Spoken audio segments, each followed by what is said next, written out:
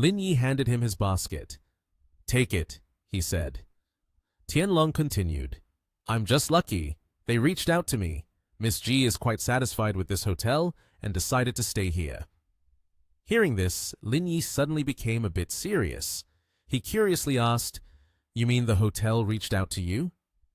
Tianlong nodded. "That's right. They proactively quoted us and asked if we needed to cooperate." From a distance, a blue car drove up and gradually stopped beside the two of them. The legs of the person sitting in the car slowly stepped down. It was Chin Han. Lin Yi saw him coming with two others behind him. Lin Yi immediately asked, "Why are you guys here?" Hearing this, Chin Han happily replied as he walked towards Lin Yi.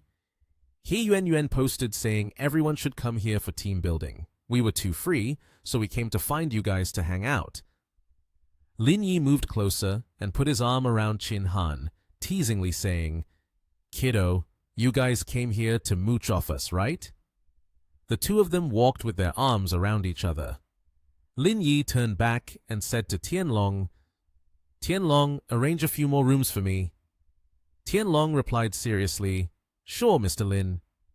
Following them was Kyun Nian, who had just stepped out of the car. At the hotel's reception desk, the space here is very large and extremely airy. The scenery is decorated very modernly, and there is even a pond in the center of the lobby to enhance the aesthetics. Stepping inside, Lin Yi couldn't help but think, it can't be a coincidence. Verdana probably knew in advance, which is why this happened. At that moment, Tianlong approached, handed Lin Yi a card, and said, "Mr. Lin, the check-in is complete. The company's dinner will take place in the third-floor restaurant at 6 p.m. tonight. Here is your room card." Taking the card from Tianlong's hand, Lin Yi quickly replied, "Okay." In the hotel's conference room, Tianlong called out to him, "Mr. Lin." Behind him, there was another person approaching. Tianlong's attitude was very warm, gesturing towards the two people next to him, introducing them to Lin Yi. "This is the general manager Ajian of the Oman Hotel. This person is his administrative manager." The two people standing a distance away politely smiled and exchanged greetings with Lin Yi. Ajian then extended his hand with the intention of shaking hands, saying, "Hello, Mr. Lin. Welcome you and your staff to stay at my hotel.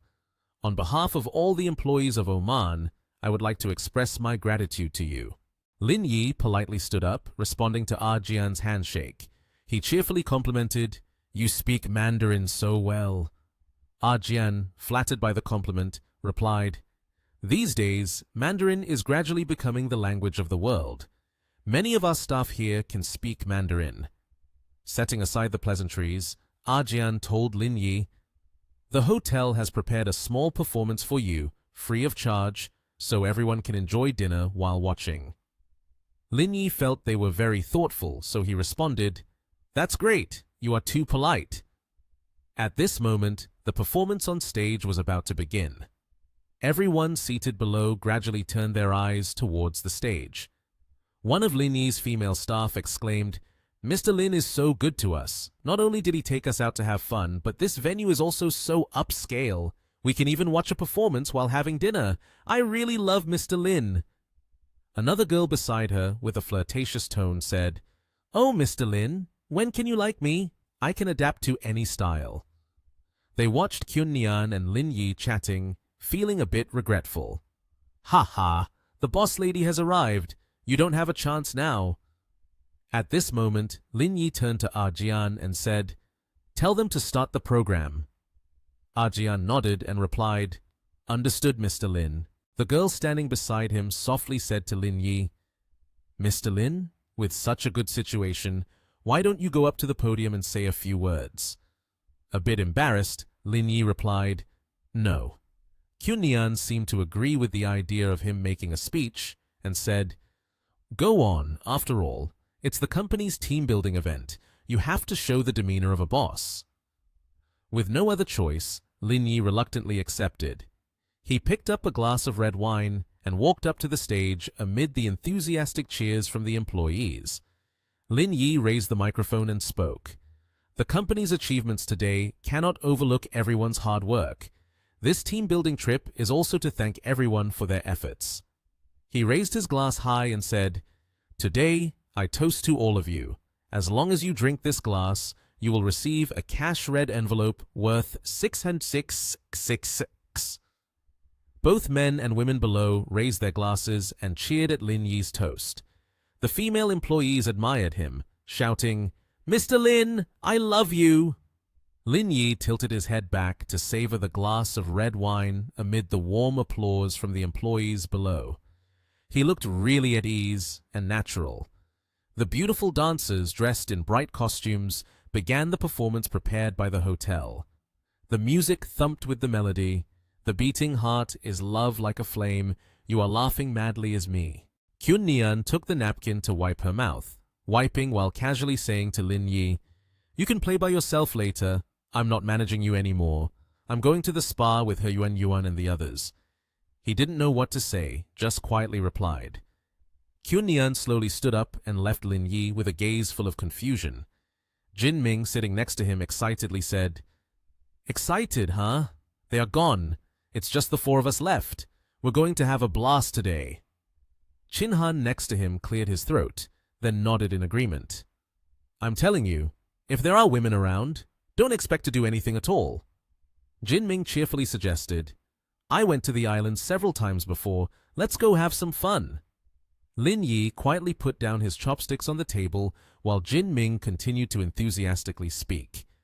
"The biggest party on the island has many types of performances, singing, dancing, and the beauties here are very enticing." Hearing this, Lin Yi immediately asked, "Where to?"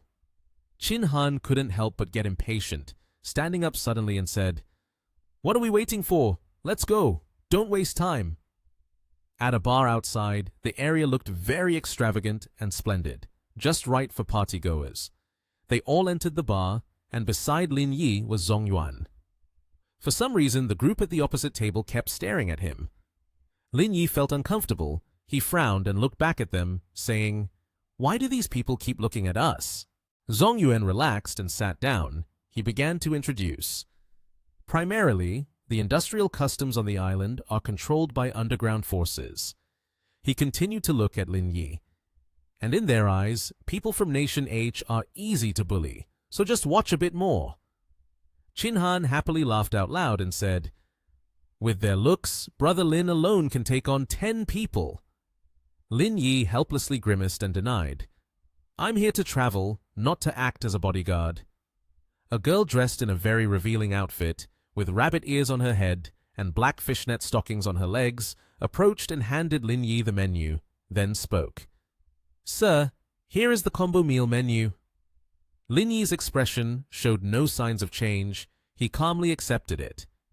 After briefly reviewing the menu, Chin Han expressed some opinions, commenting, "The food isn't abundant, but the prices aren't cheap." Jin Ming maintained a smug expression, raised one finger as if to show his knowledge, then said, "Well, you don't know yet." He still stood by his point of view, believing in the allure of this place. Actually, the point of spending money isn't the food on the menu, but the performers later on. Chin Han was somewhat confused, so he asked, "What do you mean?" Jin Ming pointed in a direction and said, "The girls over there are the ones who will perform tonight." He pointed at each number representing the girl behind that number and further explained, "The number in front is the combo number. Choosing a combo means choosing that girl." Zong Yuan felt a bit confused and asked with difficulty, "But isn't that wrong? In such a large crowd, what if everyone chooses the same girl?" "Perhaps the interest lies here," so Jin Ming responded excitedly. "If that's the case, then the initiative lies with the girls. In the end, they're the ones who choose who can go with them into the room next door to watch the private performance." Jin Ming spread his hands and shrugged, looking at Lin Yi. "As for whether you can take it a step further, it all depends on your abilities." Lin Yi rested his arms behind his head, closed his eyes in exasperation, but didn't forget to lament. The people here really know how to do business. The money is spent, and whether you get to meet them or not still depends on their mood. At this moment, Chin Han was very excited. He started to order the most expensive combo, then added 4 beers and 100 skewers of grilled meat. Just this much. The waitress, wearing bunny ears, quickly replied, "Please wait a moment." At this moment, the beer had also been poured into the glass. Chin Han raised his glass of beer, intending to take a sip, but then spoke up. "Number 1 is very well received in terms of appearance. I see many people calling her." The host on stage began to speak. "Dear guests, the performance will now begin." The beautiful girls, dressed in revealing styles, began to sway in various ways, and the men below did not stop cheering. Outside it had grown very dark, and they were lost in their drunkenness alongside the girls. Surely that night was going to be a wonderful one. After the girls finished their performance, they stood neatly waiting for the MC to speak. The MC cheerfully announced, "The performance has concluded. Next, we will proceed to the selection segment." During the recent performance, a total of 6 tables of guests expressed their preference for Miss Zhong Daoxiang. The scene shifted to the incredibly beautiful girl with purple hair just mentioned. The MC continued, "Now, I invite the 6 guests to stand up. Miss Zhong Daoxiang will proceed with the selection." Liang Jinming adjusted his outfit and then stood up. The MC turned to the girl. "Miss Zhong, have you made your choice?" After a moment of thought, Zhong Daoxiang pointed forward and said, "Table number 9. Mr. Liang heard her say that, scratched the back of his neck, and replied with a grin, "My charm truly knows no borders. All the girls on the island are enchanted by me now. The reason doesn't matter. What matters most is that we've chosen a table. We don't know how we'll play once we get in there," Mr. Liang said, leaning on his hands and smiling. Chin Han spoke up. "Mr. Liang, be a bit modest. I think you've misunderstood. Don't you know what your own looks are like?" On stage, the MC continued to smile brightly and said, "All right, next, let's invite the guests from table 9. Before finishing the sentence, a loud shout interrupted. "I spent my time today coming here for you, and yet you choose someone else. You despicable, annoying person." Hearing the shout, the MC was startled, looked towards the source of the sound, and gently reassured, "Sir, please calm down a bit." The person who shouted grabbed the collar of his shirt, pulled it slightly aside, revealing a wolf tattoo. A few guys following behind him had identical tattoos. That guy shouted, telling the MC, "Get out of the way!" The pale-faced MC stammered in response, You guys are from Wan Long Gang?" The chubby guy pointed his finger at the MC's face, shouting loudly, "I am Li Xiaoji from Wan Long Gang. I came here today to see her. I don't hope that she chooses someone else." The MC, hearing this, became frightened and approached Mr. Liang, bowing slightly, saying, "I am truly sorry. We didn't know this would happen. We will refund you. Can you please leave this place?" Meanwhile, Mr. Liang sat there with a frown, looking extremely displeased with the situation. It seemed that wasn't enough. Mr. Liang calmly replied, "What do you mean by that?" Upon hearing this, the MC grew even more terrified. One trouble after another kept coming. Mr. Liang raised his voice and replied, "Actually, we had no interest in the performances of the ladies here. We were simply here to enjoy ourselves." But it seemed he was rather pretentious. "I can't stand this. If I were to give up the girl I like to someone else, would I still have any shame left?" The MC began sweating profusely and started to explain. "But they are members of Wan Long Gang. You can't get involved with them. Absolutely do not touch them. I will refund you. Today's performance will be considered free of charge." Lin Yi, who had been silent all this time, felt uncomfortable upon hearing this and stood up, saying loudly, "I don't care if he is from Wan Long Gang or whatever. I quite want to hold a funeral for him." The MC stepped back, repeatedly saying, "Sir, you must calm down. We are on the island here. If you take action, you will be at a huge disadvantage. Absolutely do not." Mr. Liang, feeling annoyed, pushed the MC aside and grimaced, saying, "All right, this is none of your business." Li Xiaoji braced himself with both hands, gritting his teeth as he watched them make a commotion for a while. He unbuttoned his shirt, revealing a big belly along with a bizarre wolf tattoo on it. The scene was quite humorous and not scary at all. Lin Yi, seeing the tattoo, burst out laughing, clutching his stomach. He pointed at the beer belly and said, "Is that a wolf or a dog?" Hearing this, the guy got angry and raised his hand, ready to hit him. But before he could even make contact, Lin Yi kicked him in the belly, causing him to double over in pain and spew blood. Mr. Liang was equally fierce and rushed over with a beer bottle to hit him. The whole gang jumped in to deal with the arrogant fat guy, leaving him only able to scream. The beer bottle from earlier smashed into pieces on the ground. After cooling down, he brushed his hands off and said, "If they can't handle a beating like this, how could Wan Longgang develop? Just relying on a husky tattoo, and that Li Xiaozhi guy is lying flat on the ground, he might as well have been knocked out ages ago." Xiaozhi's lackeys brandished knives to threaten them. Lin Yi, releasing Xiaozhi, said, "Not bad, not bad. You even brought knives. Good thing I was prepared early on." He immediately pulled out a small knife from his jacket pocket. Lin Yi raised the knife and said, "You guys better stand still, don't move. Otherwise you're going to see blood." Xiaozhi's henchman charged forward with fierce momentum, saying, "Who are you scaring with that little knife? Come at me!" Lin Yi then slashed at one of the henchmen. His hand was cut with a long gash, making him scream, "Ah!" Xiaozhi knelt down and pleaded, "Please, don't hit me anymore." Mr. Yang grasped Xiaozhi's head and said, "With your personality, you'd better not be a villain in the future. You don't have the talent for it." Xiaozhi, terrified, nodded. Yes, I understand." Lin Yi shouted angrily, "Get lost!" Listening to Lin Yi, the group quickly fled. Mr. Yang turned and asked, "Now she should be ours, right?" The host replied, Yes, I will take everyone to the second floor now." At this moment, outside the establishment, Xiao Zhe and his henchmen limped back. One of his men asked, "Boss, what should we do now? Should we contact someone for revenge?" Xiao Zhe said, "Of course, we must take revenge."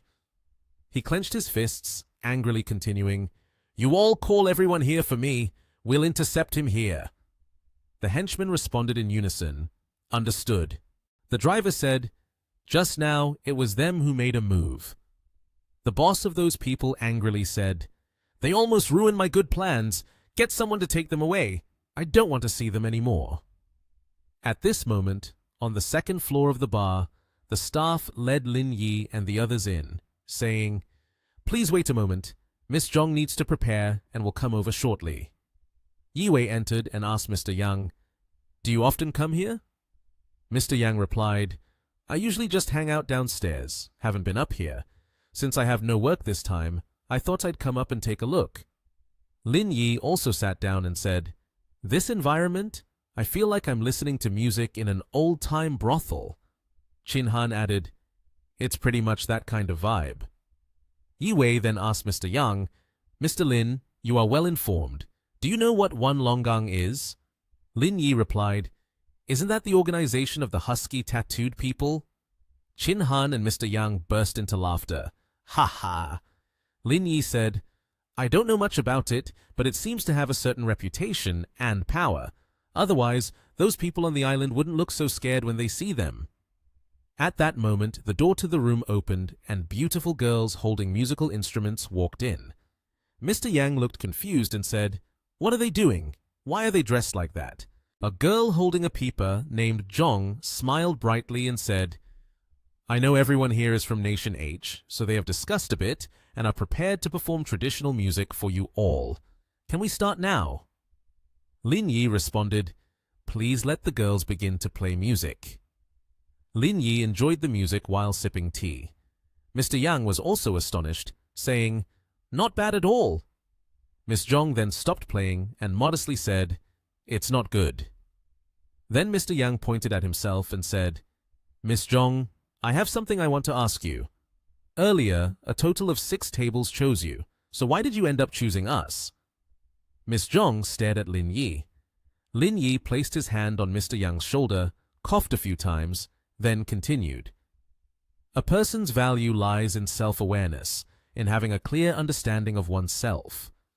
Chen Han also placed his hand on Mr. Yang's shoulder and said, "The girl has shown her attitude. Don't be so lacking in observation. Give way to Brother Lin." Mr. Yang cursed. Miss Zhong moved closer and sat next to Lin Yi, then said, "Mr. Lin, do you like to dance? I can perform a dance for you." Lin Yi raised his teacup and smiled, saying, "No need, just drinking tea with me is enough." Miss Zhong poured tea into Lin Yi's cup and said, "Mr. Lin, please drink." Lin Yi downed a glass in one gulp, placed the cup on the ground, then stood up saying, "It's getting late, let's call it a day." Chin Han looked at his watch and said, "It's only a bit past 11 o'clock. Are we leaving already?" Yue said, "Mr. Lin has family to attend to. If he wants to go, then let him." Miss Zhong stepped forward to see the guests off, saying, "Mr. Lin is leaving in such haste today. It must be that I haven't hosted well enough. When we have another opportunity, I will ensure Mr. Lin leaves satisfied. I hope there will be a chance in the future for me to play the guqin and serve wine for you." Chin Han gave a thumbs up, saying, "Still, Brother Lin is impressive. Just met for a few minutes and already made a lasting impression." Lin Yi replied, "Sure, I will come and cheer for you when I have time." Miss Zhong gazed longingly at Lin Yi and then walked away. She knocked on a door to a room. A man came out to open the door, and then an elderly man with white hair sitting in the room said, "Sit down. What do you think of him?" Miss Zhong replied, "I can't see through him. I just had a drink with him, and before we could go deeper, he stood up and wanted to leave." The elderly man slammed a cup down on the table, angrily saying, "He left. Did he discover something, or was it coincidence?" Zhong Daoxiang looked up at the person above her and said, "I don't know." The old man with white hair sitting at the table threw something at Daoxiang, causing it to shatter into many glass pieces. At that moment, Daoxiang cried out in pain. She held her bleeding head and said, "He is different from ordinary people. It seems he is not interested in me, unlike other men." Hearing Daoxiang's words, the old man replied, "Do you think that by saying this to me, I will forgive your oversight? How could you mess up such a small matter? Get out!"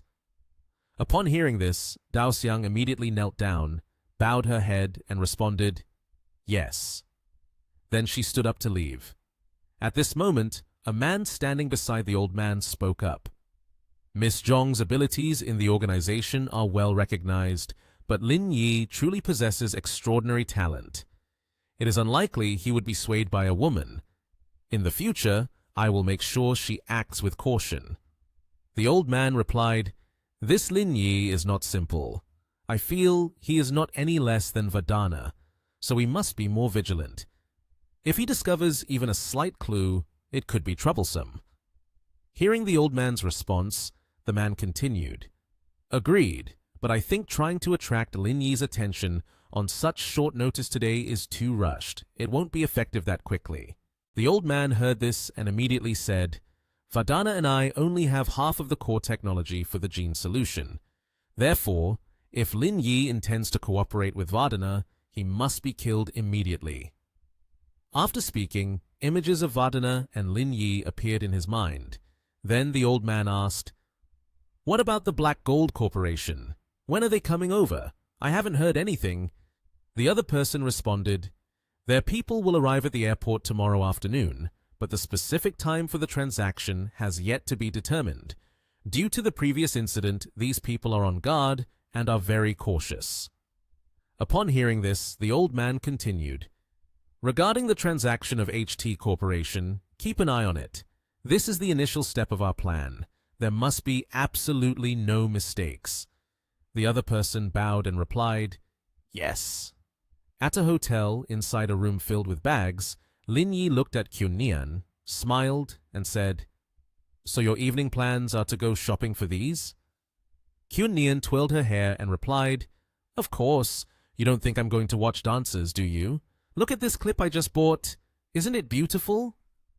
On Kyun Nian's head was a hairpin adorned with pearls.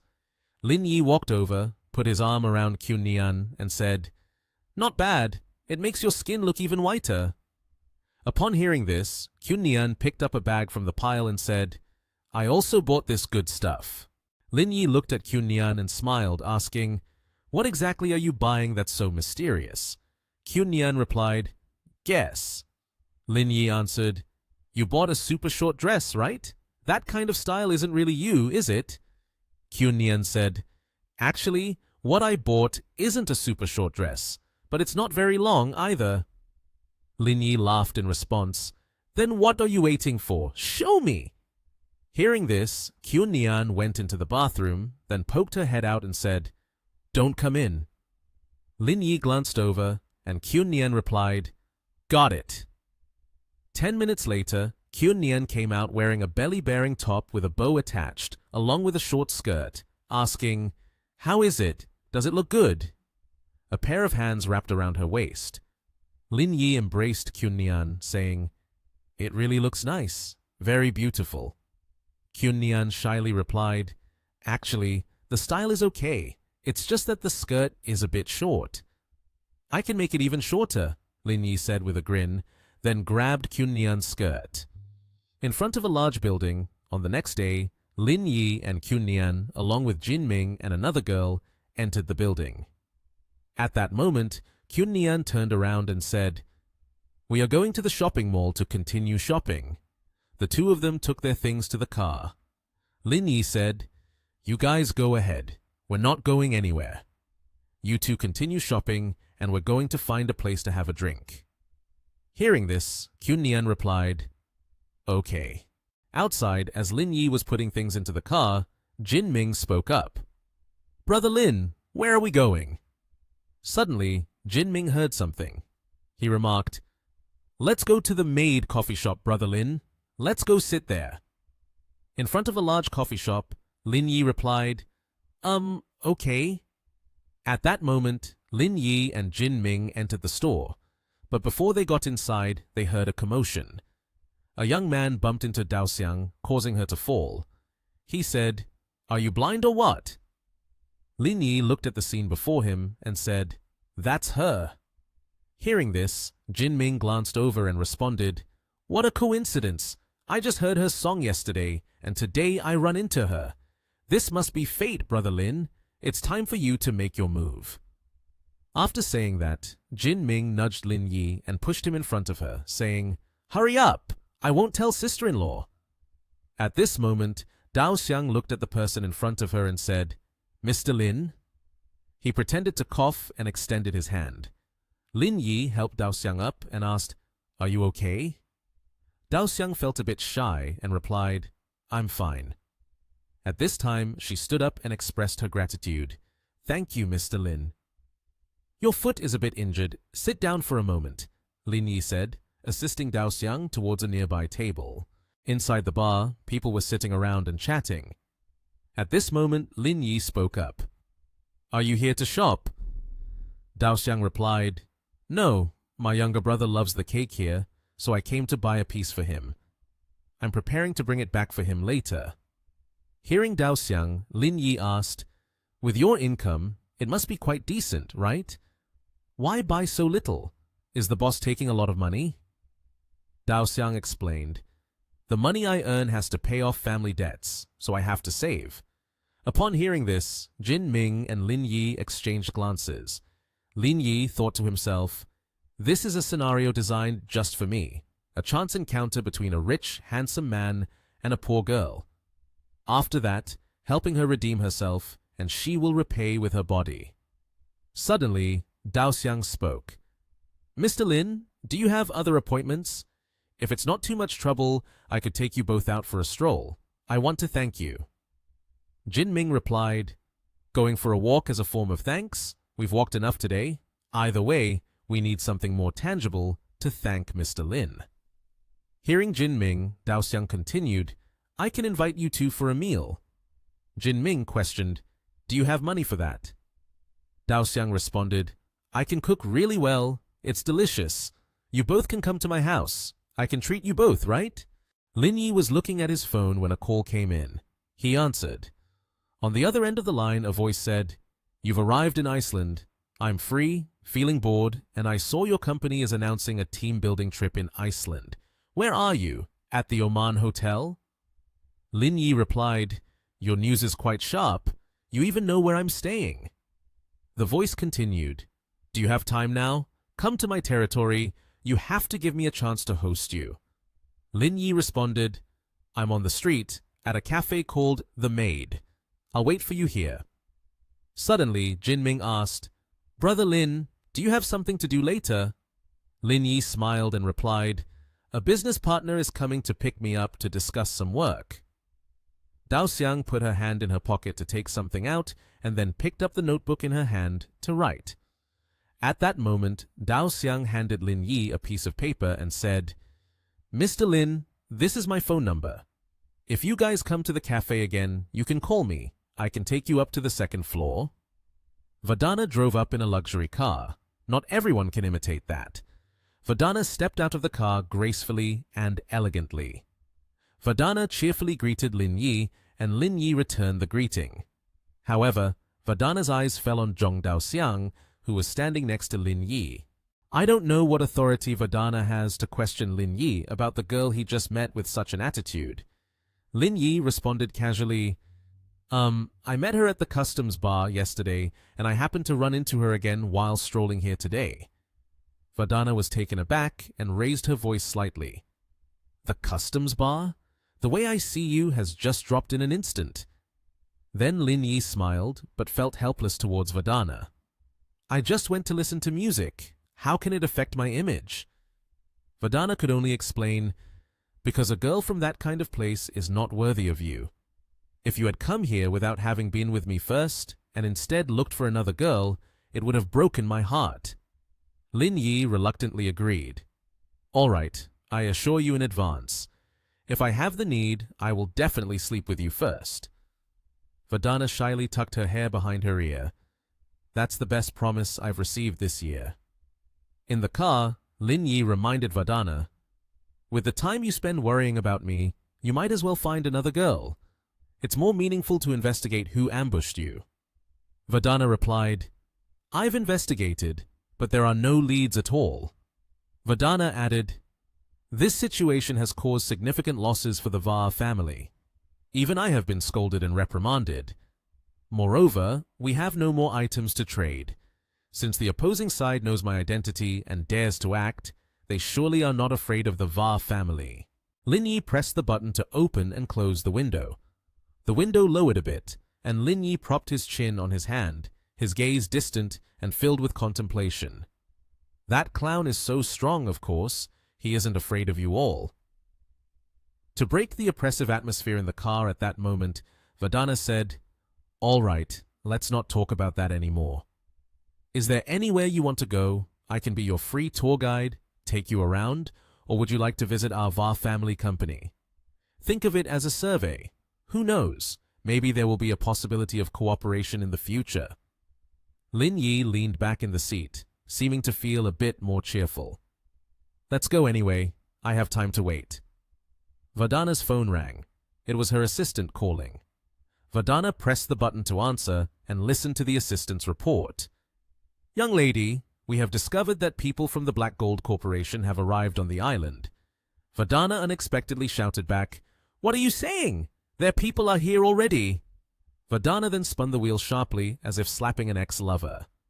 Lin Yi, in the passenger seat, had not fastened his seatbelt, lost his balance, and slightly leaned to the right, hitting his head against the door. Who told him not to buckle up? Vandana yelled into the phone, giving orders to the assistant. "I will think of a way now. You all go ahead first. Absolutely do not expose yourselves."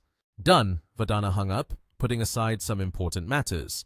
She turned to Lin Yi. "Let's go. We'll go to the company. I'll take you on a little tour." Lin Yi scratched his head, declining Vandana. "I think you seem to have things to do. If you have matters to attend to, go ahead. I'll head back to the hotel first." Vandana prioritized her feelings for him over her own safety and drove off without hesitation. "It's fine. Nothing is more important than you." A little later, they arrived, and Vandana asked for Lin Yi's opinion. "Mr. Lin, what do you think?"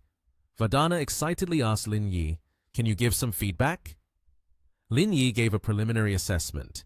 It was indeed not bad. It's just a pity that we don't have a project in this area, so we can't collaborate. Vardana introduced the room in front of them. This is our chip laboratory. Vardana seemed quite proud of it. We have a lot of research in the field of chips and AI intelligence. You have to see if you agree to give us this opportunity. Lin Yi unexpectedly lifted Vardana's chin, gently reassuring her, causing Vardana to blush shyly. Don't panic, we still have plenty of time. Vardana smiled bashfully, hinting to Lin Yi, Mr. Lin, it's getting late. Let's go grab a bite. There's a very good restaurant nearby. I'll take you to try it. Lin Yi smiled cunningly and agreed. All right. At the restaurant that Vardana led Lin Yi to, they could hear the boss scolding his staff from a distance. Mr. Li, how many more times do I need to emphasize this? Mr. Li firmly underscored every word. It must maintain its original flavor. At this moment, the restaurant seemed quite empty, with only Mr. Li and a few staff members at the counter. Suddenly, the door opened, and Lin Yi and Vardana had arrived. Vardana cheerfully greeted Mr. Li. Mr. Li! Mr. Li immediately turned around, his tone softened. Oh dear, Miss Vardana, please come in. Vardana glanced at the menu and ordered a portion of the fried battered dish. After ordering, she handed the menu to Lin Yi and further praised, Mr. Li's skills are very delicious, very famous in the gourmet world. You can't go wrong with anything you order.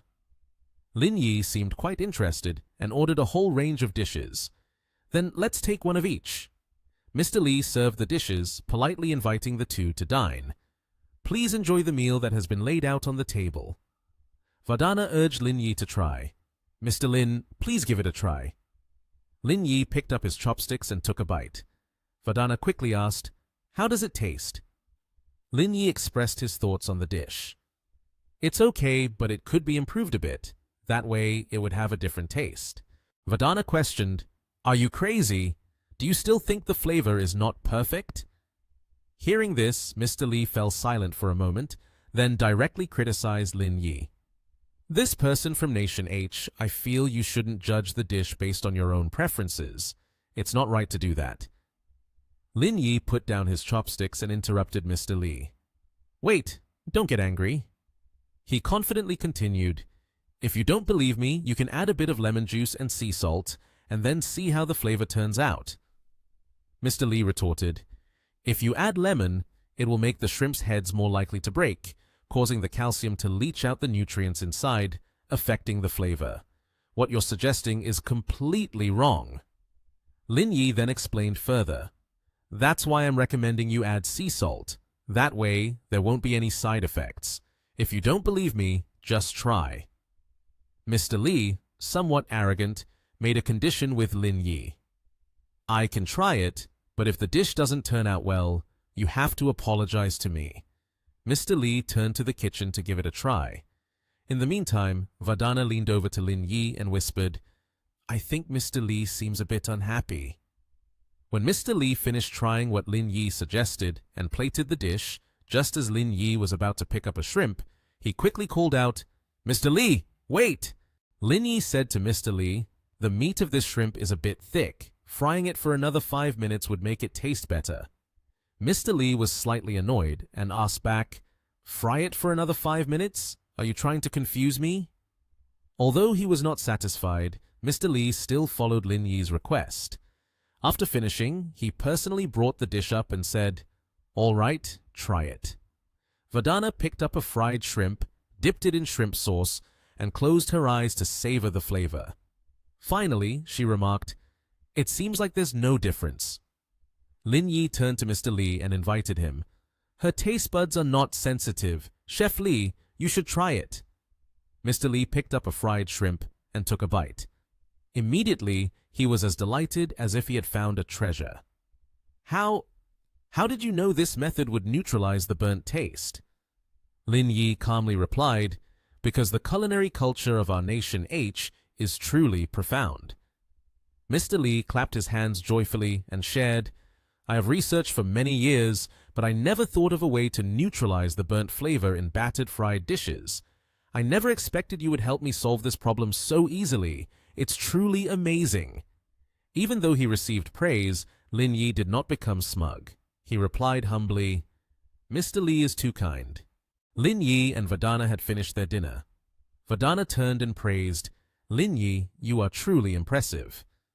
Lin Yi slowly stood up and said, "I'm full now, let's go." The chefs in the restaurant bowed deeply, showing their respect as they saw them off. Before Lin Yi left, they didn't forget to say, "Thank you for your guidance. We welcome you to visit again." Lin Yi and Vadana tenderly linked arms as they walked out of the restaurant. At that moment, Vadana began to express, "I feel like I am captivated by your charm, unable to escape. I like a man who knows how to cook." Lin Yi smiled, gently stroked Vadana's hair, and replied, "Then continue to admire me. There are many who adore me, and you are not the only one." They approached Lin Yi's car parked by the roadside. The sky was clear today, and the leaves danced in the wind, creating an incredibly romantic scene. Vadana asked, "Do you want to go watch a movie?" Lin Yi immediately agreed. "Let's go anyway, it's still early, and going back would be boring." As they got into the car, Vadana focused on driving, while Lin Yi absent-mindedly rested his chin on his hand, pondering whether he could extract some information about Black Gold Corporation from Vadana. Suddenly, as if sensing that something was wrong, Lin Yi glanced out the window. Through the rearview mirror of the car, he noticed a silver car following them. Lin Yi turned to remind Vadana, "Drive slowly, we're being followed." She was a bit surprised when she heard this information and asked back, "Are you sure?" Lin Yi affirmed, "Have I ever been wrong? Now you should think about who in your territory would dare to follow us. Have you offended anyone recently?" Vadana, while driving, insisted, "We are the largest financial group here. There is no direct competitor to us, so there shouldn't be anyone following me." Lin Yi questioned, "Earlier in Nation M, there were a few people from Nation M tailing us. Could it be a group associated with them?" Suddenly, Vadana slammed the brakes by the roadside. Sweat began to bead on her face. She nervously looked at Lin Yi and said, "Mr. Lin, this is a personal matter for me, and it could be dangerous. I don't want to get you involved. I will take you back now." Lin Yi crossed his arms and replied calmly, "What are you joking about? After all, we've known each other for a long time. If you're in trouble now, wouldn't it make me seem like I'm afraid of dying if I left?" Upon hearing these words, Vadana was moved to the point of tears. She explained, "But I don't want to cause you too much trouble. The person behind me is very likely to be sent by Va Xiongji. Since Wachala died, he has withdrawn from the Va family. We are from two factions, and it can even be said that we are enemies." Lin Yi curiously asked, "Va Xiongji? Why is he watching you? Does he want to kill you?" Vadana lightly brushed her hair and then recounted, "After he left, he took away half of the core techniques. However, in terms of scale and power, he can't possibly oppose the Va family. Nevertheless, since he holds the core techniques, we cannot be careless." Lin Yi sat silently for a moment, deep in thought. He secretly pondered, "The next transaction target of the genetic original must be Va Xiongji. The base ore is likely in Jeffrey's hands, waiting for the next transaction. Therefore, I still have a chance." Lin Yi calmed himself and made his judgment. "Based on the current relationship between the two of you, regardless of the purpose, he wouldn't dare to harm you. This is a bit strange. I guess he has only sent people to watch you, fearing you jeopardize his plans." Saying this, he took a white handkerchief out of his suit jacket. Vadana was worried. She nervously asked, "The people from Va Xiongji have already approached me. If we escape from them right now, they will know they have been exposed and will definitely change the transaction address I know. What should we do now?" Suddenly, Lin Yi kindly used a handkerchief to wipe the sweat from her face, surprising Vadana. Her face turned red. He gently asked, "Where is the best hotel on your island?" Vadana replied immediately, "It's the Imperial Hotel." All of a sudden, without saying anything further, Lin Yi pulled one side of Vadana's shirt down, revealing a part of her inner clothing, which made her a bit flustered. Then, he messed up her hair. Vadana stared blankly at her appearance. Lin Yi said, Go to the back of the trunk and get me a bottle of water. Following his words, Vardana opened the trunk to get a bottle of water. She took the opportunity to glance around, then tossed the bottle of water to Lin Yi and said, "Here." Vardana closed the car door and wondered, "Do you want me to check the license plate? I memorized the number already." Lin Yi took the bottle of water, shook it in his hand, and smiled as he replied, "Think about it. We are driving normally, suddenly stopping by the side of the road. Then the girl's clothes are disheveled, and she gets out of the car to get a bottle of mineral water. What do you think happened with those two people in the car?" Vardana appeared to be shy. She softly said, "Actually, there's no need to pretend. We can be a little more genuine." Lin Yi looked confused. He replied, "Am I really that naive? We need to get down to business quickly. Let's go to the hotel." Suddenly, Vardana became full of energy. She excitedly grabbed the steering wheel and shouted, "Mr. Lin, let's go!" She decisively stepped on the gas pedal, and the car sped down the road. Lin Yi was startled, sweating in fear. He quickly grabbed the handle next to him and reminded her, "Drive slowly. Why do you seem more rushed than I am?" After a while, they arrived in front of the Imperial Hotel, a very large hotel with numerous rooms. As soon as they entered the hotel lobby, Lin Yi quickly opened the window to check the situation. As he expected, Lin Yi said to Vardana, "The car that followed us before is indeed parked in front of the hotel." She anxiously replied, "Are we just going to stay here?" Lin Yi asked, "The people who previously dealt with you, you must still be keeping an eye on them, right? Have they encountered Vasyong-ji yet?"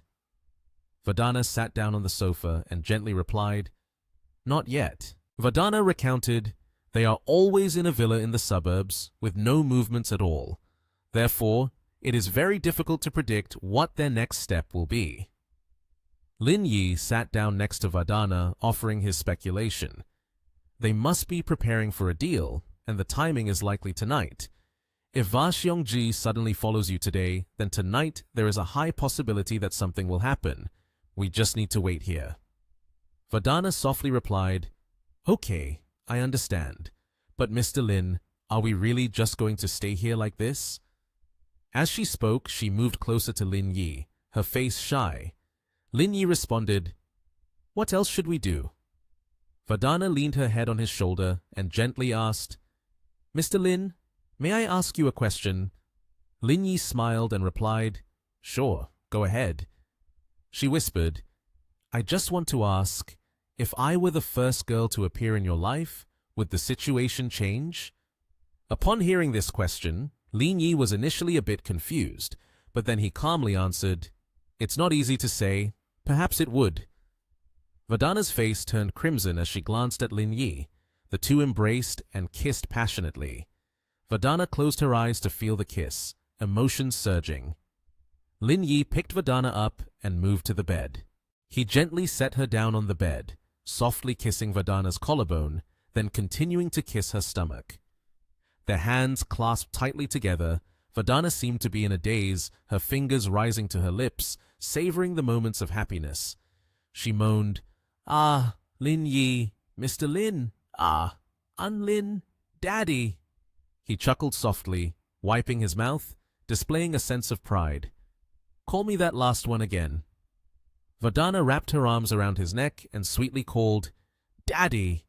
Their gazes locked in a deep connection, the feelings between them rising higher and higher. Outside, the sky was blue with fluffy white clouds gently drifting by, and the leaves swayed in the breeze. Lin Yi still held Vardana, who was peacefully asleep on the bed, after just experiencing a moment of intimacy. Their clothes were strewn haphazardly across the bed and the floor. Suddenly, Vardana's phone rang loudly, shattering the silence. The screen displayed a call from Jihua. Vardana sat up, her eyes still a bit hazy. She answered the phone, and the voice on the other end announced, "Miss Va, the people from Black Gold Corporation have started to take action." She adjusted her hair, calmly replying, "I know." Vardana pulled the blanket up to cover her chest, then turned to Lin Yi and said, "The other party has started to act already." He immediately stood up, put on his clothes, and replied, "Let's go. Just finished my work. The timing is perfect." Soon, they were in the elevator, heading down to the lower floor. Looking at the numbers displayed in the elevator, Vadana softly said, "We're on the right floor." The two of them approached the men's restroom. There was currently no one here. Vadana gasped in surprise, then stammered, "This is the men's toilet. Isn't this too stimulating?" Lin Yi stood next to her, tightly holding her hand, turned back with a serious expression, and said, "I don't have time to talk much. Just follow me." Inside the restroom, there was a window facing outside. Lin Yi opened the window, pointed down, and said, "I'll jump down first, then you jump. I'll catch you below." Vadana clung to the window, trembling, stammering, Hey, that's too high." Without saying another word, Lin Yi immediately stood on the windowsill. In a moment, he had safely jumped to the ground. Spreading his arms wide, he called out loudly, "Jump down!" Despite her fear, Vadana still tried to climb up to the window. Looking down from above, she hesitated a bit. However, after that, she mustered all her courage, clenched her hands tightly, and jumped down, shouting loudly with her arms raised high. Lin Yi easily caught her and gave a faint smile when he saw her scared expression. Lin Yi helped Vadana to her feet and hurriedly urged, "Let's go. I see a car rental at the end of the road." Night had fallen, and the moon cast gentle rays of light into the sky, enveloping the space in silence. In the midst of a deserted, narrow road, surrounded by dense trees, there was a red car moving along, with Vadana and Lin Yi inside. He was focused on driving. Lin Yi turned to ask, "Are you wondering if the person you're sending is trustworthy? That person named Ji Hua doesn't seem capable at all." Vadana frowned and firmly replied, "You can rest assured. She won't go deep, she only oversees. The ones to monitor are the intelligence members we have trained ourselves." The car continued to speed along the empty road. Suddenly, Vadana shouted, "Stop!" On both sides of the road, there were many iron barrels stacked with goods. Lin Yi stopped the car, looked around for a while, and asked, "Is it here?" He said angrily, "These people are really bold. They dare to use such methods to transport goods over here." Vadana turned to look at him, smiled softly, and replied, "In Country H, there is an old saying, 'The most dangerous place is the safest place.'" She looked out the window, focusing on observing the surroundings while sharing the news. They will board the cargo ship to the port and deliver the goods to their people at the port. From inside the car, Vadana questioned, "Were you unwilling to cooperate with me before because I worked with foreigners?" She turned to ask Lin Yi for his opinion. "But this is an era of mutually beneficial cooperation. Only by working together can we create greater benefits and value. Are you willing to cooperate with us now?" Lin Yi leaned back in the car seat, placing his hands behind his head. Then he resolutely replied, "Mutually beneficial cooperation is indeed an economic model, a trend in today's world. However, a gentleman prefers to make money through honorable means, only doing what he should do and not doing what he should not do. I may be a good person, but I also have my limits." Vadana leaned closer to Lin Yi, resting her hand on his chest, and asked sadly, "Why does Mr. Lin think what we are doing is wrong?" Vadana lifted her face to look at Lin Yi and began to persuade him. "In this world where there is light, there is darkness. This world is balanced, there are ups and downs. The good is as much as the evil." Lin Yi remained firm in his stance, affirming once again, "Did I not just say? This is a matter of limits. I am not clean either, but there must be boundaries." In the end, Vadana sat up straight, appearing uncomfortable, and said, "It's a pity that you've lost an opportunity to conquer the world." Lin Yi clenched his fists and asked back, "What good is conquering the world?" Seemingly unconcerned, he closed his eyes to relax. 1,000 years later, is it not just a grave, a glass of murky wine?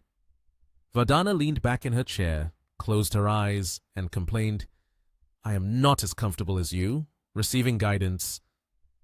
Suddenly, the sound of a ship echoed loudly around them. A large ship was approaching the port, laden with huge cargo containers. Lin Yi and Vadana, startled, their eyes widening as they looked out the window. Lin Yi exclaimed, "It's here! That ship has finally docked!" A man came out to welcome the ship. Verdona was focused while on the phone. On the other end of the line, a voice came through. "Miss, the transaction is over. They have returned to their vehicle.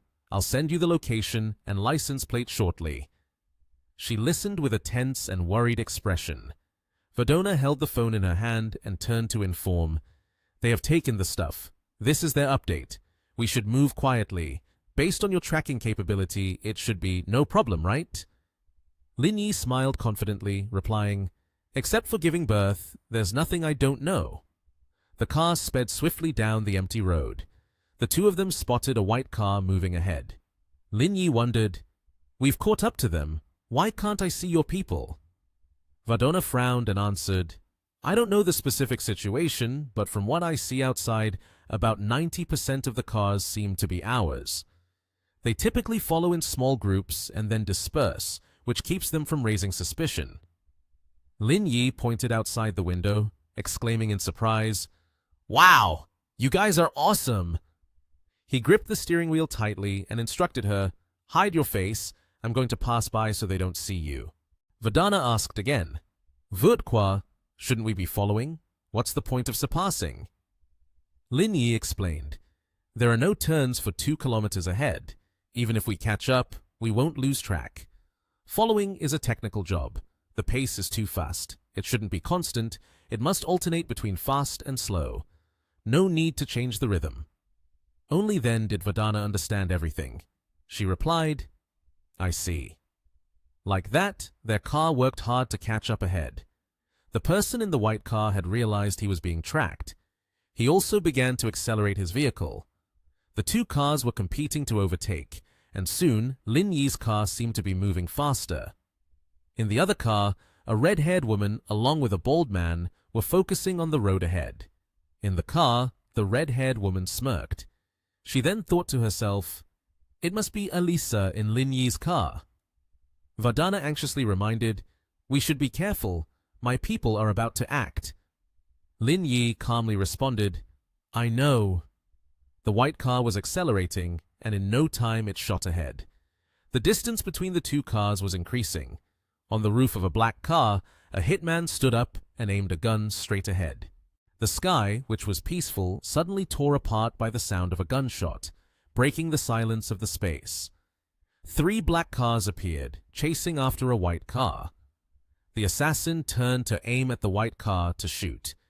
Verdana clenched her fists, excited. "They're coming!" The black cars sped up, closing the distance to the white car. In a short time, the white car was surrounded. From the black cars, people dressed in black, armed with weapons, stepped out. At that moment, Lin Yi's car also arrived. Inside the car, Lin Yi wondered, "Is a fight about to start?" In the white car, a red-haired woman opened the door, and a man in a brown coat slowly stepped out. The man held a small gun, ready to fight. The red-haired woman calmly held a cigarette in her mouth and asked, "Are you from the Va family?" The platinum-haired man in front confidently replied, "You don't need to know about this. Hand over the items to us." Lin Yi sat in the car thinking, "They only want the weapons. It seems the base ore hasn't been brought out yet." Meanwhile, in the car, the red-haired woman gradually unbuttoned her coat. Around her waist were attached many bombs. She waved her hand provocatively. "If you are not afraid of death, let's go together." After a moment of hesitation, the platinum-haired man resolutely replied, "We are not afraid of death. Even if you ignite it, it doesn't matter." Seeing this, the red-haired woman glanced toward Lin Yi's car. She flashed a cunning smile and threatened, "Do you think if it explodes, the stuff in the car will be saved? Even the car behind will not be lucky enough to escape." At this moment, the platinum-haired man began to feel fear. He said, "You." But before he could finish his sentence, the red-haired woman waved her hand, intending to leave. The people around immediately aimed their guns at her and fired repeatedly. The night sky was gray, and below were 2 people in a defensive stance. The red-haired woman spoke. "Next time I shoot, I won't be threatening you anymore." Hearing that saying, The man across from her angrily shouted, "Does the woman not care for her life? Just a little—" The red-haired girl smugly raised her voice, saying such words, with a cigarette still clenched in her mouth. Smoke continuously billowed everywhere, thick and dense.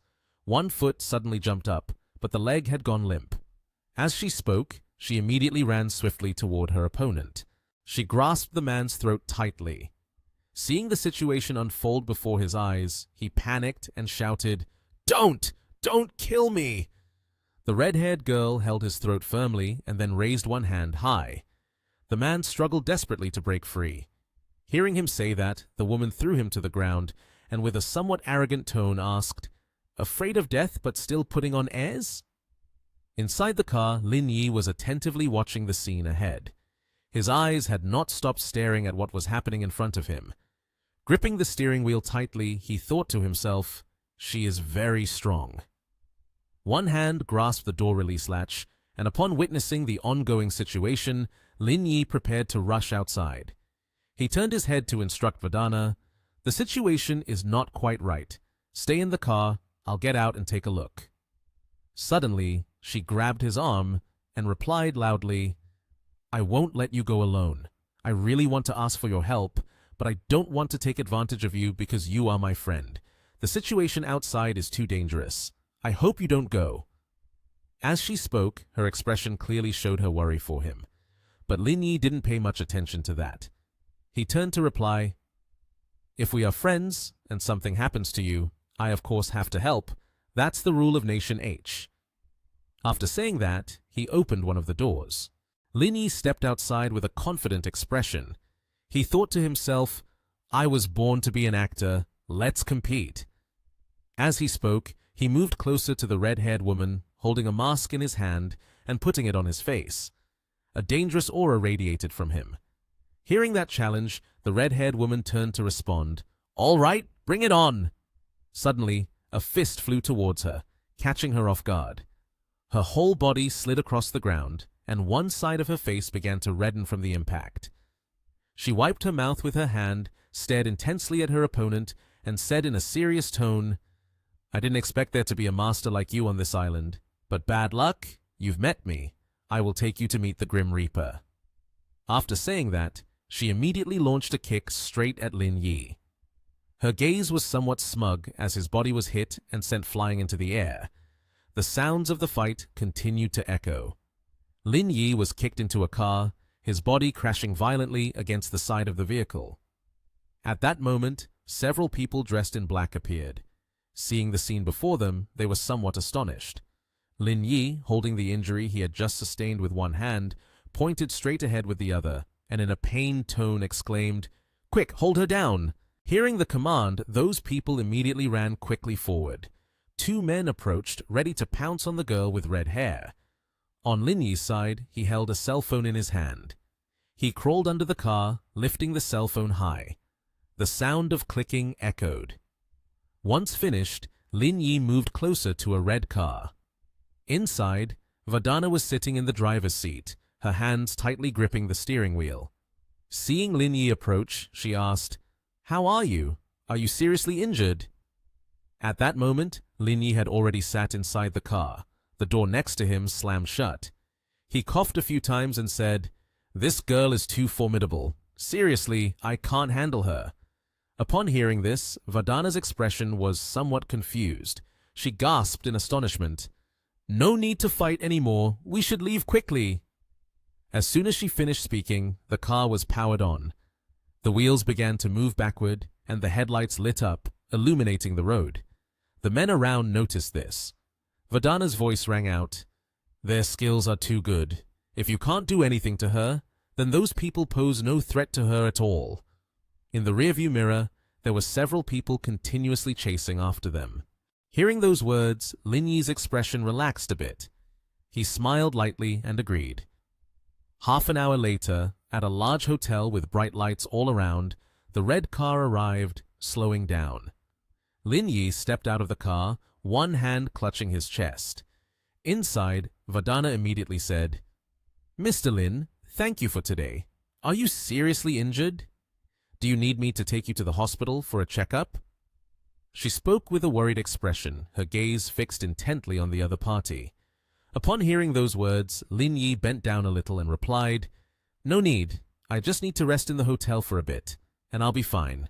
Please send someone over to check and contact me as soon as you have any news." Seeing him say that, Vandana responded, "I understand. You take care of yourself." As soon as she finished speaking, she immediately drove away. Lin Yi waved his hand to say goodbye.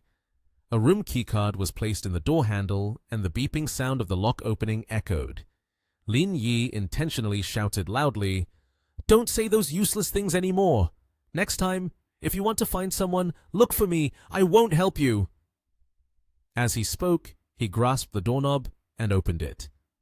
The sound of the latch clicking echoed, and the door to the room creaked open. Unexpectedly, Lin Yi looked ahead. He saw Ji Kyun-nian standing in front of him, so he asked, "It's late. Why are you still not sleeping?" Upon hearing the question, she replied, "This book is quite interesting. The more I read, the more spirited I feel. Why are you back so late? It's already past 2 o'clock." Hearing that question, Lin Yi sat down on the sofa and replied, "Don't mention it. This afternoon I ran into Chin Han's ex-girlfriend. After that, he suddenly became melancholic and insisted on dragging me out for drinks, and we kept drinking until now. It's so boring." Upon hearing this, Kyun-nian, who was sitting next to him, asked further, "Is it really that serious? Just an ex-girlfriend and he's that upset?" Lin Yi quickly responded, "He said she was the love of his life. This time they met, his mindset collapsed a bit." At this moment, Kyun-nian yawned deeply, then turned her gaze towards Lin Yi, saying, "I'm a bit tired. I'm going to sleep now. You go take a shower. It's past 2 already." Hearing that, he replied, "All right." After that, both of them lay down on the bed. Kyun-nian had already fallen asleep, but Lin Yi was still awake, staring straight ahead. He turned to one side, his hand slipped under the pillow, looking a bit smug. He secretly thought, "Fortunately, I placed another phone in the car. I can locate their position. Found it." His eyes were filled with joy.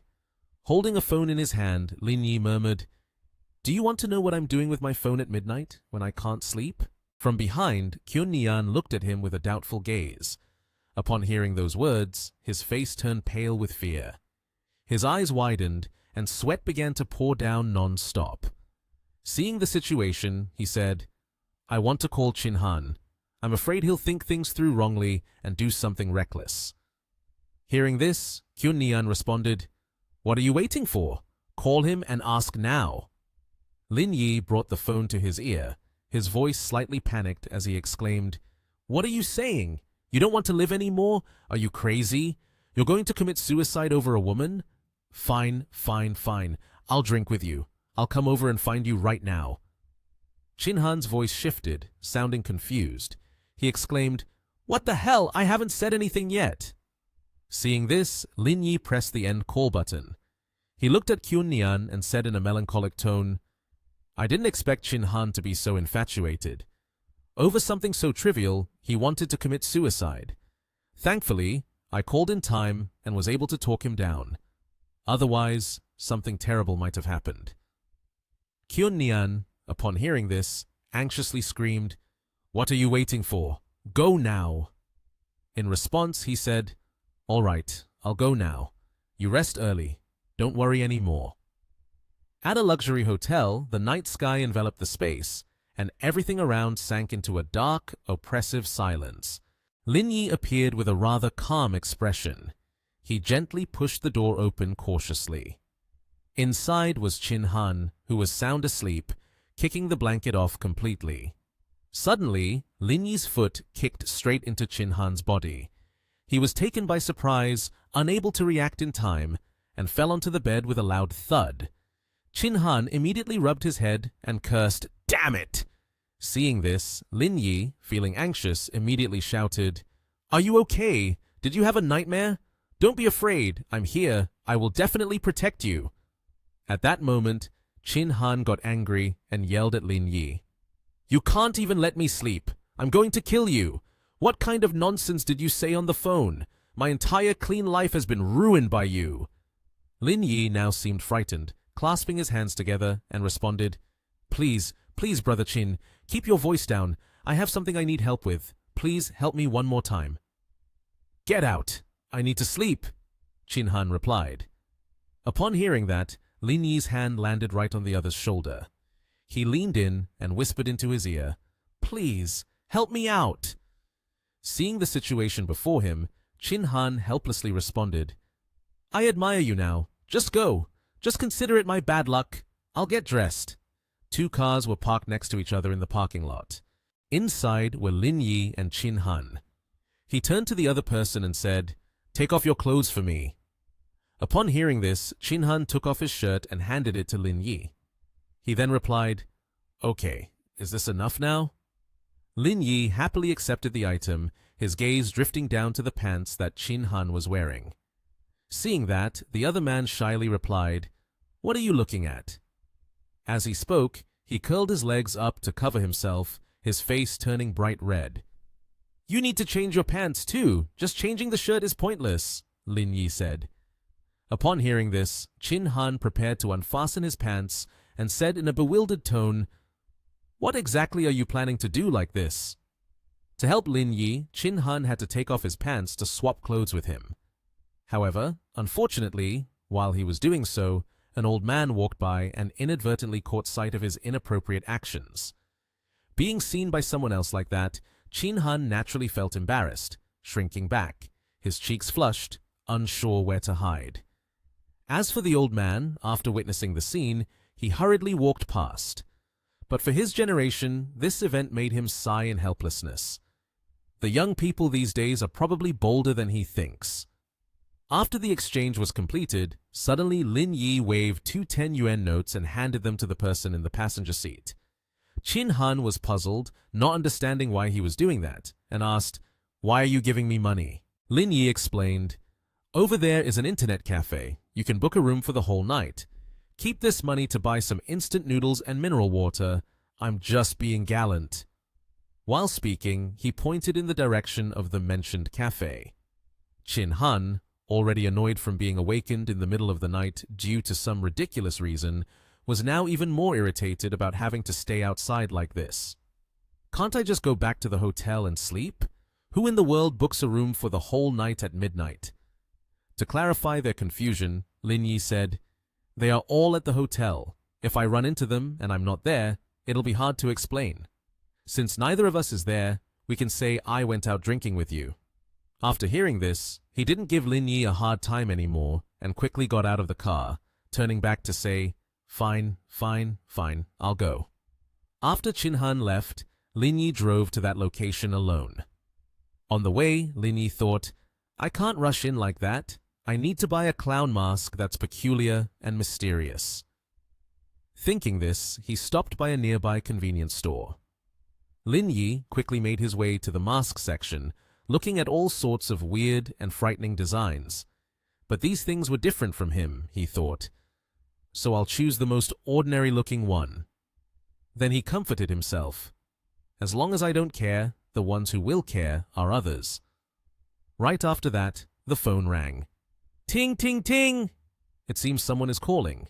The person on the other end of the line said, All of my people have been killed, their bodies thrown to the sides of the trees along the road. On their bodies are fatal wounds, very professional, leaving no chance for you to intervene. That person continued, We are still thinking of ways to handle this and are continuing to track their movements. Lin Yi walked to the checkout counter but replied seriously to the person, Then you get busy. I have nothing to do. Be careful. After saying that, he quickly exited the store. He then drove to that location. The car stopped at a large villa with modern architecture blended with classic elements. Looking at his phone, Lin Yi confirmed, The location is definitely here. Lin Yi parked outside and quickly climbed over the wall quietly, avoiding making loud noises to facilitate his infiltration without being detected. He carefully observed, inside, there were 2 people, one lying on the bed and the other sitting next to them. It seemed Lin Yi wanted to enter, but there were guards outside, forcing him to think again. The two people inside don't seem to be comfortable. Both are injured. The person lying on the bed appears to be in worse condition, their expression even more pained. Seeing that, Lin Yi deduced, it seems one person is dead, one is injured, and the other two are combat capable. He turned his head to look outside, his eyes focused on their car. Lin Yi thought, I could find a way to blow up their car, then attract the people from the first floor out, while I take advantage of the chaos to grab the base ore. The danger would be much lower. A perfect plan had been laid out in his mind, but unfortunately, he didn't have any explosives, so he couldn't carry it out. Lin Yi looked inside and let out a long sigh, feeling somewhat helpless. In the end, he decided to put on the bizarre mask he had bought at the convenience store and said, What a hassle! Just beat them up directly. Why think so much? Saying as doing, Lin Yi kicked open the door.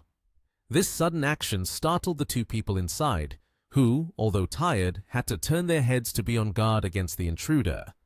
Lin Yi quickly drew a small knife, the smile on the strange mask adding to his wicked and despicable demeanor. Without giving the two a chance to react, Lin Yi attacked the man lying on the bed. A stab to his forehead, blood splattered everywhere, and the man's face changed color. Immediately, he could only scream instinctively. The guard outside heard the strange noise and rushed in, raising his fist to deal with Lin Yi. But unexpectedly, Lin Yi's strength was greater. With just one kick, he could take down the other man. The fate of this one was no different from that of the man earlier, who screamed, "Oh!"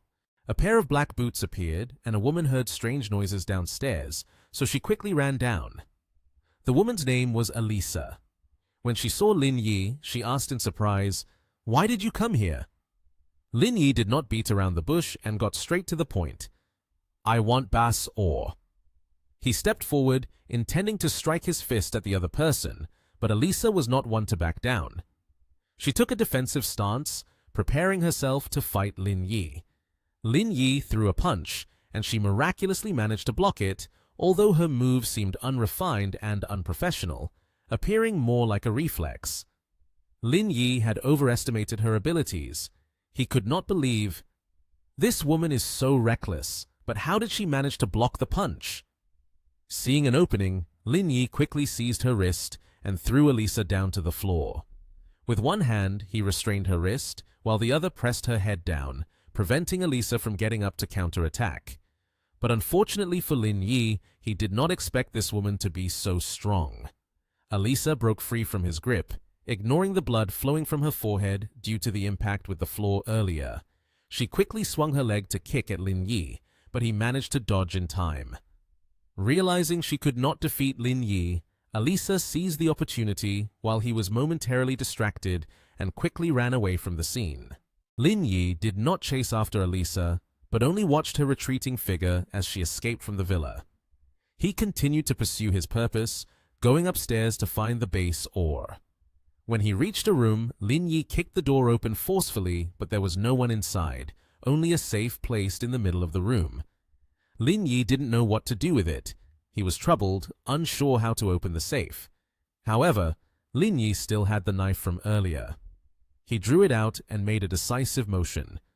Lin Yi raised the knife, but not to open the safe, only to use the handle to check inside.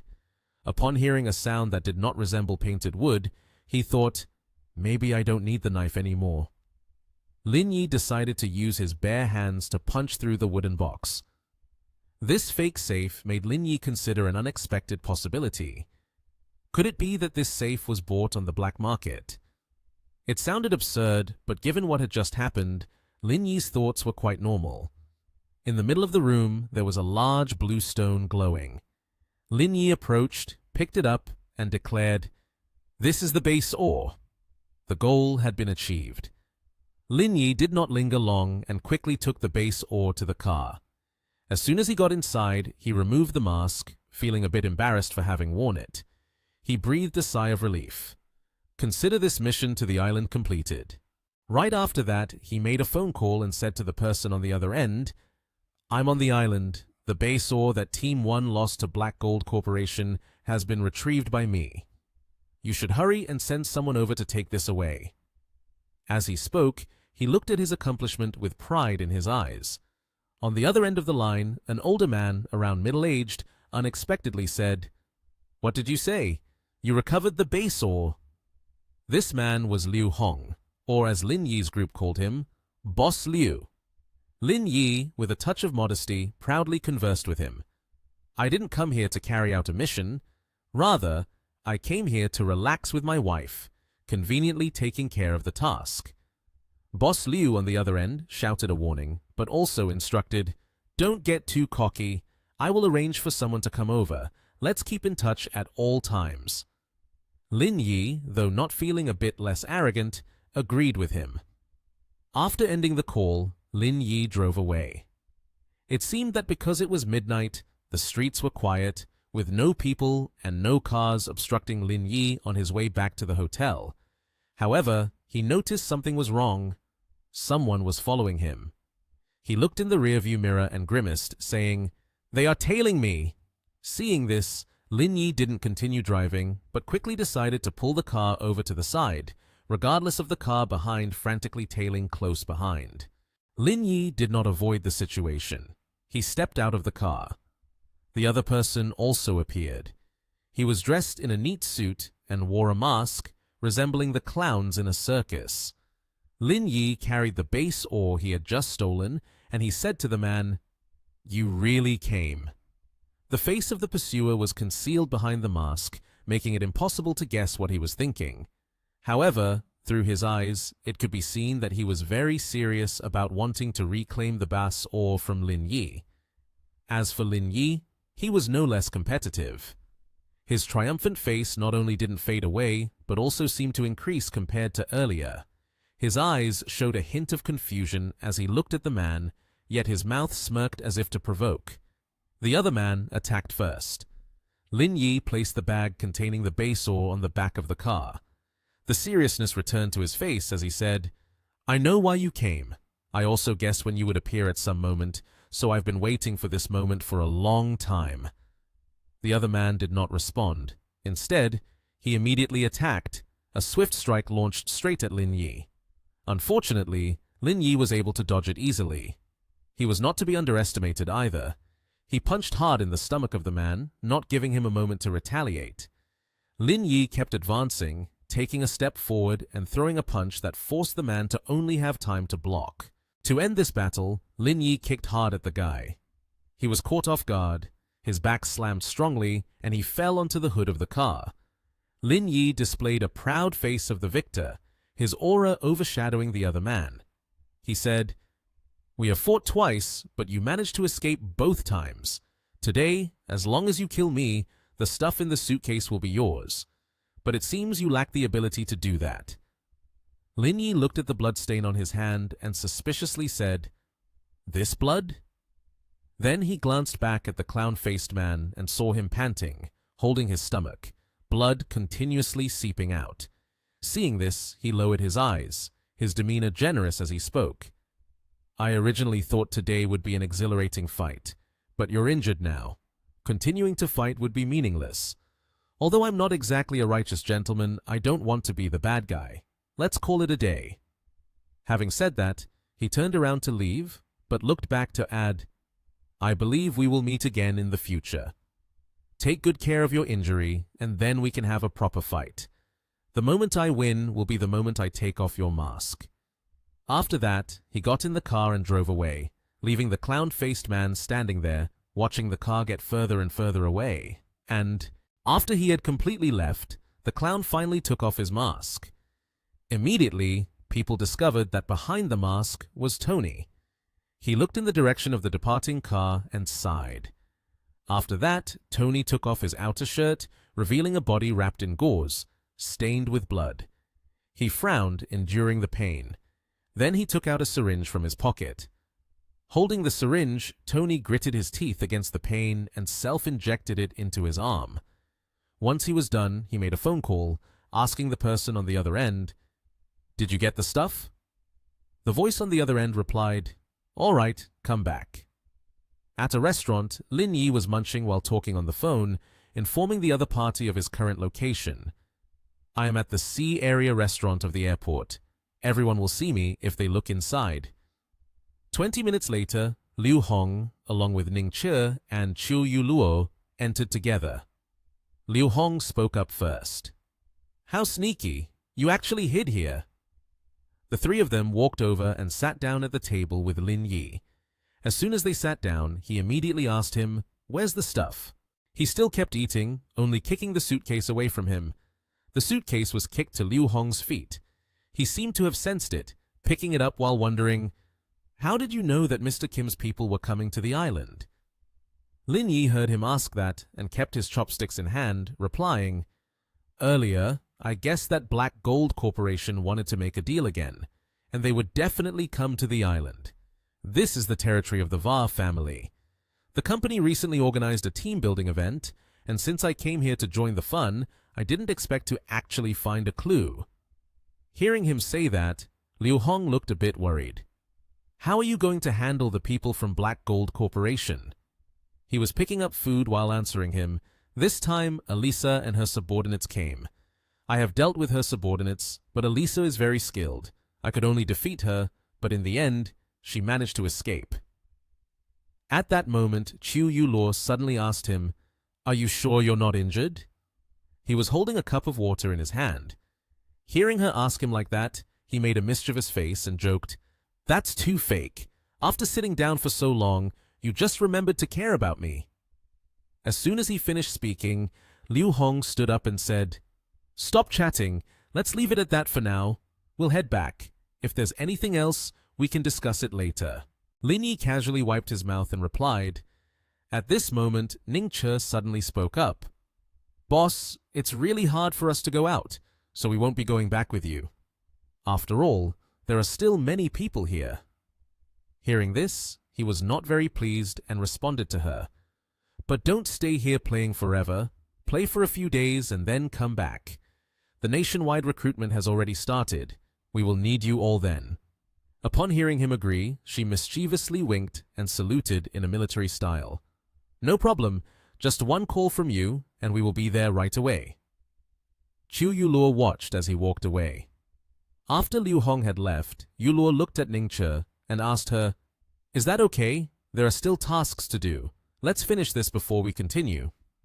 Ning Che, hearing this, hugged her face with one hand and pointed towards Lin Yi with the other, replying, "Lin Yi is full of tricks. Being with him is definitely fun." Lin Yi, hearing his name, conveniently asked, "By the way, I heard Liu Boss mention the nationwide recruitment. How is it progressing now?" Chiu Yuluo raised her chin with her hand and replied to him, "The announcement has been made. I've heard that the response has been quite good, but the progress doesn't seem to be as smooth as that." Ning Che, sitting next to him, added, "There are many large clans within their family who all understand the fighting methods and how to unleash energy core power. Now that they are organizing a nationwide recruitment, it will inevitably infringe on their interests, which is why they are very resentful." After listening to the two girls, he crossed his arms and commented, "I think their objections are pointless. I will take you two to the Oman Hotel. Just report my name to check in.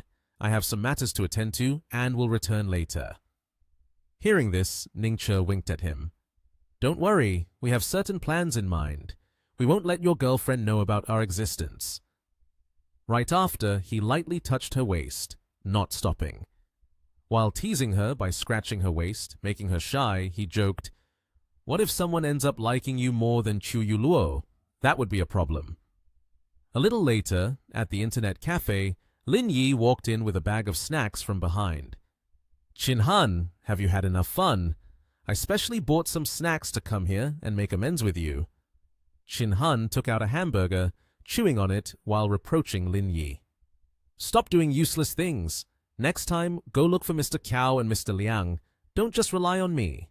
Hearing that, Lin Yi replied, "Their acting skills are not good. I can't trust them. Besides, it's not a big deal. Just outside for one night. It won't affect you much." Upon hearing this, the guy's face darkened, gritting his teeth and replying, "No effect? I want to commit suicide right now." Hearing this, Lin Yi smiled to placate the guy. "Next time, I will pay attention. I will come up with a better character script for you. Meanwhile, in a luxurious villa, Elisa had just opened the car door when a henchman politely spoke up. Miss Elisa, please come inside. She stepped out of the car and walked into the villa. As she approached the main door, she encountered two bodyguards. One of them spoke. Sorry, Miss Elisa, we need to conduct a search on you. Elisa remained silent, raised her hands for the two to check her. After passing the security check, Elisa entered inside and opened the door. In the room, the boss was sitting, his gaze sharp. A beautiful woman beside him quietly poured tea. Elisa entered the room and then sat down. The boss spoke first. Your contact with me at this time surprises me. Could it be that you want to make a deal earlier than expected? Elisa replied to him, Last night, someone suddenly broke into our base and took the base ore. As soon as she finished speaking, the hand holding the teacup of the boss trembled slightly. His expression darkened as he asked her, The base ore was stolen. What exactly happened? She frowned and recounted the incident about the masked man who stole the base ore. I did not recognize who he was. His strength is very formidable. I was no match for him.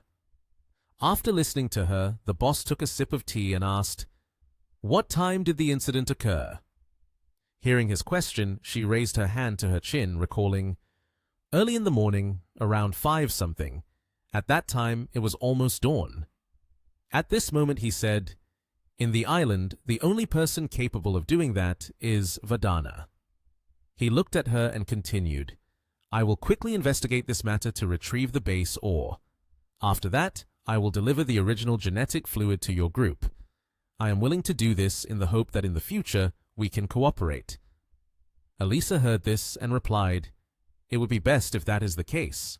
After finishing the conversation with that boss, Elisa stood up. Before leaving, she spoke up. If you need any help, you can call me. He simply replied, Okay. Just as she left, a man entered, standing respectfully to report to him, Boss, we have checked the hotel surveillance camera. Lin Yi returned to the hotel at 2 a.m. He continued to report. But at over 3 a.m., he left with someone named Chin Han. He returned to the hotel at just after 9 a.m. Hearing the name Chin Han, he immediately asked, What is the identity of this Chin Han? The subordinate replied, He is the young master of Han Hai Group, one of the top wealthy individuals in Nation H. His identity is very straightforward, not complicated at all. He added, The one who snatched Elisa's belongings must be Lin Yi for sure. We can send people to carry out the next action. Hearing this, he lowered his eyes, sipped his tea, and replied, Don't think too simply. Chin Han may have hidden identities as well. If not, Lin Yi wouldn't need to take Chin Han out together. Doing so would be meaningless. After that, he issued the directive. We should still avoid direct conflict with them. Let's think of a way to find the ore first. The younger sister's name was mentioned as she bowed her head and replied, I know, boss. At that moment, in the hotel, Lin Yi and Chin Han were walking. Ji Kyun Nian saw the two and cheerfully asked, Why are you back now? Saying that, she placed her hand on Chin Han's shoulder, feigning deep concern, and advised him, Don't be sad. The girl didn't choose you because she doesn't have good taste. I can help introduce you to someone in due time. There's no need to be upset, and definitely no need to think about suicide. Chin Han's face darkened, and he was astonished by her words. He glanced at Lin Yi, exchanging looks with him. I really thank you and your ancestors up to the 8th generation. Lin Yi merely smiled, pretending nothing had happened. Then he placed his hand on Chin Han's shoulder, looking at him and expressing, We're all brothers, no need for such formality. It's what I should do. Chin Han was furious, but felt powerless. Ji Kyun spoke up to the two. All right, if the matter is over, let's not mention it again. Today's itinerary is all set. Let's go soak in the hot springs. I'll go call Yuan and the others to gather, and then we'll prepare to set off. After listening to her announcement, Lin Yi glanced at Chin Han. Let's go, we should also get ready. We'll be leaving soon. When Ji Kyun turned away, Chin Han immediately placed his hand on Lin Yi's shoulder, looking at him with cold eyes. Regarding the scandal, I will not hold it against you any longer. But wait a moment. After we soak in the hot spring, if you don't sort things out clearly, I will report you to Mr. G. Hearing the threat from the guy, dark lines appeared on Lin Yi's forehead, feeling a bit helpless. He pushed his hand away. I knew you wouldn't change. I've already arranged everything. Go pack your things first. Chin Han was not very convinced. Don't try to lie to me. You always stick with me. What could you possibly arrange? Hearing him doubt himself like that, Lin Yi draped his arm over his shoulder, smiling. I'm never one to lie to you. Let's go check it out to satisfy you. A little later, Lin Yi knocked on the door.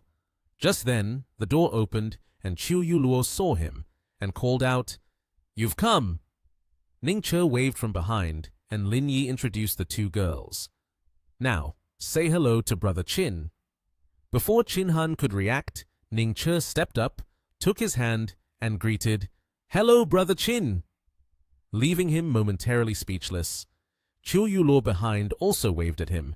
Hello, Brother Chin! Seeing the two girls in front of him, Chin Han leaned closer to Lin Yi and asked, So, is this the person you were looking for? Lin Yi immediately replied, What do you think? Are they at least good enough to catch Chin Han's eye?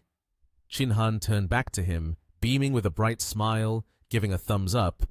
Absolutely! They are way beyond what I've seen from those internet hot girls. Their aura is just too good. Hearing that, Lin Yi couldn't help but lower his eyes and said, How could those internet hot girls be compared to them? He continued, Both of them are miss. Their assets are at least in the tens of billions. That kind of wealthy aura, can internet hot girls match it? Don't joke around. The two girls stood there, looking at the two of them, puzzled, with big question marks appearing above their heads. Chin Han said to Lin Yi, Man, I'm impressed. You've got it all figured out. Aren't you busy tonight? Where did you find two girls like this? Lin Yi responded, The recluse has his own methods. You wouldn't understand. He added, You two get ready. I'll find a hotel and arrange for a car. You guys just follow us. Tonight, I'm taking the three of us to soak in hot springs. The three of them looked at Lin Yi, speechless. Ning Che was the first to speak up, her face smiling. I know, Brother Lin. He replied, You two get ready a bit. I'll wait in the lobby. As soon as he finished speaking, Lin Yi and Chin Han stepped out into the hallway. Chin Han praised, Boss Lin, you're still amazing. He continued, Mr. G is still here, yet you took the two girls out to play, and each of them listens to you like that. Truly a trap boy. As he spoke, he gave a thumbs up, looking admiring. Lin Yi at this moment had a blank expression. When they reached the elevator, Lin Yi pressed the down button and the elevator doors opened. The two stepped inside. Lin Yi said, Don't waste words. Quickly get ready to set off. Chin Han just smiled and followed him into the elevator without saying anything. In front of the hotel, there was a blue bus parked. A line of people boarded the bus. Among them someone asked, What do you think? What would Lin Yi's girlfriend look like? Ning Che replied, I don't know anything else, but at least size D bra, Brother Lin has an obsession. Anyone under size D doesn't catch his eye. Someone like you, he wouldn't pay attention to. Yu Luo answered, I don't need him to pay attention to me. At that moment, Ning Che suddenly yelled, Oh my God, look at the woman next to Brother Lin. She's so beautiful. At this moment, Ji Qunnian was standing next to Lin Yi. She was wearing a tight-fitting bodycon dress, accentuating her perfect curves. Yu Luo exclaimed, No wonder so many beautiful women come to him. He doesn't even glance at them. With a wife as stunning as her, who could possibly look at another woman? Ning Che replied, Of course. I've told him clearly several times, but he still has no intention of sleeping with me. Yu Luo then pulled Ning Che's hand, saying, Stop looking. Let's hurry and rent a car. We have to follow them later. Ning Che replied, Okay. After that, the two left. At a villa, Lin Yi and Qunnian were talking. Qunnian sighed, I've been here before, but why does it not feel as beautiful as it does now? While speaking, she stretched her arms. Lin Yi hugged Kyunyan and said, "It's because you are here with me that it feels different." She placed her hand on Lin Yi's lips and then said, "That might really be the case." After that, the two kissed. Kyunyan spoke, "Wait, we still have to go soak in the hot spring later." Lin Yi answered, "That's exactly why I have to help you change clothes." Kyunyan's face turned red, and after a moment, Chin Han said to Lin Yi, "Boss Lin, what were you and Ji Kyunyan doing while changing clothes that took you more than half an hour to come out?" Lin Yi smiled and replied, "I was already very quick, otherwise it would have taken another half an hour." At this moment, Lin Yi saw Liang Jinming and Zhong Daoxiang coming over. He asked, "Why did you bring her here?" Jinming then replied, "You all have girlfriends, and I have to bring someone along too. Otherwise, it would be really boring." Daoxiang bowed and greeted, "Hello everyone, I am Zhong Daoxiang. Please take care of me." Kyunyan smiled back. "No need to be so polite. If you are Jinming's friend, you are our friend too. Let's have fun together." "Miss Zhong, the itinerary for this afternoon is up to you, okay? You are the one from here, so you are familiar with this place," Jinming said as he walked along with everyone. Daoxiang happily responded, "That's no problem. I have been here several times, quite familiar with it." As they walked, Daoxiang introduced, "There are many scenic spots around the volcano. Today we can have fun nearby, and later we can go soak in the hot springs." Kyunyan replied, "Okay, we'll listen to you." At this moment, behind the five people, there was a man watching them. He was wearing a suit and glasses, quietly following the figures of the five without saying a word. He lifted his glasses with his hand, and his expression darkened a bit. Kyunyan was currently posing for a photo with a girl. Both of them were in high spirits. Daoxiang was taking pictures for them, and behind them were four men waiting. The two in the front were Liang Jinming and Zhong Yuan. Jinming spoke first. "Look, I was right to invite Zhong Daoxiang. She's not only a beauty, but also acts like a proper tour guide. Much better than us going out to have fun." Zhong Yuan replied, "Don't make it so obvious. You're just uncomfortable because there are no women around, so you called her out with you." Jinming laughed. "What kind of remark is that? Can't it be that my charm is what attracted her?" He continued proudly, "Last night we talked about literature, music, and even the philosophy of life. It was delightful." Chin Han interrupted the conversation. "Stop lying. I bet the guy she's interested in is Brother Lin. It has nothing to do with you." Zhong Yuan said, "That's not important. From what she said, there's a big casino nearby that caters specifically to tourists. After soaking in the hot springs in the evening, we can go out for some fun. It's so boring without women around." Chin Han replied, "With Brother Lin here, do you really think our team could possibly be short on women?" Chin Han wrapped his arm around Zhong Yuan's shoulder and said, "Look ahead. Those two girls standing by the shore are the ones Boss Lin called over." As he spoke, Chin Han pointed towards Ningche and Yu Luo. Zhong Yuan's eyes lit up, and he said, "This vibe is great. Brother Lin, let me bow to you for your skills in flirting. I'm willing to call you the best." That night, Lin Yi was soaking in a hot spring when Zhong Daoxiang approached and said, "Mr. Lin, they are all in the lounge. Don't you want to go hang out with them?" "It's too noisy, and it's rare to have some time to rest. It's better to keep it a bit quieter," Lin Yi replied. Daoxiang continued, "So, Mr. Lin, do you want to eat something? I can prepare something for you." Lin Yi responded, "No need. You've been out all day. Take a break." Daoxiang smiled and said, "I'm not tired.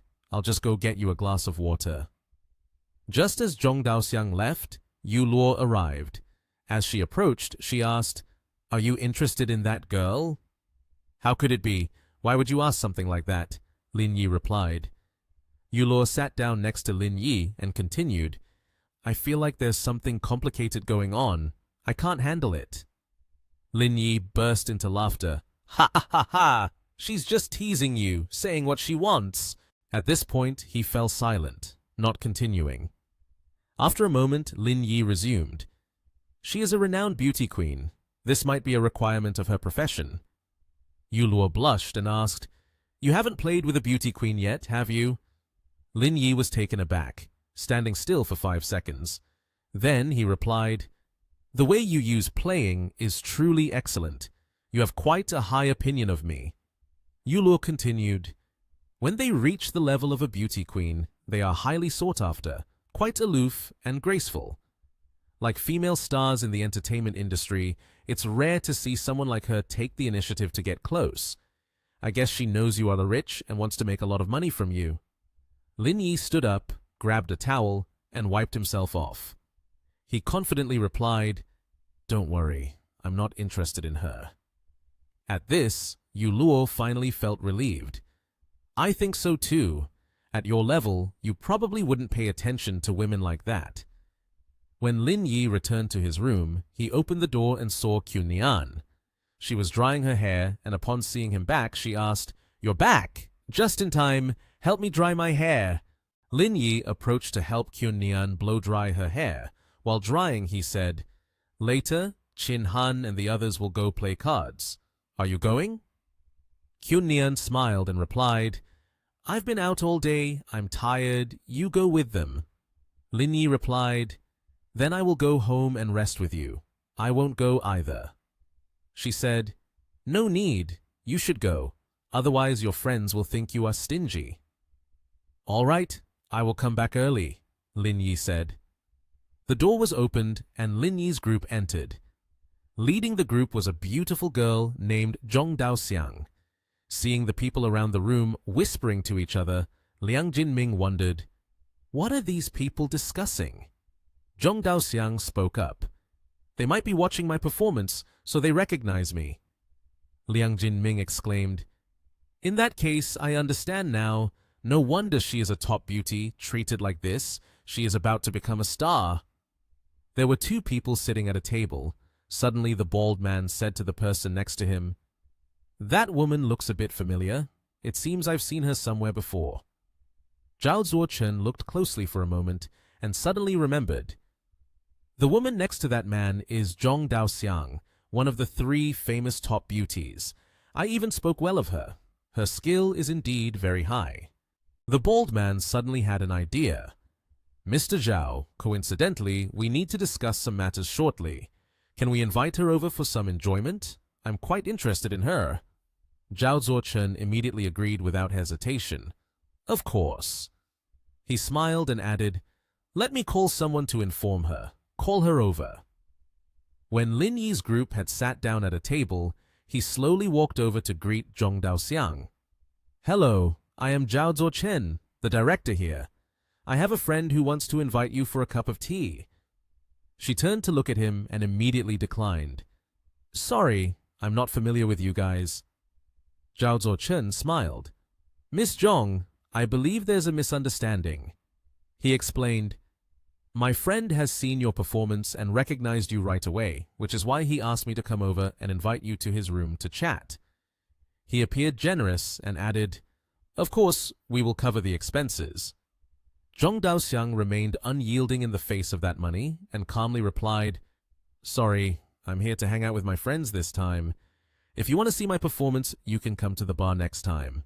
Zhao Zuochen, seeing that he couldn't invite her, turned to Lin Yi and said, "Hello, we would like to invite Miss Zhong to join us for some fun. I hope you agree." Lin Yi was taken aback. Then he coldly replied, "She has already rejected you. That's her business. You should talk to her. What does telling me do?" He frowned slightly but still spoke politely. "Ms. Zhong is coming with you. If you agree, I think Miss Zhong will agree to go with us." Lin Yi didn't bother to show him any respect. "This has nothing to do with me. You should ask her." Zhong Daoxiang, seeing this, bowed her head and apologized to Zhao Zuochen once again. "I have to stay with Mr. Lin, so I'm sorry." Zhao Zuochen was genuinely angry. He pointed directly at Zhong Daoxiang's face and warned, "If Ms. Zhong doesn't want to go, we won't force her. But in the future, we probably won't come to cheer for you anymore." Then he turned and left in frustration. On this side, the bald guy saw his friend return alone without the beautiful girl and was a bit confused. "Why are you back alone? Where's Ms. Zhong?" Zhao Zuochen snorted coldly and explained, "She said she was coming with a friend." Hearing this, the bald guy immediately slammed his hand down on the table. "What kind of excuse is that?" He calculated for a moment and then announced his plan. "Her friends are probably people from Nation H. Arrange for someone to teach them a lesson so they know whose territory this is." His gaze was filled with malice. Zhao Zuochen nodded in response. "Understood. I will go arrange things on this side now." Qiu Yuluo was surprised by his skill in the game. "Just a little, and you've already won over 700,000. Lin Yi glanced behind him and coldly replied, "Those two have also won over 1 million. Today, everyone's luck is so good that it's explosive. It feels a bit strange." Zhong Daoxiang also spoke up. "Mr. Lin, our luck seems to be very good." Lin Yi chuckled lightly, but he remained very cautious about this unusual situation. Indeed, where there is unusual good fortune, there is bound to be bad news. Just taking the money isn't necessarily a good thing. It should be over soon. Then he began to stand up, stretched his shoulders, and said to his friends, "Let's go. It's time to stop and find a place to grab a late-night bite and have a drink." Hearing this, they didn't hesitate any longer and stood up to leave. Following behind him, as they approached the exit, suddenly 2 security guards blocked his way. "Wait!" Liang Jinming's face darkened. He pointed at them and angrily said, "What are you doing? Is the money not enough for you to let us go?" A sudden voice sounded. Someone approached him. "Of course you can leave after taking the money, but you are cheating. Therefore, we cannot let you go." The person who came closer was none other than Zhao Zuochen, along with his tall and powerful henchmen behind him. After Xiang Wang blocked his way, Lin Yi said, "I knew it. Continuously taking money is a bit unusual. It must be your arrangement, right?" Xiang Wang replied, No, don't say that. Although Miss Zhong declined our invitation, that is a different matter. I brought people here to deal with the cheating." Miss Zhong Daoxiang spoke up. "I can attest Mr. Lin did not cheat. Don't speak recklessly." Xiang Wang, angry, said, "Miss Zhong, this is not something you can just talk about. I guess you must have believed his lies, which is why you are speaking up for him. You have been fooled by him." Lin Yi pulled Zhong Daoxiang's shoulder and said, "You step back, let me talk to them." Miss Zhong said, "Let me reason with them." Ning Che pulled Miss Zhong back and said, "Talking is a waste of breath. It's better to find a place to sit down and relax." Yu Luo said, "That's right. Let's find a place to sit, so Lin Yi can handle this himself." Lin Yi stepped closer to Xiang Wang. He asked, "Are you sure you won't spare us?" Xiang Wang replied, "Of course, you must pay for your actions." Lin Yi frowned in anger and kicked Xiang Wang in the stomach, causing him to fall to the floor. Xiang Wang's goons angrily rushed in. "What are you doing? Hurry up and make a move." They pulled out iron rods and charged at Lin Yi. Lin Yi remained calm. "You've got weapons. You really came prepared." Xiang Wang was furious. "Just now, if you had taken out your wallet, this matter would have ended. But now, no one is getting away." Lin Yi pulled a knife from his jacket, grabbed one of the attacker's arm, and stabbed him, blood splattering everywhere. He collapsed to the ground. Lin Yi said, "Keep going. I'm not even warmed up yet." The remaining thugs were sweating in fear. Lin Yi approached and grabbed Xiang Wang by the collar, asking, "Now do you still say I cheat?" Xiang Wang trembled. "No, I won't say it anymore. We weren't lucky this time. Just take the money and go." Lin Yi replied, "When you say it's unfortunate, it's unfortunate. Saying I need to pay means I would lose face, right?" Xiang Wang then knelt, clasped his hands in apology. "What do you want? I can kneel and apologize to you." Lin Yi turned away. "This is so boring and also too cowardly." He said to everyone, "Let's go, finish this, and then find a place to eat something."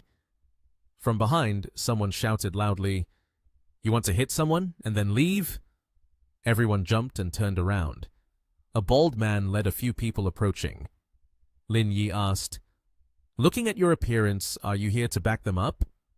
The bald man replied, You hit my guy, of course. I have to stand up for him. Lin Yi confidently raised his fist. All right, have the 2 bodyguards behind you come here. The bald man mocked with a laugh. Who do you think you are? Do you really think I would fight with you? He waved his hand, signaling the bodyguards behind. One of the bodyguards drew a gun, aiming it at Lin Yi, leaving him stunned. The bald man said, Weren't you so arrogant earlier? Why aren't you saying anything now? You make me look down on you, someone from Nation H. Just then, a man walked over. What's going on here?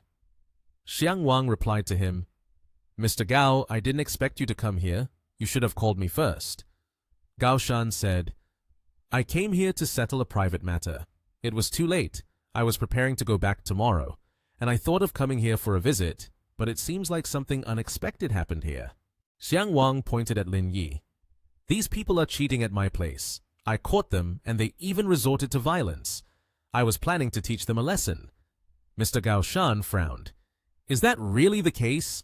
They certainly need to be taught a lesson. This is not a place for them to act arrogant. Zhong Daoxiang called out, Mr. Gao Shan. Mr. Gao was surprised. Miss Zhong, you're here too. Xiang Wang questioned. Mr. Gao, do you know her?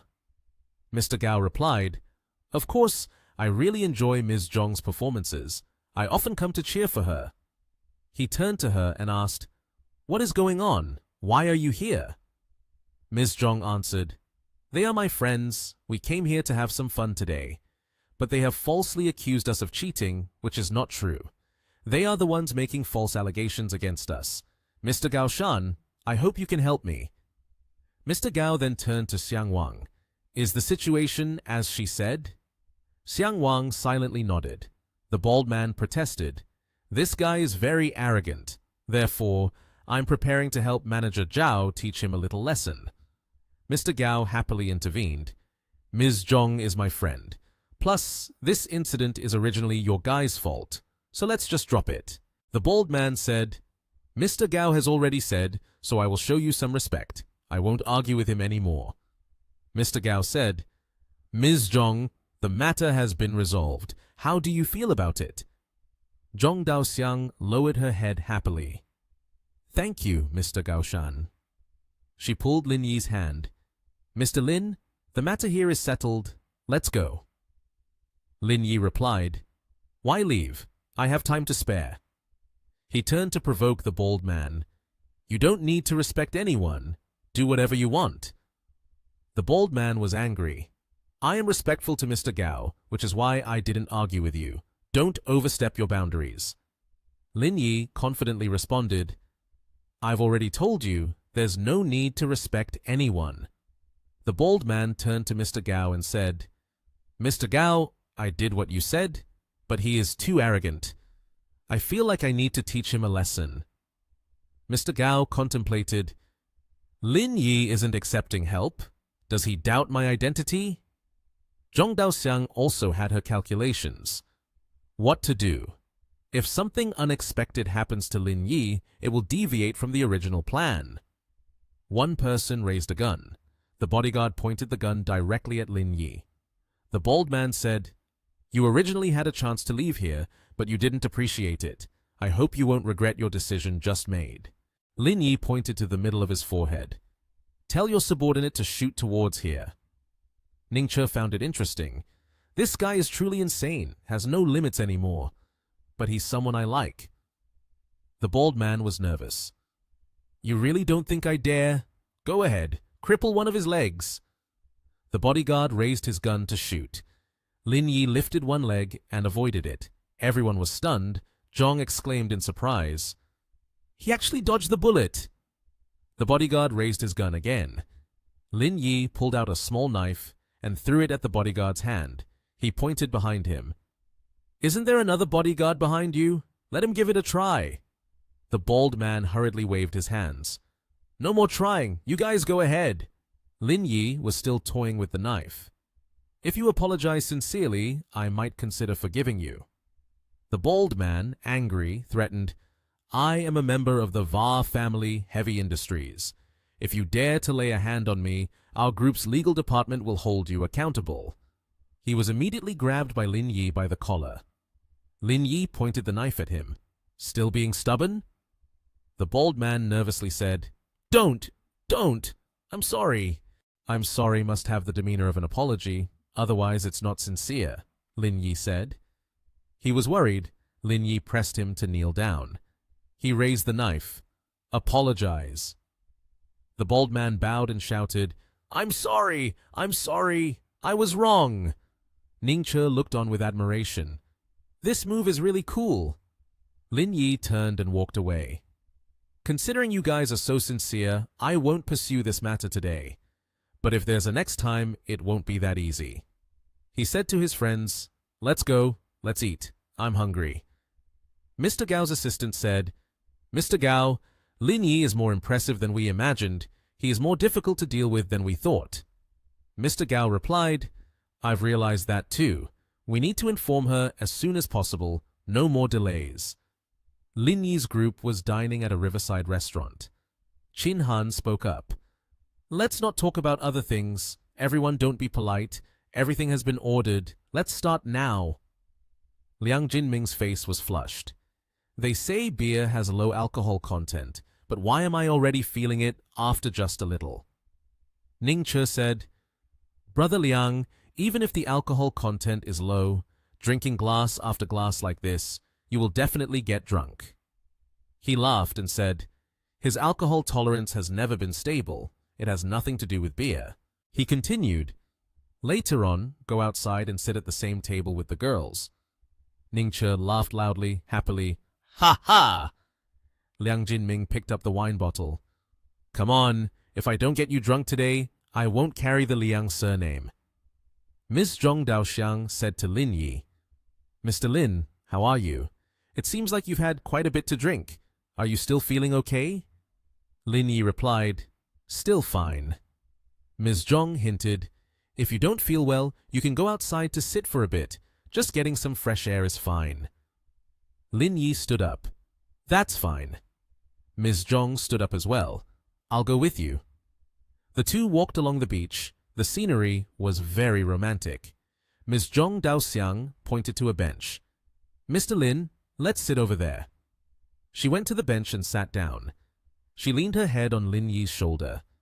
Mr. Lin, did you come to the island for vacation this time? Lin Yi replied, I'm leaving tomorrow. This time it's a company outing, so we can't stay here too long. Miss Zhong continued. If I ever have the chance to visit Country H, can I look for Mr. Lin?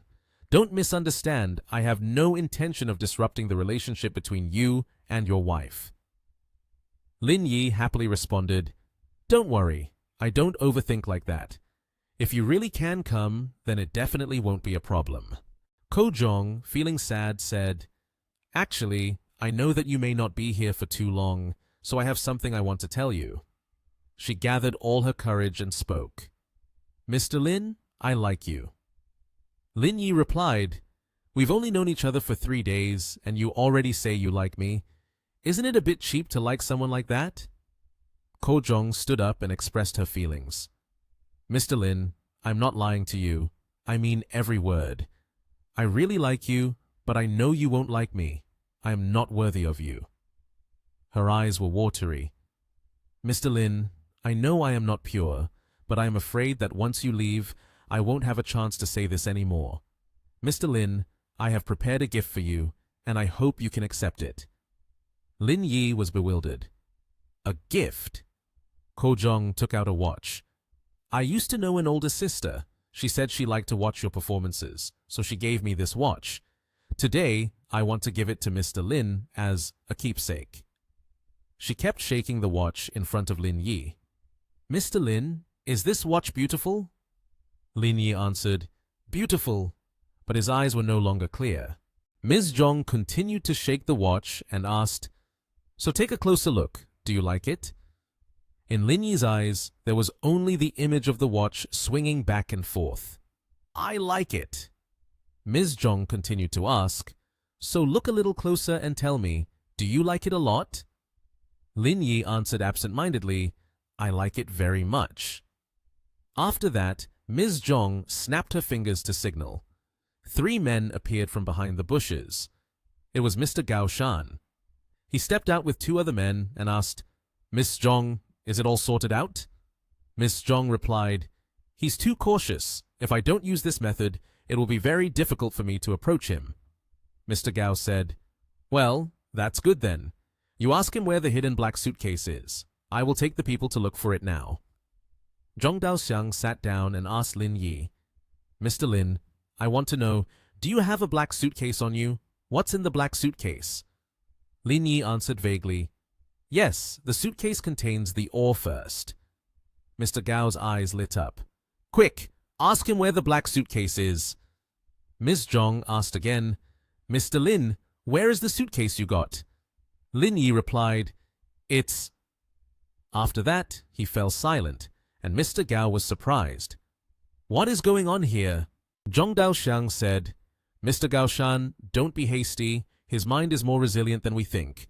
When facing some sensitive issues, he won't yield so quickly." Lin Yi remained lost in thought there. Ms. Zhong shook the watch in front of Lin Yi and said, "Mr. Lin, please tell me, where did you get the black suitcase?" Lin Yi replied, "In room 2308 at the Oman Hotel." Mr. Gao, upon hearing this information, left, saying, "You can handle the rest. I have many things to attend to." Ms. Zhong replied, "All right, take your time, sir." After hypnotizing Lin Yi, Ms. Zhong helped him back to the hotel. She laid him on the bed. Suddenly, Lin Yi's phone rang. Ms. Zhong picked it up and saw it was Liang Jinming calling. Ms. Zhong answered the phone. Jinming said, "Brother Lin, where have you been? It's been so long since I heard from you. I was waiting to drink with you." Ms. Zhong hesitated and replied, Mr. Liang, Mr. Lin is a bit drunk now. I'm taking him to rest for a bit." Jinming said, "All right then, please take good care of Brother Lin." Ms. Zhong looked at Lin Yi lying on the bed, then looked at his face. She sadly thought, if only we had met under different circumstances. An hour later, someone knocked on the hotel room door. Ms. Zhong opened the door and asked, "Mr. Gaoshan, is there anything else?" Mr. Gao angrily said, "We couldn't find the black suitcase at the Oman Hotel. Your hypnotism has issues." Ms. Zhong did not believe it. Impossible.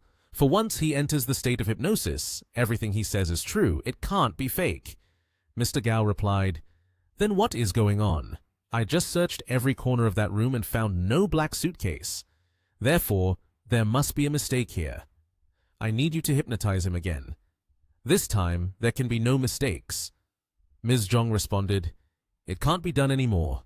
To hypnotize him again, I need to wake him up. He is the most strong-willed person I have ever met and will not be swayed by beauty. I have no way to carry out hypnosis on him for a second time." Mr. Gao said, "You go outside first. I will handle this."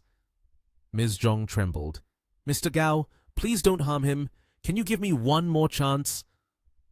"There's no time. I may be able to do it in a day," Mr. Gao replied. He pushed Ms. Zhong aside. "Don't forget your position. Get out."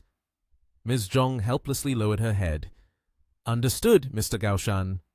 She was worried for Lin Yi as Mr. Gao entered, then closed the door. He commanded, "Call people over here. His skills are good. 3 people. We could really suffer losses." Suddenly, Lin Yi said, "Don't call anymore. No matter how many people come, it's useless." He sat up, startling everyone. He rubbed his neck a little. Mr. Gaoshan asked, "How is it possible? You have been hypnotized. How can you wake up?" Lin Yi replied, "How are you so sure that I was hypnotized?" Mr. Gaoshan was surprised. "Could it be that you were just pretending? You weren't actually hypnotized at all?" Lin Yi gave a sharp smile.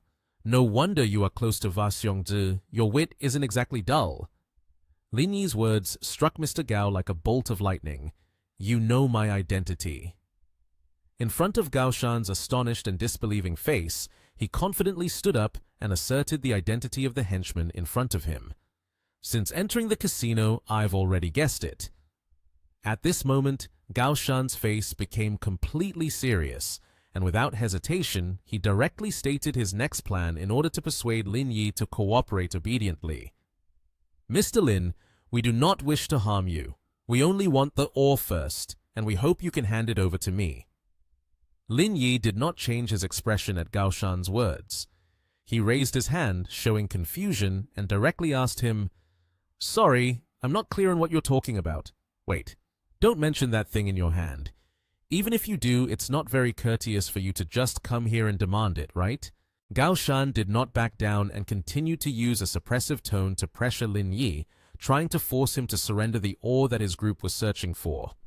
"I know you have a lot of power in Nation H, but here it's island, not your territory." He continued to apply pressure. "If you insist on opposing me, then there will be no benefit for you." Lin Yi found it ridiculous, pointing at Gao Shan's worried entourage with a tone full of challenge. "Or do you think that just relying on these few people can hurt me?" Gao Shan remained calm facing Lin Yi, continuing to elaborate on his reasoning for this action. "I know you have a very good relationship with Vardana. This act of force must be to help her." Knowing he could not confront Lin Yi's abilities, Gao Shan extended his hand in a formal gesture to negotiate. "If you agree to cooperate from now on, we will be allies. I hope Mr. Lin can consider it." Lin Yi felt he had touched something he shouldn't have. Smirking, he posed a question that pierced through Gao Shan's words. "Allies? If I still look down on the Va family, how could I possibly value your organization? You overestimate yourself too much."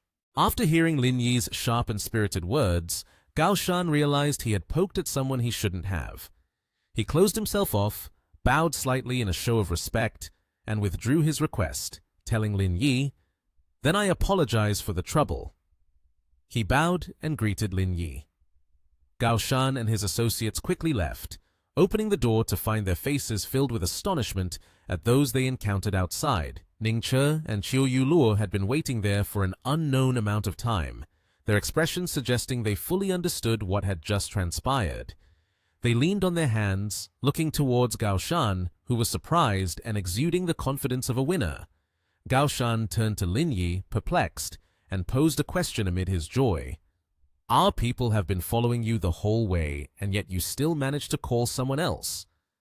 Lin Yi raised his hand, poking at his ear with an indifferent and smug expression, and responded, "When Zhong Daoxiang supported me, I quietly sent a message notifying them." He continued with a challenging remark. "In terms of playing schemes and tricks, your level is truly lacking." Gao Shan felt that these people were genuinely not simple, and quickly issued a warning to Chiu Yu Luo and Ning Che. "What exactly do you want to do? I hope you don't get involved in this matter. It doesn't concern you." Ning Che found the man's words in front of her truly ridiculous. With a fiercely assertive tone, she broke down each word defiantly, responding without any leniency, full of vigor. "If it's irrelevant, can you not make a move? Are you all too naive?" Ning Che could no longer hold back. She directly lunged forward, jumping straight at Gao Shan with her nimble agility, ready to fight. She delivered a powerful punch to the back of the agent in front of her. Her eyes blazed with fire and murderous intent, without a moment's hesitation or compassion. The punch left Gao Shan gasping for breath and at her mercy. Chiu Yu Luo did not just stand by with her arms crossed. She joined Ning Che in taking down the adversaries. They swiftly dealt with the remaining two in a heartbeat, skillfully striking their vital points, leaving them sprawled out on the ground. After subduing the three agents, Yu Luo and Ning Che calmly listened to Lin Yi, who was directly outlining the next plan. Where are Mr. Qin and the others? Ning Che, feeling frustrated, kicked the unconscious agent lying on the floor. She pieced together the details and voiced her speculation. They must still be there drinking. We're tired and want to go rest, so we're leaving first. Chiu Yu Luo pointed at the collapsed agents and posed a question about the next steps to Lin Yi. What should we do with these guys? They don't seem like members of the Black Gold Corporation. They shouldn't be killed unless it's absolutely necessary. Lin Yi's gaze became different, colder. He calmly explained this move to Yu Luo. I don't want to have a large-scale conflict with them. He continued. Tomorrow we'll return to Nation H and this matter will end here. It won't concern me anymore. Standing before the current situation, his hands in his pockets, he quickly outlined the next steps to be taken with Chu Yu Luo and Ning Che. So, for the next few days, please keep an eye on these people. Don't let them cause trouble. Chu Yu Luo's expression was tense as she looked at Lin Yi and voiced their current difficulties. That's not a problem, but Va Xiongji is an old fox, very easy to detect. You need to verify the upcoming plan. Also, there's Zhong Daoxiang, who is also a ticking time bomb that needs to be dealt with, right? Lin Yi turned to leave, leaving behind the figures of Ning Che and Yu Luo. He would handle the remaining matters and reminded the two of them about his intentions. You don't need to worry about her anymore. I will take care of it. You just need to watch over them. He once again emphasized the task. All right, I'll head back now. I'll leave this to you. As he was leaving, after resolving the issues, a notification sound from his phone suddenly rang out, surprising Lin Yi. The screen displayed a message sent from Guadana with an invitation. I'm in room 2808 Oman Hotel. Before you leave, let's meet one last time. Lin Yi read the message with a look of anticipation for something after this meeting. He smiled slightly, feeling somewhat intrigued. Arriving at the door as promised, Lin Yi opened it and stepped into the room. The figure of Vadana appeared, holding a glass of deep red wine, standing there waiting for him. Seeing this, Lin Yi greeted her casually. It's the first time I've seen someone so bold as you. Our room is right below, and yet you chose to rent the one above. Vadana turned around with her glass of wine, exuding a gentle and graceful demeanor, replying to Lin Yi's remark with a question. Mr. Lin, don't you think that makes it more interesting? Lin Yi slowly sat down on the brown sofa, legs crossed, looking relaxed and unbothered. He expressed his thoughts directly to her. It is indeed more interesting. If we were caught, it would be even more intriguing.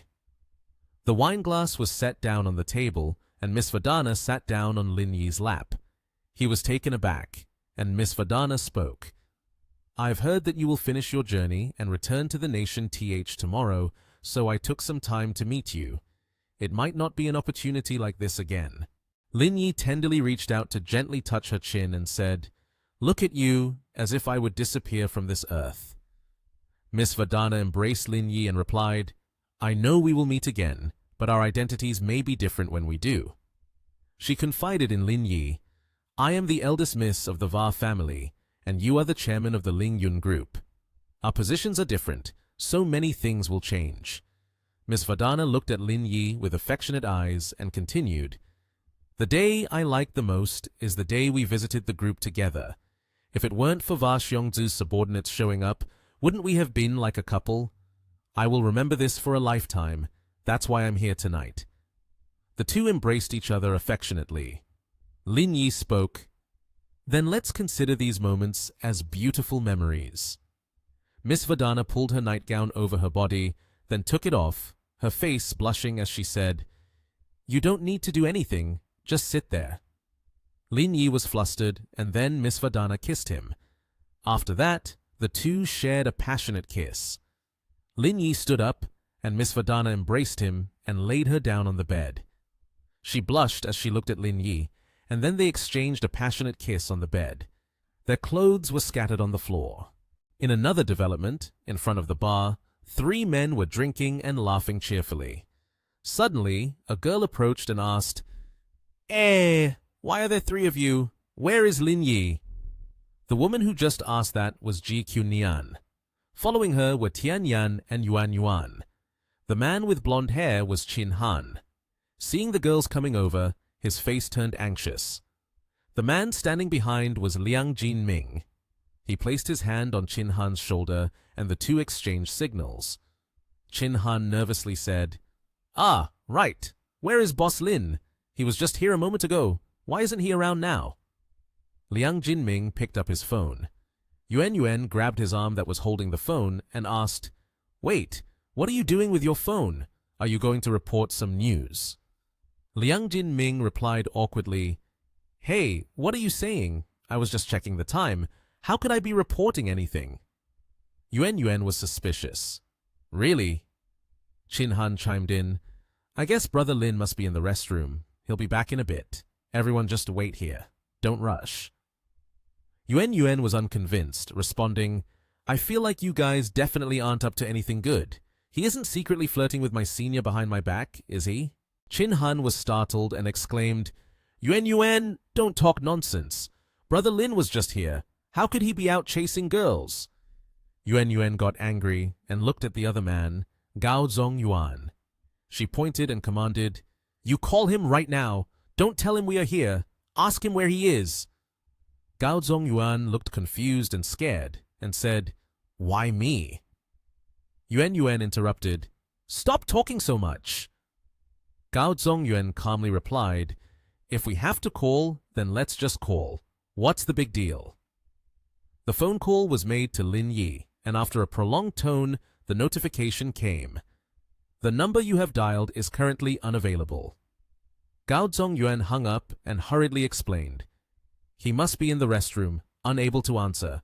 Everyone, just wait here for a bit. Brother Lin will be back soon. Yuan pulled Ji Nian to sit down on the chair. Chin Han looked at the two women sitting down and thought, Phew, safe. Suddenly, the phone vibrated. It was Lin Yi calling.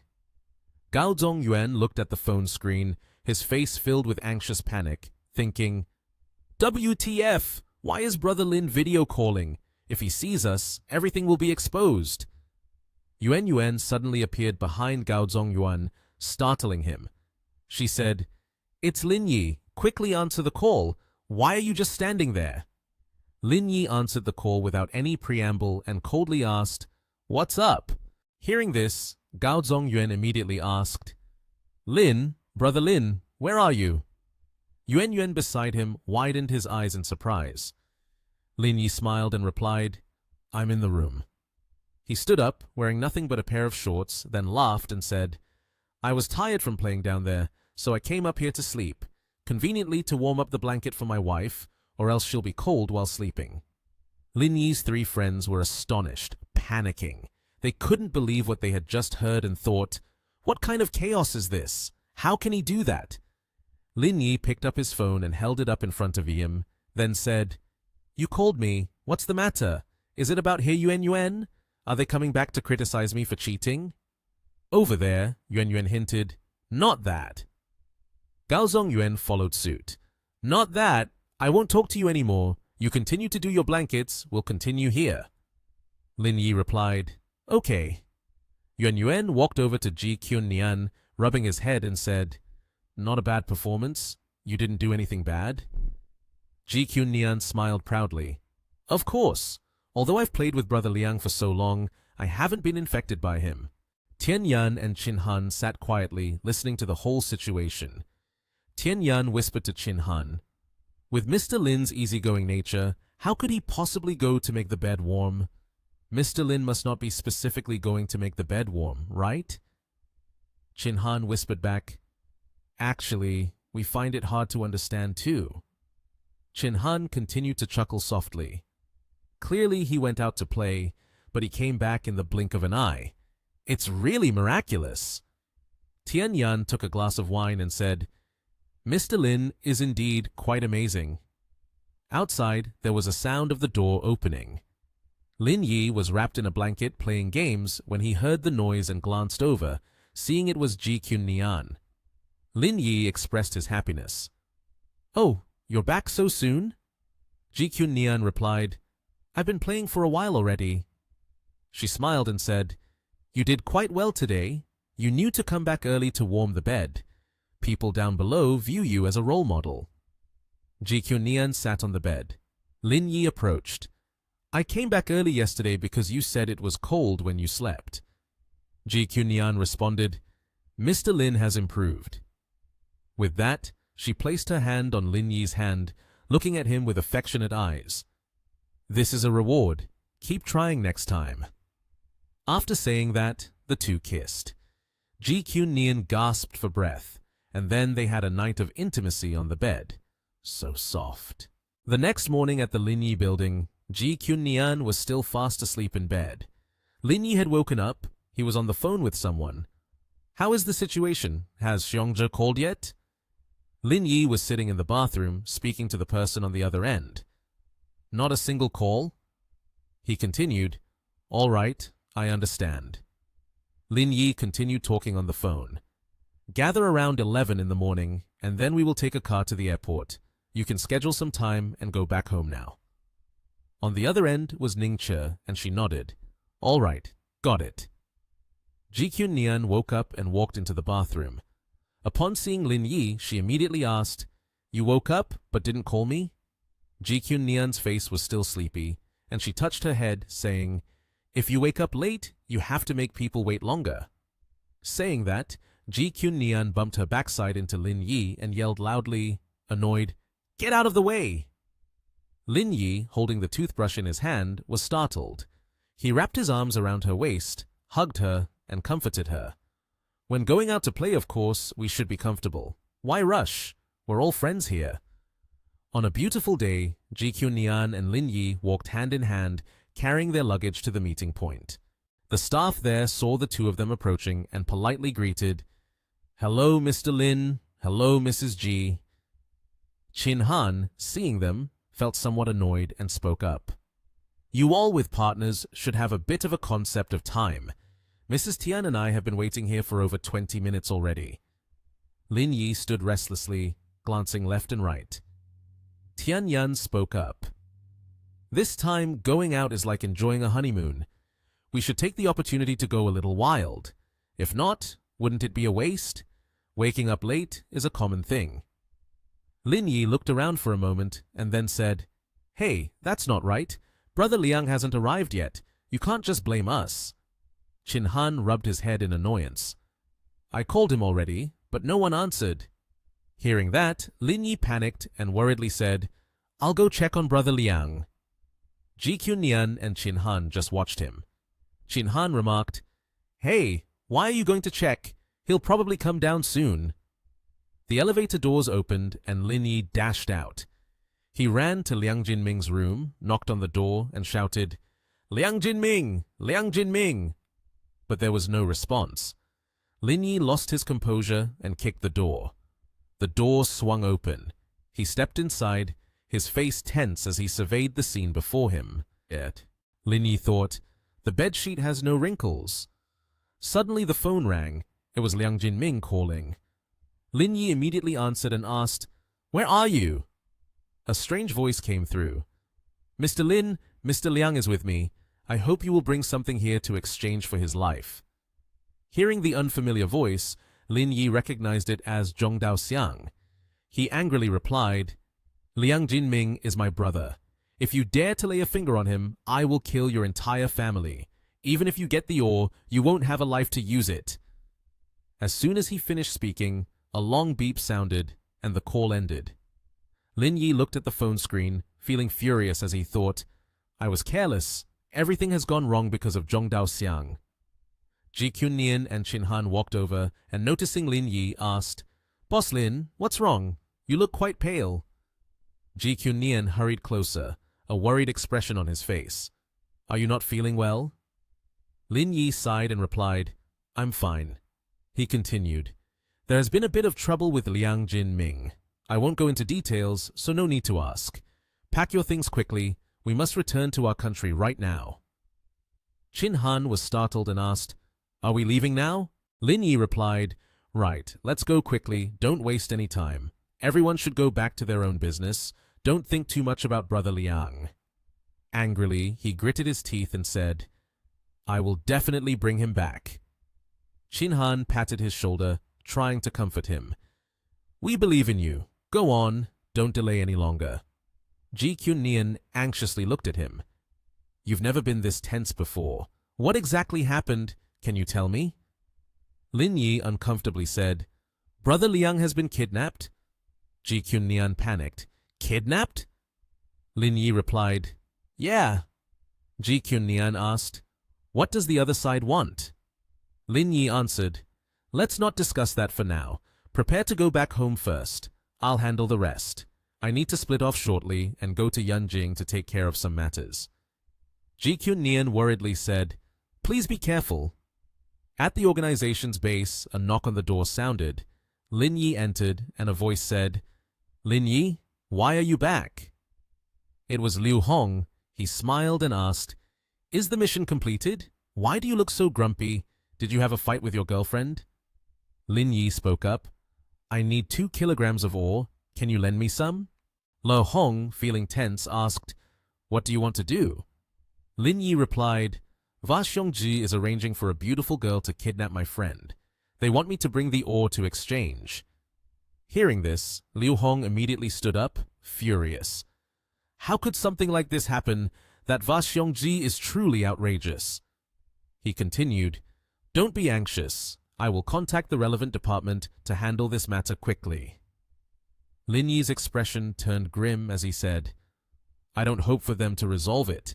You just need to give me 2 kilograms of ore." Liu Hong slammed the table, angrily pointing at Lin Yi and saying loudly, "This is nonsense. With this situation, how can you resolve it on your own?" Lin Yi appeared resolute. "I don't have that much time. I have to handle it myself." He continued, "I know this affects the regulations, but I still hope you can give it to me." Seeing the dark expression of the person in front of him, Lin Yi earnestly said, "This matter is very important to me." At this moment, Liu Hong responded, "No way!" Indeed, he still had to tactfully refuse. "When I brought the ore back, it had already been submitted to my superiors. Even if I wanted to help you, it would be useless." Although Liu Hong could not help Lin Yi, she quickly comforted him. But with things happening like this, the organization cannot blame others. This matter will definitely be taken a responsibility for until the end. Lin Yi's hand tightened and he turned away, refusing. "Then there's no need." Seeing Lin Yi leave in a gloomy manner, Liu Hong's expression remained serious, unchanged. At 8 p.m., the round moon cast its shadow on the leaves.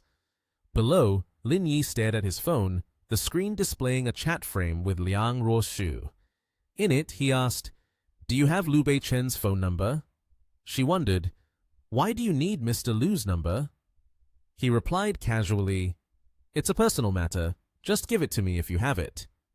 She quickly reminded him, "I can ask my grandpa for Mr. Lu's phone number, but if it's not an urgent matter, then don't call Mr. Lu. You understand what I mean, right?"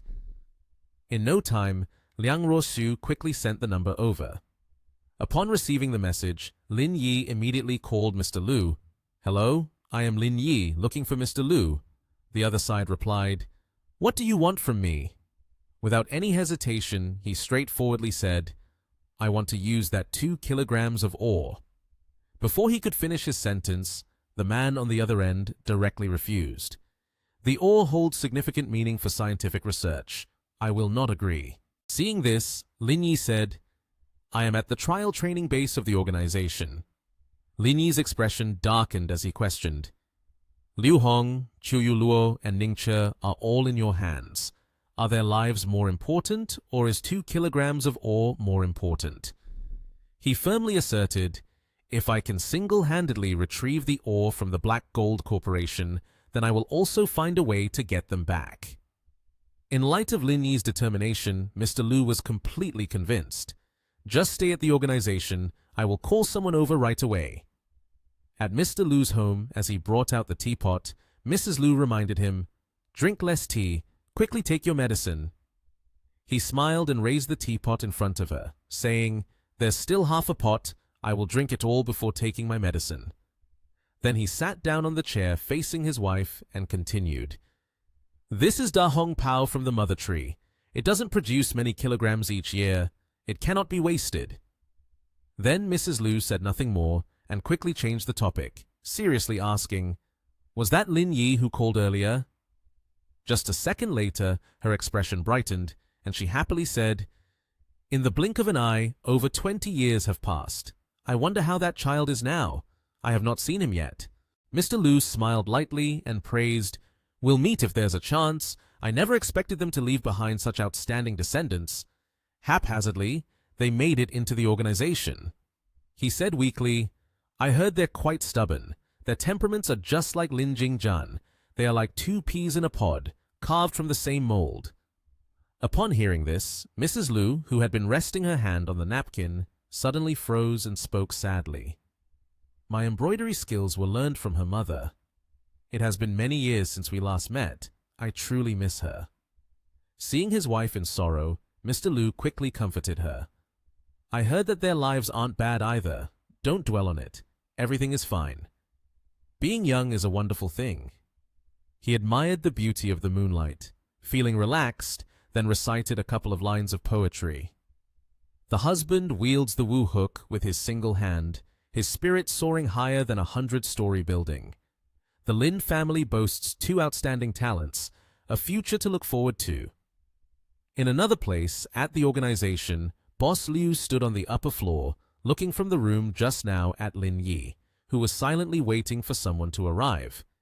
In his heart, Boss Liu felt extremely guilty, fearing, I can't help him, I wonder if this kid will resist me. Lost in thought, he suddenly saw a black car parked right in front of Lin Yi. The man in the suit, sitting in the back seat, said nothing, only silently handed Lin Yi an object. Looking closely, he recognized that it was a small suitcase, painted in glossy black. Boss Liu could not help but feel surprised, questioning internally, what is happening out there? What is this guy doing? He did not believe that. So he told Liu's men to bring things over. While thinking, he picked up his phone, seemingly worried about Lin Yi. He quickly called someone in the organization, ordering, prepare 2 people to go on a trip to the island, but don't let Lin Yi know. Not long after, the plane landed at the designated location to pick up the person. Lin Yi, carrying the suitcase, called to inform those from Va Xiongji. The ore, I have brought it. Where are you? The other side replied, we are at the Island House Hotel. When you arrive, someone will take you in. Upon hearing that, Lin Yi showed an annoyed expression, his voice strained. Fine. Under the main gate of the building, a luxurious black car appeared. A handsome man stepped out of the car. It was Lin Yi. The 2 bodyguards in front of the building spoke up. We request to conduct a body search. Lin Yi, in order to gain entry inside, reluctantly agreed to let them carry out the search. After checking and ensuring that there was nothing dangerous, a bodyguard spoke up. Mr. Lin, please follow me. Upon entering, Lin Yi walked through a crowded hallway filled with people waiting. A man spoke to greet him. Mr. Lin! Lin Yi showed no surprise at this warm welcome, responding indifferently, you all went to such great lengths just to meet me? The man laughed cheerfully and replied, I have no other choice. I know very well how formidable you are, so I could only do this. I hope Mr. Lin will understand. He appeared generous, showering Lin Yi with compliments. Your courage and insight truly impress me. Coming here alone, I have immense respect for you. Lin Yi humbly responded, whether I bring people with me or not, what difference does it make? Your subordinates, even combined, are not my opponents. He continued frankly, if you had the guts, you would have made your move earlier. Therefore, I don't want to waste words. Saying that, Lin Yi opened the suitcase he was holding. Inside were sparkling gemstones. Clearly, his intention was to walk into danger alone, bringing valuable assets to negotiate for a life. The goods are here. Where's my brother? After asking, Lin Yi's face darkened, and he threatened, old man, if he loses even a slice of flesh, I will kill your entire family. I mean what I say. It seems that Lin Yi's murderous aura has intimidated him. He hurriedly said, Mr. Lin, please don't be so brutal. This time, we are making a fair trade. I won't do anything like that. Finally, the group led Liang Jinming out to exchange with Lin Yi. Behind him were Zhong Daoxiang and Ren Zixuan. Jinming immediately spoke up. Brother Lin! Hearing this, Lin Yi anxiously asked, they didn't do anything to you, did they? Jinming shook his head and replied, no. This answer reassured Lin Yi. The 2 sides exchanged people and goods as agreed. Lin Yi carefully untied Jinming, removing each long rope one by one. The 2 then left, with Liang Jinming looking back. After the exchange was complete, Ren Zixuan finally dared to speak up. Mr. Va, you have obtained your goods. Shouldn't you give me the genetic original now? He was somewhat angry, but still agreed. That is only natural. This is a transaction between us. A suitcase was brought over by one of the servants. Ren Zixuan eagerly said, "If this item has no problems, we will have the possibility of cooperating again next time." The servant responded, "That would be best then. I too look forward to achieving a long-term strategic agreement with Black Gold Corporation." Saying that, Zixuan picked up her suitcase and walked away. Only the old man and the subordinate were left. They continued their discussion. "Are we really going to let Lin Yi go like this?" The old man expressed his understanding. "Lin Yi has close ties with the Va family. Keeping him would be redundant. You should send someone to follow Elisa. If conditions permit, help her a bit." The subordinate unexpectedly asked back, "Help her? Do you mean Alyssa wants to kill him?" He immediately understood and took the order. "Understood. I will lead the people to follow her now." Meanwhile, Lin Yi was taking a stroll with Jin Ming. Jin Ming spoke up. "Brother Lin, I'm sorry. I was deceived by that Zhong Daoxiang." Jin Ming was extremely angry, clenching his fist into a ball and raising it. "If I get the chance, I will kill her." Seeing this, Lin Yi comforted him. "Jin Ming, it actually isn't much related to you. They are all targeting me. You got caught up in it. It's my fault towards you." The atmosphere quickly became more cheerful as Jin Ming put his arm around Lin Yi and joked, "All right, let's stop saying such strange things."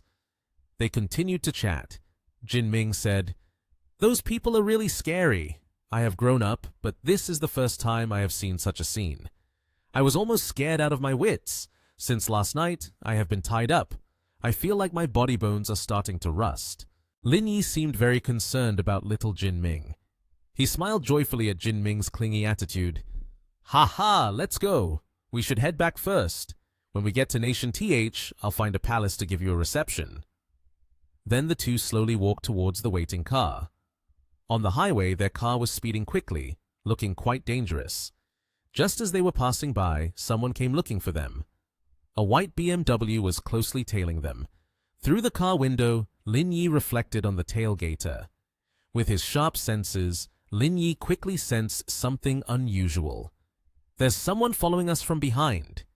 Sitting next to him, Jin Ming anxiously asked, "Ah, is it real or fake? It feels like a movie." Having gone through many trials in this story, Lin Yi had developed a hardened spirit. He only smirked disdainfully. "Isn't real life often more absurd than movies?" Jin Ming turned around completely to look behind in concern, saying, "But Brother Lin isn't even a bit tense."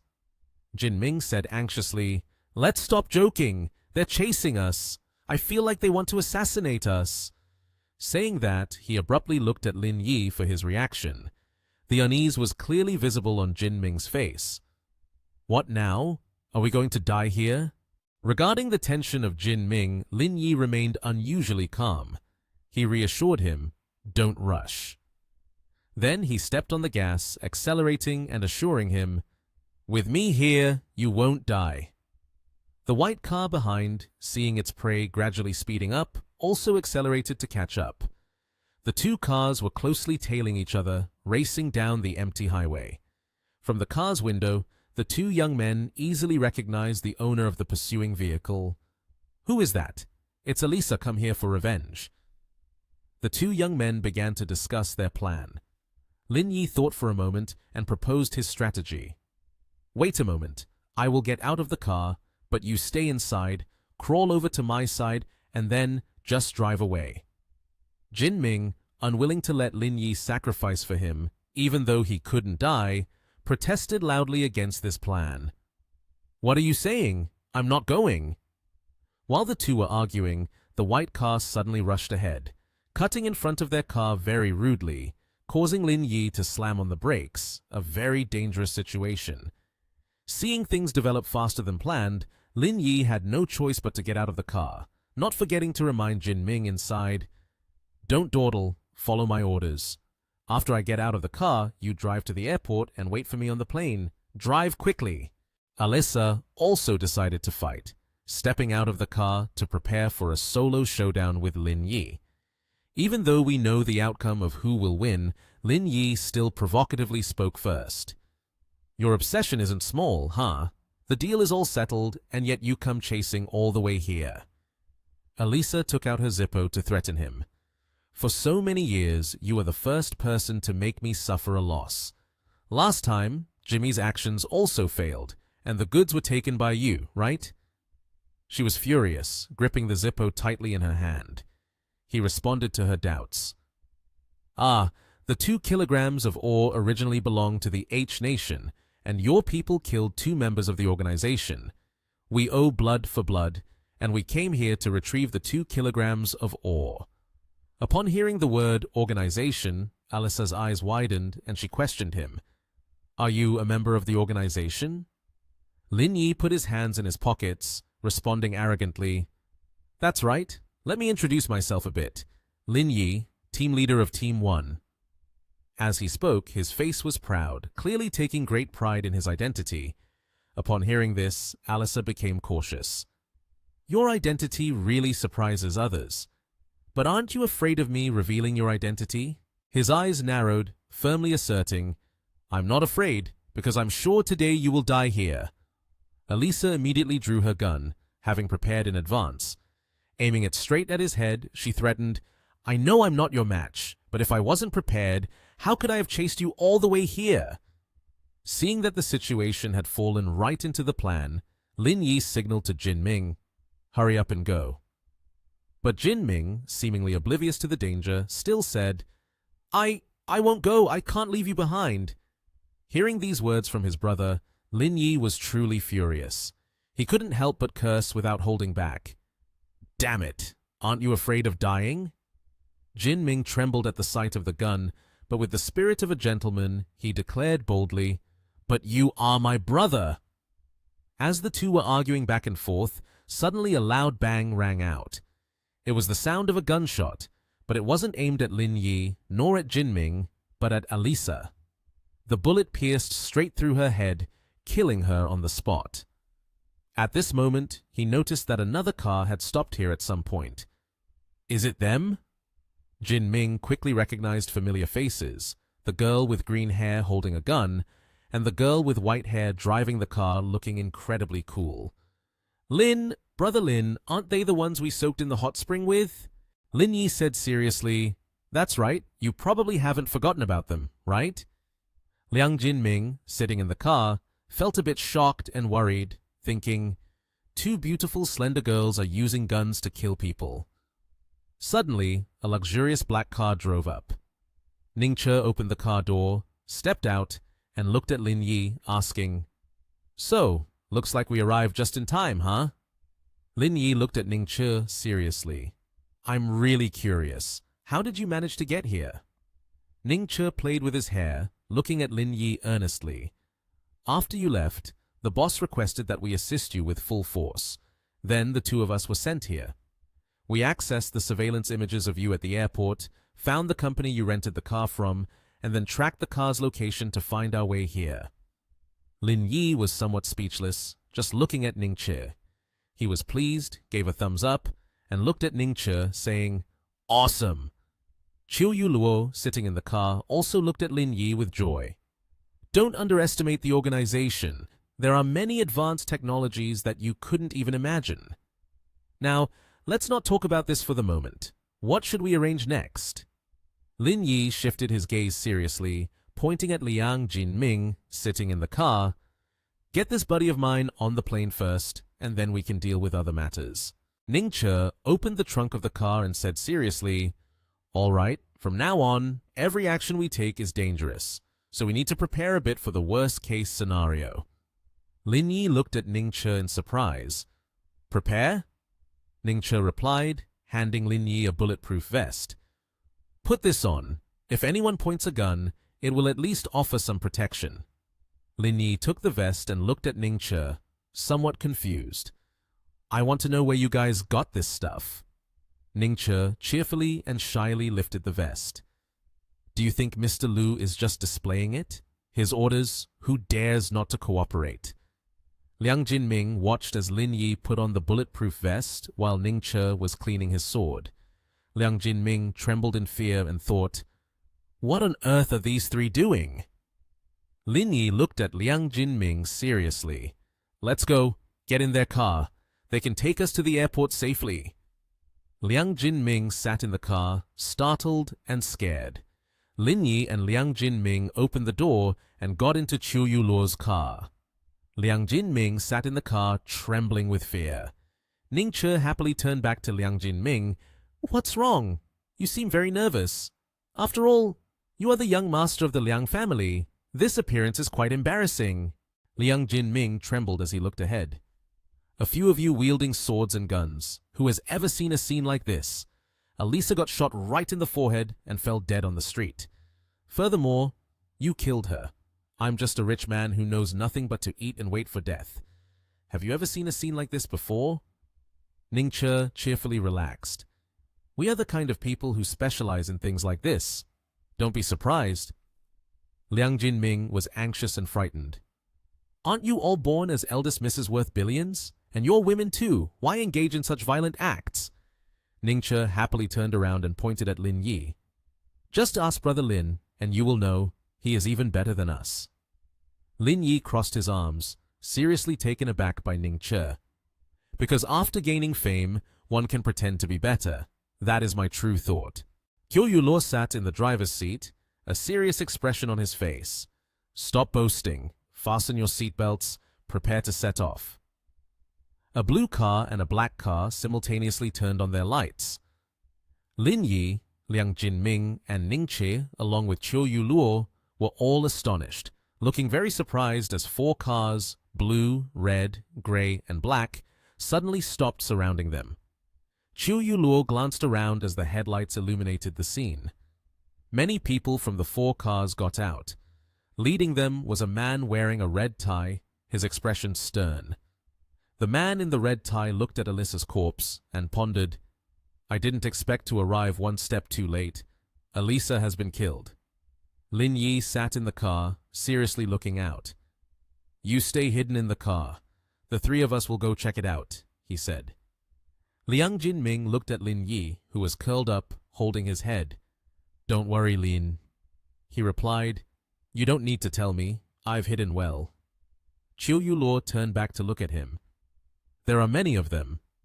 Lin Yi opened the car door, stepped out, and stared at the man in the red tie. "No matter how many cabbages there are, they are just more cabbages," he whispered. The man in the red tie looked at the 3 of them, his gaze unchanged.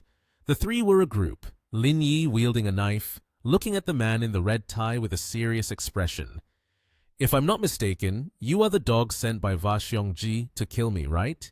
he said. The man in the red tie looked at Lin Yi with a serious expression. "That's right. But I didn't expect your speed to be so fast. I didn't expect you to kill her so quickly. But now, you won't be so lucky." The man pointed forward and shouted, "Do it!" A group of men in black, armed with swords, rushed toward Lin Yi and his companions, their expressions serious. Lin Yi, holding a knife, stared at them, thinking, "The skills of these people must have reached level E. Could it be due to genetic fluid? How thrilling!" Lin Yi stomped his foot and jumped, charging at 2 men in black armed with swords. He plunged the knife deep into one man's heart, causing him to writhe in pain. Ning Chi lightly grasped the hand of another and struck fiercely at his carotid artery, killing him on the spot. Qiu Yuluo, serious, slashed directly into the chest of a man in black. At the same moment, the man in the red tie aimed a gun at Lin Yi, who was attacking another black-clad man. The 2 girls shouted, "Lin Yi, be careful!" The man in the red tie fired. Lin Yi was hit, his face turning worse. He fell back, but fortunately, he was wearing a bulletproof vest. Lin Yi, his face filled with anger, glared at the man in the red tie. "Today, if I don't cut you all down, I won't carry the Lin name." The man in the red tie looked a bit anxious as he glanced at Lin Yi. In his mind, he thought, "It's terrifying. Not even bullets can kill this guy." Frightened, he turned and ran towards the red car, leaving Lin Yi surprised. Lin Yi turned back seriously, looking at Qiu Yu Luo and Ning Che, who were dealing with a few men in black suits. "You two handle these guys. I'll go after that bastard," he said before darting towards the man in the red tie. The man in the red tie opened the door of the red car, watching the men in black struggling. "Stop that guy for me," he shouted loudly. In front of Lin Yi, Ning Che cheerfully wielded his sword, cutting down one of the men in black. "You guys aren't even worthy to block the way." Qiu Yu Luo also easily kicked away one of the men in black. The black-clad men screamed in despair. At this moment, Lin Yi jumped and climbed onto the roof of the red car of the man in the red tie. The man in the red tie, worried, wildly swerved the steering wheel in an attempt to shake Lin Yi off. The red car unexpectedly swerved sharply, throwing Lin Yi off onto the road. The man in the red tie checked his situation through the rearview mirror, seeing Lin Yi lying on the ground, but he quickly stood up, determination in his eyes as he looked towards the car. Lin Yi said, his voice deep and sarcastic, "I really enjoy your bunch of idiots. Coming to me like this, I will definitely not let you off." The group of people dressed in black had been neatly dealt with by Qiu Yu Luo and Ning Che. Lin Yi stepped forward, looking seriously at Qiu Yu Luo. "Your driving skill is very good. You take my brother away first. I only have one request, which is to ensure his safety. Can you do that?" Qiu Yu Luo looked at Lin Yi seriously and nodded. "Okay." Lin Yi turned to Ning Che. "You come with me." Ning Che happily replied, "All right." She felt somewhat confused as she walked alongside Lin Yi. "What are we doing? Are we going to catch Va Xiongji?" Lin Yi chuckled lightly. "Lend me your phone." The two walked to the black car. Ning Che shyly, her face flushed, handed the phone to Lin Yi. "Just don't look at the album. It's full of my private photos." As Lin Yi took the phone, he explained. "Earlier, when I was chasing after Va Xiongzi's driver, I threw my phone into his car. Through the tracking function, we can determine their location." He continued, "I used this method before to find Elisa and retrieve the base ore." Hearing this, Ning Che gave a thumbs up, giving him a like, and praised, "Lin Yi, you really are a little genius." Then, both stepped out of the car under the starry night sky, with the crescent moon illuminating the surroundings. The scene shifted to a large and very modern building, the city's biology institute, where Va Xiongji was keeping Elisa and the bass ore. At this moment, in some room, Va Xiongji was intently reading a document. Suddenly, a clatter echoed from outside. Someone pushed the door open and entered.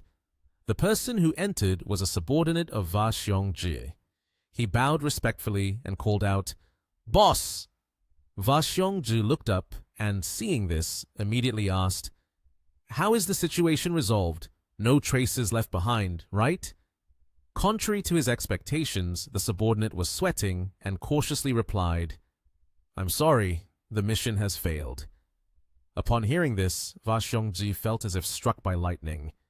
He turned around and spoke sharply. "Failed, you say?"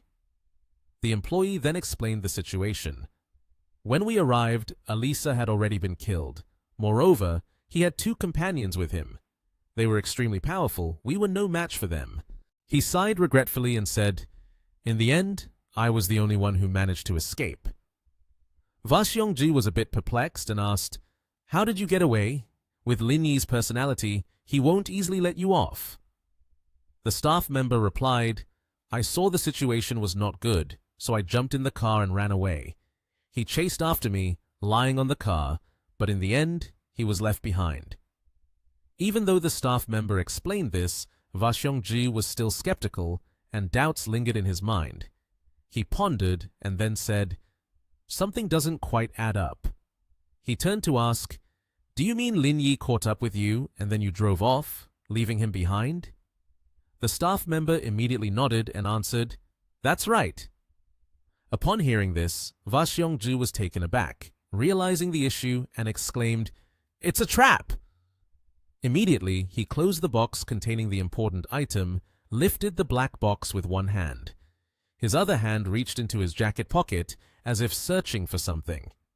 He continued, Over the years, you've really caused me a lot of trouble. Therefore, I've always regarded you as a trusted confidant. I never expected—" What Va Xiongzhi pulled out was a handgun. He aimed it directly at his subordinate. The staff member was startled by this and quickly raised both hands instinctively. At this moment, Va Xiongzhi's face suddenly darkened. He showed no mercy and coldly said, "This is your oversight. You've ruined my big plan, so I can't keep you around." A gunshot rang out. Va Xiongzhi had actually sent his trusted subordinate to hell without any hesitation. The man was caught off guard and offered no resistance, clearly hit by the bullet and dying on the spot. In the room, there were not just two people. The other staff members witnessing the scene, seeing their colleague lying motionless on the floor, were filled with fear. They all broke into a sweat, but not a single person dared to say a word. After that, Va Xiongzhi took out a walkie-talkie and ordered, "Everyone assemble!" Suddenly, as soon as he finished speaking, the door of the room was abruptly opened. The person who entered was none other than Lin Yi. He was startled. Even though he was sweating profusely, he still managed to maintain his composure and said, "You indeed did not disappoint me. You've come." Lin Yi heard this and replied, "It seems you had already anticipated that I would be coming here." At this moment, Va Xiongzhi looked at the subordinate he had just shot down, lying motionless on the floor. "Just now, I told you with your abilities, you would not spare anyone. He could never escape your grasp." At this point, Lin Yi no longer wanted to waste any more time. He said, "No wonder you have become the highest-ranking scientist of the Va family. Indeed, you have something unique. Hand over what you have in your hand, and I will give you a peaceful death." This statement was indeed both a jab and a caress, but Va Xiongzhi was certainly not going to easily surrender his belongings. He laughed loudly. "Ha ha! I have been hiding in the Va family for over 10 years and spent another 14 years quietly developing my research. Do you think I would easily give it up today?" Hearing this answer, Lin Yi was not surprised at all. He shrugged and casually said, "Of course not. When a dying kite is about to fall, it still flaps for a while, let alone you." As soon as the words left his mouth, suddenly from behind Lin Yi, someone rushed forward attempting to ambush him. It was Va Xiongzhi's henchmen, and there were not just one but many others charging in. In their hands, they were all holding guns. When he saw his people had arrived, the expression on Va Xiongzhi's face seemed to become much more confident. He said to Lin Yi, "If you had been 1 minute later, I would have left. But you arrived at the wrong time. Even though you have reached level D, you still cannot be a match for guns. If you agree to cooperate with me now, I assure you, you will not die." Clearly, these words did not reach Lin Yi's ears. He frowned and bluntly replied, "Get out!" Seeing that the opponent did not hold back at all, Va Xiongzhi no longer showed any mercy. He immediately raised his hand and commanded, "Make your move." As soon as the order was given, his subordinates opened fire loudly. However, just after a few gunshots rang out, suddenly from behind them appeared an object shaped like a bottle, spewing smoke and flames. One of them heard the noise and turned to look behind in confusion. Who would have thought that what just appeared was a device capable of spreading fire? In the blink of an eye, the flames spread to several of Va Xiongzhi's subordinates. The whole group did not have time to react and were engulfed in flames. Instead of gunshots, now the sounds of screams echoed everywhere. While the chaotic scene with fire engulfing the crowd was unfolding, suddenly a woman appeared from nowhere, standing right in front of them. That person was none other than Ning Qi. At that moment, she was holding something that looked like a bottle of alcohol, likely the cause of the recent fire. Ning Qi stood with her hands on her hips, confidently smiling at her achievement. Taking advantage of the opportunity that Ning Qi had created, Lin Yi quickly ran towards Va Xiongzhi, ready to seize the box containing the base ore at any moment. On the other side, Va Xiongzhi was taken aback by Lin Yi's reckless move. He gritted his teeth in anger, silently thinking, "I never expected he had such tricks up his sleeve." Immediately after, Lin Yi pulled a sharp knife from his pocket and continued rushing toward Va Xiongzhi. Without hesitation, he plunged the knife into his abdomen. Va Xiongzhi didn't have time to dodge, only able to let out a cry. Ah! Blood began to spill from his mouth. At the same time, Va Xiongzhi inadvertently dropped the black box he was holding to the ground, creating a loud clatter. When Lin Yi stabbed Va Xiongzhi with a single blow, the latter no longer showed any resistance. He seemed to accept the reality and spoke in a weak voice. I, in the end, have still fallen at your hands. In his final moments, Va Xiongzhi used the last bit of his breath to remind the one who had defeated him. Young man, be careful of the people from the Va family. Before he could finish his words, he collapsed onto the floor, unable to say anything more. Lin Yi did not pay much attention to his words and directly picked up the box. Next, he turned to the employees over there and said, "If you don't want to die, take all the hard drives from the computers down. Otherwise, your fate will be the same as those two just now." Unlike Va Xiongzhi, these employees were just ordinary people who did not have the courage to oppose him. A nearby bespectacled employee could only comply. Yes, yes, yes, we'll do it now. They quickly brought down a pile of computer hard drives and placed them into bags for Lin Yi. The number of hard drives was so many that the bags were on the verge of bursting. After getting what he needed, Lin Yi conveniently took a fire extinguisher with him.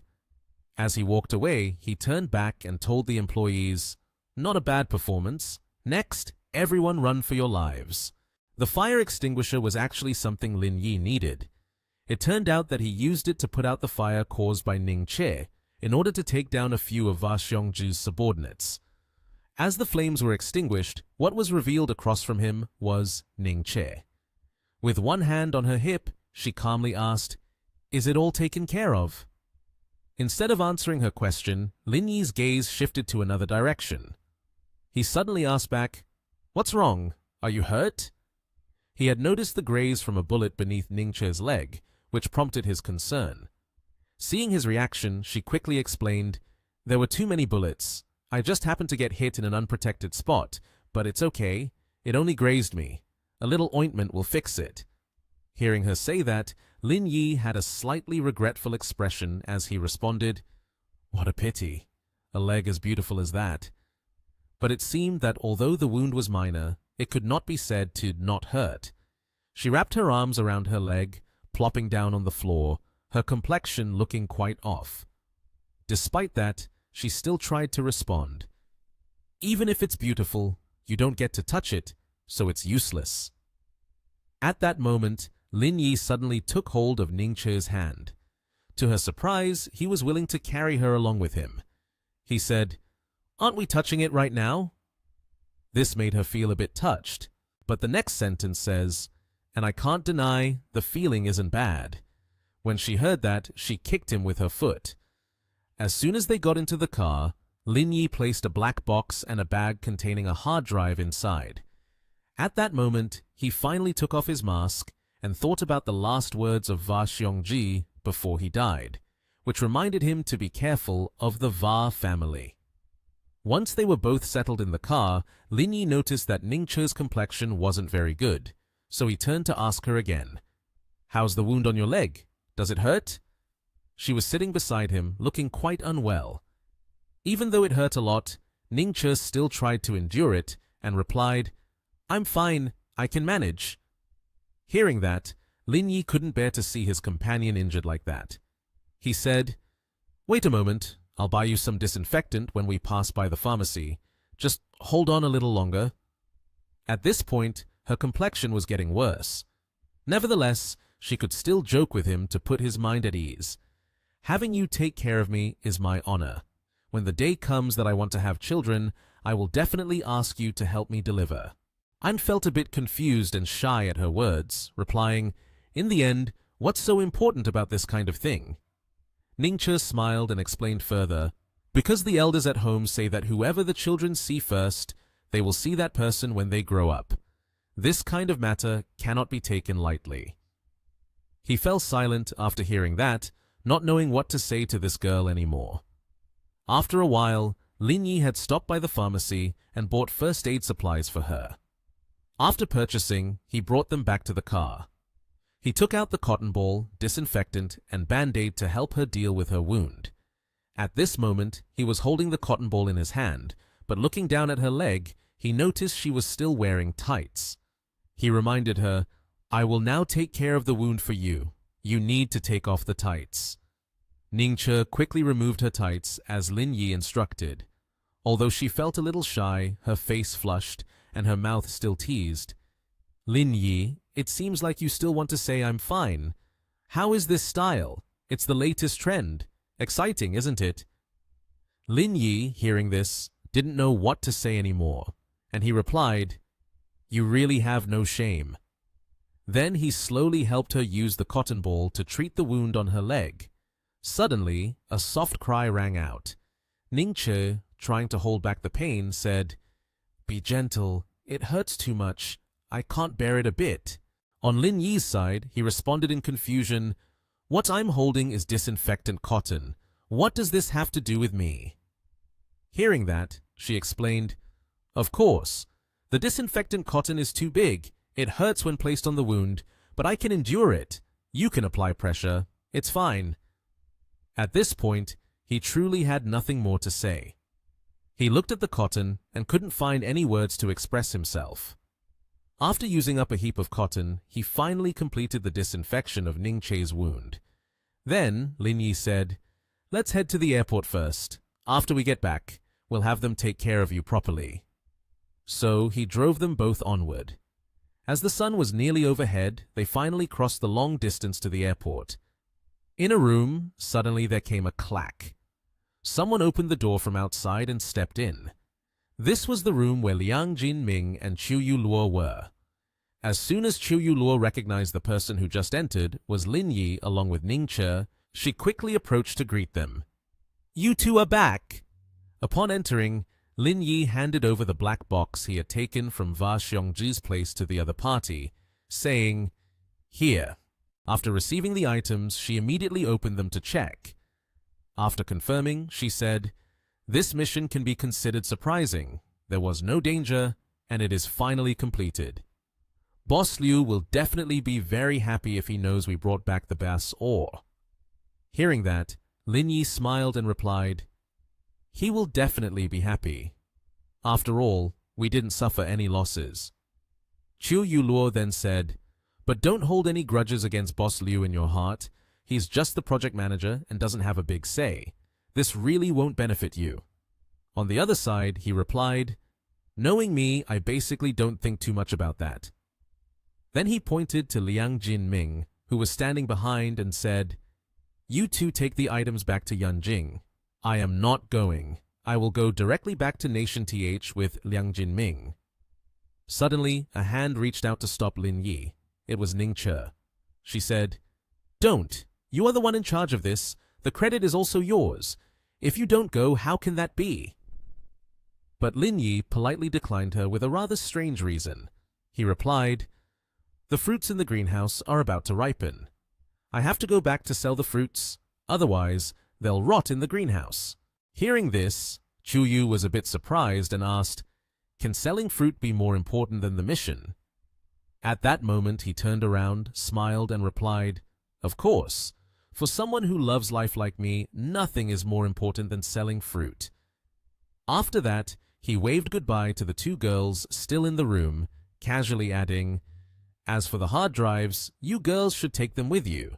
The information inside is very useful for the study of genetic fluid. As for how to handle it, let Boss Liu decide." When he stepped outside, Liang Jinming followed him closely. He excitedly said to him, "Lin bro, did you join some secret military organization? You look really cool." Lin Yi stuffed his hands in his pockets and reminded him, "It may seem that way, but you can't tell anyone about it. A lot happened last night, and you have to keep it a secret." Then he turned to Liang Jinming. "If it gets leaked, it won't bring any benefits to the Liang family. Remember that." Liang Jinming replied, "Okay." Liang Jinming, full of enthusiasm, asked Lin Yi, "Now that you have such a special identity, when I go back to Nation TH, can I show off a little?" Lin Yi, without holding back, smacked Liang Jinming lightly on the head and frowned, scolding, "You fool! You almost got yourself killed. Can't you be a little more humble?" Jinming, getting scolded, scratched his head and pouted. The next day, at Ji Kyunnian and Lin Yi's yellow villa, the bedroom door creaked open. Lin Yi's face appeared as he stepped in, smiling at Ji Kyunnian, who was asleep while hugging a Pikachu stuffed toy, her face adorably flushed. She was snoring softly, and his long, slender hand slipped around Kyunnian's waist, caressing. The mischievous hand gradually moved upward. Kyunnian, still in her dream, murmured, "It tickles." Suddenly, she kicked her leg up, delivering a sharp blow to his face. He let out a cry, "Ah!" Quickly, Kyunnian sat up, clutching her stuffed toy, her face slightly remorseful when she saw Lin Yi in the room. He was holding his face, looking at her with a bullet-eyed gaze. She rushed into his arms, smacking him while pouting in annoyance. "I thought it was a pervert coming in. You scared me to death." Lin Yi, taking advantage of the situation, embraced her with a gentle gaze. He explained, "How could someone come in? The door is locked with a fingerprint. No one else can get in." Kyunnian placed her hand on her chest, fearfully saying, "In the future, don't come in without a word. You almost scared me to death." He took Kyunnian's hand and led her out of the room, saying, "Come on, I've bought breakfast for you." She heard that and became curious, asking, "Is everything solved over there? How is Mr. Liang? Is he okay?" Lin Yi turned his face back, showing that it was nothing serious, and replied, "Of course it's fine. I have taken him back to the Liang family." Outside the kitchen, the food Lin Yi bought included orange juice and fried dough sticks. Kyunnian asked him, "Do you have any plans today?" Lin Yi poured the orange juice into a cup and said, "I have to go back to Huanxi village for a trip. The fruits over there are ripe, and I need to hurry to sell them. Otherwise, they will spoil. So today, I probably won't come back." Kyunnian took a bite of the fried dough stick and pointed her finger, commanding, "I still have work at my company, so I can't go with you, but you must save some for me. I want to eat." Lin Yi proactively handed her the orange juice first, gently ruffled her hair, and replied, "Okay, no problem." Even though they were in a relationship, Kyunnian still felt shy and blushed at his affectionate gesture. In Huanxi village, the film crew was currently working on sound and lighting, and everything was going very well. Ren Ci and her team were discussing the filming items. She was very enthusiastic and passionate. Lin Yi stepped out of the green car, with his hands casually tucked in his pockets, and greeted, "Filming the program is quite interesting." The various fruits were displayed in wooden crates, placed before the early morning sunlight. The bananas were ripe and yellow, while the lemons and oranges appeared juicy. Lin Yi picked up an apple and examined it, saying, "Once this batch sells out, the mission will be accomplished." At that moment, a ringing sound echoed. Lin Yi took out his phone and discovered it was his ringtone. It was Liu Hong calling. As soon as he answered, the man began to speak rapidly. "I truly admire you, accomplishing such a significant feat, yet you don't come to claim your reward and instead go sell fruit." Liu Hong was seated in his office, leaning on the armrest of his chair, continuing to complain. "The organization's training session is about to begin. As the team leader, how can you not attend? What kind of example does that set?" On his end, Lin Yi tossed the apple and replied, "I call this spiritual freedom. Only when one's mindset is elevated can one truly understand everything in the world. If one only pursues immediate benefits, it's impossible to go far." Liu Hong closed his eyes, slightly furrowing his brows, and said, "I find your reasoning quite convincing. It seems I should abandon the organization and start farming myself." Then he shouted again, causing Lin Yi to pull the phone away from his ear. "Moreover, you should head over to Yanjing. There are wealthy individuals there. It is all the same when it comes to selling. Hurry back here. Do you hear me?" Without waiting for Lin Yi to respond, he hung up with a decisive click, leaving Lin Yi feeling somewhat annoyed. Holding the phone up in front of him, Lin Yi mumbled grumpily, "It just keeps shutting off. What kind of person is this?" He stood in the middle of a fruit garden, his hand still holding an apple. He brought it to his mouth, eating it while speaking. "It's okay. I can only bring it to Yanjing to sell. Approaching the fruit display, Lin Yi picked up a cardboard box. Seeing him, Renzi walked over and said, "You're back!" He tossed a ripe red apple at her, which flew perfectly into her palm. Putting the box down on the ground, she pointed at the fruit boxes and said, "I just got back this morning and came here to see the fruits ripening. They need to be sold." Renzi stood to the side, covering her mouth, and joked, "I've eaten quite a bit of fruit at your house recently. You're not going to charge me, are you?" Lin Yi glanced over at the film crew, moving props to a new spot, and asked, "Talking about money is rather mundane. Is it okay without you, since the set seems busy?" Renzi flicked her hair, winking confidently as she said, "It's lunchtime now. We have 2 hours to prepare before we continue shooting. Although it's a variety show, we can't be filming all the time. We can piece it together later through editing." With both hands resting on a box of oranges, Lin Yi turned to look at Renzi and asked, "How does it feel? Is the filming going smoothly?" Renzi held an apple behind his back and replied, "Young people don't really adapt well to such a life, but the 2 seasoned actors are performing quite decently, still very fresh." The man quickly adapted, but also created quite a few laughable moments. While they were talking, 2 people, a girl and a boy, approached. They were the hot stars, Zhao Shiqi and Wu Wenjun. Shiqi waved and greeted, "Renzi, director." Renzi was startled and turned to look at Zhao Shiqi. Upon seeing Lin Yi, her eyes lit up. Covering her mouth, she sweetly said, "Director Ci, this person is Renzi." Seeing this, Renzi introduced, "Let me introduce you to. He is Lin Yi. The greenhouse and fish pond we are using to film are both his. The radishes I gave you before are grown in this greenhouse." Then Renzi turned to the 2 and raised his hand. "She is Zhao Shiqi and he is Wu Wenjun, the guests of this show." Shiqi cheerfully raised her hand to greet, while Wenjun's attitude was quite the opposite. He was not very happy, crossed his arms, and showed no further expression. Lin Yi smiled his standard smile, raised his hand, and said, "Hello." Wu Wenjun casually waved his hand dismissively, saying, "Director C, no need to introduce us, right? No matter what, we are both top stars in the entertainment industry. I'm sure everyone knows us." Renzi shyly pointed and explained for Lin Yi. "He usually has a lot of work, doesn't play with his phone, and doesn't know much about the entertainment world." Wu Wenjun looked at Lin Yi with a contemptuous gaze and said, "That makes sense. Being busy with planting and raising pigs every day probably means he seldom goes online. He doesn't know that we are just ordinary." Hearing those words, Lin Yi's face tightened and he glared in annoyance. Wu Wenjun thought, "Where did this kiddo come from? And he acts so proud." Renzi spread his hands and asked Shiqi, "What's the matter that you need me?" Because Lin Yi was present, Shiqi acted shy and replied, "I saw you come over, so I followed." Then she pointed at the green fruit under the wooden crate and, with a cheerful face, said, "I guess he is the owner of this greenhouse, so I wanted to buy some fruit." Lin Yi, upon hearing this, pointed at the pile of ripe red apples and asked, "Buy fruit?"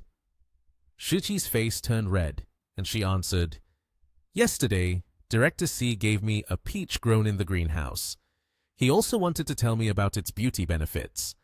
At first, I didn't believe it, but after eating it, I realized it really works well, so I wanted to buy some for a discount." Lin Yi picked up a ripe pink peach and said, "No problem. Usually, it's sold at the urban area for 3,000 per kilogram. Now selling it to you for 2,500 per kilogram should be fine, right?" Both Shiqi and Wenjun were wide-eyed in surprise, and Wenjun shouted, "Ah! 2,500 per pound?" Wenjun angrily pointed his finger at Lin Yi's face. "The most premium imported fruit is only 200 per pound. You are selling it for 2,500. Do you think we are celebrities, so you can arbitrarily ask for a high price, right?" Lin Yi seemed unfazed by the issue, pointing at Renzi and said, "If you don't believe me, you can ask her. I always sell at this price. If you think it's too expensive, then don't buy it." One hand of Wenjun grabbed Shiqi's arm, holding her hand and advising her, This person is really a fraud. We should not buy. Just wait a moment and have the assistant buy it for you. It's much better than buying from him. Renzi quickly explained to Shiqi and Wenjun. His fruits really always sell at this price. He's not deceiving you two. Then she raised her hand to explain further. As for the quality, you already know. Whether to buy it or not, you decide for yourself. But this is also the last sale. He said that in the future he won't sell fruit anymore. Wenjun opened one eye in mockery. Do you think the fruit is a luxury limited edition product, and once sold out, it will stop production? Using marketing tricks is not something you should do. It's not something a farmer like you should handle. Stop these dirty calculations. Lin Yi really couldn't hold it anymore, so he picked up the cardboard box and hit it straight on Wenjun's head. He had raised his hand again. Lin Yi, annoyed, pointed his finger at Wenjun's face and said, "Didn't I just say it earlier? If you can't afford it, you don't have to buy it. What's the use of talking so much? Don't you find it annoying?" Renzi saw Lin Yi's attitude and felt scared, thinking, Lin Yi is really angry now. In front of Lin Yi's greenhouse, there stood a group of people including Lin Yi, Renzi, Wu Wenjun, and Zhao Shiqi. It seemed that Lin Yi and Wu Wenjun were arguing with each other. Renzi suddenly spoke up to mediate. All right, stop talking." She continued while looking at Lin Yi next to her. "Aren't you supposed to be arranging the goods? Go on!" Lin Yi looked at Renzi, his face showing clear surprise. Then he closed his eyes, raised his hands in a gesture of helplessness in response to Renzi's words, and replied, "Okay, I'll go arrange the goods." As Lin Yi was about to leave, Zhao Shiqi called him back. "Mr. Lin, wait a moment." Lin Yi turned around with a puzzled expression. Zhao Shiqi smiled as she ran to him, saying, "I want to buy 2 kilograms of fruit. Can I go into the greenhouse to choose some?" "Of course, customer is number 1. Lin Yi turned to face Zhao Shiqi, extending his hand in a warm invitation. He continued, "Feel free to go in and choose." Zhao Shiqi and Wu Wenjun brushed past Lin Yi as they entered, but Wu Wenjun looked at him with an annoyed expression and made a noise. Lin Yi paid no attention and still extended his hand, inviting both of them in. After inviting Zhao Shiqi and Wu Wenjun into the greenhouse, suddenly a hand touched his face. It turned out to be Renzi. Lin Yi turned to look at her, displaying a somewhat helpless and pitiful expression. Renzi smiled at him and said, "Calm down. Don't argue with ignorant people. The entertainment industry is like that." She touched his chest and continued, "In front of one face, behind another. Their character is poor, but that has nothing to do with me. What I aim for is their popularity." After hearing her words, Lin Yi closed his eyes, looking proud as he replied, "His level is not enough. I basically don't want to pay attention to him." Just as he finished speaking, Zhao Shiqi and Wu Wenjun had chosen the fruits and came over.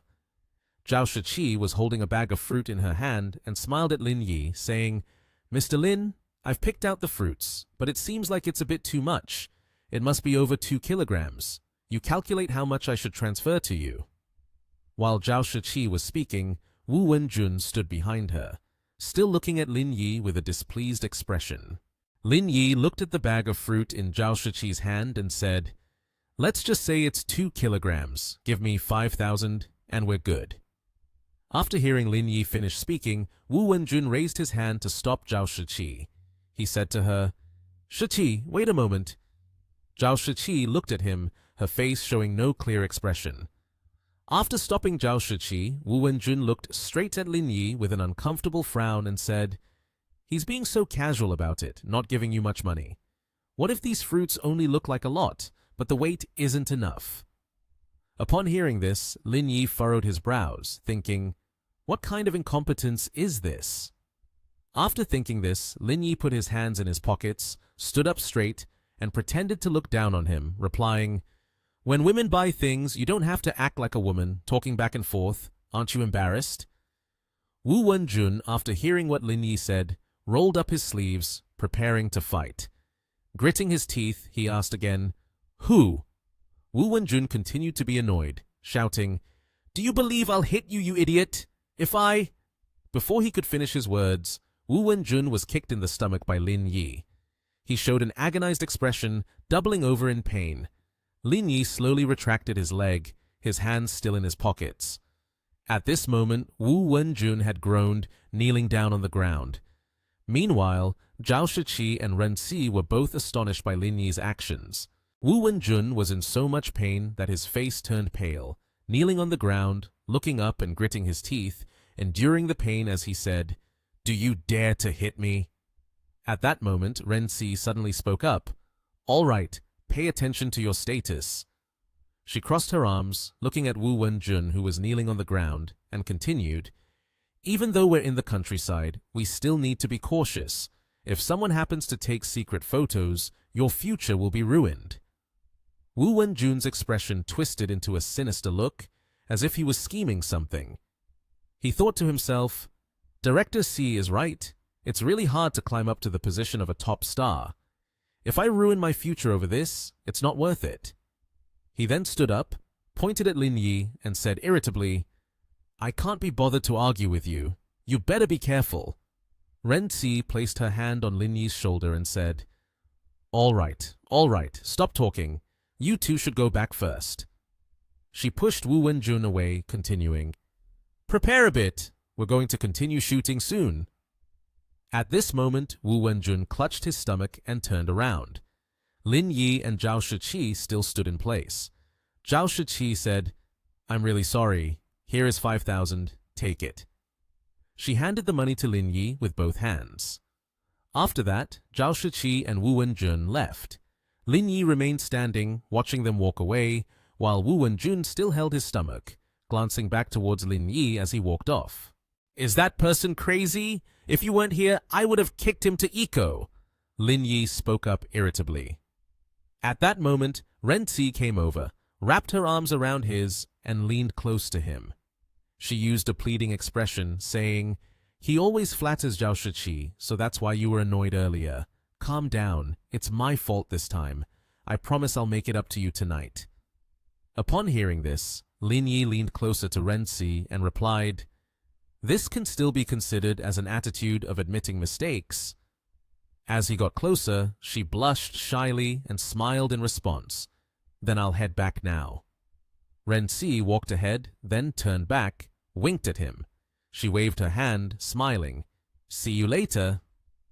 Ngo Wenjun was strolling down the street, looking tired. His hand was clutching his chest where he had been injured from the earlier fight when he ran into a girl who seemed to be an acquaintance. She was wearing a neatly tucked-in light blue shirt with gray dress pants, looking very elegant. It turned out to be Miss Li. "You look a bit grumpy. Did Zhao Shiqi say something?"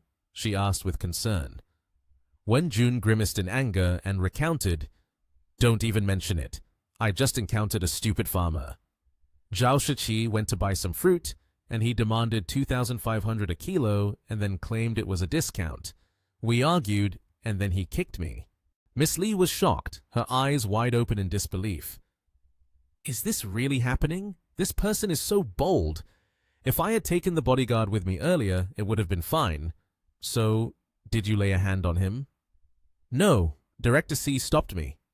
Wenjun gritted his teeth, his face scrunched up in frustration. His mind was still a mess. Miss Li gently handed a glass of water to Wenjun, helping him calm down before saying, "What you did was correct. You've just entered the first tier and you're in the rising phase of your career. If you get into a fight and it gets captured by someone, it will definitely have a negative impact on you."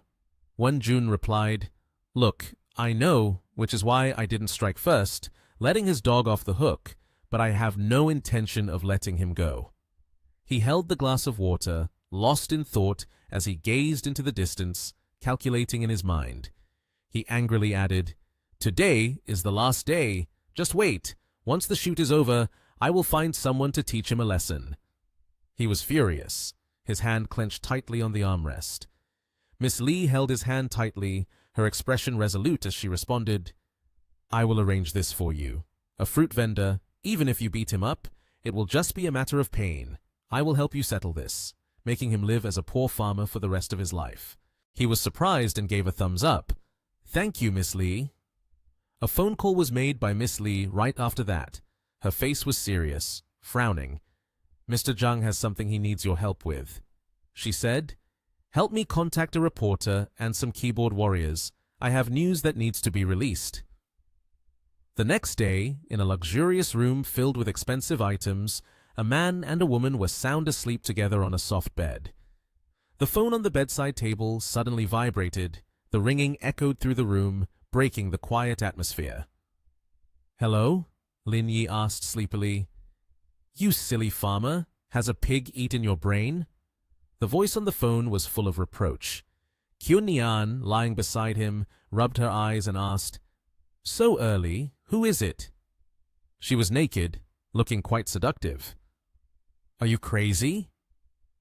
He was still sleepy, eyes closed, frowning as he spoke. He was bewildered by this unexpected call, staring blankly at the strange number on his phone. The voice on the phone continued, A fruit-selling bug dares to provoke a star. He was startled, sitting up, revealing his six-pack abs and toned physique, his face clearly showing anger. Lin Yi asked doubtfully, What's going on? I've become a victim of cyberbullying. This is outrageous. On a beautiful sunny morning, sunlight shone on the towering skyscraper, making it sparkle, standing out in the city. A staff member placed a stack of newspaper articles on the desk and reported, Here are the news articles and reporters about your cyberbullying that the Public Relations Department just arranged. They are very professional. Xiao Mao booked on the web, and the short video has exposed how you deceived a female star. They also found a large number of keyboard warriors to incite further. Lin Yi sat at his working desk, seriously picking up each newspaper to read. It can't be that female star, right? You all go investigate the background of Wu Wenjun and his manager, he instructed his staff carefully. He Yuan crossed her arms and showed the phone with several text messages for him to see. It's already been investigated. Did you think the Public Relations Department of Lingyun Corporation was just for show? This is the record of the conversation between his manager and the reporters. It's them who did it. Lin Yi was surprised by this swift information and happily exclaimed, Yuan is amazing! Miss Lee, sitting in front of the computer in the office, suddenly widened her eyes in astonishment. What's going on? The news about Lin Yi has all been deleted. She leaned back in her chair, frowning as she made a phone call. What's going on? Do you need to find more keyboard heroes to push the news to hot search? Before she could finish speaking, a loud voice on the other end interrupted her. You idiot! You've made me offend the chairman of Langyun Group. His background is very significant. Do you think he lacks money? He even intimidates female celebrities. Is there any female celebrity who doesn't fall for him? Miss Lee was struck as if by lightning, her eyes wide. A valuable background? Is he the owner of a huge empire? Suddenly, a loud bang sounded as the door swung open. Miss Lee jumped slightly. A person walked in and asked, What's wrong? It was Wu Wenjun, his face pale, fearfully and anxiously saying, All your announcements have been suspended. They say you've been blacklisted. The person you met at Huasi Villages is not an ordinary person. He is the CEO of Langyun Group. Along with his fear, he stared wide-eyed, his pupils seeming to want to jump out. His mind was in chaos, and he panicked, kneeling on both knees, grabbing Miss Lee's hand and continuously pleading, Miss Lee, I know I was wrong. Please, give me another chance. Miss Lee was extremely unhappy. In the eyes of wealthy people, movie stars are just toys. In reality, they are nothing at all. In the future, I fear I won't be able to work in this industry anymore. Then she decided, let's go to Huanxi village to apologize to Mr. Lin. Despite feeling uncomfortable, Miss Lee still tried to help Wu Wenjun. The atmosphere in the village was very peaceful. The two of them, Wu Wenjun and Miss Lee, had prepared many gift bags to bring to Lin Yi's house. When Lin Yi called out to him, he was a bit surprised to see the two. They couldn't help but ask, Why are you here? Wu Wenjun hurriedly apologized. Mr. Lin, I'm sorry. We were blind to the situation. We hope you can forgive us. Miss Lee also agreed with Wu Wenjun. That's right, Mr. Lin. We only got to know each other after the fight. I hope you will take care of us more in the future. She even presented the apology gifts to Lin Yi. Lin Yi looked at the pile of gifts in his hands. Quite a sincere gesture.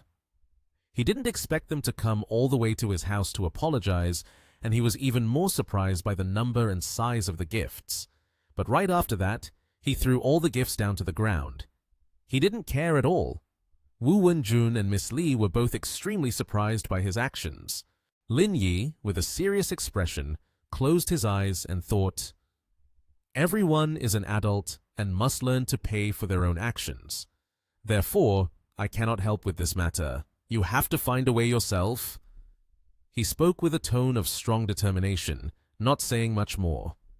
Then Lin Yi slammed the door shut, leaving Wu Wenjun and Miss Li outside, unable to respond. As he stepped inside, someone in the house immediately asked, "Who came to see you?" Renzi, wrapped in a thin towel covering the necessary parts, asked Lin Yi, "Is it convenient for you to be here?" Seeing Renzi in front of him, Lin Yi smiled gently, completely different from how he treated Wu Wenjun and the others. "Are you about to take a shower or just done?" he asked in return. "If you say it's not convenient, wouldn't that be too much excitement?"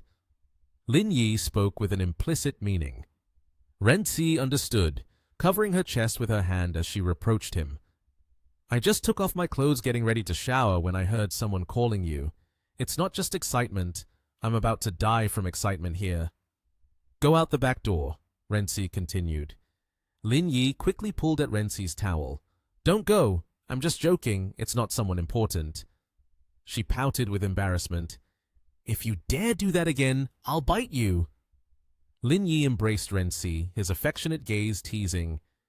"Don't you often bite me? Besides, your biting technique is getting more and more skilled."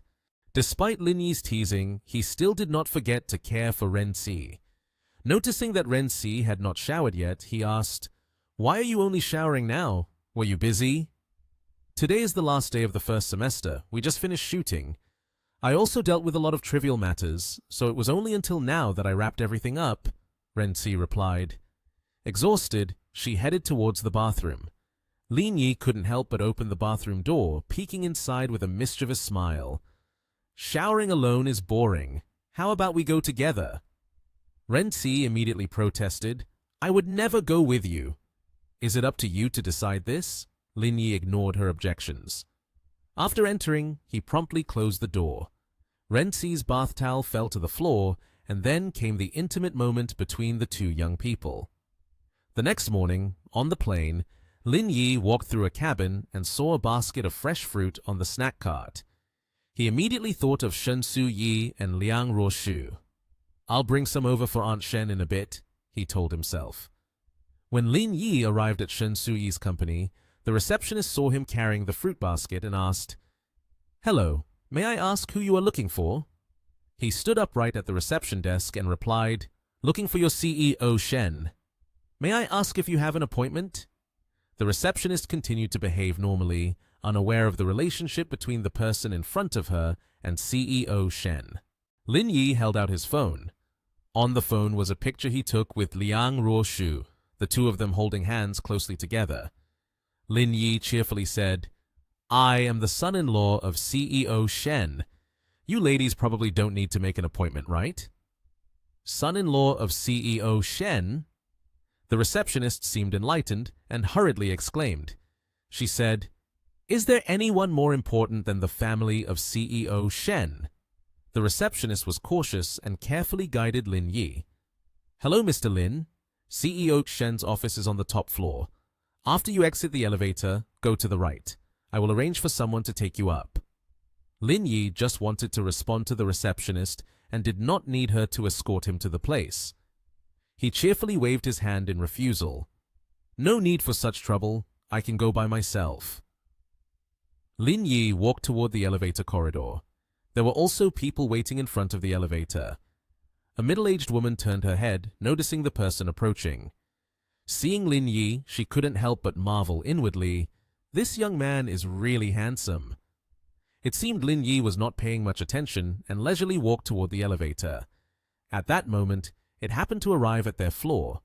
She turned and asked, "Which floor are you going to?"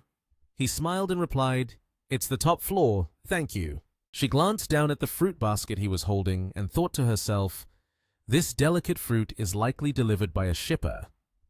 Zhao Lei took out a business card, smiled, and handed it to him, asking, "Young man, what's your name?"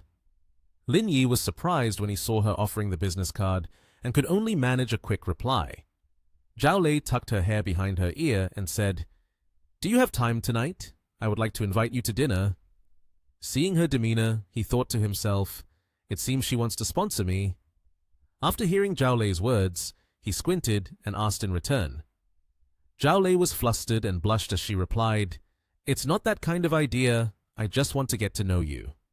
If you agree, I could help you switch to a different job. At the very least, I could elevate your position a few levels." He smiled and thought, "It's clear she's an educated person. To sponsor someone while phrasing it so lightly and cleanly, there's a hint of sleaziness." He chuckled and replied, "I'll think about it." Zhao Lei stepped out of the elevator, then turned back, winking and saying, "All right then, I'll be waiting for your call." As the elevator doors closed, he was left alone.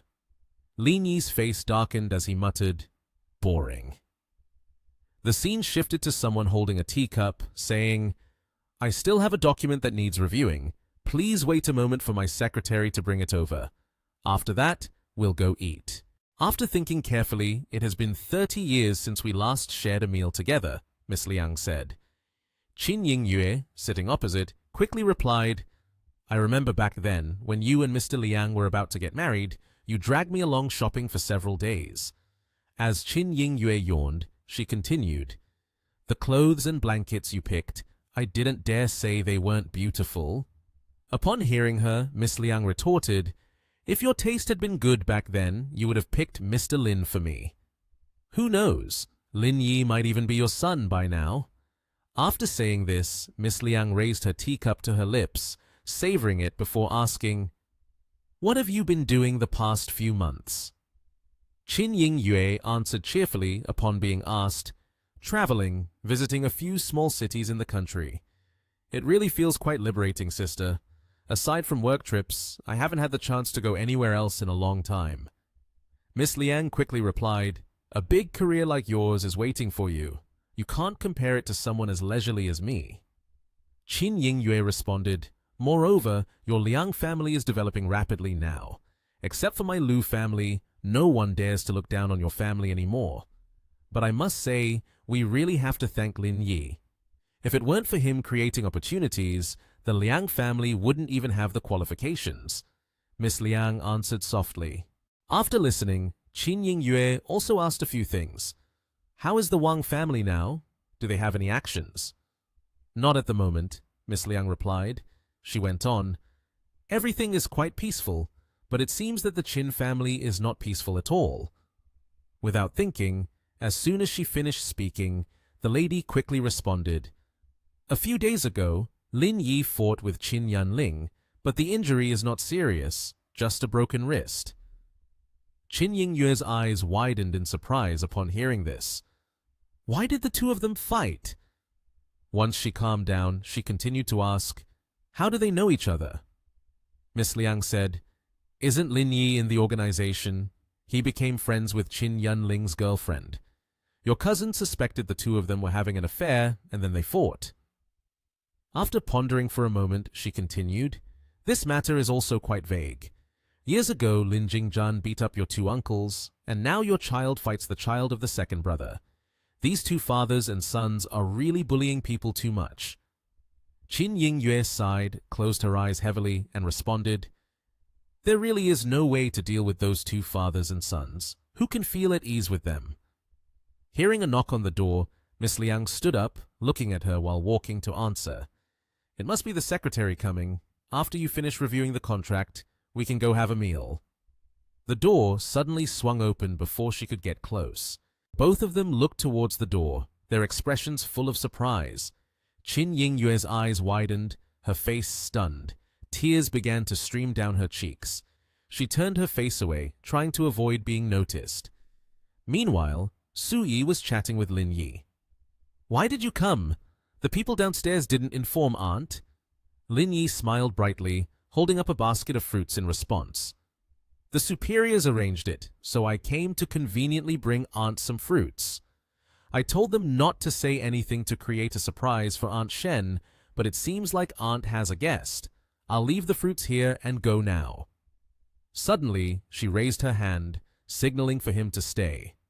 Wait, don't go, she warmly invited. It's already noon. Stay and have lunch first before leaving. Hearing this, Lin Yi politely declined. I'm about to call Aunt my mother-in-law. Why be so formal with me? Aunt has a guest. How can I stay for lunch? Su Yi remained determined, pointing at Ying Yue and saying, She's a close friend of Aunt, not a stranger. It's just a simple meal at the company cafeteria. Su Yi's insistence made Lin Yi feel awkward. He could only laugh it off. Su Yi glanced at her friend, who was sitting with her back turned on the chair. She thought to herself, if I don't arrange the opportunity for her and Lin Yi to meet, she will probably say she's not ready her whole life. This time is a chance given by heaven. Lin Yi scratched his head, shyly saying like that doesn't seem good, right? I don't know Aunt that well. I'm okay with it, but I'm afraid she might feel awkward. At that moment, all three of them were settled on the sofa. Su Yi sat next to Ying Yue, while Lin Yi sat opposite. Hearing Lin Yi's response, she persuaded, We're all in our 50s, and we could be mothers. What is there to feel awkward about? Lin Yi felt embarrassed, thinking to himself that this comparison was a bit odd. In the end, he accepted the invitation. All right then, if Aunt Shen says so. That response pleased Su Yi, and she smiled gently. After successfully persuading Lin Yi, Su Yi happily stood up and turned to Ying Yue. Let's go. It's time. Let's go eat. She held her friend's hand and urged her to go. The three quickly exited the room to head to the restaurant. Su Yi still held Ying Yue's hand tightly, while in her other hand, she held a small yellow box, urging, Let's go. Let's go. I'm hungry. Meanwhile, Lin Yi shoved his hands into his pockets and strode along behind them. On the way, an employee working in the company approached Shen Su Yi. She reported the situation. Shen CEO, the base ore contract is ready. As she spoke, she handed the file to her. Su Yi temporarily didn't accept the proposal from the employee. Leave it in my office, we'll handle it tomorrow. The girl received it and nodded politely in response. Yes. Lin Yi glanced at the employee, who just passed by, going in the opposite direction from him. He had a serious expression, observing. He then looked at Ying Yue, silently wondering, what kind of relationship can make the cold woman Shen Su Yi treat someone like this? She doesn't even care about the company contract. How close must they be? He recalled the scene just now, perplexed, thinking, but why did that woman look at me strangely just now? The three of them walked for a while before reaching the cafeteria. Lin Yi noticed that the gold box Su Yi was carrying contained cherries. The glossy red cherries were arranged on the dining table. She invited Ying Yue to eat while also introducing and pointing at them. You should try these cherries. They are homegrown. You had some before. They are incredibly delicious. But perhaps Ying Yue wasn't very attentive to her, as she was staring fearfully at her brother sitting opposite her, who was enjoying his lunch. Then she turned around, smiling politely to decline. Sister won't eat. You eat it. Su Yi, seeing this, asked in confusion, Why not eat? This type of fruit can only be found in your place. Hurry and try it. It's really delicious. Being urged like that, she finally reluctantly took the fruit her friend offered and took a bite. She exclaimed, I've truly never eaten such delicious fruit before. After that, Shen Su Yi suddenly turned to question Lin Yi. You beat Qin Yunling from the Qin family a few days ago, right? This caught him off guard as he was chewing his food, and he anxiously replied, You already know about this? Her face became serious as she added, Yanjing is quite small. News spreads very quickly. I've also heard that they went looking for Mr. Lu, arguing as if Mr. Lu doesn't care about this. Nation TH is your territory, but this is Yanjing, not a place where you can do whatever you want. Be mindful of yourself. She continued to remind him. Hearing that, Ying Yue also kept silent, stealing glances over to the side, lifting her glass of water to drink. Lin Yi also put on a listening expression, smiling as he picked up another piece to eat, and replied, "Thank you, Aunt Shen." Looking over at Ying Yue, he saw that she had started eating and thought to himself, "After so many years, this is the first time that I, along with my son, are sitting together at the dining table. There must be countless things to say. I'll ask him these questions." Shen Su Yi, taking advantage of the meal, asked Lin Yi, "Do you have any plans for the future, my child? What's your plan?" Caught off guard while holding his cup of water, he replied while taking a sip, "Actually, I don't have any specific plans. Just take it one step at a time, learn more skills, and focus on making money. Just little things like that. Planting fruits and raising pigs is quite good." Although Shen Su Yi listened to this, she still felt a bit worried. She sincerely advised him, "Only when you become strong enough will you have the capability to take care of yourself and those around you. You are still far from that now, not enough yet." Lin Yi clenched his fists tightly, raising them to his chest, showing excitement like a child joking, "I'm not scared at all, with Aunt Shen backing me up. Who would dare mess with Lin Yi?" Seeing this, Shen Su Yi exhaled deeply, bringing her hands together, playfully scolding this kiddo. Ying Yue also raised her hand to her mouth, laughing at the adorable expression of her son. At the same time, the two pairs of legs of two women appeared. They were standing in front of the door and stepping into the dining room. It was Ma Xiaoping, the director of the investment division of Huarun Group, and the person beside her was Zhao Lei, the CEO of the C Group. She cautiously asked Xiaoping for her opinion. "Miss Ma, I have just reported to you. What do you think?" The other woman immediately replied, "I think it's quite good. You belong to the chip packaging company. The country is still in a rising phase. As long as you work hard, you will definitely have a place in the domestic semiconductor industry in the future." Ma Xiaoping also made a suggestion, "But 3.8 billion is a bit high. I can't guarantee it for sure, but I can certainly bring the price up to over 2.5 billion. Zhao Lei, upon hearing this, became awkward, rubbing her hands together. Her mouth still smiled as she responded, "We are also focused on this market, but the figure of 3.8 billion is the price we must maintain. I hope Miss Ma can help us more." Xiaoping immediately said, "You are a person who values introductions. I no longer consider you an outsider." This took Zhao Lei by surprise. Then she commented and sincerely suggested, "Actually, your proposal is very good. Why not try going to Lingyun Capital? They are the leading company in the semiconductor and internet industry in the country. An investment of 3.8 billion for them is just a drizzle." Zhao Lei lightly brushed her hair, feeling awkward. She explained, "The CEO of theirs seems to be a mysterious figure. Ordinary people cannot meet him. The company's business is basically managed by a senior vice president. We had sent our proposal before, but they have not responded yet." She continued the story while Xiaoping listened attentively. Then, she patted Zhao Lei's shoulder, showing her support. "Don't be discouraged. This project is still better than having no investors at all."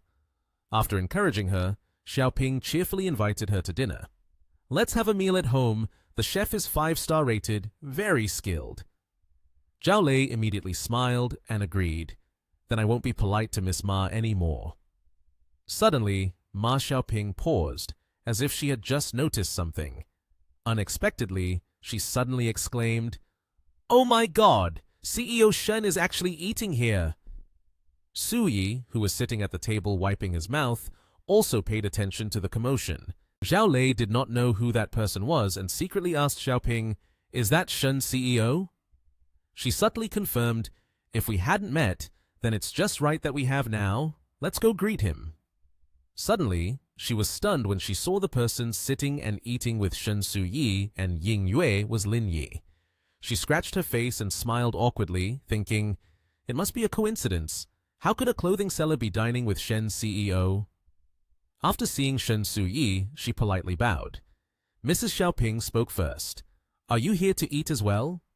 She replied briefly, as a kind of usual social exchange, having just finished discussing business. Then Xiaoping pointed at Zhao Lei to introduce, "This person is the CEO of C Corporation." Zhao Lei had just wrapped up discussions on investments and came here for a meal. Next, she politely bent down and said, "Hello." Shen Su-yi also smiled politely as a greeting. Suddenly, hearing a familiar voice, Lin Yi, munching away, glanced over. He saw the woman in front of him, and out of surprise at meeting the person from the elevator again, he stammered, "Is it you?" This made Zhao Lei a bit anxious. She turned pale, raised her hand to hold it, and smiled apologetically. "Indeed, it's a bit surprising. I didn't expect to meet here."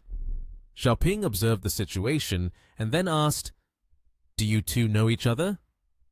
The lady quickly introduced, "This person is Shen Su-yi. Let me introduce you to. This is Lin Yi, the CEO of Langyun Group." Meanwhile, Lin Yi smirked, savoring the remaining drink in his cup.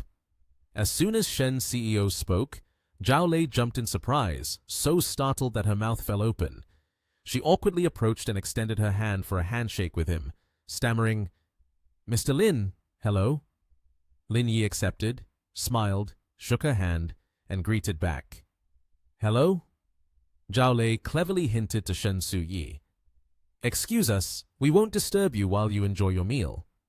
"Go ahead." Su-yi supported herself on the table, responding cheerfully. Then she warmly invited the two guests. "The Kali tuna is quite good today. You two should go try it." Zhao Lei bowed in appreciation. "All right. Thank you, Shen CEO." She and Ma Xiaoping left. As they walked, the two chatted. Xiaoping asked first, "What's going on? Do you know Mr. Lin?" This made Zhao Lei blush deeply, appearing embarrassed. She immediately covered her face, groaning and saying, "Ah, don't mention it.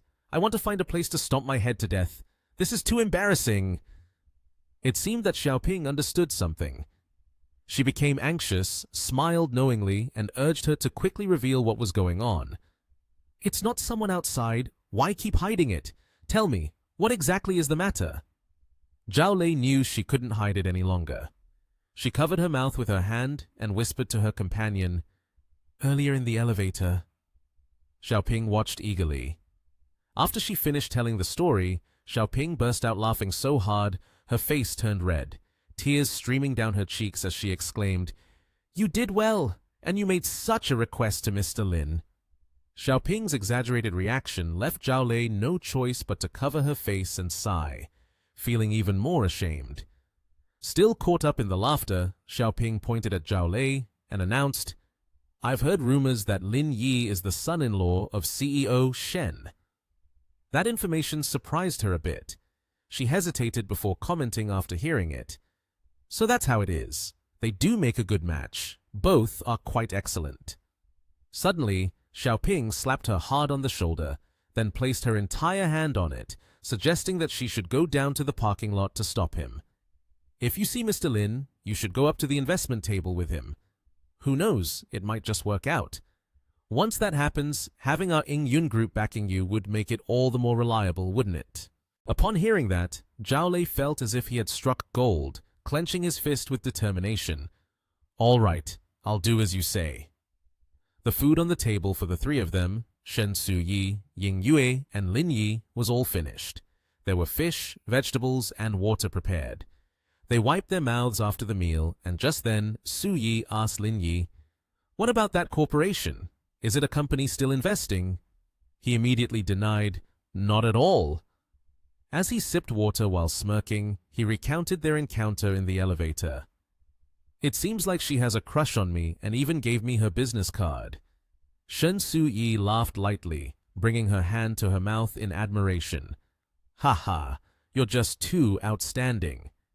As she spoke, she turned to Ying Yue, who was still wiping her mouth, noticing the two women exchanging meaningful glances. Lin Yi found it puzzling, thinking, "What are these two doing, flirting with each other?" Shen Su-yi then urged him, "The food has been served, and everyone has finished eating. Go and take care of your business." Upon hearing that, Lin Yi tucked his hands into his pockets and propped himself against the table for leverage to stand up. "Excuse me, I'm leaving first." Watching his back as he walked away, Ying Yue couldn't hold back her tears, but only dared to watch him intently. Seeing her friend so emotional, Shen Su Yi sympathetically handed her a handkerchief, encouraging, "He's gone now. Dry those tears.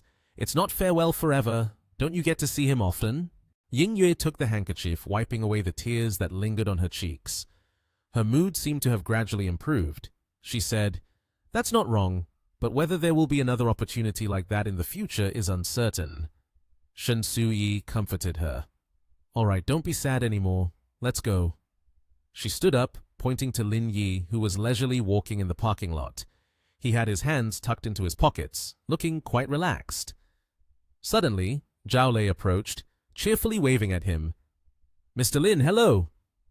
When he saw her, he joked, "Do you still want to support me now? Just in time. I'm running low on cash. How much do you plan to give me each month?" Zhao Lei rubbed her neck, appearing embarrassed by his joke. "Mr. Lin, please don't mock me anymore. That was a misunderstanding earlier." She continued to explain. "If I had known you were the CEO of Lang Yun Corporation, I wouldn't have dared to say such things even if I borrowed a few guts." He then inquired, "So what brings you to find me?" Zhao Lei stood opposite him, carefully introducing herself. "Mr. Lin, let me introduce myself again. I am the general manager of C Company. Our company is involved in chip packaging, the final stage of the semiconductor industry." She held out a folder with both hands. Lin Yi slowly accepted it. She explained, "This is our fundraising plan. I hope you can take a look." He glanced through the first few pages, fully focused without even a glance at the other person. He softly asked, "How much money is needed?" Her attitude was very cordial. With a bright smile like a flower, she replied, "Our fundraising plan is 3.8 billion, but specifically, how much you want to invest depends on how much Mr. Lin thinks of us." Perhaps for a director, the amount to be spent was as trivial as a cow shedding hair or a tamarind tree losing leaves. He returned the documents to Zhao Lei and casually remarked, 3.8 billion for 44% ownership. Comparatively, it's acceptable. You go to the group to find Qi Zhao. Watch, just tell them I asked them to invest in you." Faced with this swift business demeanor, Director Lei was shocked to the point where his eyes were filled with confusion. He had to confirm again for fear of mishearing. "Huh? Are you really investing in us? Aren't you going to review it again? Or hold a discussion meeting?" Lin Yi remained very calm. "It's not that much money. You just go find Qi Zhao to ask for the investment." After that, he turned and leisurely walked away, not forgetting to wave goodbye. Zhao Lei was overjoyed, bowing. Okay, thank you, Mr. Lin." Seeing the figure standing by the road waving for a taxi, she gazed a little longer, her heart continuously marveling.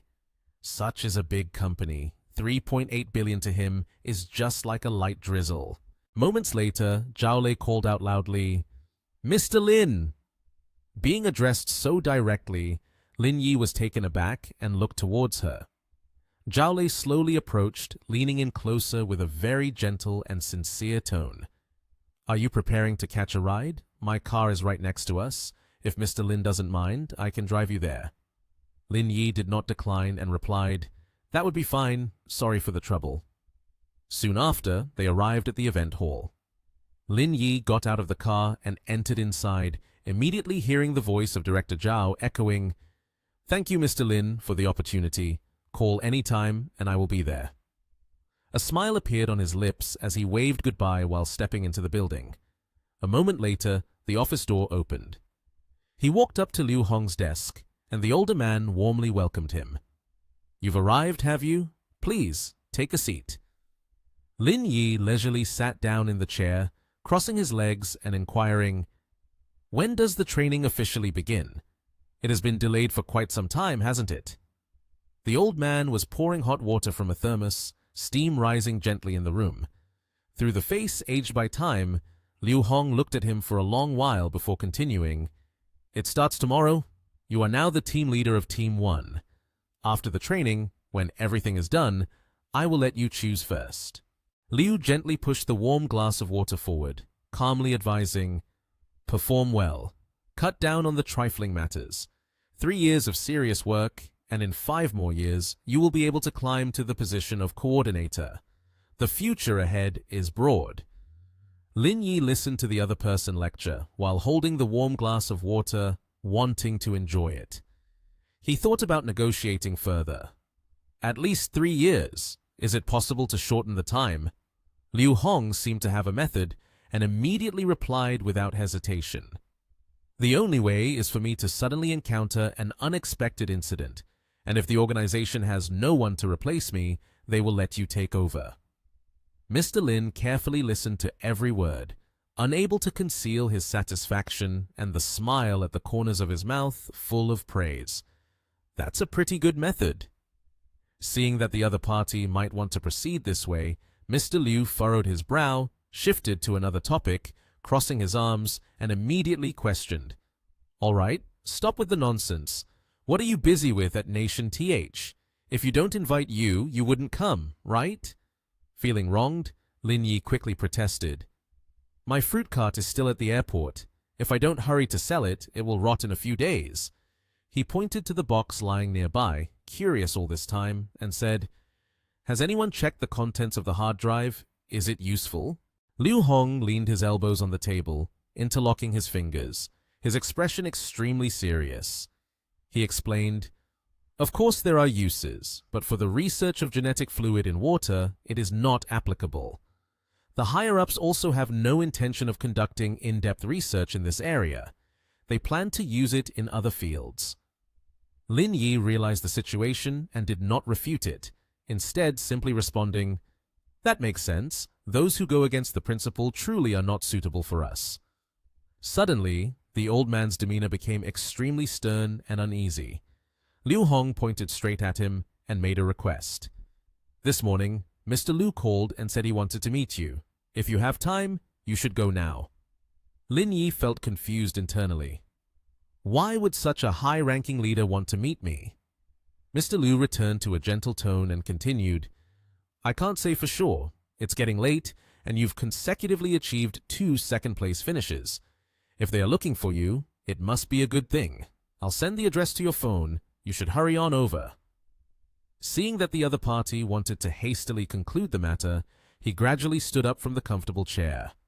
I'll go there now. Under the bright golden sun and amidst the fresh blue sky, in a house built in an old-fashioned style, there sat an old man with white hair in the courtyard. One hand wielded a fan, while the other held a cup of tea, sipping and savoring it. Feeling a noise, he lifted his gaze forward. Lin Yi's leather shoes gradually came into view. He looked at the person in front of him with indifference, the teapot exuding a fragrant aroma. The old man with white hair smiled and said, Come on, I've been waiting for you for half a day.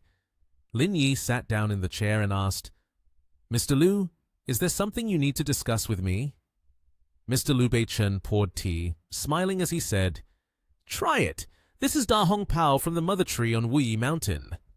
Lin Yi picked up the freshly brewed hot cup of tea and asked with a smile, You specially called me here. It can't just be for tea, right? Mr. Liu Bei-chen chuckled, fanning himself with a fan, and asked, How is the situation on the island? He closed his eyes, savoring the cup of tea, and said, Va Xiongji is dead. If no one steps up, they will probably collapse. Mr. Liu Bei-chen continued, Right now, the only ones who can research and develop genetic fluid are the Va family. What do you think about the capabilities of both sides? Lin Yi replied, Va Xiongzhi was not very competent, significantly inferior compared to the Va family. He looked at the old man, fanning himself with a smile. As for the Va family, it's not easy to talk about their strength and internal situation.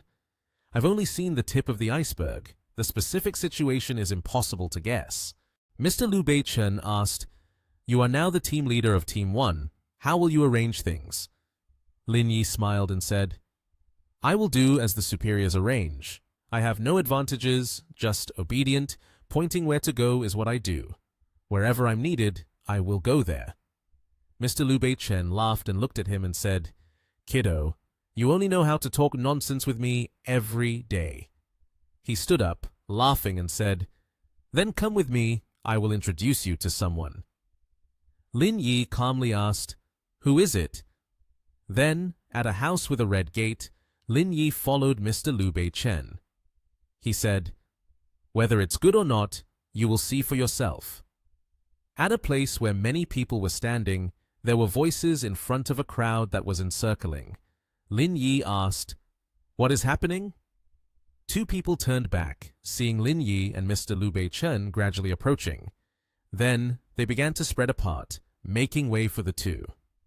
Mr. Liu Bei-chen smiled at everyone and said, "This level is not bad. Sui Qiang is lifting weights." One person in the crowd said, "This person is named Sui Qiang. He is the nephew of a friend of mine.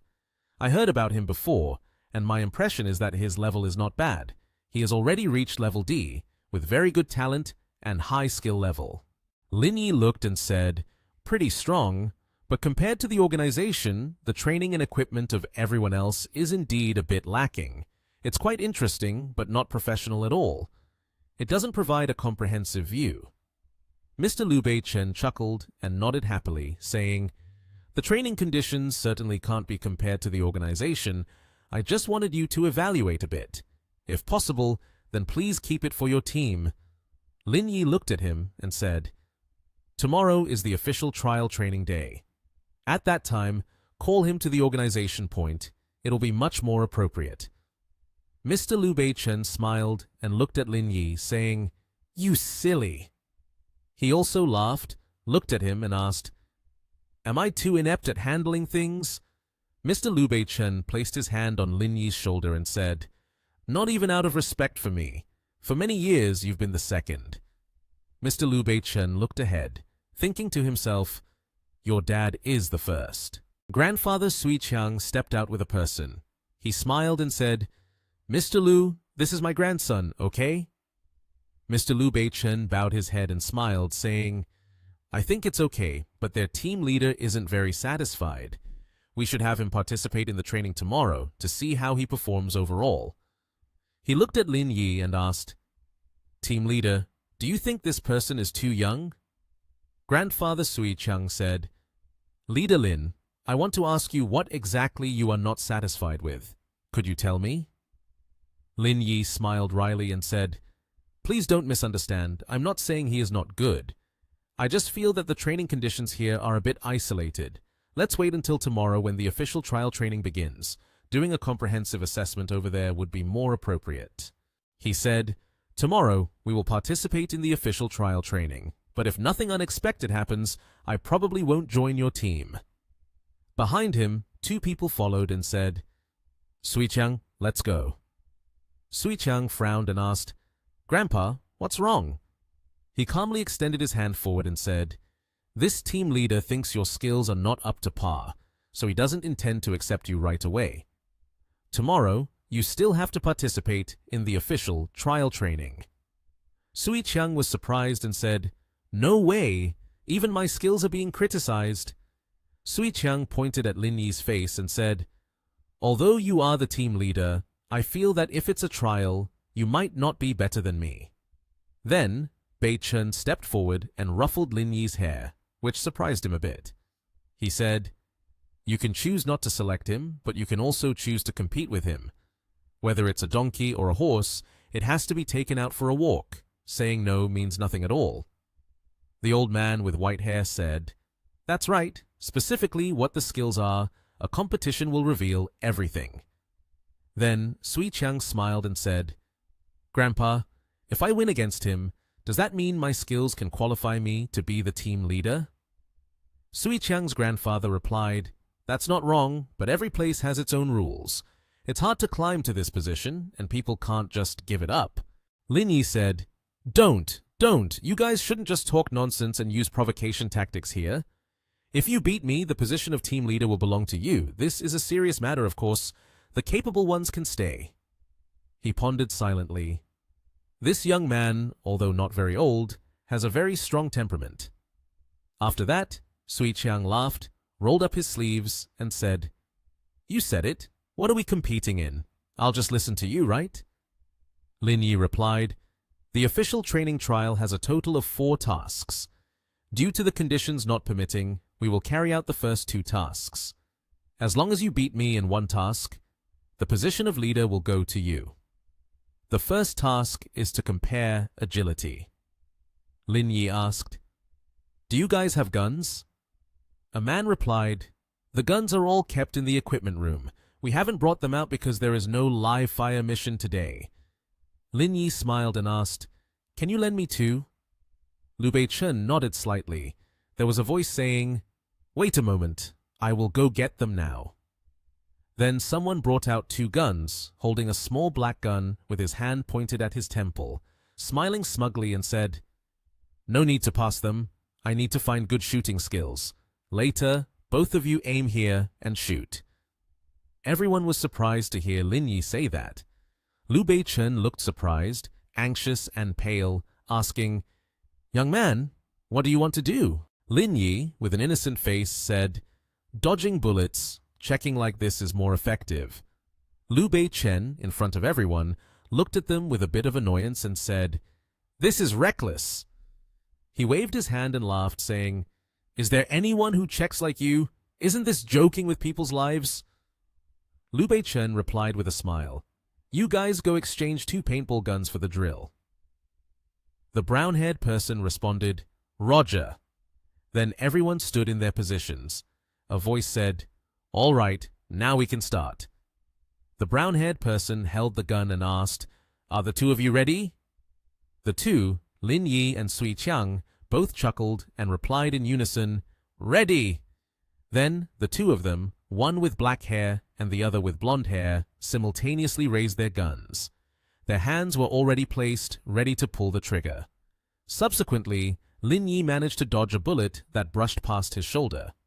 Sui Qiang's face turned purple, suddenly thinking, it's over. Sui Qiang was still standing there, getting splattered with countless colorful powders on his face. He stood still, not knowing what to do, surprised. Sui Qiang's grandfather suddenly thought, that was a bullet. How could he dodge that? Sui Qiang, his face covered in colored powder, knelt down and asked, How did you do that? Sui Qiang exclaimed, your speed can't possibly be faster than a bullet. Lin Yi smiled with pride and said, of course, I am not a superhero. How could I be faster than a bullet? This is not difficult. I just need to react before he pulls the trigger. Sui Qiang asked with confusion, what do you mean? Lin Yi explained, you can judge whether a person will actually shoot based on their expression. Then, observe their finger pulling the trigger. If you react half a second or a second earlier, you can dodge the bullet. Sui Qiang, feeling frustrated, said, this time I lost. I admit defeat. Although I have lost this round, the next round testing strength, the outcome may be different. Lin Yi looked back at him and asked, so confident? Sui Qiang replied, I think my sensitivity is not good, but compared to my strength, it can only be considered as a weak point. You said our levels are equal. This time I will not lose to you. You just say how to compete. Lin Yi was looking around when he saw a tank. He said, let's go. Then he knelt down, preparing to lift the massive tank with one hand. Unexpectedly, Lin Yi lifted the huge tank before Sui Qiang's eyes. Sui Qiang exclaimed in surprise, oh my goodness! Liu Beichen, with a shocked face, exclaimed, young man, what did you eat to grow up like this? How can you have such strength? Sui Qiang unexpectedly looked at Lin Yi and didn't know what to say. After that, he forcefully placed the huge tank down. Sui Qiang, with a scared face, trembled and asked, Sir, is it still necessary to compete? The old man with white hair didn't ask, suddenly saying, no more competition, I concede. Sui Qiang's grandfather said, young man, where did you find him? He's just too impressive. Your place truly isn't meant for ordinary people. Liu Beichen said, if he didn't have this ability, how could I appoint him as the leader of the first team? The old man smiled and said, but your grandson isn't bad either. He's a talent. If he follows you obediently, it will definitely not go wrong. After that, Lin Yi clapped his hands together and rubbed them. He smiled and said, "If you concede, then this matter will be easy to handle. The trial training will officially start at 8 o'clock tomorrow morning." Lin Yi cheerfully said, "If you want to come, then be there on time. If you don't want to come, you can withdraw. How you want to do it, you decide for yourself." Sui Qiang raised his hand and said, "Okay, I will be there on time." His grandfather said, "Then let's wrap up today. We will see each other tomorrow." Lin Yi said, "All right." In a house with a red door, two people, Liu Beichen and Lin Yi, were sitting together drinking tea. He asked, "What do you think of this person?" Lin Yi brewed tea and said, "Dare to play, dare to accept the consequences. Personality isn't bad either. If I join the organization, I will have food and money to save. But I just feel that a person like him isn't very smart."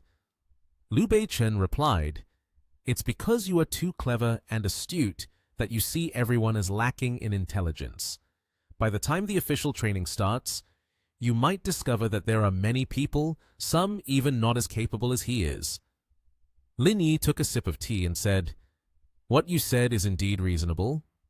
Liu Beichen chuckled and said, "At first, when I heard Liu Hong say you weren't willing to come here, I thought you were against accepting the organization's offer."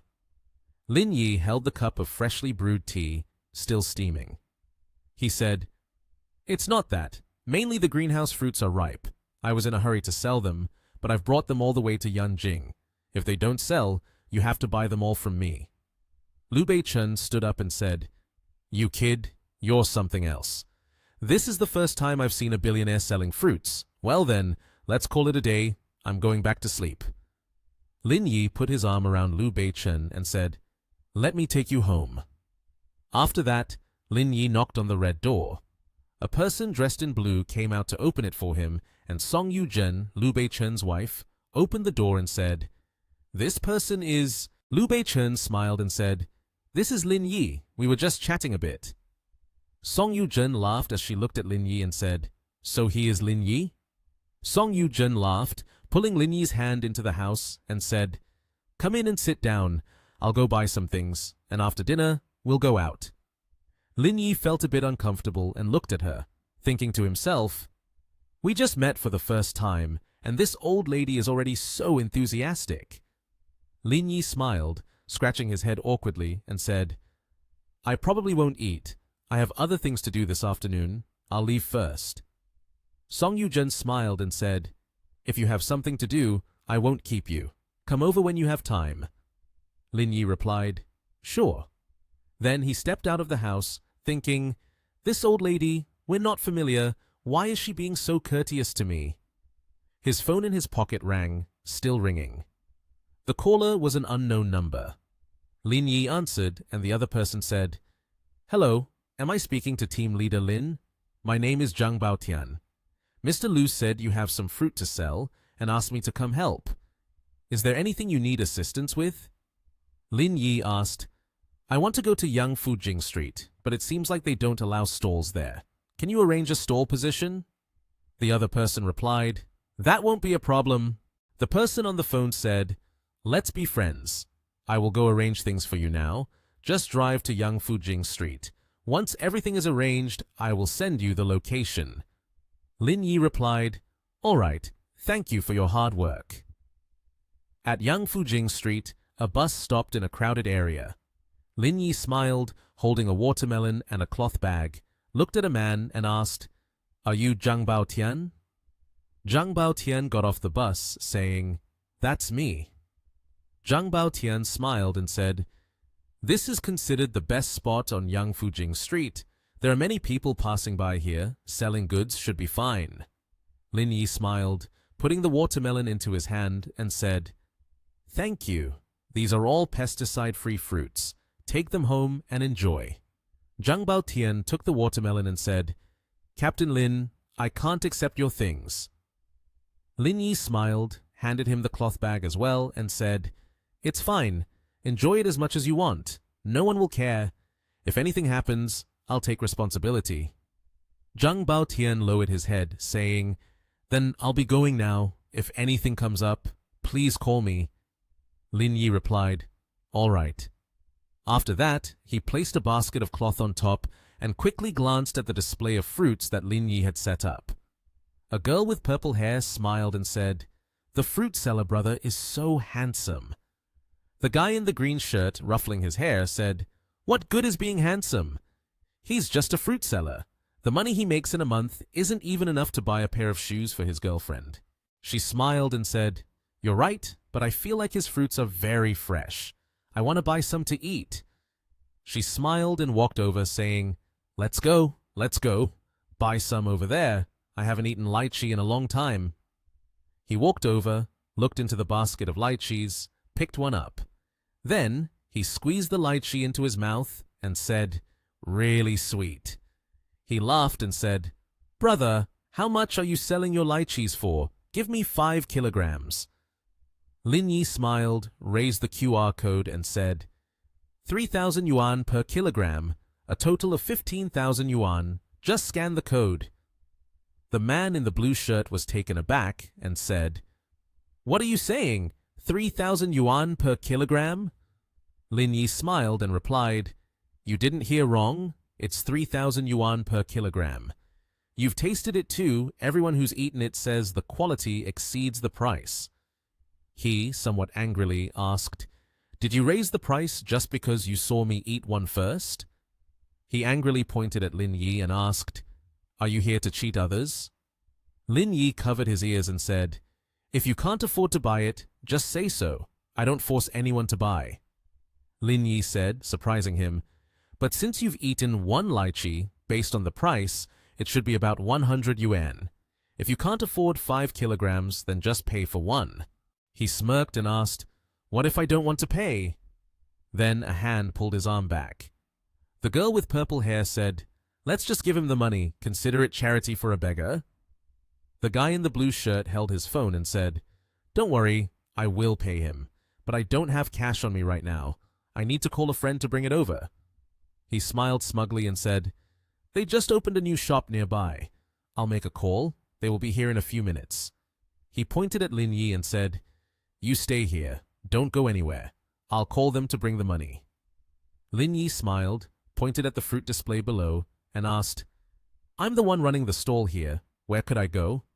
He walked away, talking on the phone, glancing at Lin Yi, saying, "Brother Chen, I've been tricked by someone on Yangfujing Street. Can you bring the money over and also call some people?" The girl with purple hair touched his arm and said, "Maybe we should forget it. It's only 100 yuan. Brother Chen runs a taekwondo school. If you call him over and he gets hurt, we might end up having to pay even more." He loudly looked at her and said, "This isn't about the money. I'd rather compensate him 100,000 yuan than give him 100 yuan. A few minutes later, a crowd had gathered on Yangfujing Street. The guy in the blue shirt smiled at them and said, "Brother Chen, you're here." Brother Chen pointed at Lin Yi and asked, "Is this the guy who tricked you?" The guy in the blue shirt also pointed in a direction, asking, "That's right. He offered me a lychee. After that, he demanded 100 yuan. Tell me, is that considered cheating?" Brother Chen, angry, approached Lin Yi and asked, "You kid, you're something else. How could you do such a thing? Do you have any idea where this place is?" Lin Yi smiled, presented a QR code, and asked, "Aren't you here to pay, cash, or scan the code?" Brother Chen looked somewhat surprised upon hearing Lin Yi's words. Brother Chen asked, "You sell just these lychees for 3,000 yuan a kilogram?" Then he angrily kicked the basket of lychees, causing the fruits to fly into the air before falling to the ground. After that, Brother Chen even stepped on the fallen lychees. He smiled at Lin Yi and asked, "How do you feel about my handling of this? Are you still going to ask for money from us?" Lin Yi shook his head, smiled and said, "What you did is a bit excessive." Brother Chen slapped his face and asked, "I'm the one being excessive? What can you do about it? Looking at your expression, it seems you are quite unsatisfied. If you're unsatisfied, feel free to hit me." Then he threw away the lychees, turned around and said, "A useless kid. Don't pay any attention to him. Let's get back to training." His younger brother said, "All right." Then they laughed. "Ha ha." Lin Yi said, "Your suggestion isn't bad."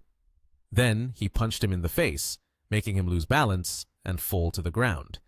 Brother Chen, with a hurt face, shouted, "Get all of them to me! Beat him!" Then Lin Yi pulled out a sharp knife, brandishing it in front, and said, "If you feel uncertain about your chances of winning, you can use the knife." Lin Yi laughed and said, "Don't act like I'm bullying people like this." Brother Chen, holding his injured face, looked a bit scared when he saw the sharp knife in Lin Yi's hand. He said, "This is our bad luck. Let's call it a truce. I'll take my people away now." Lin Yi replied, "You can go, but you must pay compensation first, right? The fruits you knocked over amounted to about 60 kilograms, totaling 180,000 yuan. Swipe a card or scan a code." Brother Chen and the blue-haired guy exchanged glances. Then he decided to scan the code. The phone notified that the payment was successful. Lin Yi laughed heartily. Watching them help each other leave, he said, "Ha ha, not bad, a big order." A girl stopped her car in front of Lin Yi's fruit stall, and she got out to buy fruits from him. Aunt Shen and another girl with long hair got out of the car. Aunt Shen walked over to Lin Yi's fruit stall and asked, "Is it true that you came here to sell fruit? I only knew you were selling in TH Nation. I didn't know you came here to sell. Are you really determined?" Lin Yi smiled and scratched his head, saying, "Isn't it about being independent?" Aunt Shen laughed and said, "With the family business, the Ling Yun Group is so big, you don't need to be independent. You're lying to me." Aunt Shen laughed and pointed, saying, "It's almost 7 o'clock. Pack up the stall. Let's go eat with the aunts." Lin Yi happily replied, "Okay." Aunt Shen said, "Recently, there's a very good Guangdong restaurant. Let's go try it out." Aunt Shen continued, "I heard from Mi Li that your cooking skills are not bad. I'm very close to the owner of that restaurant. You should go into the kitchen and show off your skills to us." Mi Li looked a bit surprised at Aunt Shen when she heard this. Lin Yi was busy arranging the fruit stall and said, "Okay, I'll listen to Aunt Shen." Mi Li tugged at Aunt Shen's sleeve and said, "Why are you inviting him to eat? He still has work to do." Aunt Shen laughed happily and said, "I also want to try the boys' cooking. I heard it's really delicious." After that, Lin Yi was busy stacking the fruit baskets onto the huge red bus. Aunt Shen and Mi Li were still waiting as Lin Yi arranged the fruit onto the red bus. Lin Yi brushed his hands together to shake off the dust, white smoke floating away. While he was brushing his hands, Lin Yi smiled and looked at Aunt Shen, asking, "Aunt Shen, where are we eating?" Aunt Shen smiled at Lin Yi, raised a finger and said, "Wang Fu Zhonghuan, not far from here. Just follow me from behind." Lin Yi closed his eyes and smiled, saying, "Yes." After that, the sky was now in the afternoon, with orange-yellow hues appearing. The streets were now noticeably congested with vehicles. One could see that the infrastructure here was not bad. The bus right behind was proof of that, with full amenities and harmonious colors. It seemed like it was rush hour now, as vehicles on the road were hardly spaced apart. This bus was trailing a luxurious black Kia. Qin Yanfu, Qin Yanling's cousin, held a cigarette in his hand, puffing out smoke, the filter still glowing red. It seemed he had just lit it. Qin Yanfu brought the cigarette closer to his mouth and asked Qin Yanling, who was sitting in the driver's seat beside him, "That person is Lin Yi, right?" Qin Yanling frowned and replied to her cousin, "The organization is recruiting nationwide. He must have come for that. But I didn't expect him to be selling fruit here." Qin Yanfu took a puff and exhaled a stream of white smoke right inside the car. With a serious expression, he reminded his cousin, "Leave him alone. Our purpose today is to pick her up." Just overlook Lin Yi. Qin Yanling glanced over at her cousin and said, "Got it. But the three of them are together. It might not be convenient to make a move." Suddenly, the window beside Qin Yanfu lowered. He said, "Lin Yi is no problem." Immediately afterward, he pulled the cigarette out a bit through the window, flicking a bit of bright red ash onto the road. As long as we find an opportunity, we can take care of him too. The main issue is Shen Suyi. She's hard to deal with. He carefully reminded his cousin beside him. Stay close, her movements are quite unpredictable. If we lose track this time, it'll be hard to find her again. Qin Yanling obediently replied, I understand.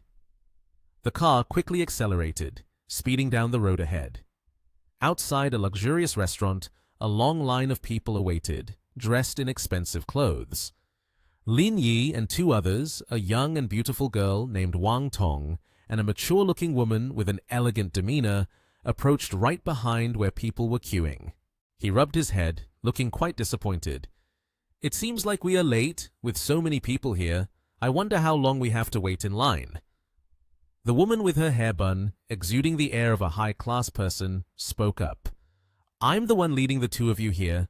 How could we not get in? She said, and then opened her bag, searching for something. Lin Yi smiled happily, looking at her, secretly thinking, this temperament is truly different. The woman was Shen Suyi, the aunt that the two siblings Qin Yanling were on their way to pick up. She held a luxurious black VIP card in her hand, took it out of her bag, and presented it to the young staff member welcoming guests at the restaurant entrance. I'm a member here. Surely there will be a private room, right? The girl quickly smiled, warmly and friendly, took the card from Shen Suyi's hand. She bowed respectfully to her and said, Hello, ma'am. Please follow me inside. The three followed the staff member into the restaurant.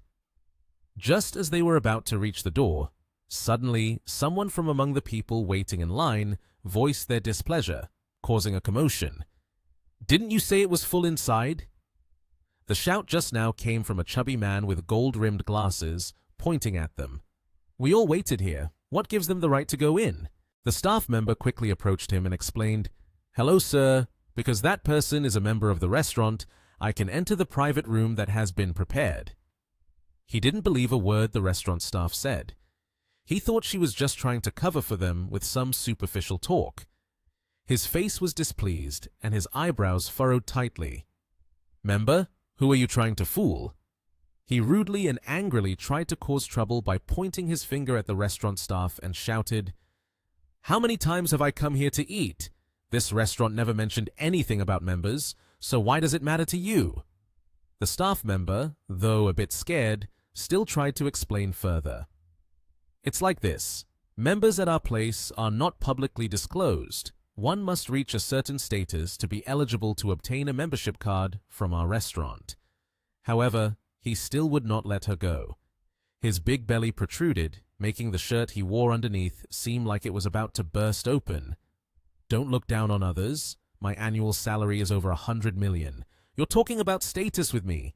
Are your eyes okay? Seeing that the situation was not good, Shen Suyi patted the staff member on the shoulder and suggested, Let me talk to him. She took out her business card and presented it in front of him. I am Shen Suyi, chairman of Huarun Group, and I am somewhat acquainted.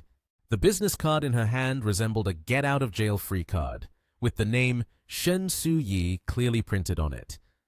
The stout man looked at the business card, not expecting to encounter someone so powerful. He was so astonished that he stammered, Chairman Huarun Group?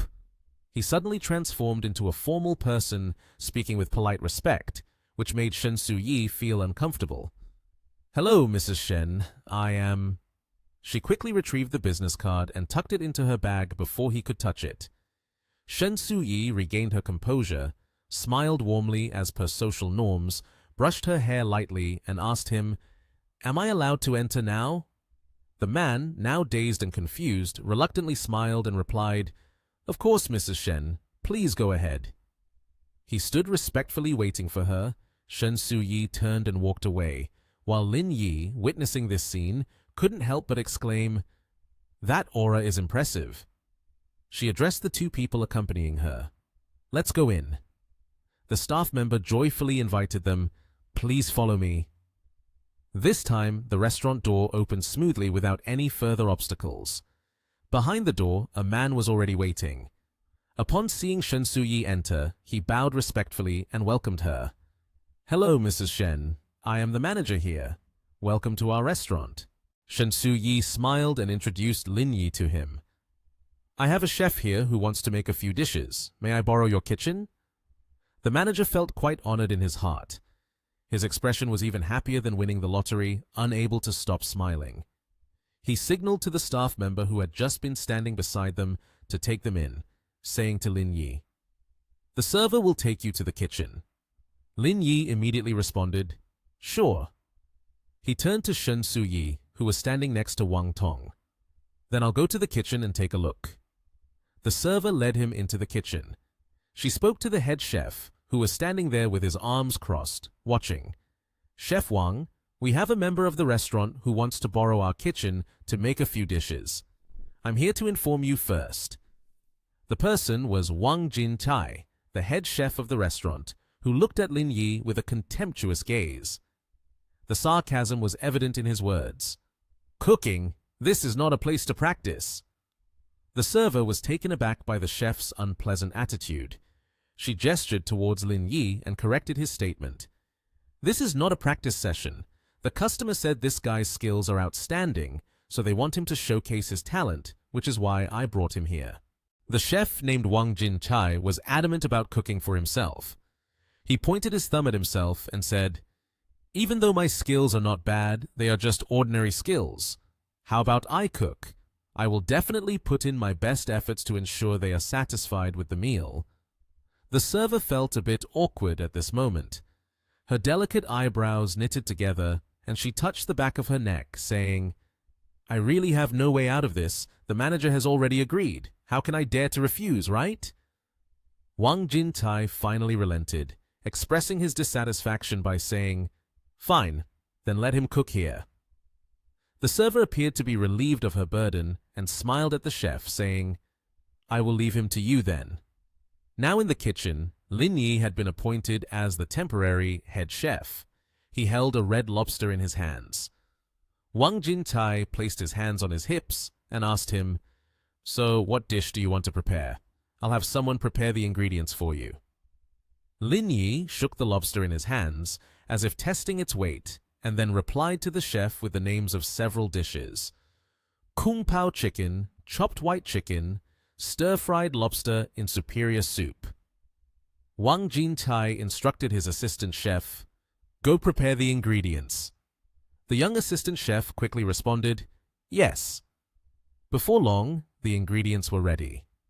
A large chicken had been prepared and was lying neatly on a plate, along with a large lobster, some meat, and several other necessary fresh ingredients. Lin Yi began to prepare, taking a knife to cut several necessary ingredients for the dish: a plate of shredded carrots and a plate of unshelled peas. He placed a pan on the stove, the flames roaring as if they wanted to consume it entirely. He stirred the ingredients, starting with the first dish, Kung Pao chicken. As a chef, Wang Jin-tai could not stand by when he saw someone cooking incorrectly, and he loudly reminded him, "Wait, how are you making this dish? Kung Pao chicken has to be dipped in oil. Don't you know that? No one has found any issues with the Kung Pao chicken I've made until now." Lin Yi remained unfazed. He did not respond but simply turned his head to look back and smiled, continuing his work. He skillfully stirred the food on the stove, preventing it from burning due to the high flames, ignoring Wang Jin-tai, who was left astonished. Seeing the way he cooked, Chef Wang suddenly realized, this is not a novice, but a chef with quite proficient skills. Lin Yi quickly plated the food. The Kung Pao chicken, glistening golden, was cooked along with some other ingredients like carrots and peas, making it even more appealing.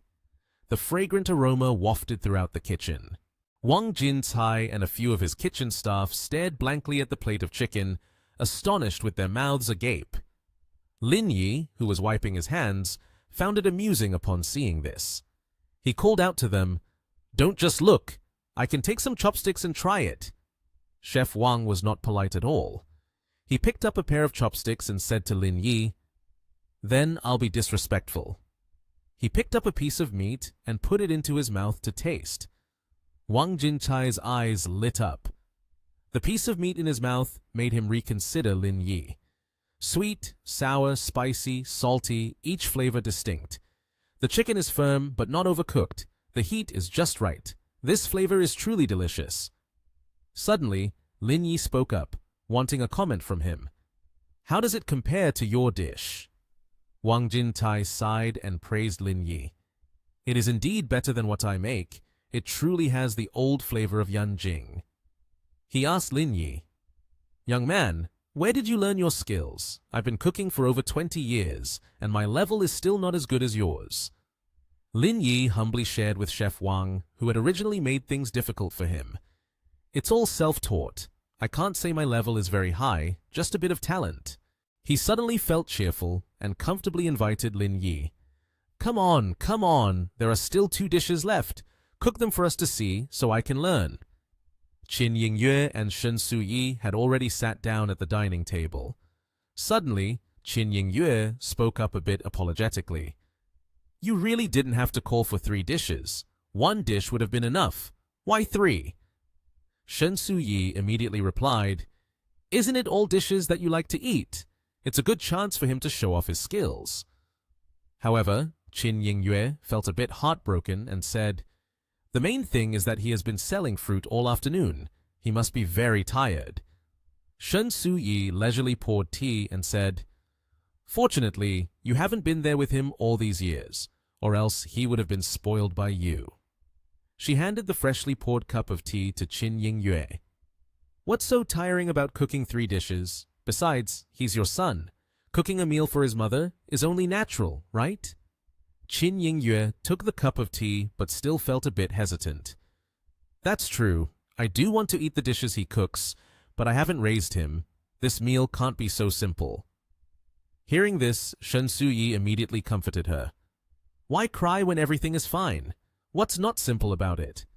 His life is given by you. That's the greatest blessing. No one is more deserving to eat what he cooks than you.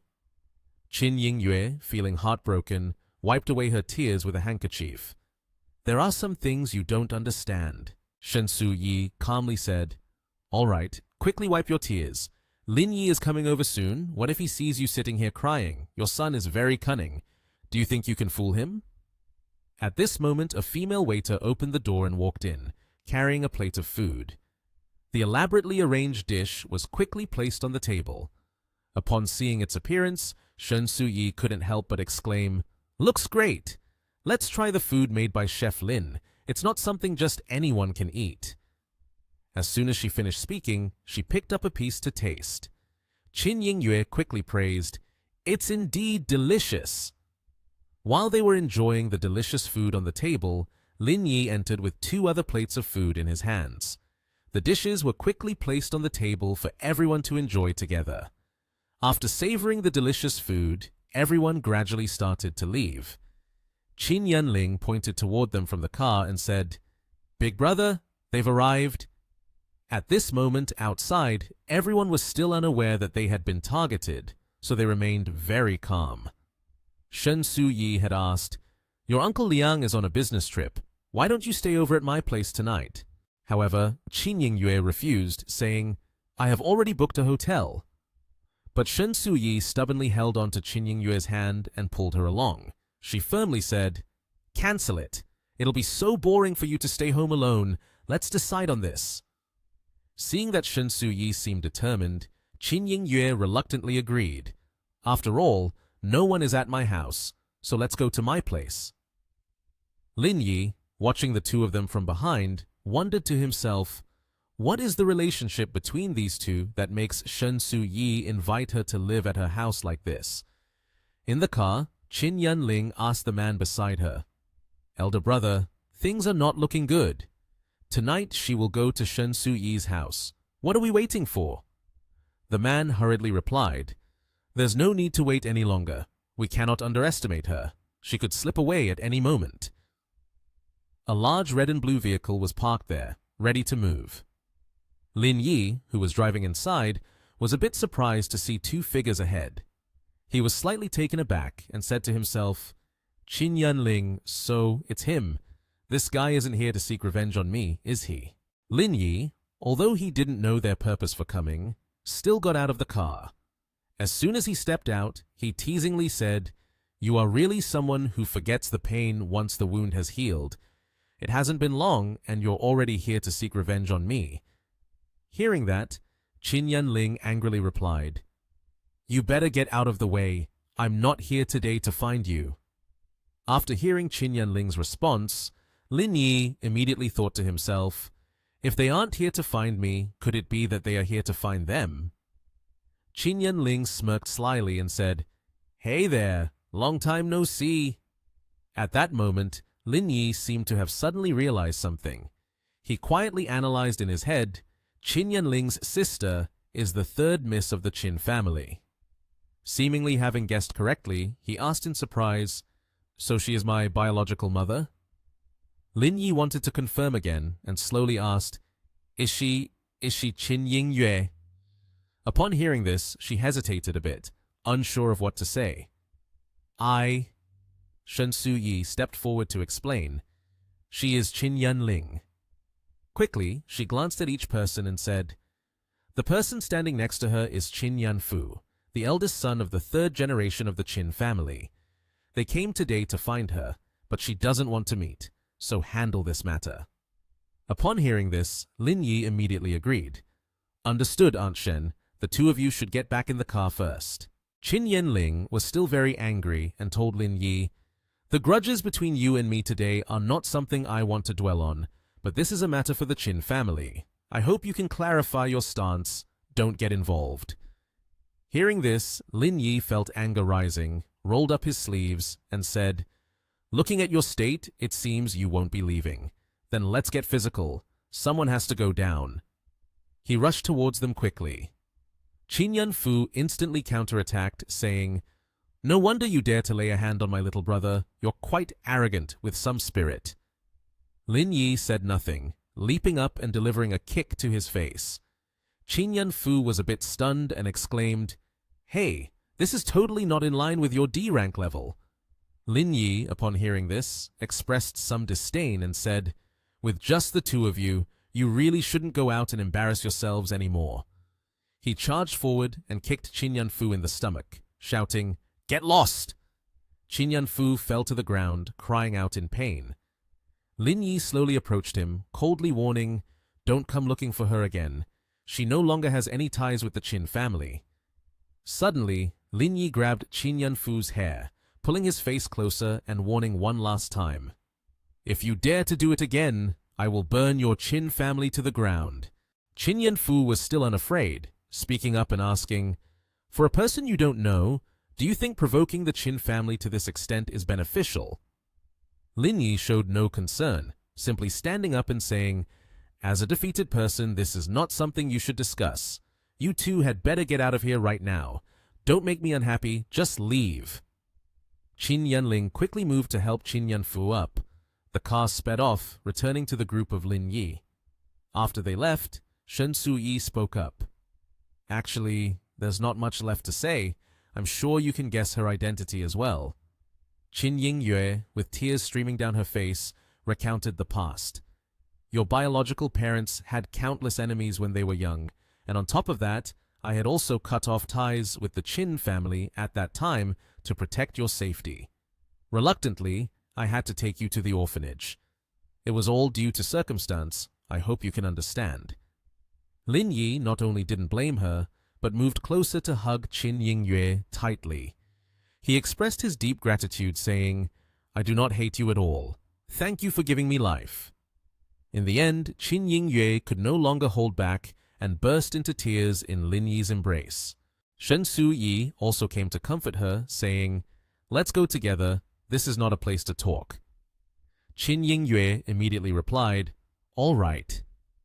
Lin Yi also spoke up, saying, "You two get in the car first. I'll take you both home." She was both happy and wiping her tears as she responded, "Okay." At the house inside, Su Yi said to Qin Yingyue, "The Qin family knows that you are back. Do you have any plans?" She answered, "I will go tomorrow." Yingyue sadly said, "He is at Dabo, you go find him. In short, we can't stay in Yanjing any longer." Hearing that, Lin Yi remarked, Is it really that serious? Why should we run away from them? If the Qin family comes to cause trouble again, we just hit them back. Seeing his reaction, Ying Yue silently contemplated. This fearless disposition really resembles that of his father. Su Yi spoke up, saying, "The forces in Yanjing are not as simple as you think. Although the Qin family is currently rising, we don't have the right to touch them. Otherwise, Mr. Lu would be playing ball with them." Hearing that, Lin Yi asked with some confusion, "What exactly happened back then? So many years have passed, yet they still hold a grudge." Ying Yue smiled gently and replied, "I have done something similar to what you did today. My father got into trouble because I beat up 2 of your uncles, leaving them with many ailments that they still haven't recovered from until now." Su Yi smiled and said, "More than 20 years have passed, and you ended up beating the 2 sons of them. What do you think about this situation?" Hearing that, Lin Yi was a bit surprised and exclaimed softly. He awkwardly said, "I do feel somewhat guilty towards them." Su Yi smiled and continued, "Don't worry about this anymore. If your mother has this kind of thought, it's very easy to resolve the issue. It's just that she hasn't thought about it." Lin Yi turned to Ying Yue and said, "All right, my flight just landed at the airport. You should take the plane." She quickly waved her hand and said, "No need. I bought a plane ticket. There's no need to complicate things like this. It's just me. The cost of fuel isn't small. It's unnecessary." Su Yi hurriedly turned to Ying Yue and said, "What do you mean unnecessary? Your son is quite capable now, with plenty of money that he can't spend all of it. As a mother, it's perfectly natural to use a bit." Lin Yi stood up and told both of them, "I'm going to make a phone call to arrange this. Let's decide on this." After saying that, he went outside, and a while later, Su Yi suggested to Lin Yi, "It's too late. You shouldn't go back anymore. This is Roshu's room, and she's away on a business trip, so you can stay here." On Roshu's side, the phone suddenly rang, catching her attention. It was Lin Yi calling her. He smiled and asked, "Are you busy?" Roshu smiled back and replied, "There are a few projects I need to respond to." Feeling a bit shy, she asked, "And you, why are you video calling me this late? Where are you? It doesn't look like you're home." Lin Yi chuckled and said, "Guess where I am?" Roshu was shocked to realize, "Wait, how are you at my house and in my room?" Lin Yi gently explained, "I was originally selling fruits on the street today, then..." Roshu worriedly asked him, "How are you feeling now? How do you plan to handle this relationship?" Contrary to her concerns, Lin Yi remained calm. He smiled and answered, "I don't have any particularly strong feelings. She has her life and I have mine. Our living paths are not in the same place, so it doesn't have much impact." Hearing that, she felt relieved and said, "That's true. After so many years, this situation has reached a conclusion. By the way, why did you come to Yanjing?" Lin Yi smiled and replied, "I've come because the organization has a mission. You could recommend a place for me. Where are there a lot of rich people? I want to go sell fruits." Hearing this, Roshu gradually pondered and said, "We can go to Jingshuan City to take a look. It's a pretty expensive area recently." She continued, "Tomorrow I will call to reserve a spot for you. It's getting late, so go to sleep. I still have documents to review." Hearing that, he had to say, "Then you should also get some rest. Don't stay up too late." The next day, Lin Yi stretched after a good night's sleep. Ying Yue smiled and told him, "Go wash your face, breakfast will be ready soon." The dishes were specially prepared by her. Su Yi smiled and said, "Give it a try, it's all your favorite food." Seeing that, Lin Yi was a bit puzzled. He secretly wondered, how does she know what I like to eat in the morning? After the meal, Ying Yue glanced at the time and hurriedly said, "It's almost time, I have to leave." Su Yi, a bit worried, replied, "Stay a little longer. There's no need to rush to catch your flight, is there?" Ying Yue replied seriously, "Eventually, I have to go. It doesn't matter if I stay a bit longer." Hearing this, Su Yi didn't insist any further. She then asked, "So when will you be back?" Ying Yue evaded the question and said, "Well, I can't be sure. You know my situation. I've been everywhere these past few years. I can't say when I'll be back, and besides, we have a way to stay in touch, so why worry?" Su Yi unexpectedly took Ying Yue's hand. She sincerely said, "In about 3 to 5 years, I will be retiring. You shouldn't wander around outside anymore. Come back soon." Hearing this, Ying Yue blushed with emotion and hugged Su Yi. Okay. You promise me, right? When I retire, you must come back to settle in Yanjing." Upon hearing this, Su Yi happily replied, "That's acceptable." She turned to Lin Yi and said, "Let's go, take her to the airport." Lin Yi and Su Yi accompanied Ying Yue all the way to the airport. Su Yi turned and said, "Come on, don't just stand here anymore." In the parking garage below, Lin Yi had something to say but hesitated for a long time. Seeing this, Su Yi said, "It's already this late. Don't hide it anymore. Just say what you want to say." He looked a bit confused and said, "It seems like she is very familiar with me." Hearing this, Su Yi smiled and explained, "Because she has never left you in all these years. She knows a lot about you, even remembers the dishes you like to eat. That's why the breakfast dishes she cooks are all your favorites." Lin Yi asked, a bit confused, "Always by my side?" Su Yi continued to tell him, "That chaotic year, your father didn't have the capability to protect you. After careful consideration, he took you to the orphanage. After that, your father stood firm outside, but their place couldn't provide you with a better education. Therefore, your father didn't take you over there." Lin Yi questioned, "It seems she didn't come to the orphanage to look for you?" Su Yi replied sadly, "She didn't dare, so most of the time she lived near the orphanage. All these years, you were never out of her sight. Everything you liked, your daily life, she saw and remembered clearly in her heart." Hearing this, Lin Yi immediately added, "She really is something. Is it so hard to meet? You're not someone unreasonable. I understand that." Su Yi said, "You are you, and she is she. The two of you are not the same.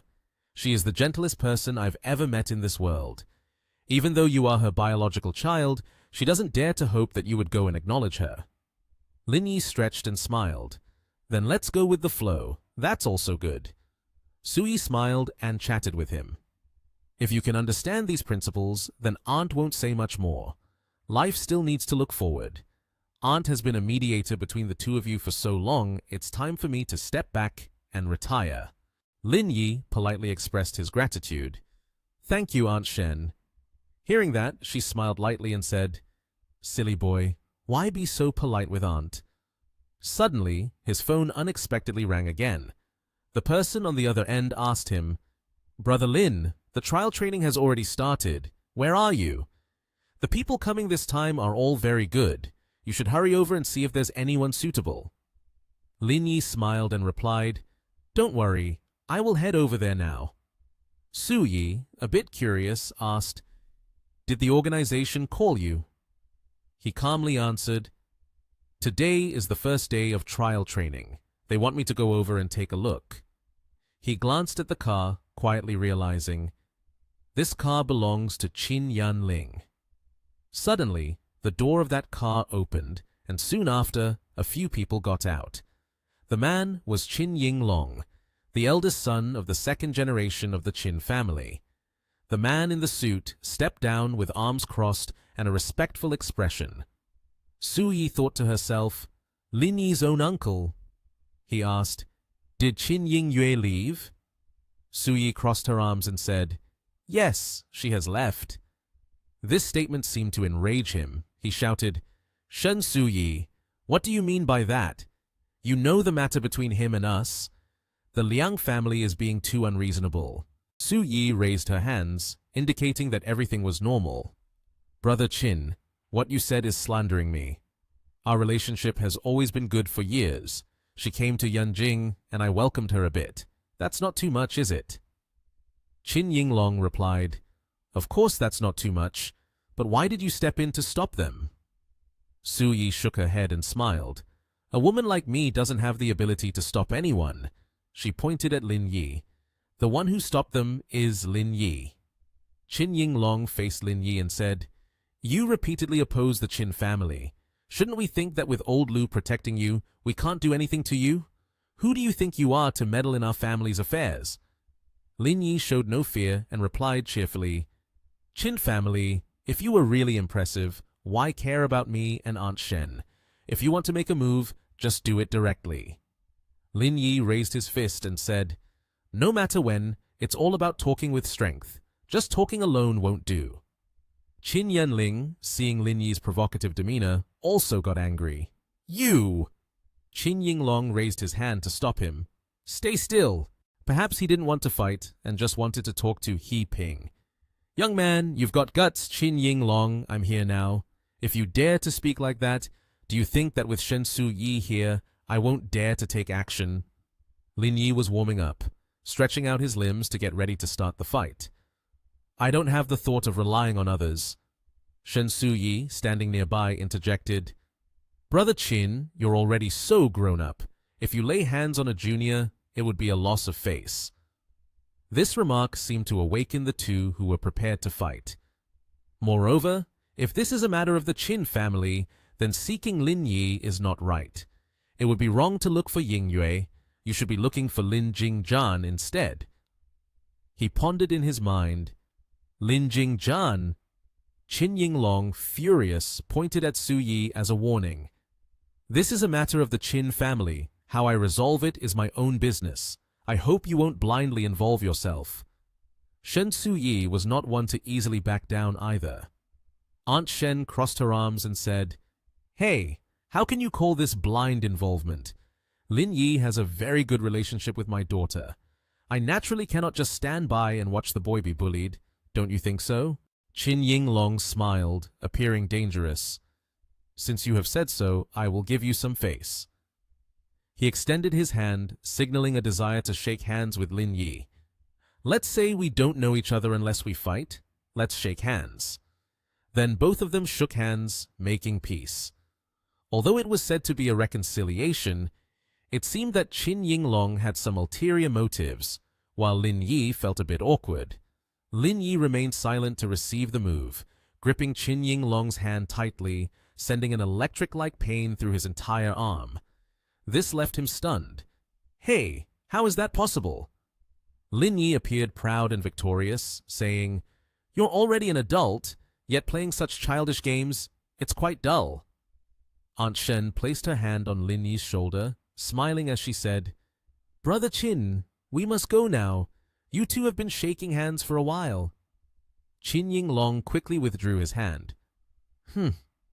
Shen Sui and Lin Yi left, and Su Yi turned back to wave goodbye. "We're leaving now. If there's time, we can chat more." Then the two of them got into the car and left. In the car, Lin Yi frowned in pain. "This guy has a strong grip." Aunt Shen smiled. "He can be considered a senior in your organization. His level goes without saying. He's on par with your leaders.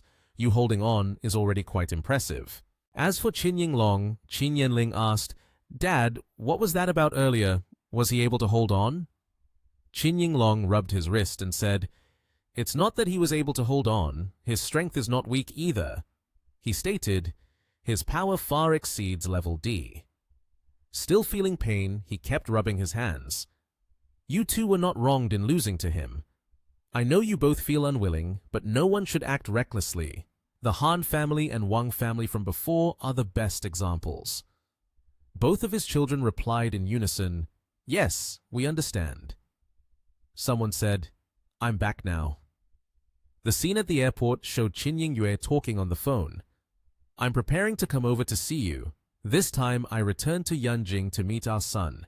We even had 2 meals together." Before she could finish, there was a constant questioning from the other end of the call. "So, you two had meals together?" With a thud, the phone fell, and Qin Yingyue continued. "I heard Su Yi say that now he is like you used to be, outstanding among the crowd, no one catches his eye." The man on the other end was talking to Yingyue. "What does it mean to be outstanding among the crowd? He is our son. What he needs is to stay away from those people. It turns out he is Lin Jingzhan, and he said, The island is indeed the final place it belongs to. Qin Yingyue sighed in relief. All right, the plane is about to take off. I'm going back now. We'll talk slowly later. After that, the plane took off, and at the training base of the organization, Lin Yi stepped down from the car.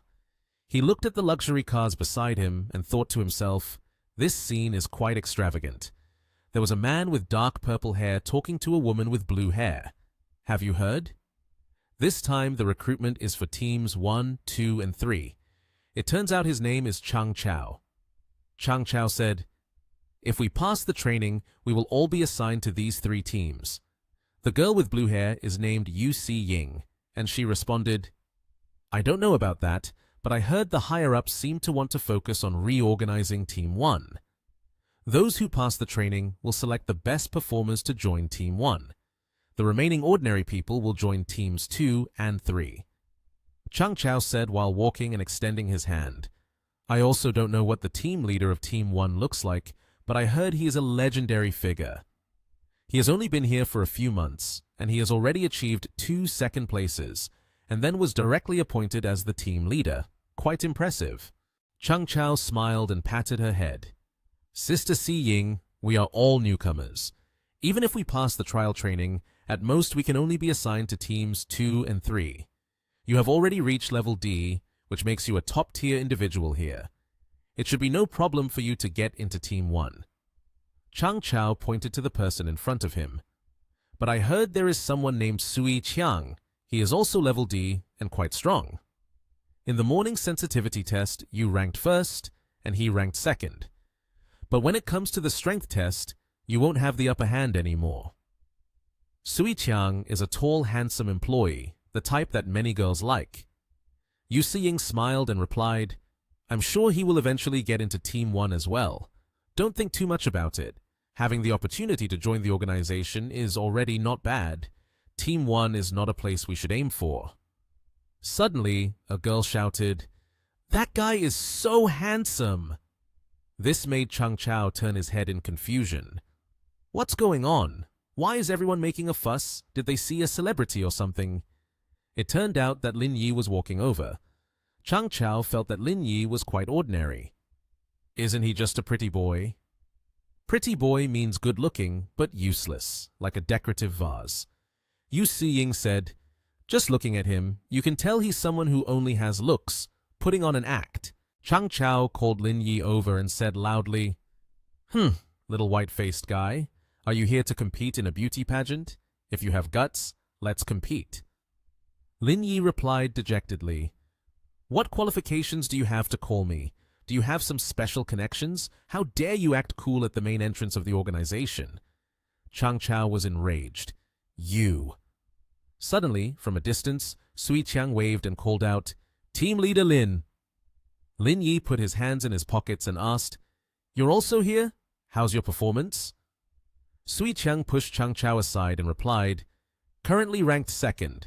I have an exam this afternoon, so I don't know my exact ranking yet, but I should be able to maintain it. Lin Yi placed his hand on Sui Qiang's shoulder and said, Rank 2 is fine, just perform well. Chang Chao was left in shock with his mouth agape. Sui Qiang answered seriously, I know. I'll perform well during the training later. The girl in the purple outfit suddenly asked, Brother Qiang, who is this? Brother Qiang explained, He is the team leader of Team 1. Just those 7 words left her so surprised that she was speechless. Both Yu Siying and Chang Chao were equally astonished. What's going on? He is the team leader of Team 1? Now, Chang Chao truly regrets it. He is in pain as if he's saying to himself, What have I just done? How could I speak to the team leader of Team 1 like that? After that, Chang Chao asked everyone, What do you think? Why did he remain silent and leave without taking action just now? Sui Qiang replied seriously, He probably doesn't take you seriously at all. That blunt remark left him in a daze, and Yu Siying beside him spoke up. Do you know what level he is at? Have the 2 of you crossed paths before? Sui Qiang sighed. I met him once yesterday and even waved my arms at him. In the end, I was defeated. Siying exclaimed in shock. Defeated? It can't be that bad, right? You're the second-ranked player among us. Moreover, in terms of strength, you must be the best. How could you possibly lose? How did the two of you compete? He looked at the two of them seriously. We were taking turns dodging bullets. Originally, we intended to use real guns. In the end, the leaders in the base disagreed, so we switched to using paper bullets. Sui Qiang scratched the back of his head. In the end, he dodged while I fell flat on my face. The two of them were stunned. Si Ying exclaimed once more, "Huh? Is he a monster?" Seeing them gathered around to listen further, he said, "All right, stop crowding around here. Let's go have some food." Sui Qiang added, "We still need to train in the afternoon." Inside the tall building, Liu Hong, along with Ning Che and Chiu Yu Luo, were preparing to have a meal when he suddenly turned around, and after seeing someone walk in, he said, "Why did you come so late? The training this afternoon is already over. Have you eaten? Earlier I told the cafeteria to prepare an extra portion, just in case you showed up." Lin Yi put his hands in his coat pockets, walked in with a smile, and said, "That's fine. I'm also hungry." He opened the lunchbox, took the chopsticks, and then asked, "How's the situation? Any good candidates?" Liu Hong handed him a stack of papers and said, "There are two who are quite good. One is named Sui Qiang, and the other is named Yu Si Ying. Both have reached level D. What do you think?" While eating, Lin Yi looked at the stack of papers, not forgetting to add, "The person named Sui Qiang was arranged here by Mr. Liu. I didn't want to refuse. As for the person named Yu Si Ying, you can take care of that." Hearing this, Yu Luo immediately retorted, "You don't need to think about the two of us. If you want to keep them, then just keep them. We won't complain."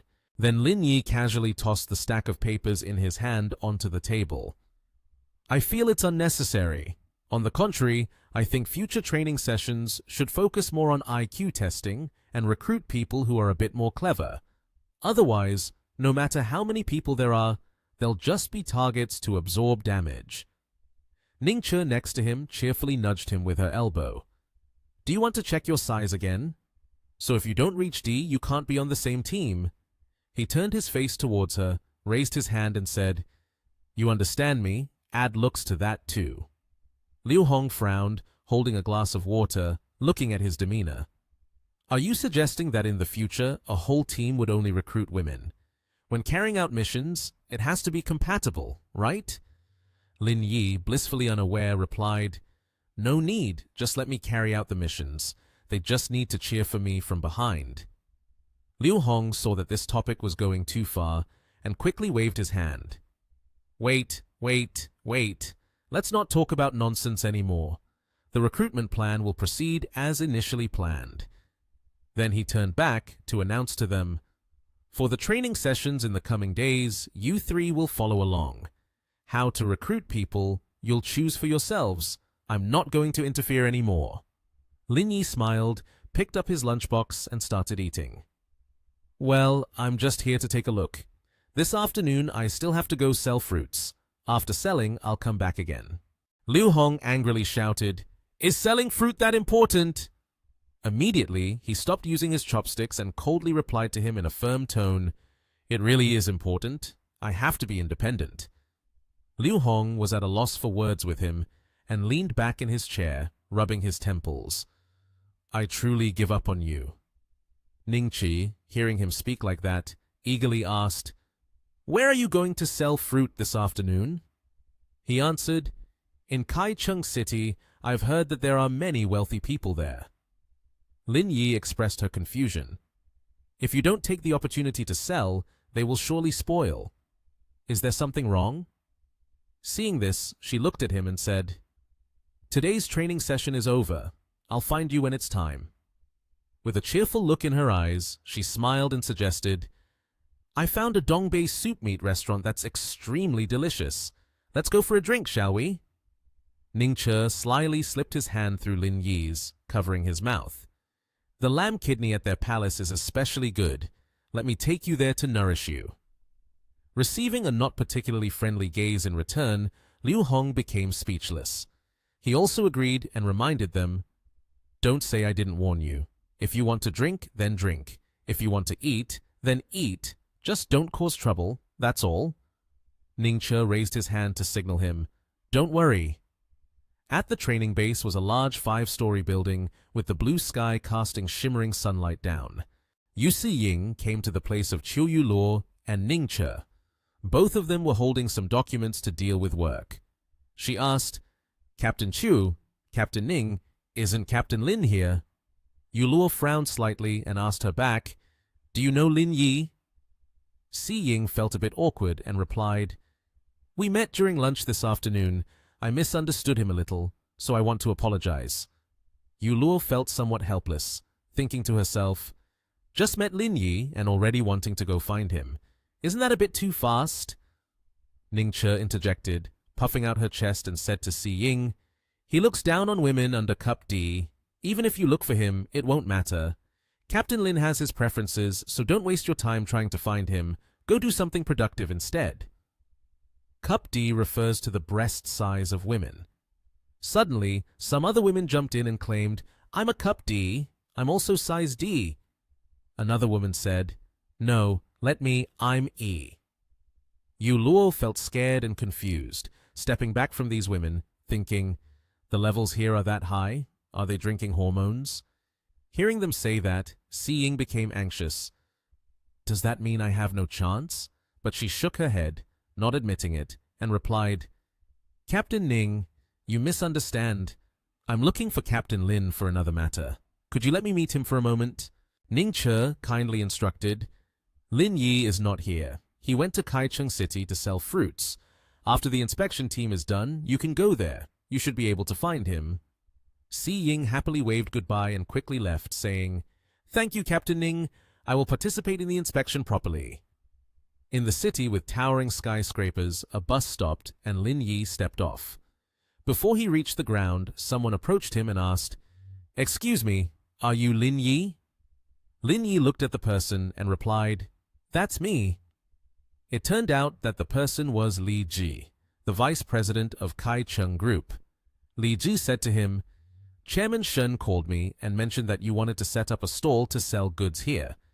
Anywhere around our Kaicheng city, as long as you pay attention, you can sell there. I assure you, no one will dare to manage you.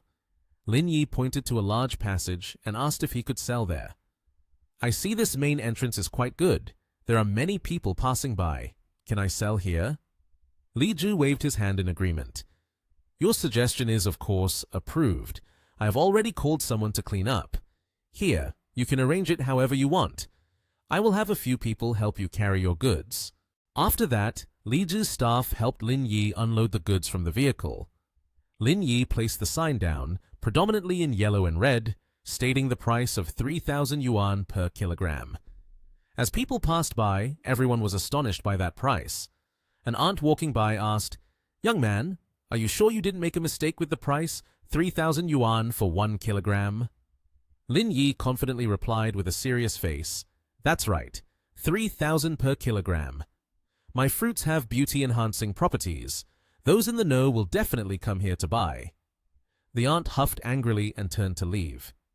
What kind of reasoning is that? Clearly, you're just trying to swindle money. Suddenly, a voice called out loudly, Captain Lin. It was Yu Si-ying along with 2 of her friends who had arrived. She said, Since we don't have training duties this afternoon, we came here to find you. Then she bowed her head to Lin Yi and said, I misunderstood you this morning. I'm sorry about that. Lin Yi smiled at her and waved his hand. It's all right. He continued, Even though I am the captain, I won't secretly make things difficult for everyone. As long as the overall performance is high, anyone can join. There's no need for apologies. Chang Chao, feeling awkward, scratched the back of his head and said, I feel the same way, Captain Lin. I was wrong about what happened at noon. Please don't hold it against me. Lin Yi replied, All right, I'm not free to worry about other people's matters. If there's nothing else, then hurry up and leave. Don't disturb me while I sell fruit. Si-ying pointed at the fruits and said, Don't sell any more. I can buy all of it. Is 200,000 enough? Lin Yi waved his hand to indicate that it was unnecessary. I'm not short of this little money of yours. I came here to sell fruit to experience life. Don't stay here and make a fuss. Everyone just go away." He spoke these words somewhat bluntly to them. A middle-aged woman said, "Hey, young man, they want to buy your fruit. Why don't you sell it? Moreover, someone is willing to buy it all for 200,000. You're about to get rich." The middle-aged woman turned back with a hint of regret, reproaching Lin Yi, which surprised him a bit. He showed a look of disdain and replied, "I'm not lacking this 200,000 from her." Then he turned to the two who were standing and apologizing. All right. If there's nothing else, just go. I didn't take it to heart at all. Do you think of me as a mean person?" Hearing that, Si Ying and Chang Chao both bowed to thank him. "Then we'll leave first. We won't disturb you any longer." The two got into the car and drove away, leaving the middle-aged woman looking on in astonishment. She said, "Young man, take a look at this." She held up her phone with a picture of a quite adorable girl with short hair and said, "This is the picture of my daughter, a master's degree holder from a prestigious school." But before she could finish her sentence, Lin Yi quickly sensed the issue and said, "I'm already married. Please don't introduce me to anyone anymore." Hearing that, the woman turned away, showing her displeasure. "So, you are already married. What a waste of my time."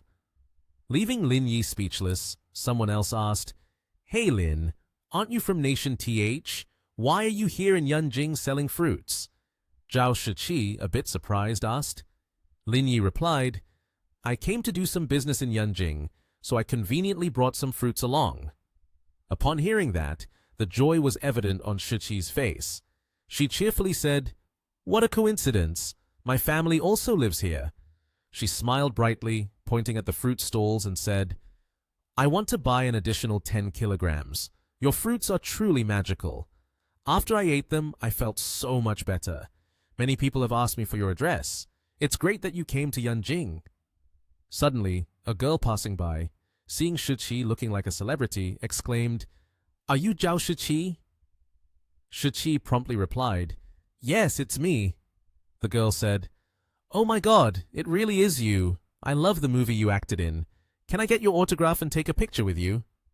Others nearby were also astonished. "Look, it's Zhao Shiqi." Someone remarked, "No way, it really is Zhao Shiqi."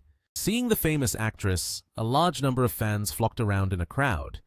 Although the girl had worn glasses and a mask, showing signs of anxiety, fans still insisted on taking out their phones to film and take pictures, with the crowd buzzing, "Can you please sign for me? Can I take a picture with you, please?" Someone shouted, "Are you really dating Wu Wenjun?"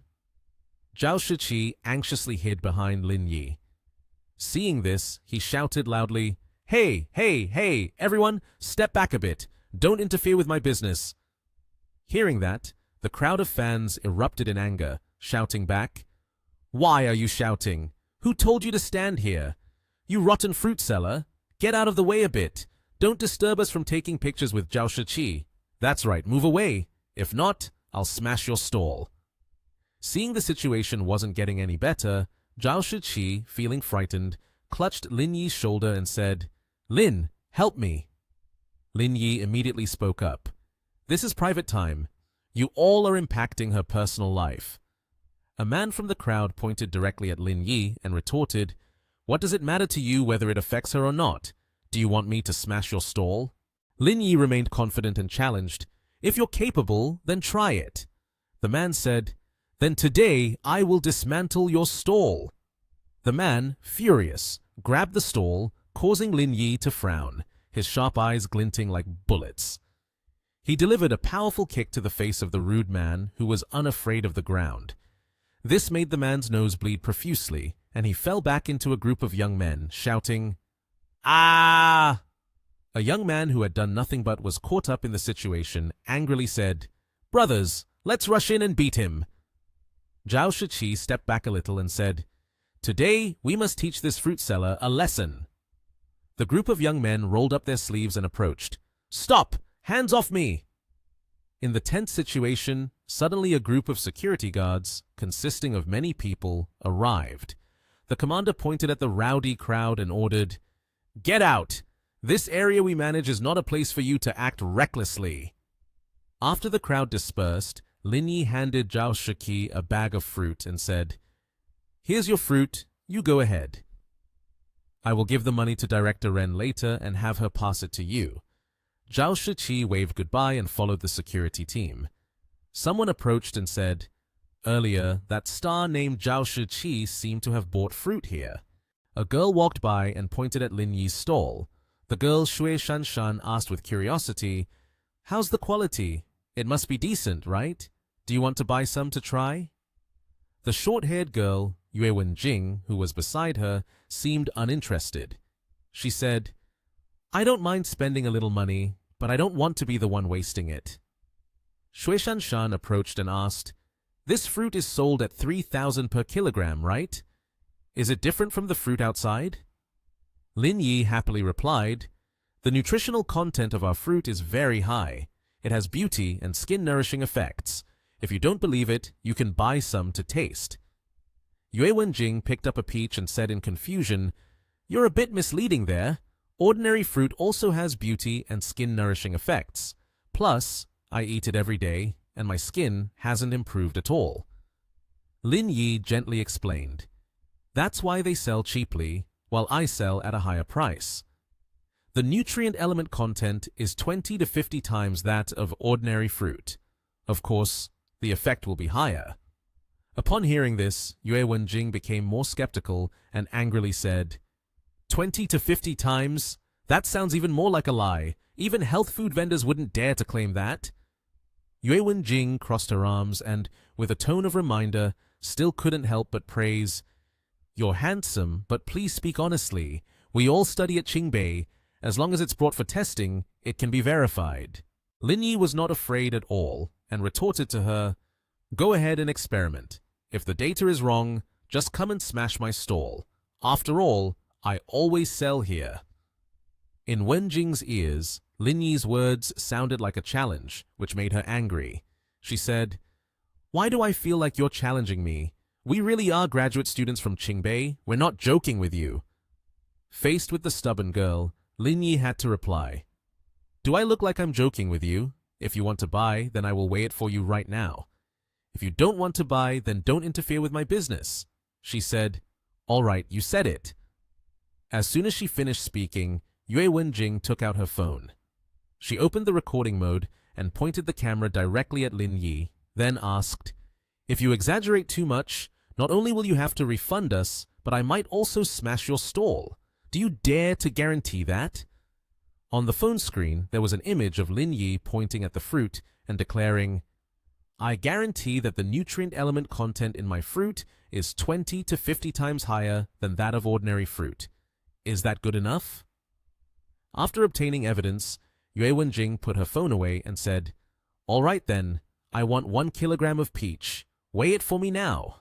Shui Shanshan, who had been silent until now, felt quite embarrassed, so she reminded, "Wenjing, it doesn't have to be like this. It's just a few thousand yuan. There's no need to make such a fuss. It's not like we can't afford it." Yue Wenjing stubbornly insisted, "Anyway, we're going to school later to find Ms. Liu to work on our thesis. It wouldn't hurt to find the laboratory a bit. It's a waste of time otherwise." A little later, at the medical college office Qingbei, a woman's voice rang out asking, "What are you buying fruits for? Are you trying to bribe me?" Shui Shanshan, with a bright smile, held up a peach and introduced, "Excuse me, this fruit is different from the ones you've had before." Liu Zhiting, the master's degree supervisor at the College of Medicine, was sitting in a chair comfortably applying a face mask. She questioned back, "What's different? It looks quite delicious on the outside, but how does it taste?" Yue Wenjing, with a hint of disdain, pointed at the bag of peaches and said, 3,000 yuan per kilogram. How could it not be delicious?" Upon hearing this price, Liu Zhiting was truly surprised. She sat up straight and exclaimed loudly, "What? 3,000 yuan per kilogram? What's wrong with you guys? Buying fruit at such an expensive price? Just having money doesn't mean you can waste it like this." As Liu Zhiting spoke, she took off her mask. Yue Wenjing approached the table, picked up a peach, and said, The fruit seller told us that the nutritional content in this fruit is 20 to 50 times that of regular fruits. We bought 1 kilogram to expose his trick and planned to take it to the lab for testing. Liu Jiting was troubled by these foolish students. She took off her glasses and said, "You should not waste your time anymore. You would be better off using this time to revise your papers. You've said that you've been revising them countless times already." Liu Jiting shouted. Seeing the instructor get angry like that, Shui Shanshan felt a little flustered. She immediately grabbed the bag of peaches on the table and stammered, "Please don't be angry, I'll go wash the fruits for you right away." After washing, several plump peaches were neatly arranged on a plate, looking very appealing. Liu Jiting picked up a peach and bit into it while intensely writing something. The piece of peach had barely entered the master's mouth, but she could instantly taste its deliciousness. She couldn't help but exclaim, "Huh? This peach is too sweet." Shui Shanshan added, "Indeed, it's much tastier than the peaches we used to eat." Liu Jiting still wasn't quite convinced, saying, "This peach is not quite right. It's so sweet, it's abnormal. It must have had sweeteners added. Otherwise, how could it be so sweet? Moreover, this peach is also so big. It might have been injected with growth enhancers. It doesn't seem safe for health at all." Even though she heard about the growth enhancers, Yue Wenjing continued to bite into the peach. She said, "This guy is really wicked. They put so many chemical products in it, it's just too much. But it really is delicious. Never mind. Let's not overthink it." Liu Ziting only took a bite before putting it down again. She continued to look at the two girls and said, "When growing these agricultural plants, adding a little wouldn't be a problem. But for the peaches he's selling, clearly there are excessive chemical components. Otherwise, how could it be so sweet?" Liu Ziting was somewhat angry. Yue Wenjing also stopped eating, picked up a peach, walked over to Liu Ziting's table and asked, "Excuse me, do you mean the fruits he's selling have exceeded the standard for additives?" "Of course. Otherwise, how could they be so sweet and big?" Liu Ziting affirmed with certainty. Upon hearing this, Wenjing was furious. She threw the peach straight into the nearby trash can and exclaimed loudly, "Unscrupulous merchant, he has deceived people too much. When selling, he even told us it was organic. I didn't expect that they all injected chemicals into it. I have to report him. He cost me 3,000 yuan, and yet I ended up buying trash." "Reporting is useless. We need evidence first," Liu Ziting calmly said. She put the bitten peach into a small bag and continued, "Let's take this sample to the biology lab. Have the on-duty teacher help test it to see what the components are. It's already past 4 o'clock. We need to hurry. We need the test results before 6 o'clock to strengthen the credibility of the complaint." Liu Ziting handed the bag to Shui Shanshan. She accepted it and said, "I will take it right away." Having said that, both turned and walked away.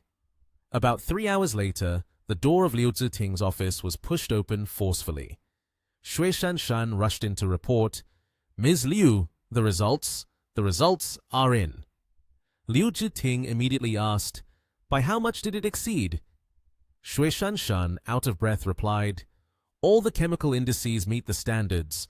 Not only are there no violations in the reagents, they even meet the specifications and contain nutritional elements." Yue Wenjing had not finished speaking when Shanshan interrupted, Hey, this is not the main point. Everything is far above the standard by several times. He didn't lie to us," she said in a panic while looking at the paper. Hearing this, Liu Ziting was indeed very surprised. She couldn't believe her ears, and after a moment of touching her face, she stuttered, "This fruit is too miraculous. Is it really grown naturally?" Shanshan, standing aside, gently called out, "Ms. Liu! The dark circles under your eyes are gone."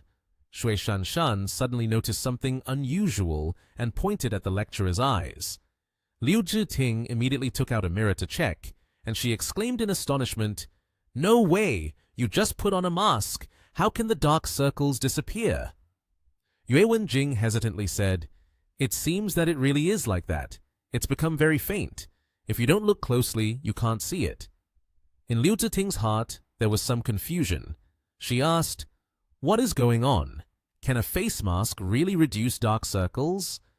Shui Shanshan recalled Lin Yi's earlier words and said, "When we bought the fruit earlier, didn't that handsome guy say his fruit has beautifying effects?" She continued, "Could it be that it actually has an effect? Liu, can I borrow your mirror for a moment?" Yue Wenjing reached out to take the mirror. Liu Zhiting also said, "Here."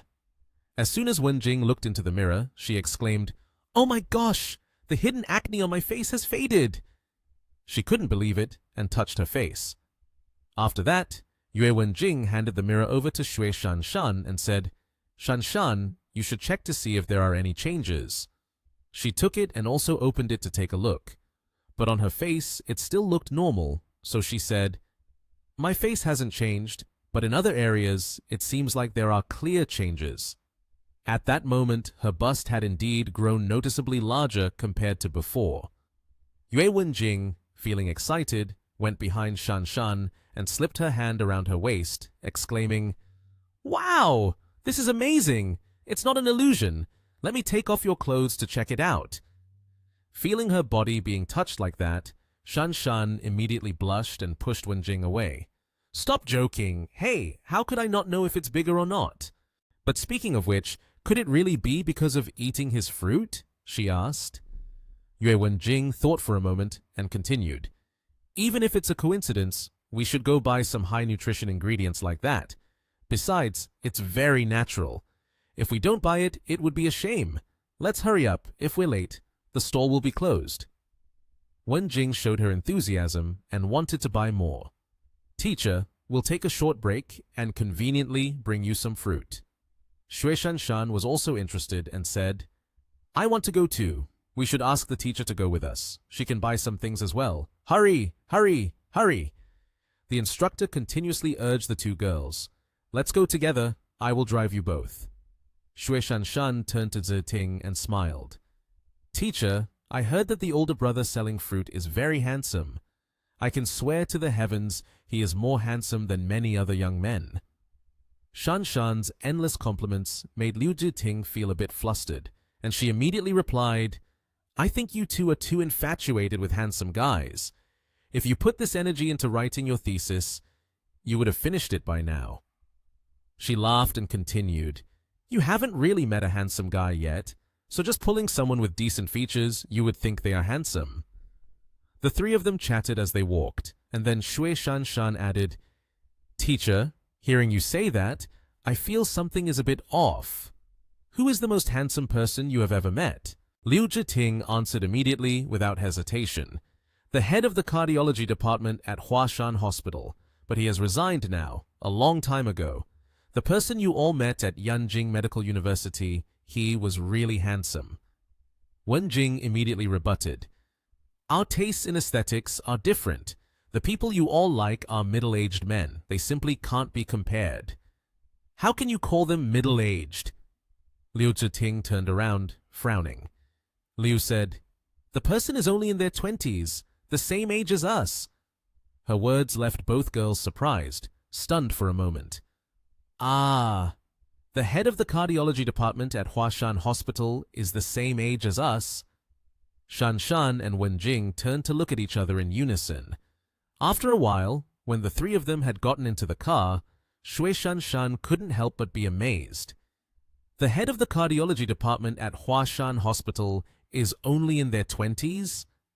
Liu Ziting was driving while continuing to talk about that talented person. "There are many geniuses in this world. We just know too little. I've heard that he has left the hospital to start his own business, and he's already quite wealthy. Yue, we will reach your neighborhood ahead, right?" "Yes, just turn right to get there," Shanshan replied. As they continued to chat, they finally approached their destination. A woman approached and asked, "This fruit of yours is 3,000 per kilo. Are there any special gifts included?" Lin Yi shook his head. "No gifts. That's the price. The nutritional content is 20 to 50 times greater than regular fruit." The woman continued to question him. "Is there a measurement report? Do you think I am an ordinary person of a lowly class? I am not easy to deceive." Suddenly, someone came up and called out, "Brother!" Lin Yi and the woman both turned to see Professor Liu and his students coming over. One of Professor Liu's students said, "Miss, don't you think he's very handsome? Surely he's more handsome than the one you mentioned, right?" Professor Liu was surprised to see Lin Yi. "Director Lin?" Lin Yi asked, "You know me?" Professor Liu and Lin Yi shook hands. "Hello, Director Lin. I am the advisor for the master's student here. We had the chance to meet once before at a research and discussion conference." Lin Yi replied, "Hello, hello." Professor Liu's student wondered, "Miss, do you two know each other?" Professor Liu answered, "Earlier on the way here, didn't you mention a genius doctor?" Professor Liu pointed his hand towards Lin Yi. "This is Director Lin here." Professor Liu's students were quite surprised by this information, whispering, "But hasn't he already started a business? Why is he out selling fruit?" Lin Yi responded with a bright smile, "I'm just free with nothing to do, so I'm out here experiencing life." One of Professor Liu's students pointed to the fruit. "Hey, I'll take 10 kilograms. Just weigh it for me." Lin Yi nodded. "Sure." Professor Liu raised 5 fingers. "Just get me 5 kilograms, Director Lin. You can weigh it casually." Another student chimed in, "Me too." Lin Yi handed out the fruit bags to everyone. "Since you're here to support, I'll give everyone a discount, 2,500 per kilogram." Professor Liu replied, "Thank you, Director Lin." At that moment, the woman from before continued walking over. "Let me tell you, even though we know each other, don't let him fool you. What kind of fruit can be sold for such a high price? The fruit he's talking about is all a scam." One of Professor Liu's students suddenly pulled out some document and held it up towards the woman. "Excuse me, if you don't know anything, don't speak nonsense. We have the inspection report. Do you really think it could be wrong?" A woman was intently looking at the report. "So there actually is a test report?" A student of Professor Liu crossed her arms. "I think selling it at 3,000 per kilogram is already cheap. If you can't eat it, just stand back a bit. Don't delay us buying our stuff." The woman, dissatisfied, replied curtly and left with a very angry demeanor. Lin Yi handed the fruits to Professor Liu's students. "Fruits for you all." Professor Liu and her student left, expressing their gratitude. "Thank you, Director Lin. Next time we will come to buy more." Lin Yi looked at the remaining pile of fruits and sighed. "Only this little is left. No need to sell any more. Just this much. I'll pack it up to take back and share with Chu Yu Luo and Ning Che. They will surely like it." After saying that, Lin Yi immediately called Ning Che. "The fruits are sold out. You girls come pick me up and let's go eat." Ning Che had arrived. Seeing Lin Yi standing by the stall, she asked, "Brother Lin, why are there still 4 watermelons left? Is it for us?" Lin Yi smiled, replying, "Open the trunk, each of us gets one. The rest I'll take back for the organization. They taste good too. You can't eat them outside."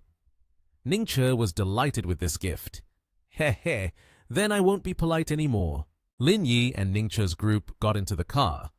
Ning Che said, "Today we will take you to a super famous restaurant. It's definitely delicious." Lin Yi replied, "All right, let's go." Ning Che's car started up. Chu Yulo said, "Drive straight for about 100 meters more, and we'll be there. You can find a parking spot now." The woman with garlic hair said, "Parking here is free, but the private cars have taken up all the spots. It seems very difficult to find a place to park." Ning Che responded, "This is something Brother Lin has to think of a way to solve." The woman with garlic hair laughed. "Your Brother Lin is not a god. This isn't something that can just be figured out." Ning Che glanced at Lin Yi. "You might not trust her, but you must trust my Brother Lin, right, Lin Yi?" Lin Yi looked outside, smiled slightly. "Although it's a bit difficult, it's not a big issue." He cleared his throat, coughed slightly, then shouted loudly, "Here comes my wife!" Chu Yu Luo looked at Lin Yi, worried, and asked, "What are you doing?" Lin Yi calmly responded, "Don't worry, everyone will know soon." Right after that, a group of men rushed out with confused and flustered expressions, their clothes still not fully on. They quickly climbed into the car and immediately sped off. Ning Che burst out laughing at Lin Yi's joke. "Ha ha! Just as I said, It's still Brother Lin who's full of tricks. In a moment, there are so many parking spots like this. Chiu Yu Luo and the garlicky-haired woman were still feeling puzzled by Lin Yi's joke. At a certain restaurant, many people were gathered to eat and drink. Ning Che approached the seller and asked, "Is there any space left?" The seller replied, "There are 2 tables next to each other. You can set them up yourselves. Just take whatever you want to eat. I've already prepared it." Ning Che carried a tray of food and 2 bottles of wine to the table. Everyone enjoyed the meal together. Ning Che invited, "Quick, give it a try. The taste of this place is not bad at all." Chiu Yu Luo was excited about the food, admiring it and saying, "Just looking at it already makes it seem delicious. These street vendors really feel much tastier than fancy restaurants." Ning Che ate while saying, "This place relies solely on its taste to attract customers. If it wasn't good, there's no way anyone would come here." The garlicky-haired woman wondered, "Right, Ning, today, during training, many people asked me about Team 4, and I didn't know how to respond." Ning Che answered, "I'm not very clear about Team 4's situation either. I haven't had much contact with them. I just know that you can't join Team 4 unless you reach level D. Lin Yi's level is a bit higher, but both me and your Chu have just barely met the standard." Lin Yi was eating while saying, "Is there really such a strong team?" Ning Che replied, "Indeed, since we joined the organization, Team 4 has held a very high status in the list of 4 major battles of the organization." Ning Che continued, "But now, Boss Liu and the higher-ups are intentionally rebuilding Team 1. They probably don't want to put everything on Team 4's shoulders." Lin Yi pondered, "Is it because of their great contributions that they threaten their status?" Ning Che chewed while replying, "You guessed it. Moreover, Chen Guanjie, the team leader of Team 4, is the son-in-law of the Wang family. If Wang Guan doesn't leave, then both teams would be tightly bound to the Wang family, which is something Boss Liu doesn't want to see." Lin Yi sighed. "If a team is built according to Boss Liu's imagination, I will become a thorn in the side, a splinter in the flesh of Team 4. Suddenly, a phone was spotted secretly filming the group. Lin Yi and Ning Che looked toward the phone. Ning Che pointed, "I feel like someone is secretly filming us." The woman with garlic hair immediately turned around and asked, "Secretly filming?" Ning Che stood up and reassured, "What's there to panic about? Everyone just keep eating, I'll go check it out." Lin Yi said, "I'll go with you." The 2 of them walked together toward a car parked nearby. Lin Yi wondered, "Are we sure we aren't mistaken?" Ning Che kept her eyes on the white car ahead and said, "My surveillance detection ability is very strong, no doubt about it. It's in that white car in front." She continued, "But I'm a bit confused. Who dares to take our pictures?" Lin Yi approached and knocked on the car window. The window began to lower, revealing a bald man inside. "What do you want?" the man asked. Lin Yi replied, "You've been taking pictures for a while. Shouldn't you have enough material by now?" The man immediately raised the window and said, "What nonsense are you talking about? I haven't taken pictures of you. Get lost. We're here waiting for someone. Don't delay our business." Ning Che spoke up. "We've already arrived. Do you think it makes any sense to keep pretending?" The car door opened and the man stepped out, walking over and pointing at Lin Yi. "Don't you 2 understand human language? If you don't leave, I'll take action." Lin Yi immediately threw a punch straight into the man's stomach. The man collapsed, crying out in pain. "Ah!" Lin Yi stood in front of the man who had been caught red-handed and calmly said, "Brother, you've been caught by us. Shouldn't you hand over the goods?" The man, still in denial after being caught, said, I didn't take pictures of you." As he spoke, he slowly tried to hide his phone behind his back. Seeing the sneaky move, Lin Yi quickly grabbed the phone. He raised his phone with one hand to check, while with the other hand, he pressed down on the head of the photographer to prevent him from escaping. Lin Yi frowned and said, "If you don't speak, I won't waste my breath anymore." After finishing the check, Lin Yi handed the phone to Ning Che. She received the phone from him and focused on looking at the candid photos. Not only did she not get angry, but she even joked, "These are all photos of us. You captured me quite beautifully, especially this side profile."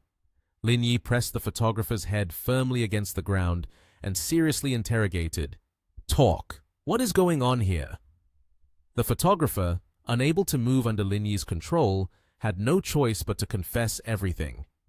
Because my colleague caught you and Zhao Shiqi together and thought this was big news, he asked me to follow you, hoping to capture something useful. Hearing a name that was not hers, Ning Che curiously asked, Who is Zhao Shiqi? The photographer, in a restrained position, quickly replied, Yes, that's her. Upon hearing this, Ning Che found it interesting and covered her mouth with her hand, laughing with a hint of intrigue. How interesting? Lin Yi immediately retorted, I didn't do anything at all. After receiving the information from the photographer, Ning Che forcefully broke the phone in half. She also threw him a wad of money, saying, Here is 10,000, go buy a new phone. The paparazzi, with one side of his face bruised, took the wad of money in confusion. Ning Che crossed her arms and warned, But if there's a next time, don't be surprised if you receive a lawsuit. The paparazzi rubbed his head, bowing in gratitude. Thank you. After saying that, he quickly started his motorcycle and sped away. After resolving everything smoothly, the two returned to the party. Seeing them back, Chu Yuluo immediately asked, Brother Lin, what happened?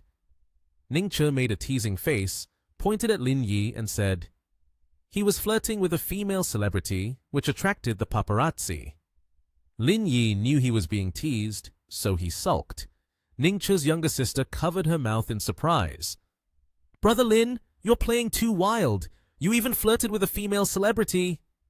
He sat down and calmly explained to the two, Don't listen to what Sister Ning says nonsense.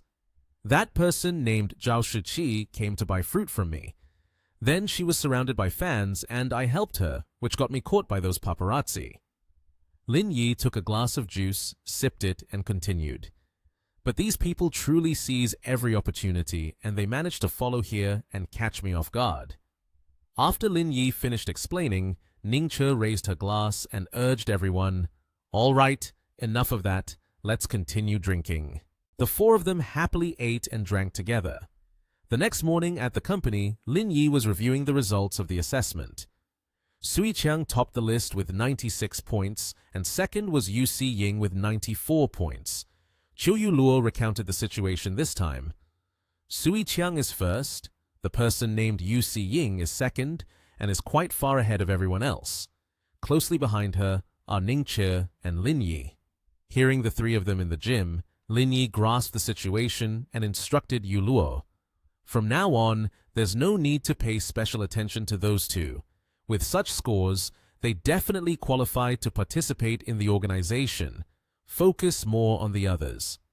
Yuluo pointed to the person behind and asked, Are you sure you don't want the person named Yu Si Ying? Lin Yi replied with a smile, Just give me Sui Qiang. I don't need her. Ning Che, who was listening nearby, grinned excitedly. Then I won't be polite with the two of you anymore. I want to take her. Yuluo winked and lightly nudged Lin Yi, signaling him. She smiled brightly and reminded Ning Che, Then you should prepare yourself. I can see that her training state over the past 2 days clearly indicates she wants to join Lin Yi's group. While the three were discussing, in the distance, Liu Hong was talking to someone on the other end of the phone. After receiving the news, he was half in disbelief. Is that true or fake? Is there really such a thing? Send it to me. I want to see what it is. After seeing the news that the other person sent, Liu Hong took the phone, raised the screen towards Lin Yi, and scolded, What is this about? Lin Yi and Ning Che turned their heads to look when they heard the call. Liu Hong pointed at the phone screen and shouted, Why are you still involved in rumors with a female celebrity? Lin Yi laughed dismissively. How could that be? It's not like I don't have women. Why would I tease a female celebrity? Ning Che recalled what happened last night and complained angrily. Last night the paparazzi's memory card was taken out and they were still warned. Aren't they afraid of death? Liu Hong threw the phone towards Ning Che and scolded, All right, you two are also part of this. If not, the higher-ups wouldn't have called me. Ning Che caught the phone that was flying towards her and, along with Lin Yi and Qiu Yuluo, started looking at the news on the phone, all of which were hot topics. A female actress named Zhao was seen having a private meeting with a fruit seller. Zhao Shiqi's boyfriend was dating 3 girls at night. A famous actress revealed her boyfriend, a trap boy. Ning Qi was furious. What is this? Just having a meal. Why is there so much controversy? Lin Yi analyzed from the perspective of the photo. The person who secretly took our picture doesn't seem to be the same one from yesterday. Ning Che said this is a media company, so there is an address here. She was furious, her face turning purple. Are you secretly taking pictures of me? If I don't break his teeth today, it won't do. Yu Luo cheered. I'm going up there too. Having my picture out there for my family to see isn't good. At Hai Yu Limited Media Company, Miao Cheng is the general manager of Tiandu Media, and Ma Li Bin is the manager of Zhao Shiqi. When they arrived, the receptionist asked, "May I ask if you have an appointment?" Miao Cheng said, "I am Miao Cheng, the general manager of Tiandu Media. I am looking for your director." The receptionist replied cheerfully, "Oh, it's Mr. Miao. Our Mr. C is in the office on the 4th floor. You can find him there." As the two went upstairs, they ran into Xie Donglai, the director of Hai Yu Media Company. He said, "Mr. Miao, I've been waiting for you for a long time. Please come into the office." Miao Cheng spoke bluntly. "The issue is to discuss the price. How much money can be offered to take down the article?" Xie Donglai thanked him. "Thank you, Mr. Miao, for your consideration." He raised one finger and said, "The number is..." Mr. Miao asked, 10 million, right? "Give me your company's account number. I'll transfer the money right now." Xie Donglai said, "Mr. Miao, are you joking? Zhao Shiqi is your company's cash cow and a top influencer in showbiz. If she causes this kind of trouble, how can 10 million settle it? I'm not looking down on you, but looking down on Zhao Shiqi," he said. Mr. Miao frowned. "What do you mean?" Xie Donglai made a proposal. 1 billion. As long as you transfer the money, I will definitely make people take the post down immediately. I won't beat around the bush. I still have a bit of credibility." Mr. Miao slammed the table and stood up. "Are you kidding me? Do you think the company's money just came from the wind?" Xie Donglai continued. "Think about it. If we write another post saying Zhao Shiqi is competing with a woman for a man, that would be quite a scandal, right?" Mr. Miao was furious. "You have no evidence. This is slander." Xie Donglai said, "Hold on. Think carefully. After all, what I have is time." Mr. Miao walked out into the hallway and spoke with Ma Li Bin. "A figure as large as that, I have to report to the boss." He took out his phone to call and report. "Mr. Sun, the other side is demanding 1 billion from us. There's no way to negotiate it down." Mr. Miao sat down in the lobby. "Now the web is filled with Shiqi's hot girls. We should really think about how to handle this. If not, Shiqi will be finished." Ma Li Bin said, "Mr. Miao, that person seems to be a man named Lin Yi." Mr. Miao expressed his doubt. "Is it real or fake? I can't be mistaken." Li Bin asserted, "It's definitely him. There are also 2 women by his side. They look like the ones in the photo." Lin Yi, along with Ning Che and Chiu Yu Luo, stepped inside. Ma Li Bin said to Mr. Miao, "What should we do now? They must be here to deal with this matter as well." Mr. Miao replied, "Let's follow them for now. No matter what, we are the middle ground." The door was kicked open. Lin Yi and the others walked in. Xie Donglai was taken aback. "Mr. Miao, what's the meaning of this? If the deal falls through, there's still some decency. Are you here to cause trouble?" Mr. Miao immediately denied. "You misunderstood. We are not on the same side. You can see clearly, they are the 3 people in the photo." Xie Donglai looked back at the photo and indeed confirmed it. He was slightly frightened. "It really is them." Lin Yi said, "I don't have time to talk much with you. If you don't want to bring disaster upon yourself, take down all those posts. Otherwise, you'll bear the consequences." Xie Donglai laughed heartily. "Ha ha." Then he lit a cigarette. He said, "What storms haven't I faced? My brother, it's the 22nd century now. We don't rely on fists to solve problems anymore, but on money. Understand? Yuluo introduced herself. I am the CEO of Xiejong Corporation, Chiu Yuluo. She continued to introduce. The other two are Ning Che, the CEO of Hualong Group, and Lin Yi, the chairman of Ling Yun Group. If you have any knowledge at all, you should know the weight of these three companies. Based on the damage you have caused to our reputation, the legal departments of the three companies will be in touch with you shortly. Prepare to compensate. Ning Che added directly to her words. The introduction is not enough. Although we are all CEOs, we are not employees. These two companies belong to our families. Mr. Miao and Ma Li Bin were astonished. Xiejong Group, Hualong Group, Ling Yun Group. Xie Donglai was so shocked that he fell from his chair. Everyone, please calm down. He explained, I know how powerful you are, but in business, you can't just rely on your status to bully others. We earn a living this way. This is not something lacking humanity. You cannot be too excessive. Yuluo said, I already said earlier, do you still want to struggle? I hope you resolve this matter quickly. If I see any news about this online tomorrow, you will know what the consequences are. Xie Donglai, feeling intimidated, replied, Yes, yes, yes. What should I do then? The three members of Lin Yi's group left. Ning Che remarked, Wow, our sister Chu really slayed it, directly subdued him just like that. Yuluo confidently said, People like this lack professional discipline. Doing these sneaky things is already annoying to see. Ning Che patted Yuluo on the shoulder, saying, All right, calm down. The matter has been resolved. Let's head back to the headquarters. Suddenly, someone called out from behind. Mr. Lin! It was Mr. Miao with Miao Buadi. Lin Yi asked, What do you need from me? Mr. Miao replied, Mr. Lin, we are the CEO and manager of Zhao Shiqi Company. We didn't manage to resolve this matter in time.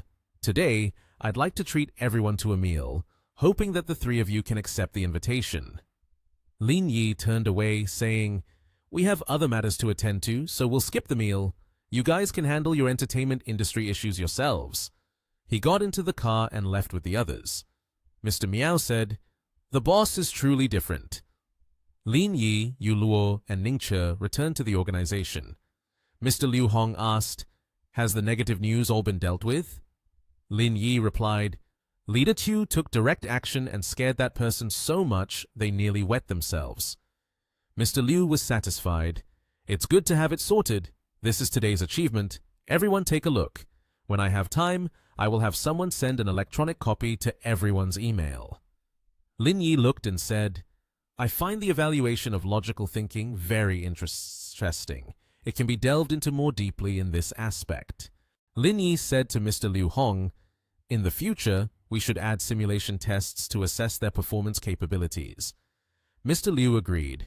I will remember this suggestion. Let's make the arrangements as soon as possible. Lin Yi happily replied, This is a matter for everyone, so I won't participate anymore. If there's nothing else, I'll return to Nation TH. Mr. Liu asked, What do you mean returning to Nation TH? After the trial training, there will be quite a few matters to attend to. After all, you are the team leader of Team 1. Once the trial training is over, there will still be plenty of things waiting for you to handle. Stay a few more days. Lin Yi's phone rang. He answered, Hello. The voice on the other end said, Hello, Mr. Lin. I am Zhao Shiqi. I got your phone number from Director C. The issues caused by the paparazzi taking your photos have troubled you a lot. I would like to invite you to a meal as an apology. Lin Yi agreed. A meal is fine, but let's not have another incident like yesterday. Please send me the address. That evening, at the restaurant, Lin Yi walked in, looking handsome. Zhao Shiqi was already waiting. Mr. Lin, you've arrived. Lin Yi said, I hope I'm not late. Shiqi replied, Not at all, not at all. I came early. I've ordered the dishes. I wonder if they will suit Mr. Lin's taste, she said. Lin Yi replied, They don't look bad. Shiqi thanked Lin Yi. Mr. Lin, thank you for this. If it weren't for you, I wouldn't know how to calm this situation down. The two clinked their glasses. Shiqi asked, I'm very curious. You are the chairman of Lingyun Group. Why did you come to live in Huaxi villages? Lin Yi replied, I said it's for psychological cultivation. Do you understand? Shiqi laughed cheerfully. Besides the Haiyu media, our image is also being exploited by those with ulterior motives. Our company is trying to handle it. Lin Yi curiously asked, Do you know who it is? Shiqi answered, Still haven't figured it out, but we have a suspicious target. Next month, the new movie by the renowned director Li Yuan is about to start filming, but the lead female role is still undecided. I'm a major competitor for her. Lin Yi took out his phone. Now I understand. At Novel Entertainment, Mr. Mengwei was watching the news about those paparazzi. What's going on? Why did they take down all the articles? Lin Ziyi said, It must be Zhao Shiqi who handled it. Otherwise, they wouldn't be able to buy the hot search down. But this isn't important, Director Li just called. They picked you for the lead female role. Immediately, Director Li called her. Ziyi was excited. Hey, Director Li is calling me. He must be discussing the movie. On the other end of the line, Director Li said, I have decided not to use you for my new film. I'm sorry. Luckily, I haven't sent the contract over yet. Ziyi was furious. What? You're not collaborating with me anymore? She lowered her voice. There aren't many people in the entertainment industry more suitable for this role than me. If you use someone else, it will definitely affect the quality of the work. Zhao Shiqi, isn't she involved in some rumors right now? You just said you wouldn't use her, so why now? Director Li hung up. Ziyi tried to call back. Hello, hello. She turned around abruptly. Brother Meng, what on earth is going on? Why are you using Zhao Shiqi now? There must be some trickery in this. At that moment, Meng Wei's phone rang. It's Mr. Zheng calling, he said. He answered, Mr. Zheng, are you looking for me? I happen to have something I want to discuss with you. Then Meng Wei said to Ziyi, Mr. Zheng is calling me right now. It must be about this. You should come with me. Outside the office of Chairman Zheng Xingi, two people walked in. It was a chubby man and a girl with brown hair. The chubby man asked, Mr. Zheng, you called me for something? As soon as the question ended, the overweight man was suddenly hit on the head with a stack of documents by the man and was shouted at. Do you still dare to ask? The person accompanying the overweight man looked extremely frightened. The man was Zheng Xingi, the chairman of the Novel Entertainment. He pointed directly at the overweight man's face and scolded, Is it you who has plotted to harm Zhao Shiqi, taking advantage of the scandal that was exposed today? The overweight man immediately defended himself. We are originally rival companies. Now that the other side is causing a commotion and making a scene, it's normal for me to take advantage of the situation to harm them. Zheng CEO asked again, Do you know what kind of person that man is? Zheng Xingi's face became serious. He is the CEO of Lingyun Group, from a rich and noble background. You dare to provoke him? Are you looking for death? Hearing this, the overweight man turned pale, filled with fear. He exclaimed, What? He is a rich man, from a noble background? It seems that this chubby man has stirred up a hornet's nest.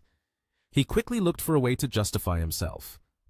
Mr. Zheng, I truly did not know that man had such status. This was my blunder. However, even if his status is insignificant, it should not affect us. Hearing such unreasonable words, Mr. Zheng couldn't help but shout, Do you think he only has money? Just now, the investors contacted me saying they want to withdraw their investment. This is all because of the mess you've caused.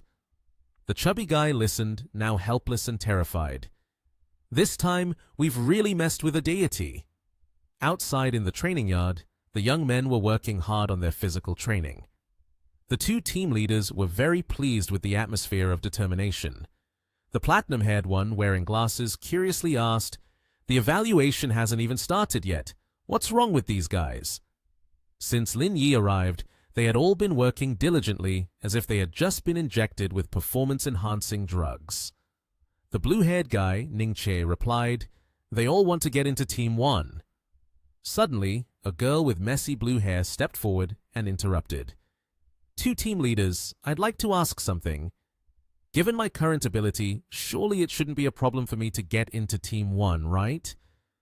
The bespectacled team leader replied kindly, based on the level you are showing, getting into Team 1 shouldn't be a problem, but it's not guaranteed that you will actually get in.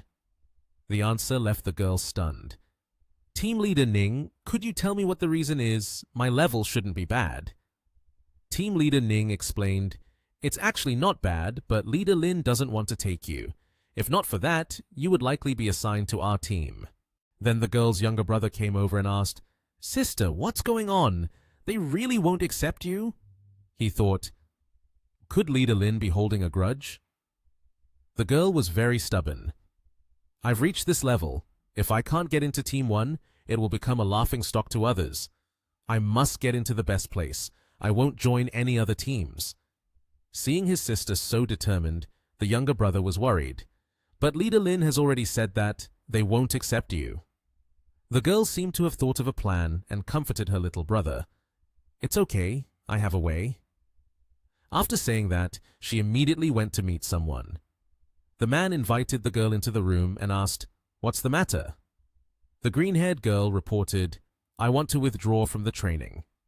The man sitting in the chair calmly asked, what's the reason? Is it that you can't keep up physically? That's not true, right? Your test rankings have always been very good. You seem capable of reaching Class B level. It seemed that the girl was very skilled and physically fit. She responded, that's not it. Then she pointed directly at the boy who was sitting there playing games and said, it's because of Lin Yi. This surprised Lin Yi a lot. Hearing this, the silver-haired man curiously asked, what did he do to you that makes you want to withdraw? The girl responded very frankly, he holds a grudge and won't let me join Team 1. So that's how it was. The understanding man immediately explained to the blue-haired girl, you meet the requirements to join Team 1, but leader Lin has considered the balance of the team and the relationships with his teammates to ensure the combat effectiveness of each team. That's why you were assigned to Team B. Do you understand? It would be a pity for you to withdraw after achieving such good results. The girl shook her head in denial. But I heard that the organization wants to transform Team 1 into a pioneering team. If the members are allocated evenly, it won't achieve that effectiveness. After a moment of silence listening, Lin Yi also spoke up. So you think executing a mission is just about your own abilities? The girl immediately replied, that's right. Strength can solve everything. If it can't be solved, it means the strength is insufficient and there's no other way. Lin Yi had to think of a way and agreed to give the girl an opportunity to test her skills. All right, I'll give you a chance. In tomorrow's test, if you can secure one of the top 2 positions, Team 1 will accept you. Hearing this, the blue-haired girl instantly beamed with happiness. After getting the chance, she happily turned to leave with a reminder, this is you saying it. Keep your word. The old man then reminded the male protagonist Lin Yi, I see you shouldn't worry about other matters anymore. She's so young and has already reached level B. You should keep her. Letting someone like her go would be a loss for the organization. Lin Yi also cautiously replied, let's assess the situation and decide later. A car stopped in front of a 7-star hotel. Everyone got out of the car and looked at the hotel. Sun Fuyu spoke up. This hotel really isn't bad. It seems to be the highest standard in Yanjing, right? Shen Tianzhuo responded, it's about that level. A hotel recommended by the group must be good. Let's go. Head to our rooms first, then find somewhere to eat. Hearing this, Sun Fuyu replied, all right, the 3 of us will head into the hotel. Suddenly, a voice shouted, Boss Shen! Tianzhuo heard the shout and looked at the person in front, asking, who are you?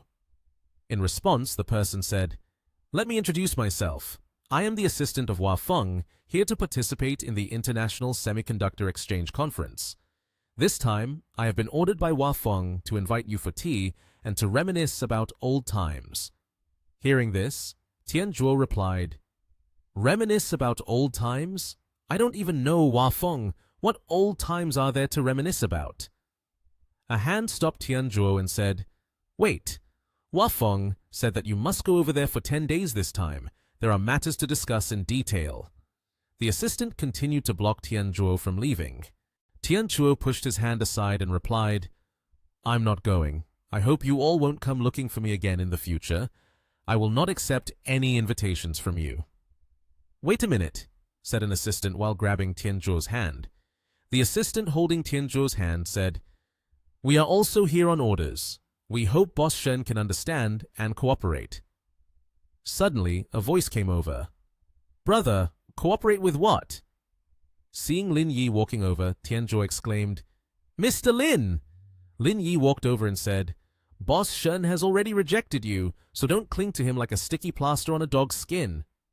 Hearing this, the assistant retorted, This is our business, it doesn't concern you. We hope you can leave quickly. Upon hearing him, Lin Yi responded, Are you threatening me? A hand grabbed the assistant's hair. Lin Yi lifted the assistant by his hair and said, You can go call Vedana and find out who I am. After saying that, he threw the assistant to the ground and pointed to the door. The assistant scrambled to run out. At this moment, Tian Zhuo spoke up. Mr. Lin, I didn't expect you to come. Are you here for the meeting? Lin Yi looked at everyone and said, Everyone, go get your room cards. We're going to my room upstairs. This is not a place to discuss things. Upon hearing this, Tian Zhuo replied, Okay, let's go upstairs to talk. In a room, everyone was seated inside. At this moment, Lin Yi spoke up. I heard that Yanjing has a world-class semiconductor conference. Are you all here to participate in the conference? Sun Fuyu heard this and replied, Boss Shen sent us over here to join in, as well as to showcase our photolithography machine. We have completed our research and development, but the procedural issues require us to come here to file paperwork. Hearing Sun Fuyu's words, Lin Yi questioned, Is it really done that quickly? At this point, Tian Zhuo, holding a cup of tea, spoke up. Right now, we can achieve a 5-nanometer mass production yield. There is still a bit of a shortfall in the good product rate, but currently, the 5-nanometer technology in the world has all shown signs of decline, performing not very well. Upon hearing this, Lin Yi responded, That's all right, we can resolve it gradually. At least it allows us to keep pace with the world's progress. Was the person we met earlier sent by Vedana? When Lin Yi asked, Tian Zhuo shook his head and replied, It's not her, but a person named Hua Feng. Hearing Tian Zhuo's answer, Lin Yi immediately said, Mr. Sun, find a way to investigate this person named Hua Feng. I want to know his mode of communication. Sun Fuyu responded, Understood, Mr. Lin. I will look into it. Ring, ring, ring. Tian Zhuo took the phone out of his pocket. Answering it, a voice came through the line. Hello, Boss Shen. I am Hua Feng from the Va family. The phone was placed down on the table. The voice continued. Surely you know who I am. Tian Zhuo looked at the phone and said, I know who you are, but there's nothing for us to discuss. Conveniently, my boss is right here. You can talk to him. Lin Yi then spoke up.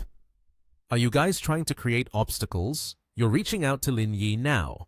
Truly deserving of being a global financial conglomerate, you really have some capability. The voice replied, Mr. Lin, if you don't want us to disturb Shen Tian Zhuo any longer, it's fine. Otherwise, you can cooperate with the VR family.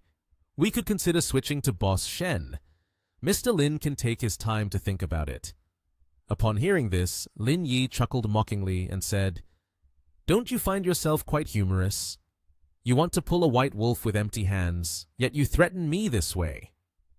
The voice replied, In a moment, I will send an email to Boss Shen's phone. After he reviews the contents of the email, Mr. Lin can then decide whether to cooperate with us or not. Lin Yi simply responded, All right. Hearing these words, Sun Fuyu angrily slammed the table and said, What is this guy doing? I really want to give him a slap. Lu Ying saw Sun Fuyu's anger and patted his shoulder, saying, Director, please calm down a bit. You have an unread email. Tian Zhuo then picked up his phone and opened it, looking at the screen with a look of shock. He trembled as he read the lines sent to him. Lin Yi observed and asked, "What's wrong?" At this moment, Tian Zhuo replied, "The results of our research have been plagiarized by them." Upon hearing this, Lu Ying stood up and said, "How is that possible? The experimental data of the photolithography machine is all confidential, and we have signed confidentiality agreements that cannot be leaked outside." After saying that, she began to cry. "Hoo, it happened once before, and now we are stepping into the same trap again. Mr. Lin, I really cannot forgive myself." At this point, Lin Yi spoke up. "Everyone is involved in scientific research, not aware of the commercial conspiracy. This issue cannot be blamed on anyone. I also share the responsibility." Tian Zhuo replied, "But I am different. I used to work at a big factory, and I was responsible for the safety of the laboratory. No matter how you put it, I must take primary responsibility. Mr. Lin, I did not handle the project well, betraying your trust. I am truly sorry." A hand was placed on Boss Shen's shoulder. Lin Yi had his hand on Tian Zhuo's shoulder to comfort him. "This is not your fault. This is clearly something that has been plotted for a long time. Moreover, this is not the time to discuss such matters. There is still a chance to salvage the situation." Ring, ring, ring. There is an incoming call. The call was answered, and a voice on the other end came through. "Mr. Lin, I assume you've seen the email. If you agree to cooperate with us, we will keep this report hidden. It will still be the result of the Ling Yun Corporation. But if you do not cooperate, I can only say my apologies." Lin Yi replied, "If I am threatened by you, I do not bear the name Lin Yi." Hua Feng responded from the other side, "You truly impress others. If that's the case, then there's no need to discuss further. I wish you luck." Tian Zhuo looked at Lin Yi and spoke up. "Mr. Lin, what should we do now?" Lin Yi then called Ruoshu and said, "Ruoshu, you need to immediately arrange for people to seal off the photolithography machine laboratory. No one is to be allowed out." Ruoshu on the other end asked, "What happened?" Lin Yi replied, "Just do as I say for now. Don't ask questions." After finishing his words, Lin Yi turned to Lu Ying and said, "You need to call the laboratory to find out if there is a lack of AI as quickly as possible." Lu Ying responded immediately, "Understood," and went out to make the call. After a while, she said, "All right, I understand now."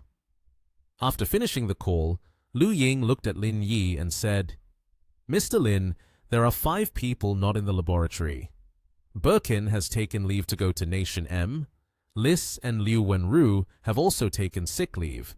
Nova is on a business trip to Nation E, and Chu Shu Chung has asked for a week of leave from 2 days ago. Only these 5 are not in the laboratory." Hearing this, Lin Yi immediately said, "You contact these 5 people, find out if the murder situation is real or not." 10 minutes later, the assistant named Lu Ying called Lin Yi to report, "Mr. Lin, only Chu Shu Chung cannot be reached." The man with the white beard, seemingly older, cursed. "Damn it, it must be him." Lin Yi waved his hand and quickly said, "Don't curse yet. There is still no concrete evidence." Then he turned and instructed the assistant Lu Ying, "Please prepare the list of personnel from the Research Institute along with detailed information about these 5 people. I will arrange for someone to check again." She replied, "Yes." It seemed like the news didn't affect Lin Yi at all. He stood up leisurely, stretching, as if nothing had happened. "Let's go. It's already past 5 o'clock. Let's go eat." He joked a bit with Sun Fuyu. He said, "This must be your first time here. The buffet here isn't bad. I'll take you there." He was grumpy, took another drag from the cigarette in his mouth, and replied, "You guys go ahead. I'm not going anywhere." But the ashes on the ground beneath Lin Yi were piling up. Looking at it, he suddenly thought of something. Immediately, he pointed his thumb at himself and said to Sun Fuyu, who was holding the cigarette in his hand, "You really don't need to worry too much. I will handle this well. Everyone's efforts will not be in vain. Let's go."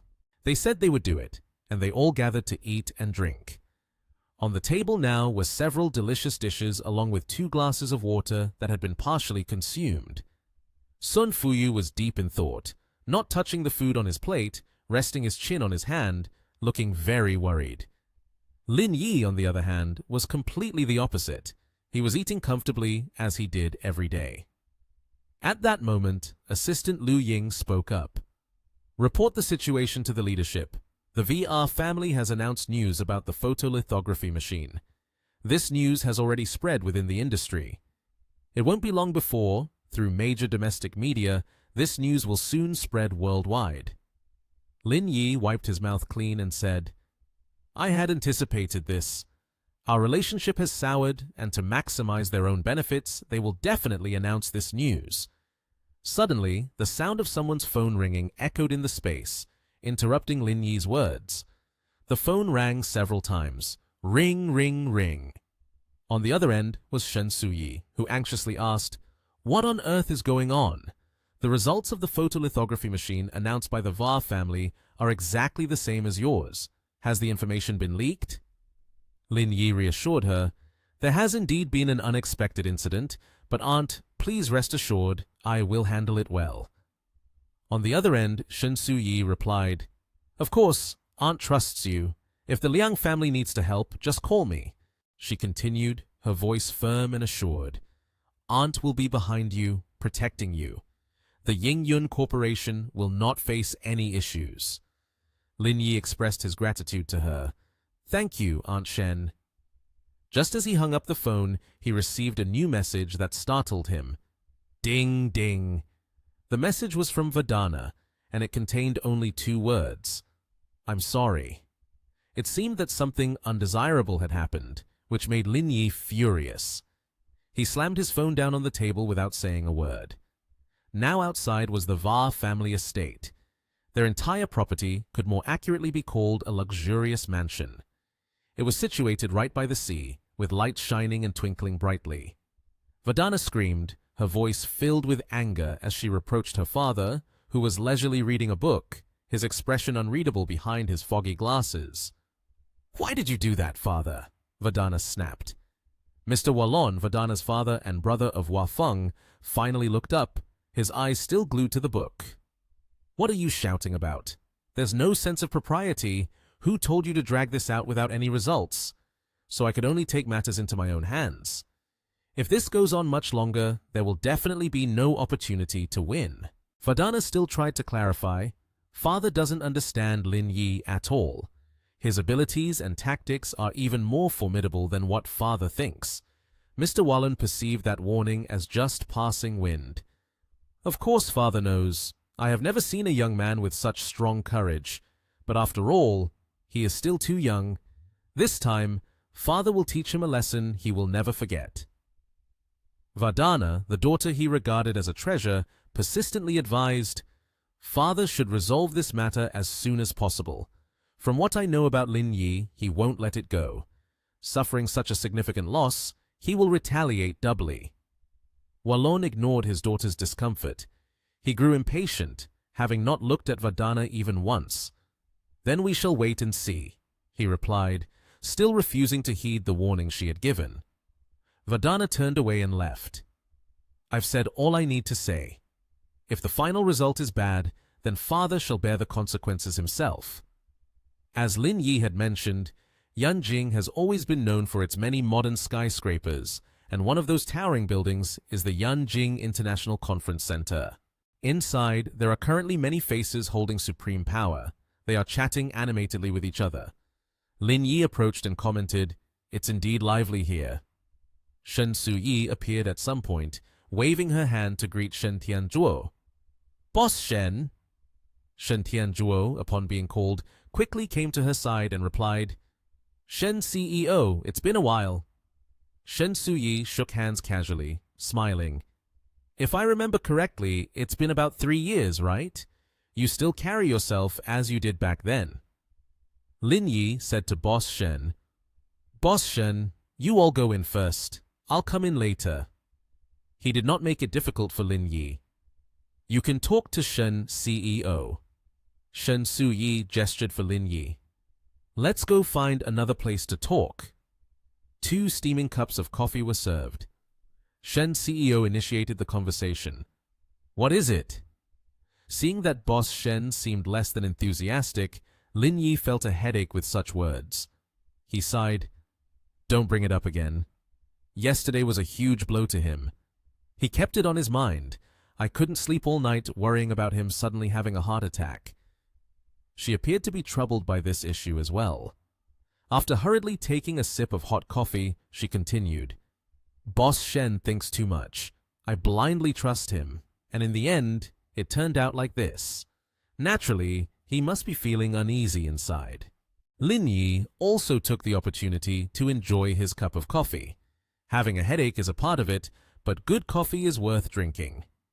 Continuing the conversation that had reached this point, even if he revealed who the spy was, it would be useless. However, last night, I stayed up all night to contact some people. Generally, I can alleviate this situation, he said. Hearing that he had managed to prepare somewhat, she felt relieved. She still advised him to be cautious. You must handle this well. Many people are watching. Although the Liang family can protect you, in the long run, you still have to walk your own path. You need to build relationships for yourself. Then she stood up, reminding him, It's time to leave. Come on, Lin Yi, let's go. It's almost time. At the same time, Hua Feng and his assistant were discussing work as they walked. The assistant began reporting the information he had just had someone investigate. Sir Hua, I have inquired. Ying has sent General Manager Andy Alice to attend the conference. Hua Feng found this information quite interesting. After the conference, I will seek her out to discuss collaboration. Suddenly, the assistant noticed someone and turned to face Mr. Hua. Look over there. That man is Lin Yi. Hua Feng looked in the direction pointed out by his assistant, at a middle-aged woman accompanied by a bright-looking young man. At the same moment, CEO Shen also recognized the man before her. She leaned in and whispered, That is Hua Feng, the deputy of the VR Family Financial Group. Under his leadership, the heavy industry of VR Family has once again returned to the global stage. Out of courtesy, Hua Feng extended his hand and began to greet CEO Shen. Mr. Lin, it is truly an honor for me to meet you both here. She shook his hand, offering her greetings and praising the man before her. VR Family truly has a great reputation. To be able to research and manufacture a 5-nanometer photolithography machine is no small feat. It seems that the international capital circle will have to rearrange itself this time. He was not modest in the face of such flattery, proudly adding, With our financial strength, dealing with these international capitalists is not an issue. I believe that the photolithography machine, developed through the efforts of hundreds of scientists at VAR Family, will surely allow us to capture a huge market share. Then he turned his gaze to the young man. What do you say? Is that true? Mr. Lin Yi did not oppose and even agreed. Indeed, that is the case. But from research and development to mass production, there is still a long way to go. At this point, he placed a hand on the man's shoulder, patting him as if to hint at something. You just started, so you should take it slow. Otherwise, it's easy to trip. Wasn't he subtly mocking Hua Feng here?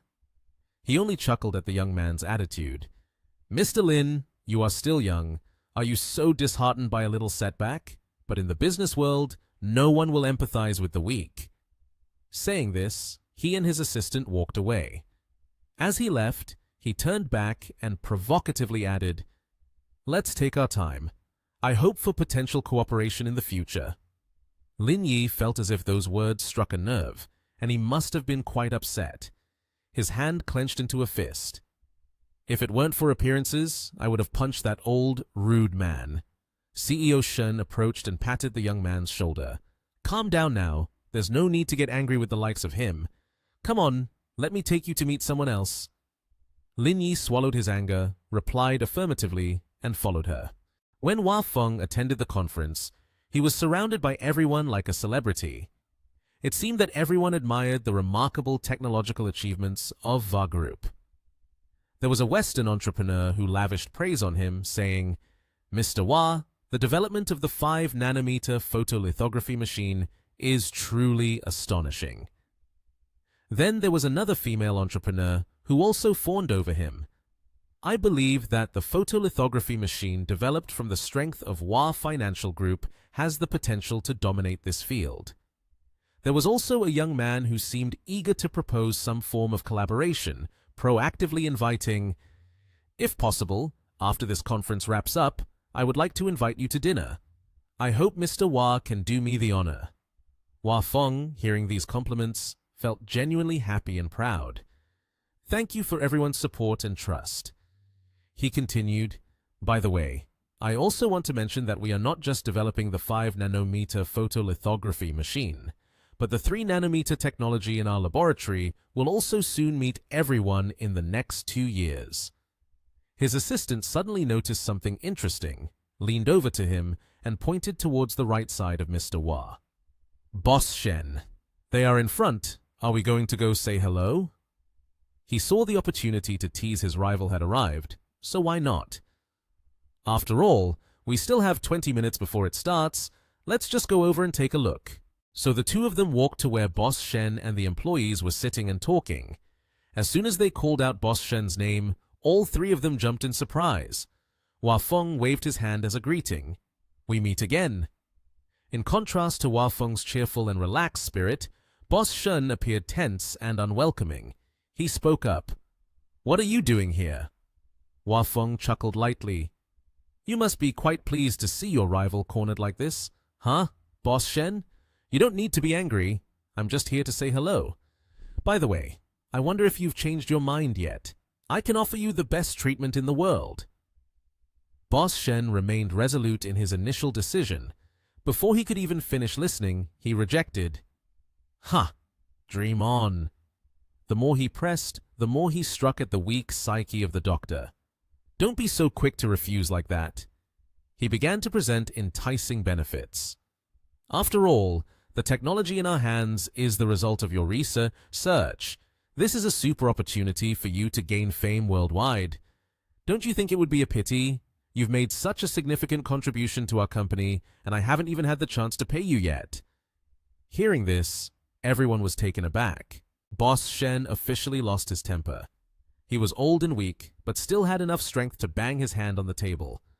"Get out of here! Do you think I won't hit you?" Hua Feng shrugged, his tone somewhat condescending. "Perhaps you don't need that little benefit from Va Group's financial conglomerate." Hua Feng turned to leave, but not without adding, "If you are so stubborn, then I will take my leave first. We will have opportunities in the future. Goodbye." Hua Feng asked his assistant, "Where is Alice?" The assistant immediately replied, "She's up ahead. I'll take you there." Alice was sitting happily chatting with a girl. The girl had hair matching the color of her irises, which was a smoky gray, named Claire. She was in charge of Sim Company. Hua Feng, unabashed, approached to start a conversation. "Miss Alice, Miss Claire, may I sit here?" Alice seemed a bit uncomfortable, but still reluctantly agreed. "Please." Hua Feng naturally pulled out a chair and sat down. Before he could even get comfortable, he went straight to the main issue. "Miss Alice, Miss Claire, there are some things I want to discuss with both of you. Now, we have researched and developed a 5-nanometer lithography machine. Regarding the light source and lenses, I hope we can expand our cooperation." Alice was a bit confused, so she asked again, "Are you guys researching the development of a 5-nanometer photolithography machine?" Hua Feng immediately proudly admitted, "Of course, we have hundreds of proprietary technical projects. If you have time, I can take you on a tour."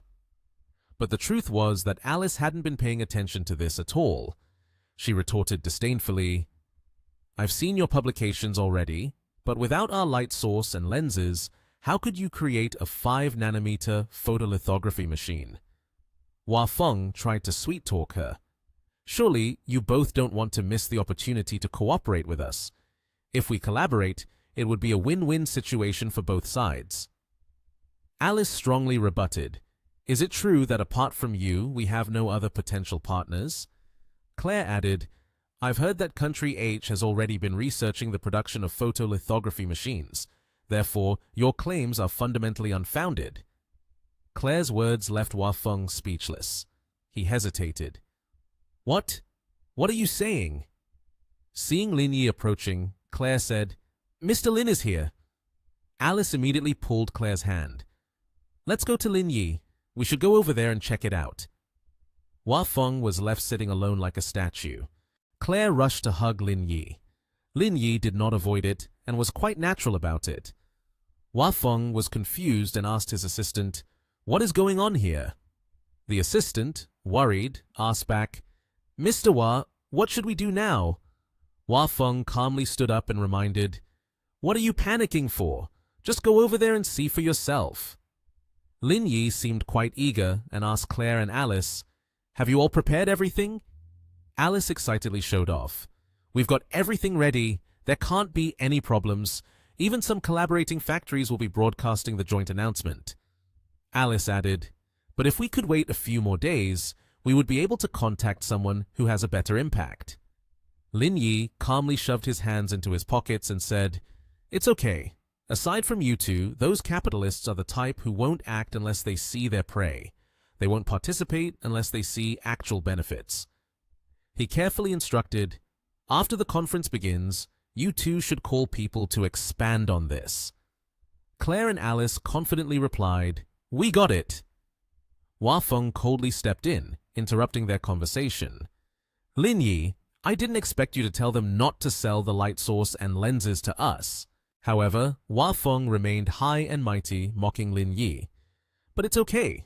I will use the identity of Hua Financial Group to seek cooperation with other enterprises. Your plans might be falling apart soon." Lin Yi felt a bit puzzled and asked, "Did you just say you would use the VR family's identity to discuss the senior management of these two enterprises? I must have heard you wrong, right?" Hua Feng arrogantly pointed upwards, speaking in a condescending tone. "Of course, we have the strength and reputation to do so, but you all do not. Your Lingyun group is far inferior to us." Lin Yi snapped his fingers and smiled. "Well then, rather than waiting for another day, why don't the two of us discuss it today?" Hua Feng was taken aback. "What are you talking about? What do I have to discuss with you?" Lin Yi smiled, came closer and replied, "Right, there's something I forgot to tell you." He leaned towards Hua Feng, his voice just loud enough to be heard. "I hold 12% of Ying's shares and 12% of AI's shares. So, do you think you can still buy the light sources and lenses from them?" Upon hearing this, Hua Feng was stunned, gasping, "How could this be?" Lin Yi remained nonchalant, shrugging. "Don't be so surprised, it's not a big deal." Lin Yi lifted his chin to the sky and sneered, "It's just a bit of shares, not worth much money." Watching the backs of the three of them leave, Hua Feng suddenly realized the seriousness of the situation. "Oh no!" Hua Feng became flustered and quickly pressed his phone. "I need to call and inform my brother immediately." His assistant, pale-faced, rushed over and shouted, "Mr. Hua, not good!" The assistant began rattling off urgent information. Just now, several top companies in Ying simultaneously announced that they would not engage in any cooperation with the Hua family. They are clearly targeting us. Hua Feng hurriedly grabbed the tablet displaying the news, anxiously asking, "Where's the news? Let me see." A series of news articles appeared. Hua Feng was filled with fear and anger, cursing, "Those damn bastards!" Having cursed a bit too loudly, everyone in the room turned their eyes towards him. His assistant quickly reassured him, "Mr. Hua, please stay calm. We need to find a way to resolve this. If this escalates, it will have a huge impact on us." Hua Feng still retained some rationality and retorted, "Did you even need to tell me that?" Reporters received information as quickly as the vegetable sellers at the market, or like gossiping about others. They rushed in droves. The reporters surged in, competing to ask questions and aiming microphones at Hua Feng. "Hua Feng, 3 companies have issued statements saying they have never granted any rights to your goods. So where did your photolithography machine come from? Are these actions meant to hide the risks behind the Hua Financial Group?" Hua Feng's face changed color. His assistant quickly stepped in front of Hua Feng. All right, Mr. Hua is not available for any interviews at this time. Please do not surround him here." His assistant took Hua Feng away, but many reporters refused to give up, following and shouting, "Mr. Hua! Mr. Hua!" At the luxurious villa, everyone was in a meeting. In their hands, they had a complete photolithography machine technology. Yurada's father was presiding over the meeting, stating, "Next, I will bring the semiconductor industry of the group." Suddenly, a sound interrupted the meeting. Vadana's father immediately instructed his staff, "Go over there and see what's happening." The staff member nodded in acknowledgement. Understood. Seeing his daughter sitting in deep thought for a while, Vadana's father finally spoke up and asked, "Vadana, we've been in the meeting for over an hour, and you haven't said a word. What are you thinking about?" Vadana smiled lightly and replied, "I'm thinking that Lin Yi's retaliation might be coming soon. Father should prepare himself mentally." Vadana's father chuckled scornfully. "Retaliation? Ha ha! With his abilities, not even your uncle can compete against him. Do you really expect him to retaliate?" Suddenly, the employee who had rushed in earlier burst into the room with a report. "Chairman, it's not good. Several companies from Ying have simultaneously announced that they have never granted us any rights to any products and declared that there will be no cooperation with us." Vadana's father slammed the table, stood up, shocked by the news he just heard. He shouted, "What did you say?" Vadana also jumped in surprise, silently assessing the situation. Lin Yi is too formidable. It's clear that he's striking at the VR Group financial conglomerate right where it hurts. The employee assured him, his voice anxious. "The news is true. Moreover, several other companies have also declared that they will have no cooperation with us and stated that our photolithography machine is a theft of technology from Ling Yun Corporation. The company's stocks have already started to plummet." Vadana's father's phone rang. It was Hua Feng calling. Vadana's father, angry, picked up the phone and immediately shouted out like fire, interrogating, "What the hell is going on? How could such a thing happen?" Hua Feng stammered an explanation. "Brother, here's the situation. He has shares of AI and Ying. In short, we made the wrong move this time." Vadana frowned. Her voice seemed to reproach. "I told father last night he is exactly the kind of person, making father unable to see through him. Every time father corners him, thinking he has secured victory, he always manages to pull out unexpected cards to show father." Vadana's father sat down, and even though he had fallen into this predicament, he murmured gloomily, "Lin Yi, I underestimated you."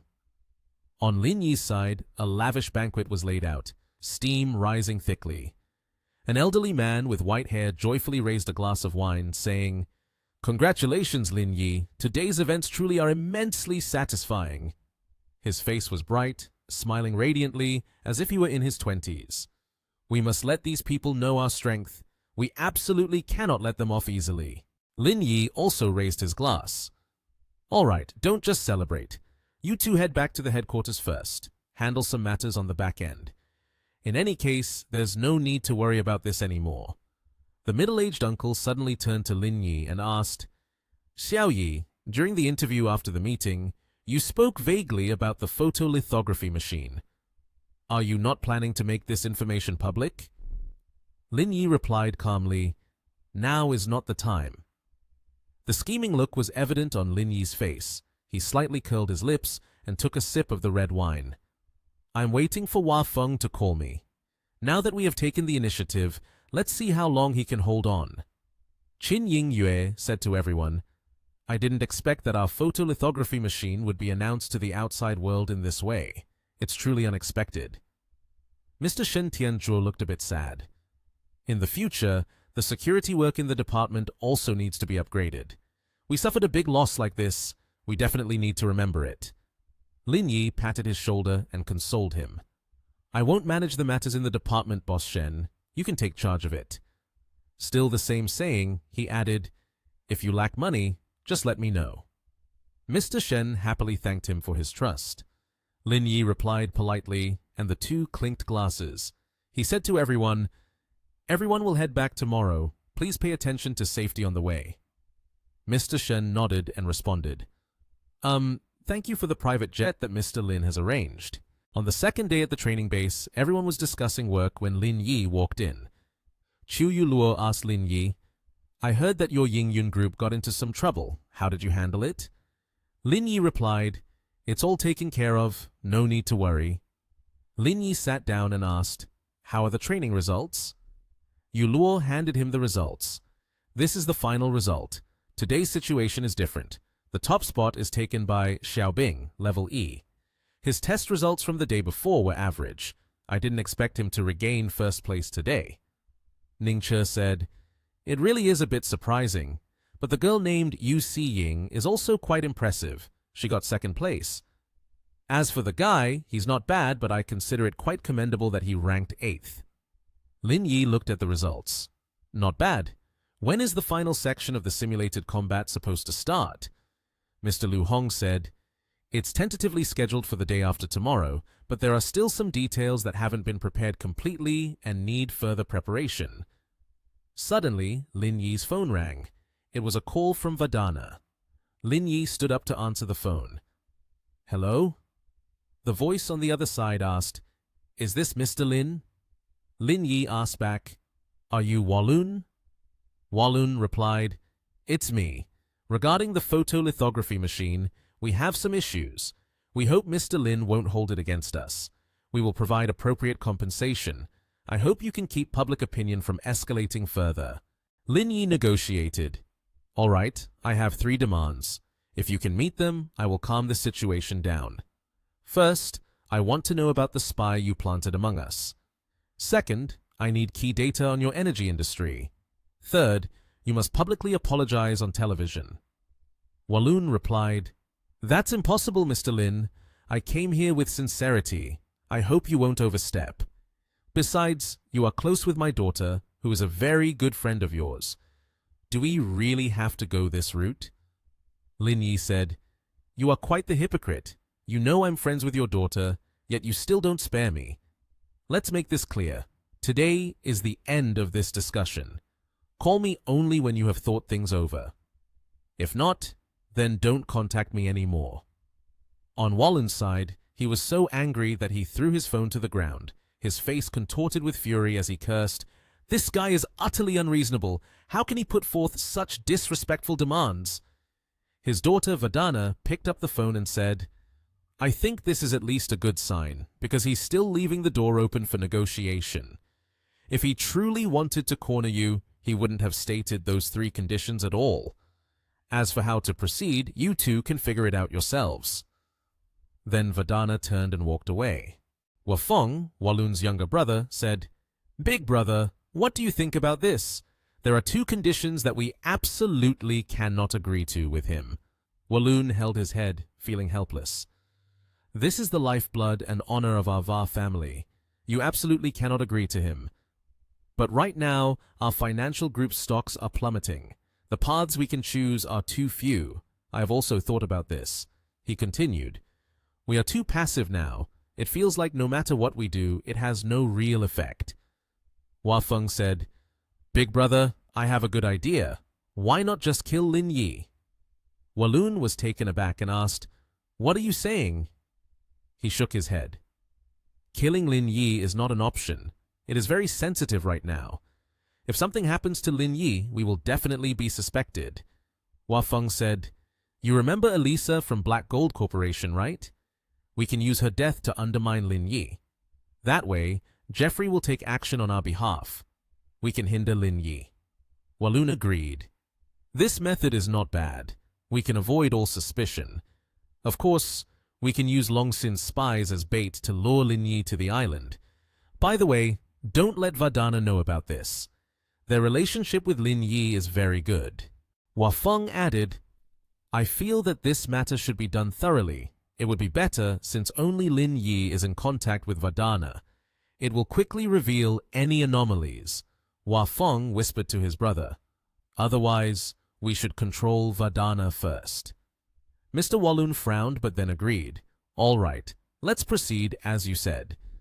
Wafeng complied, nodded, and then left. He called Lin Yi. Mr. Lin, this is Wafeng. I agree with the 3 requests you mentioned. As for the mole, we have already sent him to the island. It's very difficult to bring him to Nation H. If Mr. Lin doesn't mind, you could come to the island and I will bring the core heavy industrial materials of the Va family to your training base. Chu Yu Luo asked Lin Yi. Did someone from the Va family call you? Lin Yi sat down in his chair and replied, Yes, they agreed to all 3 requests I made this morning. They asked me to come to the island to receive the materials and then discuss the Va family's heavy industry. Yu Luo was surprised. His agreement is so straightforward that it feels unusual. Are you really going? Lin Yi answered, If I'm going, I will definitely go. He deceived me in the dark. We must have an honest conversation this time. Yu Luo thought, with Lin Yi's style, these people are very likely to be played to death. Mr. Liu Hong entered and said, Everyone is here, right?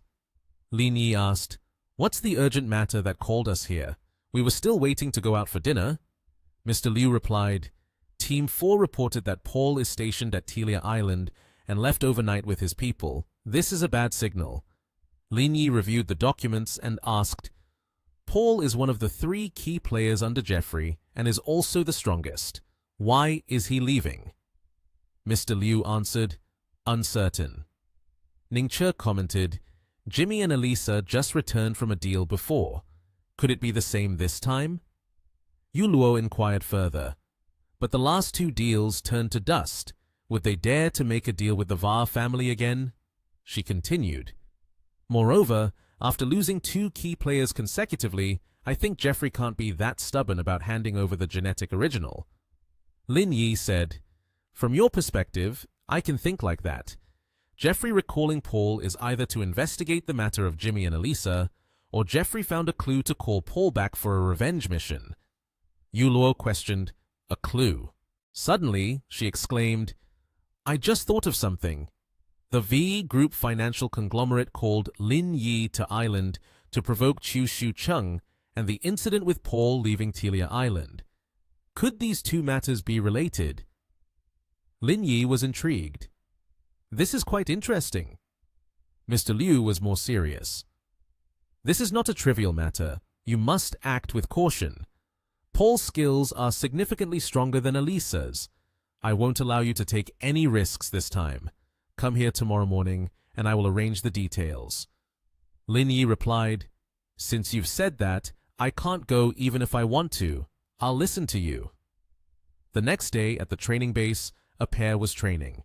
The team leader called out, All listen to the order. Roll call. Lin Yi walked over, feeling that everyone was in high spirits. He opened the door and stepped into the room. Inside, Lin Yi saw 2 unfamiliar people. Mr. Liu Hong introduced them. Let me introduce you briefly. This is Zhu Junqi from Team 4 and Wei Shui. Lin Yi wondered, The team from Telia Island has completed their mission already? Mr. Liu replied, No, they're called back specifically, mainly because of the situation regarding you. Once Walloon notifies you to go to the island, I will have them accompany you. This will ensure more safety. Zhu Jun extinguished his cigarette and said, At that time, everyone listened to the commander's orders. If nothing went wrong, you bear the consequences yourself. Lin Yi replied, Always, no matter what, I am still the team leader. A member like you thinks he can command me. You seem a bit unclear about your position. Zhu Jun was angry. So what if I'm a member? We came from Team 4 and randomly pulling someone from our team could defeat the team leaders from other teams. Do you think being a team leader allows you to point fingers at us? Lin Yi pointed at Mr. Liu's chair. Then why are you still in Team 4? Come and sit in this office. Ning Che chuckled. Zhu Jun got even angrier. Who are you talking to? Is there any rule left in your eyes? Lin Yi twirled his ear. Quickly find a corner to take this stupid guy away. Seeing him gives me a headache. Zhu Jun was helpless. Mr. Liu Hong interjected, All right, we are all part of the same combat roster of the organization. We meet and start arguing right away. Don't forget your identity. Mr. Liu said to Zhu Junqi and Wei Shui, Everyone is here. Let's go downstairs. Right now, there's no movement from island. You 2 temporarily follow the training test. It just happens to help with the assessment. Zhu Jun was dissatisfied. Fine. Mr. Liu turned to Lin Yi and said, You should also restrain yourself a bit. After all, we are comrades. We need to pay attention to unity. Lin Yi replied, Don't say comrades. Even if we are close friends, you shouldn't speak to me like that. Yu Luo and Mr. Liu both looked at Ning Che, making her startled. Why are you two looking at me like that? Yu Luo smiled. Be careful. Ning Che and Lin Yi could only remain silent. Under the training ground, Mr. Liu Hong introduced, I would like to introduce everyone to these two, Zhu Junqi and Wei Shui, members of Team 4. They have come specifically to observe your training. Zhu Junqi said, There are many people here. It seems that this national recruitment is quite effective. Yu Luo added, Moreover, the average skill level is significantly higher than before. It is indeed quite successful. Among them, there are 2 individuals at level D. Their combat abilities are good, but they just lack a bit of experience. With further training, they will quickly be able to take on tasks. So, I was quite surprised when they registered initially. Zhu Junqi asked, There are actually people at level D. Let me see them. Yu Luo looked surprised. Sui Qiang, Yu Siying, step forward. The 2 stepped out, and Zhu Junqi commented, Looking at their appearance, they should be around their 30s. Zhu Junqi said, In terms of the talent of these 2, there's nothing more to discuss. Are you interested in joining our Team 4? Lin Yi stood behind, thinking to himself, He is still openly competing like this. It seems this Zhu Junqi is not very smart. Moreover, the relationship between Boss Liu and Team 4 doesn't seem to be very good. But both Sui Qiang and Yu Siying exclaimed in unison, We want to join Team 1. Zhu Junqi glanced at Lin Yi. Team leader Lin is truly impressive. The training camp hasn't even finished, yet he has made his underlings loyal like this, really commendable. Lin Yi teased, Actually, I haven't done anything. Perhaps it's just because you are too unpleasant, so they're not interested in you, that's all. Zhu Junqi was furious, while Yu Siying covered her mouth and laughed. Zhu Junqi continued, Although both of you have reached level D, it doesn't mean you'll be able to join the organization. I happen to have some time right now and will help team leader Lin test your abilities. If you can't pass, then you won't be able to join the organization. Yu Luo thought, Zhu Junqi has reached peak level D, while Sui Qiang and Yu Siying have just newly reached level D. If they face off against him, they certainly won't be his match. Sui Qiang cracked his knuckles and said, Are you trying to test us? Zhu Junqi replied, You two are performing quite well. Today, I will train you both. But as a senior in the 4th Group's Vanguard Battalion, directly sparring with you would be deemed bullying the weak, so I will hold back one hand. Sui Qiang was surprised. Holding back one hand is unnecessary. Please feel free to use all your strength in this competition. Junqi said again, If I use all my strength and accidentally injure you both, that wouldn't be good. From behind, someone called out, Hey, Zhu! It turned out to be Lin Yi, who said, I advise you not to be too arrogant. Zhu Junqi was angered. You better watch your tone. Do you think these two can't even handle one of my hands, so you want to step in to stop me? Lin Yi shook his head. That's not it. I know their abilities well. While they can't match me, they are more than capable of teaching you a lesson.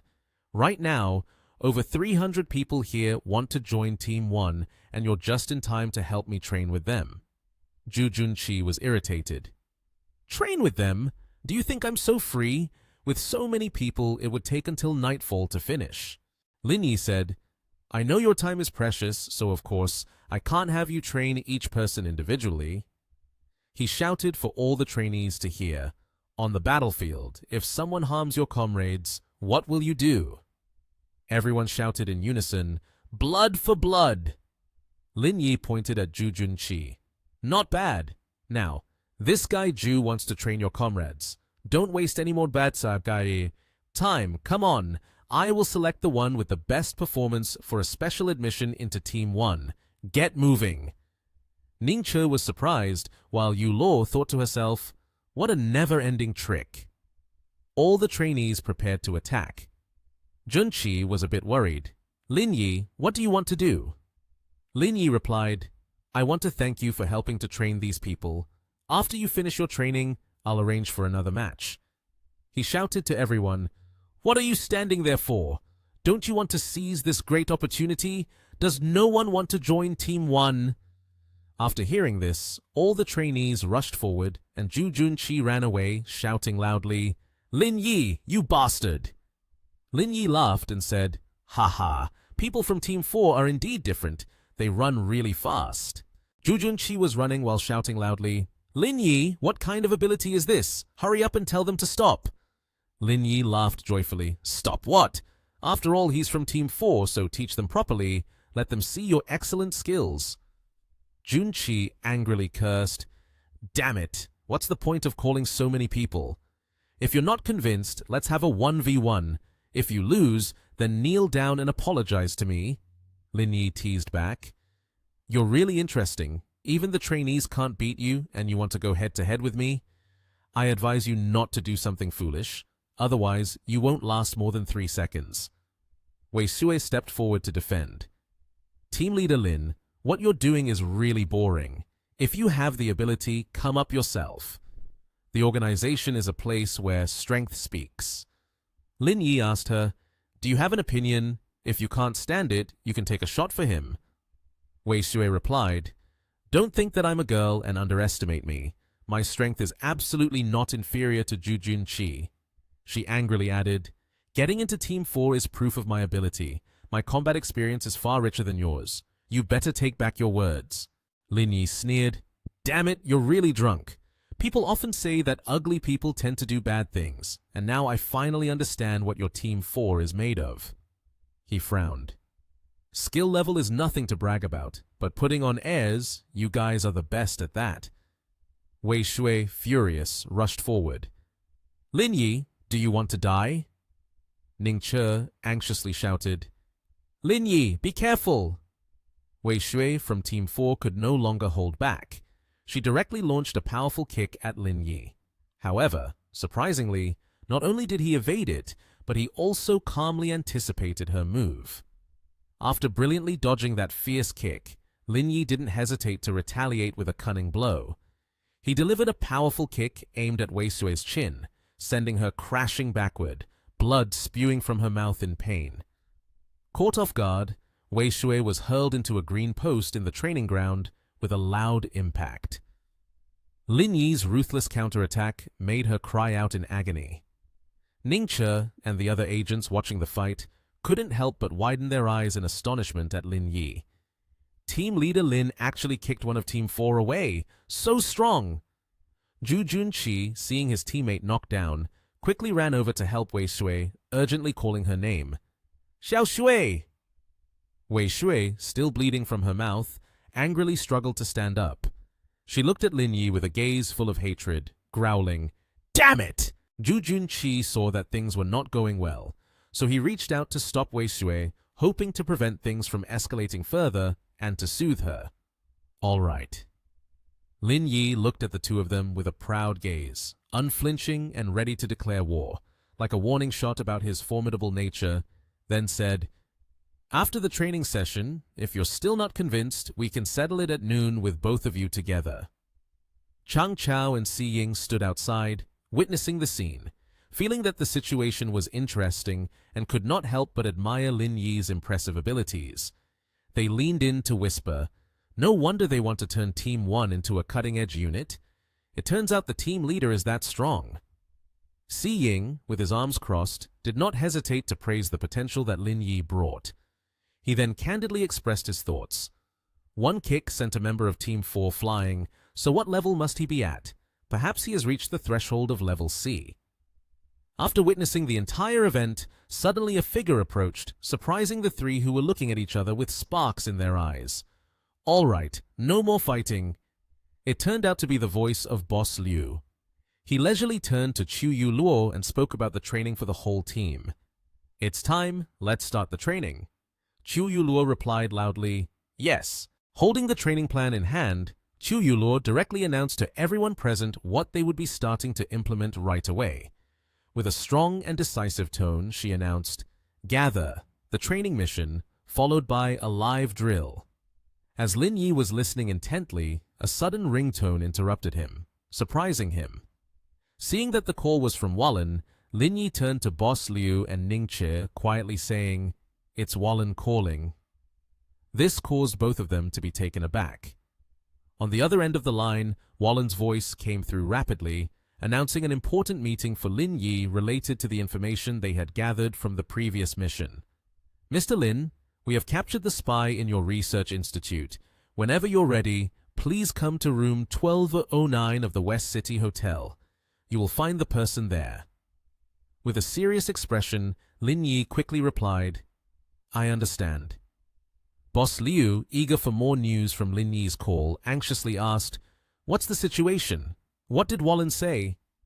Lin Yi hung up the phone and calmly responded, "He provided me with the specific location." His hand raised high and clenched in a gesture of determination. Boss Liu looked at Lin Yi with trusting eyes and said to him, "Then let's take action now." Lin Yi also found it quite interesting, so he responded, He returned to the important information, without hesitation, stating the next actions the organization needed to take with Ning Che and Yu Luo. In front of the two who were eagerly waiting, he said, "I have a plan I want to discuss with you. Call Tao Cheng and Jiang Qing to the office right now." Yu Luo received the task and answered, "Okay." In the office, Lin Yi directly stood up, outlining the path ahead for the entire team. Holding a piece of chalk in his hand, he wrote down the important information that needed to be understood. Lin Yi pointed towards the board, acting as a strategist, beginning to map out a detailed plan in front of everyone's focused attention. Now the two of you going ahead like this can distract the opponent. Ning Che stood beside him, while Yu Luo intently posed a question to Lin Yi about the specifics of the actions in the plan. "Where is the spy? We will go to the designated location and wait for you." Lin Yi, with a serious look in his eyes, showed his cold determination, circling the focus of the plan and emphasizing again with her question, "You can wait, but don't let your guard down. This could be a trap." He turned around and assigned specific tasks to each person and their teams, clearly requiring from Tao Cheng and Jiang Qing's team, "Later, the two of you will take a private jet to XJP. After that, you will change planes to go there." Tao Cheng, faced with his plan, raised a question. "Lin, what do you mean by arranging it like this?" Lin Yi calmly explained in detail the move this time to everyone once again. Holding a chalk, he emphasized the core of the issue. "The two of you will pretend to be a couple. If the person from XJP travels, then please rent a car.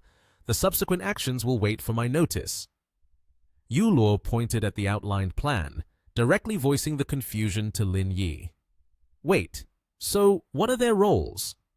Lin Yi seriously delved into the next steps of the action. Holding the pen up, he focused on this strategy. "If this is a deception, then let them cause a traffic accident on the way." He continued to elaborate.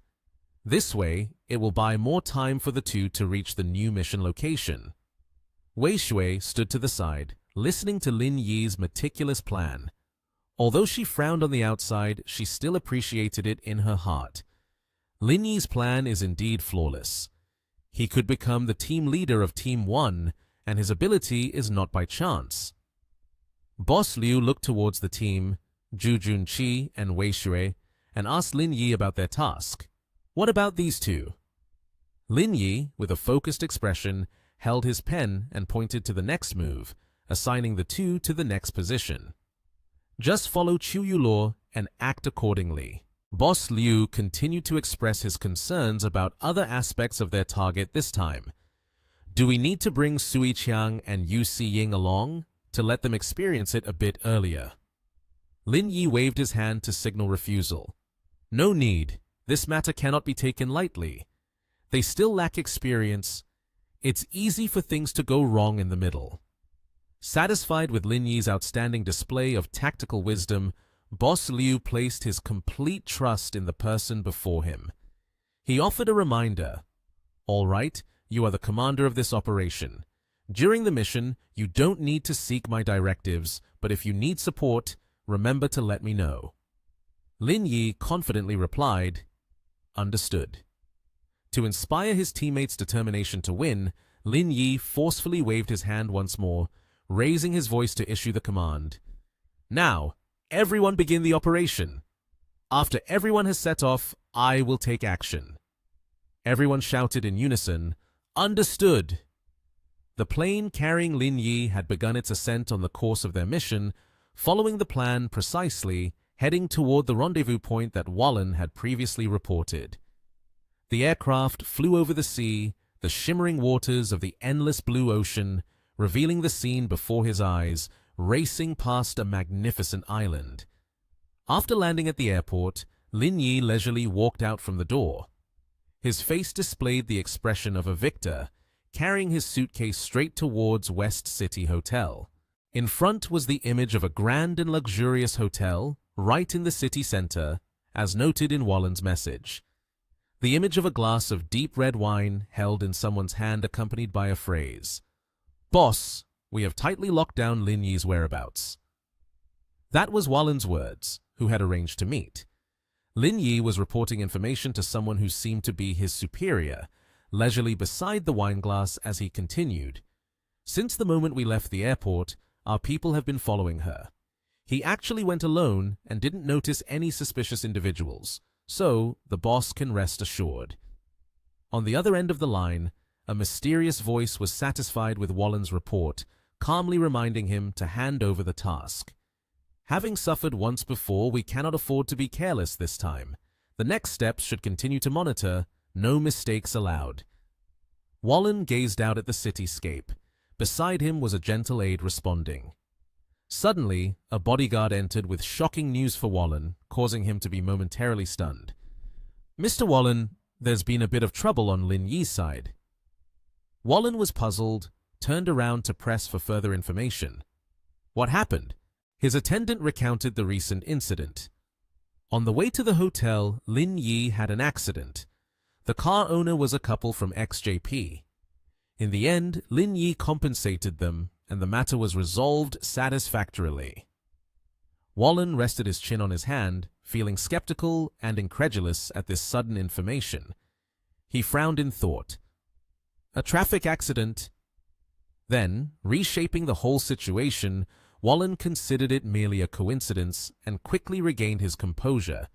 He turned to emphasize the mission to the attendant. "I understand now. It's not a big issue, just a coincidence. You all need to be a bit more careful. Just ensure he arrives at the hotel smoothly, and our plan will succeed." The attendant immediately nodded, complying. "Yes, sir." 40 minutes later, Lin Yi's car arrived in front of the West City Hotel. After the troublesome incident, Lin Yi stepped out of the vehicle. Before him was Wallen's warm welcome, just as promised in their previous phone call. Wallen's entourage bowed politely and respectfully at Lin Yi's appearance. "Mr. Lin, we have been waiting for you." Lin Yi smiled amicably at the grand welcome, not forgetting to throw in a teasing remark, true to his brand. "It must have been a bit tough for you earlier. If you hadn't been so pretentious, there wouldn't have been so many issues like this." Wallen pointed at the hotel, signaling for Lin Yi to follow him to the meeting point to exchange information. "Everything that happened before was a misunderstanding, what I really wanted to tell you. This time, I won't be probing you anymore. That person is waiting for you in room 2404. You can go there, and you'll be able to meet him." After grasping the information, Lin Yi pulled his suitcase and headed towards the rendezvous point, under the watchful eye of the cunning old fox Wallen. The moment Lin Yi's back disappeared, Wallen ordered his team to execute the plan that had been arranged. "Right now, start sealing off all exits of the hotel. No one is allowed to enter." The group of people shouted in unison, "Yes!" Wallen revealed the expression of a schemer, secretly implementing a plan to trap Lin Yi and feeling fully confident. Now, even if he has helpers, they won't be able to get in. This time, let's see how he can escape. Lin Yi arrived in front of the room, decisively turning the door handle without any hesitation. In front of him were the bodyguards arranged to watch over the mole that Lin Yi wanted to meet. He grasped the doorknob, pausing to assess everything around. One of the bodyguards noticed this and signaled to reassure Lin Yi. Mr. Lin, don't worry. I sincerely want to make a deal. There are no ambushes set up in the room. Lin Yi pretended to lower his guard, wearing a relaxed expression as he responded, "Then that's good." He approached the spy, removed the blindfold, and peeled off the adhesive tape binding him. The man's face was fully revealed, but the bruises from brutal torture made him breathe weakly. Lin Yi wasted no words and directly interrogated the spy before him. "Who would have thought we would meet here? When were you bought off by the Va family?" The spy didn't resist and was very cooperative, immediately raising his head and answering Lin Yi's question. "Before, the Va family wanted to recruit you, so they sent me to infiltrate the research institute. You didn't expect to get into the research room of the photolithography machine?" He wasn't fearful and continued speaking. "Ha ha! You probably know what happened afterward." Lin Yi found these men absurd. He cut to the chase of this meeting and delivered his conclusion. "At this point, talking too much is useless. To be honest, whether you live or die doesn't concern me. You probably know what crimes you have committed. Come with me, and you won't have to worry about food for the rest of your life. Prison meals will be enough." The spy, still unaware of the gravity of his situation, instead taunted Lin Yi. "Going with you wouldn't be a problem, as long as you take me with you." Lin Yi did not understand what the man was rambling about. He raised his voice to reprimand him. "What? Do you want to resist?" The undercover agent calmly replied to Lin Yi's statement without showing any signs of resistance or fear. He spoke with delight. "I'm an ordinary person. I don't have the ability to resist like others do." Suddenly, the door swung open forcefully, revealing a group of bodyguards wearing sunglasses. They spread out, surrounding the room with a focus on Lin Yi to restrain his movements. Out of the blue, a man with blonde hair appeared behind the undercover agent, his body covered in tattoos. He looked at Lin Yi with a smug expression. "Ha ha!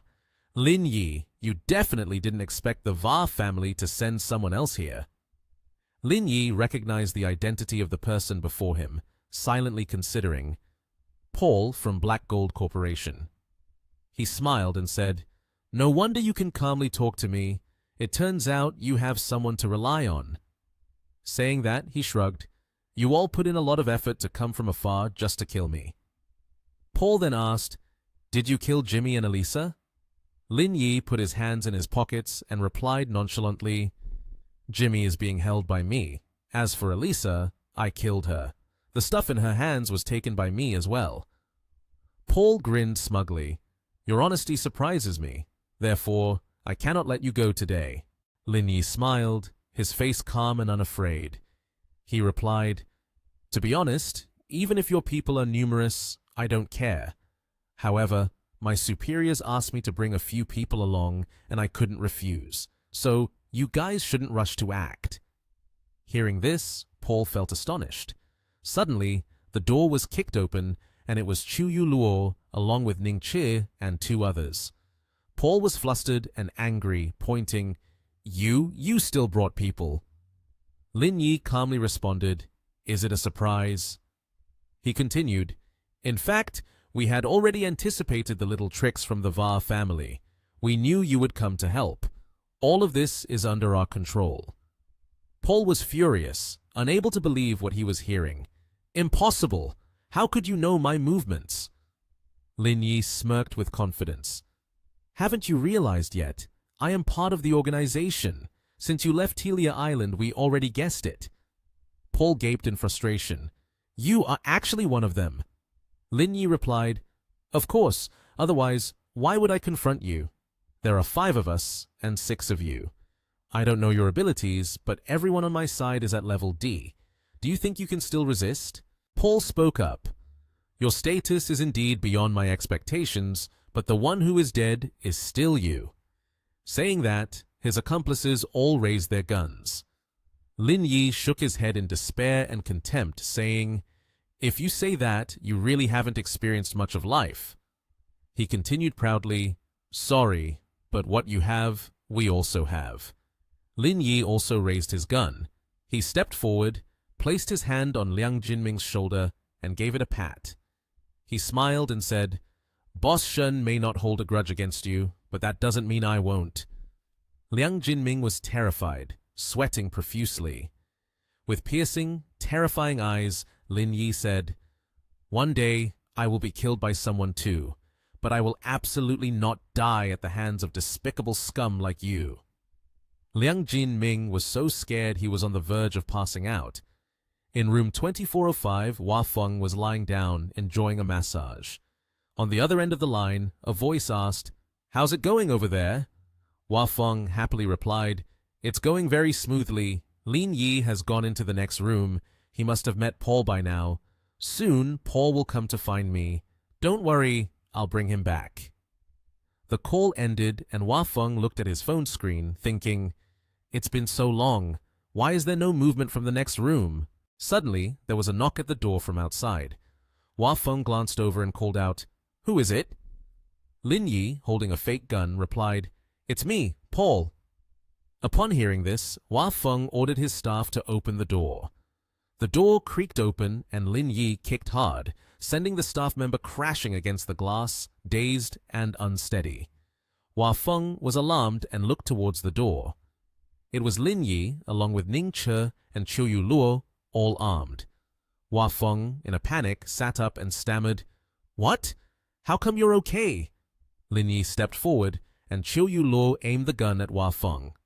Lin Yi said, "The situation over there has been resolved. Of course, I had to come find you. Is there something wrong with that?" Hua Feng raised both hands in fear and replied, Right. He nervously continued, "If everything has been settled properly, then I will take you to meet my brother regarding the heavy industry matters. He wants to discuss something with you." Lin Yi looked at him with a threatening glare and said, "Your brother will definitely meet, but don't we need to talk first?" Hua Feng was terrified, looking at Lin Yi with extreme fear. His voice was weak as he replied, I'm just a runner. There's nothing to talk about between us." Lin Yi, feeling displeased, said, "You secretly deceived me once, and now you pretend that there's nothing to say.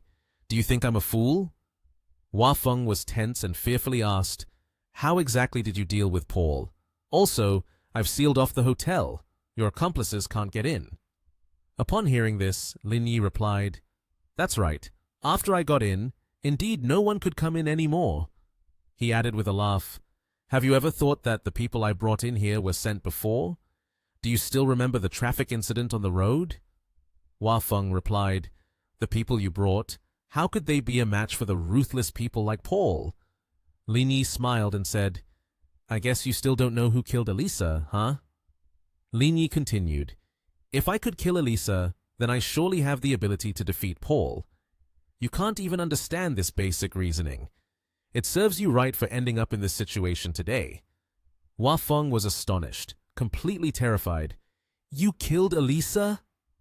Lin Yi asked, "Where is Walun? This play has to end now." At the Va family estate, Vadana pushed the door open and walked in. Walun saw her and asked, "What's wrong? You look unwell." Vadana, with an annoyed expression, asked, "What do you two mean?" She continued irritably, "You're controlling me, afraid I might ruin your plans, and on top of that, you took my phone, worried I might report something." Walun stood up, placing one hand on the table, and said, "Your father had no choice. You know very well what kind of person Lin Yi is. Your father did this to ensure safety. Now that the issue has been resolved, can you let me go?" Hearing this, Vadana became furious and shouted, "Nonsense! It's precisely because I know what Lin Yi is like that I disagree with what you're doing." Walun stepped closer to her and spoke. "Your father understands what you want to say. Lin Yi has countless trump cards that make it impossible for us to guard against him. But you must know, if schemes could solve everything, then there would be no need for force." Walun continued, "Your father admits that Lin Yi can rise quickly. His abilities are beyond doubt. Your father also acknowledges the issue with the photolithography machine.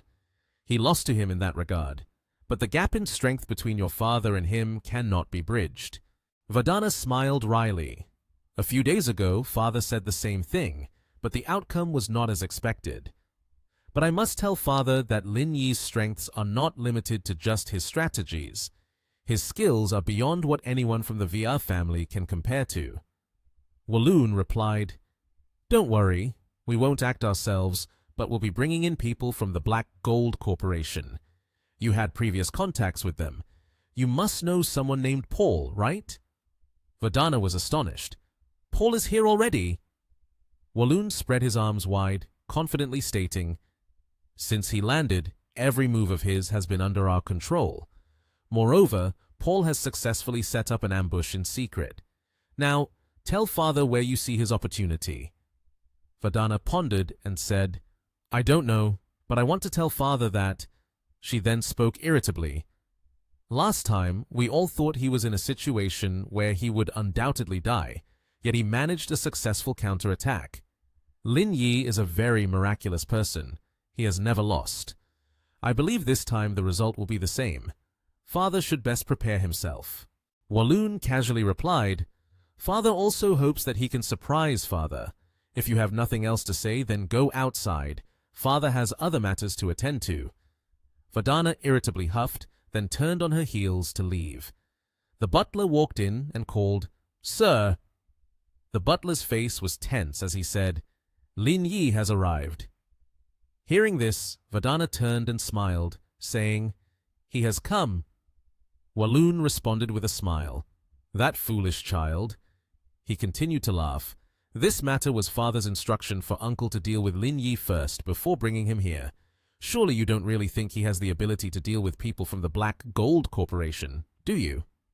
Walloon clasped his hands behind his back and continued, "You should at least have some faith in him. Now let's go see how the man you've always held in high regard looks in this situation." The butler waved his hands anxiously and said, "Sir, it's not what you think." Walloon looked at the butler in confusion. The butler rubbed the back of his neck and added, "Lin Yi has subdued the second young master and hasn't suffered any losses. He's currently sitting on the sofa downstairs waiting for you." Upon hearing this, Walloon was shocked. "How is that possible? Hua Feng has been subdued by him." The butler, tense, said, "The second young master was tied up and put into the car. After that, they drove to the villa. After beating all the guards of the estate, they arrogantly entered and said they wanted to see the master." Walloon, frustrated, stomped hard on the floor and said, "What? I will go take a look."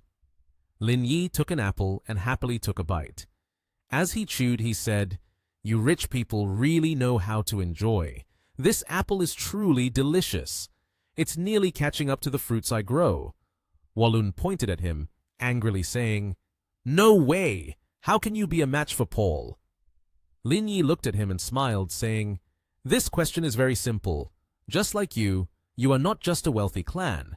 I, Lin Yi, of course, am not just a small owner of a company.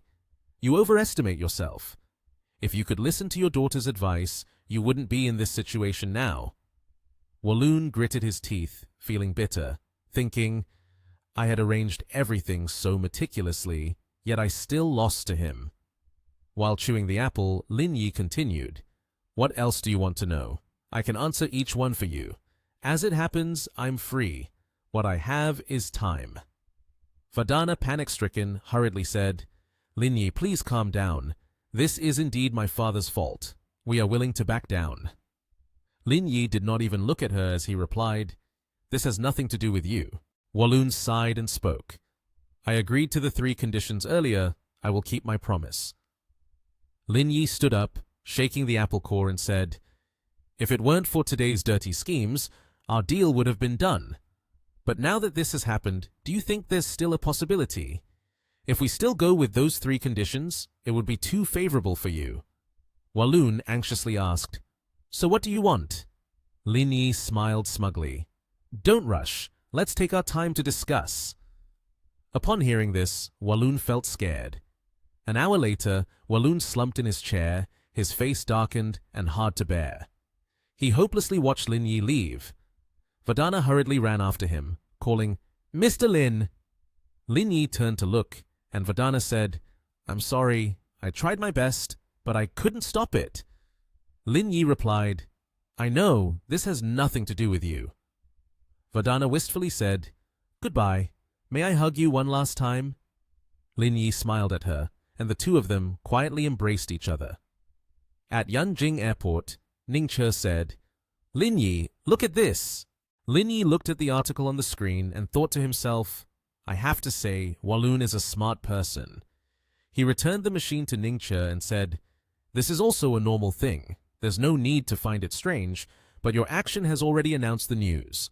Hua Feng is very decisive, and with such a vast empire, it is truly ruthless." Chu Yuluo looked at the two and said, "I just want to know what you two said that made him feel so attacked."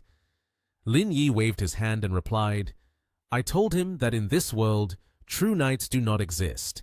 After that, his spirit completely crumbled. Chiu Yuluo and Ning Che laughed upon hearing this. "Ha ha!" A new day began. Lin Yi walked over to Liu Hong and spoke, "We're back." Liu Hong saw the three of them and said, "This time, the performance was not bad. I will award a Class A collective reward to the three of you." Chiu Yuluo replied, "Regarding this matter, you should still thank Lin Yi separately. We only helped a bit. We didn't do much." Liu Hong smiled and said, "Although he is the person in charge, without the assistance of the two of you, he wouldn't have completed the mission so smoothly. Therefore, everyone has a share." Then Liu Hong placed the document pack on the table and said, "This is the training achievement of the whole team. Specifically, how much you receive and whom you want to receive it is up to you. I won't dictate it. You three can choose." Hearing Boss Liu say that, Lin Yi slowly sat down in his chair. Meanwhile, the two team leaders beside him were intently looking at the stack of documents he had just presented. He calmly replied, "Sui Qiang and Yu Siying are from my team. The rest you can choose from." Ning Che seriously refused. "That won't do. Business is business." She persuaded, "Your Team 1 is undertaking a special task, so you must choose the most promising people first. This is not the time for modesty. Hurry up and choose." Hearing this, he just smiled and encouraged her. "This is a small matter. You two don't need to worry. Go ahead and choose." Seeing that Lin Yi was not very concerned about this matter, Boss Liu quickly said, "If Lin Yi has allowed the two of you to choose first, then please go ahead. The palm and the back of the hand are both flesh. I cannot treat either of you unfairly." At this point, Ning Che finally broke into a bright smile and happily said, "If you've said it like that, then I won't be polite anymore." As she spoke, she flipped through each page. Suddenly, she pointed at a paper and asked in confusion, "I remember there were more than 300 people participating in the training. Why are there only more than 120 left now?" After listening, Boss Liu showed a pleased expression and laughed, responding, "I told them about the history of the organization and also talked to them about the dangers of certain missions. More than 200 people were scared on the spot and withdrew from this training session." Lin Yi also added, "But that's not so bad. At least there are still nearly 1/3 of the people here." On the other hand, Yuluo remained silent. She looked at the stack of papers once more and continued her research, while Boss Liu kept going. "I remember during the last training, only one part remained." He believed, indeed, the mentality of these people is actually stronger than that of the descendants of the Yan Jing clans to some extent. This nationwide recruitment has made me quite satisfied. Seeing that there wasn't much time left, Lin Yi turned to the two and urged, "So let's start selecting. Don't waste time. I still need to meet with an elder." Hearing that, everyone hurriedly reviewed the documents and quickly selected candidates. A while later, at a large company of the Liang family, Lin Yi stood in front of the door and knocked. A voice from inside called out, "Come in." Shen Su Yi unexpectedly asked, "Why are you here? Has the organization's matter been resolved?" He replied, "It's almost done. I just returned last night." She then asked, "So, how do we deal with the Va family?" Lin Yi smiled, his eyes fixed on the USB in his hand, excitedly said, "I brought something back for Aunt. Aunt Shen, take a look and then decide how to handle it." Aunt Shen, without hesitation, hurriedly plugged the USB into the computer, asking, "What did you bring back? Why is it so mysterious?" On the screen appeared bold text detailing the progress of projects from the Wallen Group, strictly for internal circulation within the board of directors. Aunt Shen exclaimed in astonishment, This is internal documentation of the Wallen Group."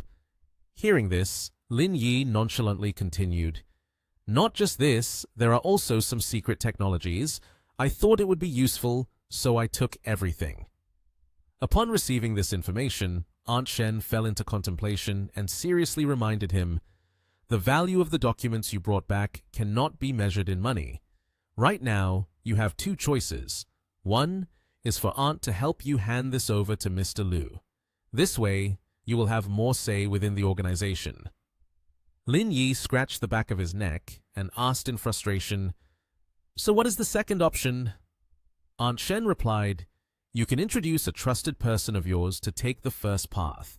Then you can just direct from behind. This way, you'll have a bit more freedom."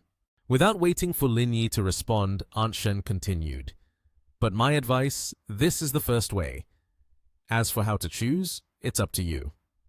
At this point, Lin Yi finally replied, "I think the second way is better.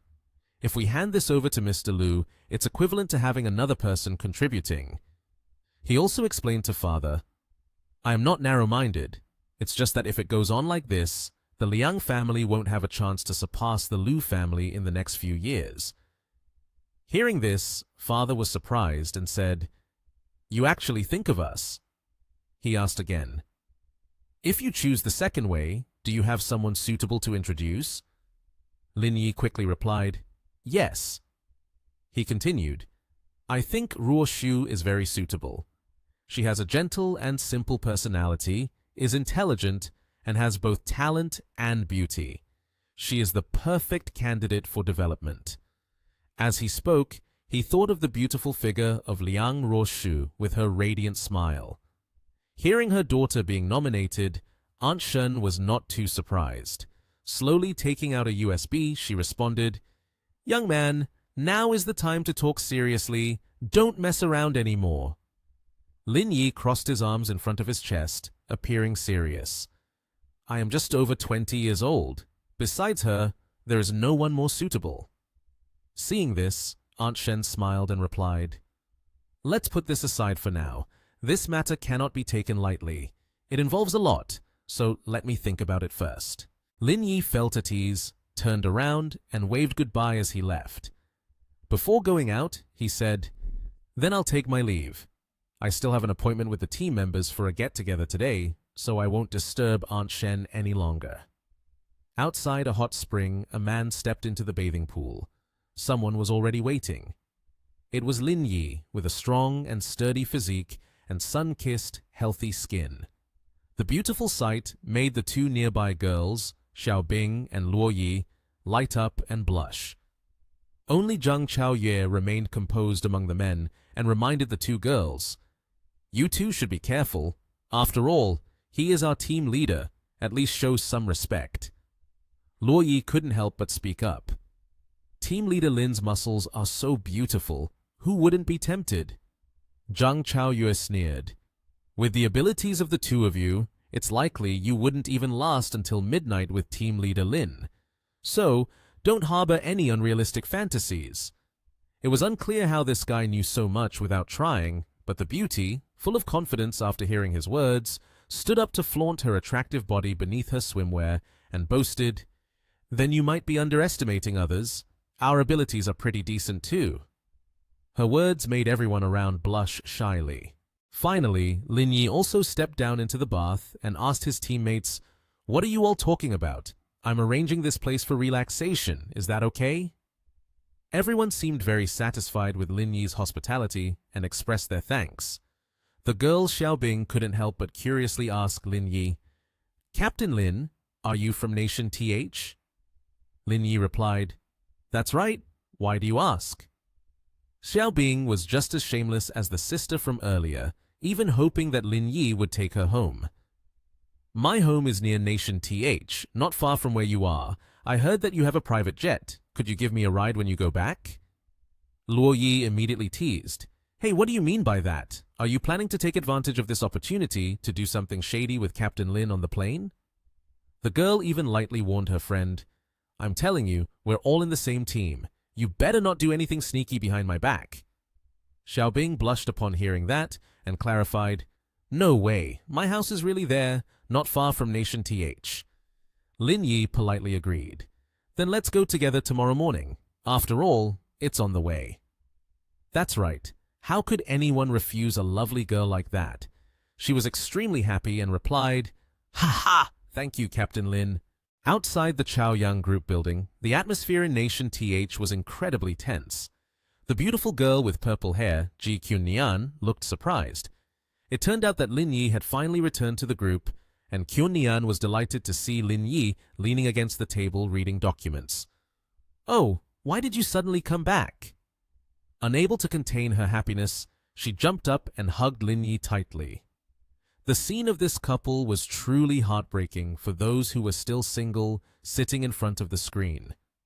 Nian Nian gently asked Lin Yi, "How's the photolithography machine situation? The news was buzzing yesterday, but it seems to have calmed down today." Lin Yi was still holding the petite girl in his arms. "I went to the island the other day, negotiated with the Va family, and resolved the matter." Standing for too long, the couple moved to sit on a chair. However, they insisted on sitting in each other's laps.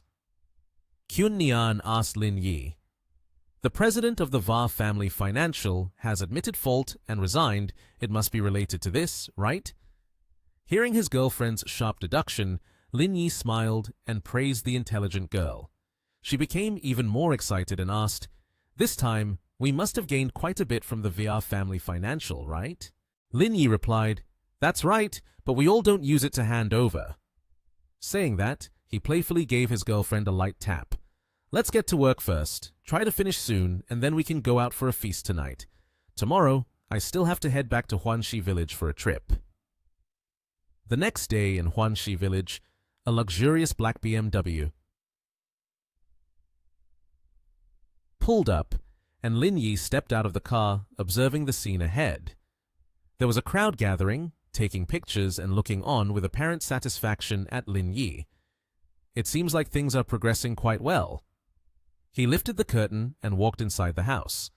It was a greenhouse with a long row of plants, but there was no sign of people around. Lin Yi pondered, "Indeed, if not cared for a while, it becomes neglected right away." Then he sat down, watching the clumps of mushrooms on the ground. This one is not too bad. Suddenly, a system interface appeared. Lin Yi was somewhat surprised when a new system mission emerged. Help the impoverished county escape poverty. The reward is 200,000 proficiency points.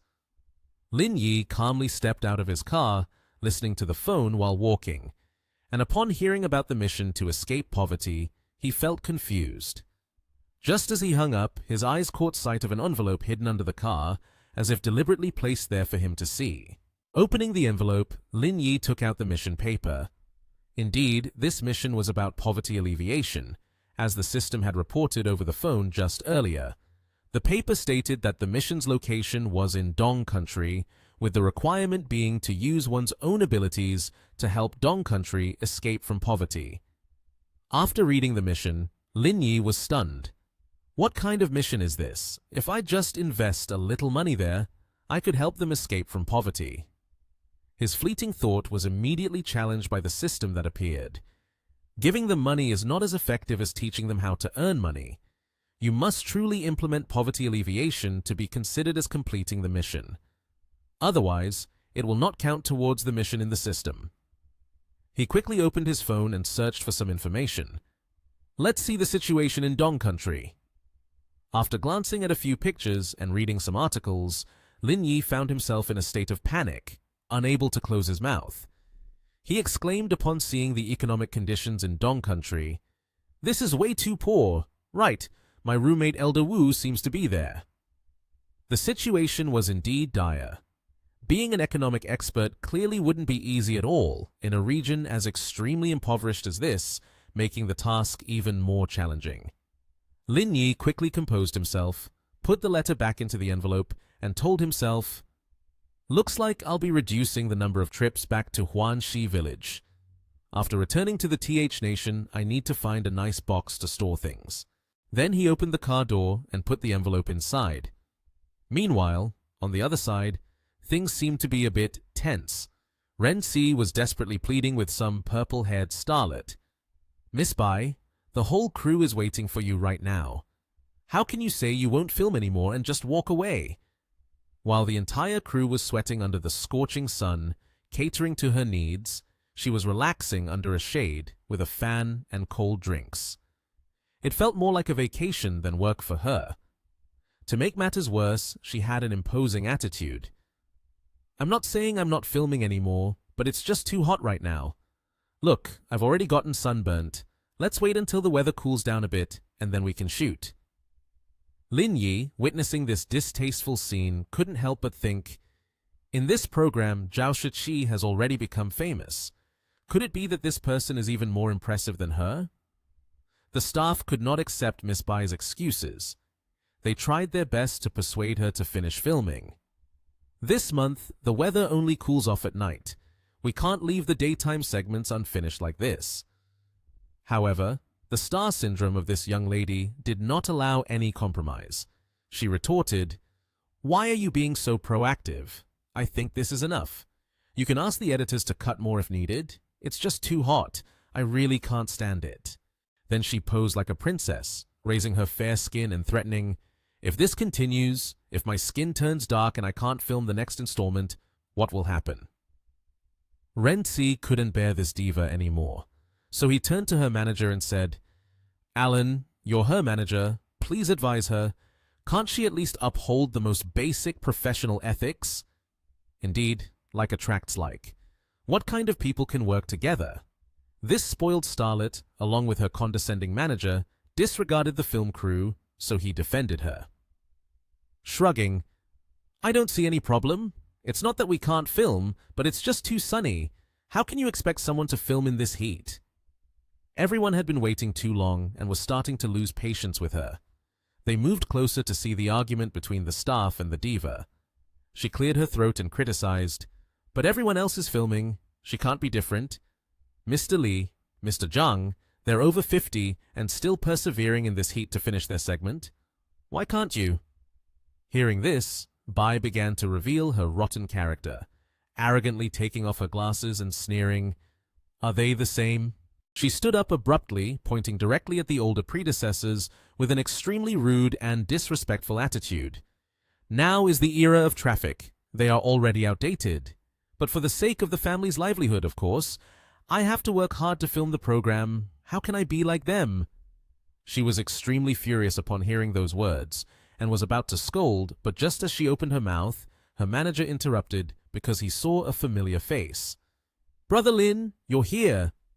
Lin Yi walked over step by step, mocking, "Aren't you two supposed to be here to support the program? Why are you serving people instead?" Then he unabashedly pointed at Bai Shuang. "Who is this person? Did you bring her to film, acting all big boss like this?" Bai was hit right at her sore spot, so she immediately kicked up a fuss. "Who are you talking about?" She smoothed over his anger, pulling him aside so she could handle it. "You wait over there for me. I'll take care of this and then come find you."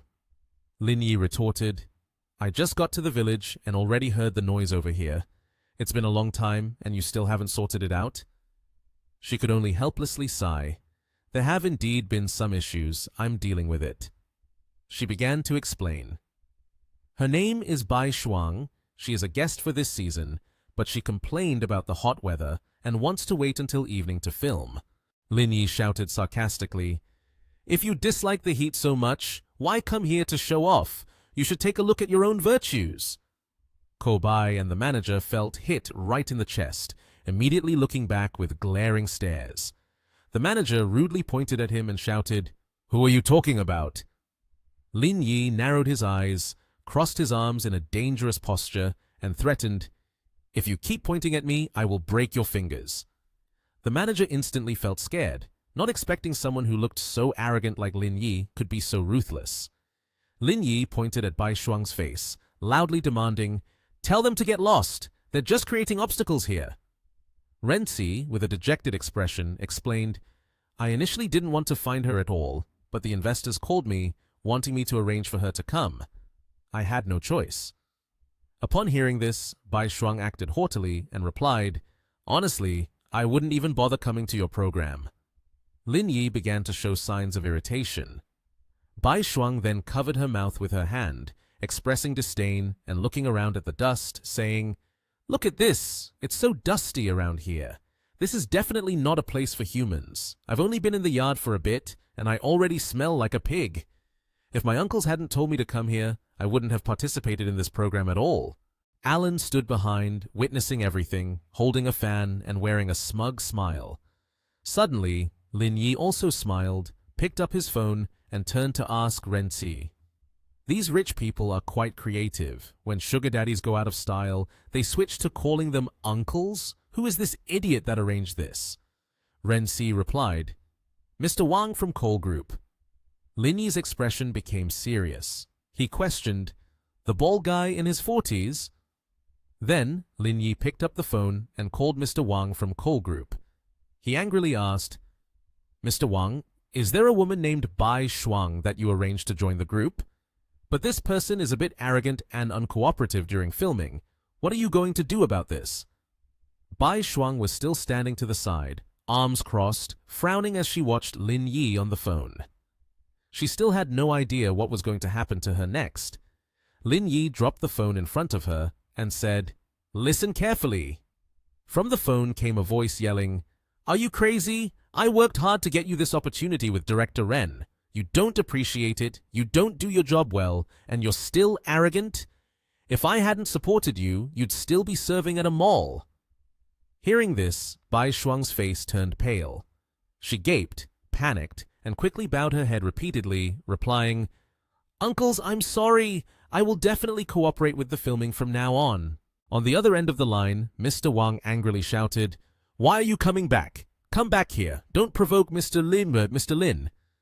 When Lin Yi brought the phone to his ear, Mr. Wang immediately lowered his voice to apologize. "Mr. Lin, this is my fault. Whenever you have time, I will arrange a dinner to apologize to you." Lin Yi calmly replied, "For now, let's leave it at that. We'll see when there's time." After hanging up, Lin Yi turned to gently remind Ren Si, "From now on, if anyone calls you wanting to arrange something, just call me to check. Let's see who dares to do that again." Ren Si happily responded, "I don't want to bother you either." Saying that, she clasped her hands together, stepped in front of Bai Shuang and Alan, and loudly announced, "The contract between us is cancelled. You don't need to participate in the second half of the program anymore. You can pack up now. It will save you from the sun." Bai Shuang knelt on the ground, hurriedly clasping her hands and crying, begging Director Ren, "Ms. Ren, please let me speak first. This is truly my fault. For the remaining program, I will actively cooperate. I hope you can give me another chance." But Ren Si firmly replied, "What I said is final. You should just leave. I hope you will grow up more in the future. The entertainment industry is a sensitive place, and with your arrogance, you definitely won't survive here." Ren Si glanced at Lin Yi and smiled. After all, she is not someone who has a lot of money to behave so arrogantly like that. Lin Yi and Ren Si strolled near the film set, chatting animatedly as they walked. Nan wondered, "When did you arrive?" Lin Yi replied, "I've been here for a while, just finished work. The greenhouse in Nation TH had some issues, so I had to go there today."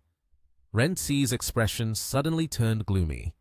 She sadly responded, "I thought you weren't going today and would stay at the small courtyard with me." Lin Yi gently pinched Ren Si's cheek with 2 fingers, soothing her. "There's something today, but I'll come to visit you when I have time. If you encounter any trouble during the filming in the future, just call me." Even though her cheek was pinched, Ren Si beamed brightly, feeling happy. After that, she pushed Lin Yi forward, urging him, "Go on, got it." After arriving at the film set, Lin Yi went to Nation TH, a place that sold a variety of medicines. Inside the shop, 2 pharmacists were diligently working. One with silver hair was writing in a ledger, while the other with a long beard was checking a patient's pulse. As soon as Lin Yi stepped into the pharmacy, he asked, "Shopkeeper, do you sell boxes for herbal ingredients here?" The pharmacist, puzzled, replied, "What kind of box?" Lin Yi pointed to a nearby black box and explained, "It's a box for ginseng and reishi. Needs to be exquisite since I plan to give it as a gift." Hearing this, the elderly pharmacist took out a large black box and said, "We don't have empty boxes, only this ready-made one. Look, all the items in my shop are wild ginseng and reishi from Changbai Mountain, soaked in alcohol for medicinal use, all top quality." To prove his point, he took out a piece of ginseng from the box. Lin Yi lifted his own bag of ginseng and pointed at it, saying, "I have both of these, just lacking a box to put them in, so I came here to ask." Seeing this, the elderly pharmacist confidently said, "Where did you buy your ginseng and reishi? I bet you must have been cheated. I assure you, the herbs sold across this nation are not as good as mine." Lin Yi calmly placed his bag of ginseng on the table and reminded him, "Don't be too overconfident, it can lead to embarrassment." After that, Lin Yi rested his chin on his hand, looking at the black box in front of him. After a moment of thought, he decided, "I also don't care to say much. I find these two wooden boxes quite beautiful. How much for both the box and the herbs in total? I'll take them all." The silver-haired pharmacist happily replied, "Are you buying both? Seeing you are a relaxed person, I won't ask for a high price. For these two items, just give me 3,800 and it's done." Lin Yi readily agreed. "All right." After transferring the money via his phone, a notification chimed on his device. "Payment successful." Lin Yi took out a large ginseng root from his plastic bag. As soon as the pharmacist saw the ginseng, he couldn't believe his eyes, surprised to point at it and ask, "Is this ginseng yours?" The pharmacist carefully examined the large ginseng in Lin Yi's hand. Suddenly, he broke into a sly smile, thinking to himself, "Just by looking at the quality, it's clearly top-notch wild specimens." He placed his hand on his chin and tilted his head up to ask Lin Yi, "Young friend, aren't you picking sesame seeds while losing a watermelon?" Lin Yi was puzzled. "What do you mean?" The silver-haired pharmacist shook his head vigorously, pretending to explain, "Clearly, you've been deceived, yet you still have to buy a special box for it." Lin Yi pointed at the ginseng in his hand and asked, "Are you saying that my ginseng and reishi mushroom are both fake?" The silver-haired pharmacist replied, "Not exactly fake, but just from looking at the quality, it's clear they were produced using sulfur fumigation, and the roots, just by looking at them, can tell they are cultivated. I assure you, the two of these combined are worth at most 1,000 yuan, which is less than what I sell." Lin Yi then said, "Mine are wild specimens." The silver-haired pharmacist smiled slightly, showing his understanding, and said, "I knew you would say that." He confidently asserted, "Nowadays, many fraudulent stores use artificially cultivated ginseng, claiming it is wild mountain ginseng, then sell it at high prices. You've taken a huge loss." Although he had clearly understood the old man's intention, Lin Yi still pretended to be naive and retorted, "According to what you say, I've lost then." The silver-haired pharmacist expressed sympathy, using sweet-talking to lure him. "Poor young man, I see from your outfit that you aren't rich. Being tricked like this, I feel for you." He smiled and proposed, "How about this? Whatever amount you spent on it, I will buy it back at the original price. That way, you can avoid suffering a loss." Lin Yi smugly asked back, "Are you sure?" He responded firmly, "Consider it a charitable act." As he spoke, he adjusted the water bottle in his hand and explained, "Because my family follows Buddhism." After that, he drank from the bottle in his hand. Lin Yi pretended to agree. "All right then, the two items cost a total of 10 million. Write me a check." After hearing the price, the silver-haired pharmacist spat all the water he had in his mouth out. He exclaimed in shock, "What are you saying? 10 million?" Lin Yi chuckled lightly and asked, "Do you still think my products are counterfeit now?" He closed the wooden box on the table, picked it up, and started to leave. Lin Yi didn't forget to turn back and remind him, "Your trick to deceive people really isn't that impressive. Better go home and practice more.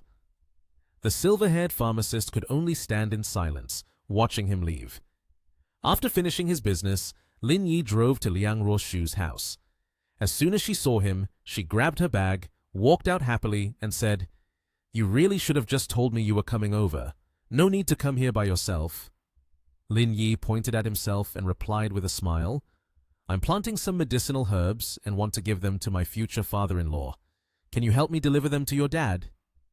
Hearing this, Liang Ruoshu burst out laughing, praising, "You have such a sweet mouth.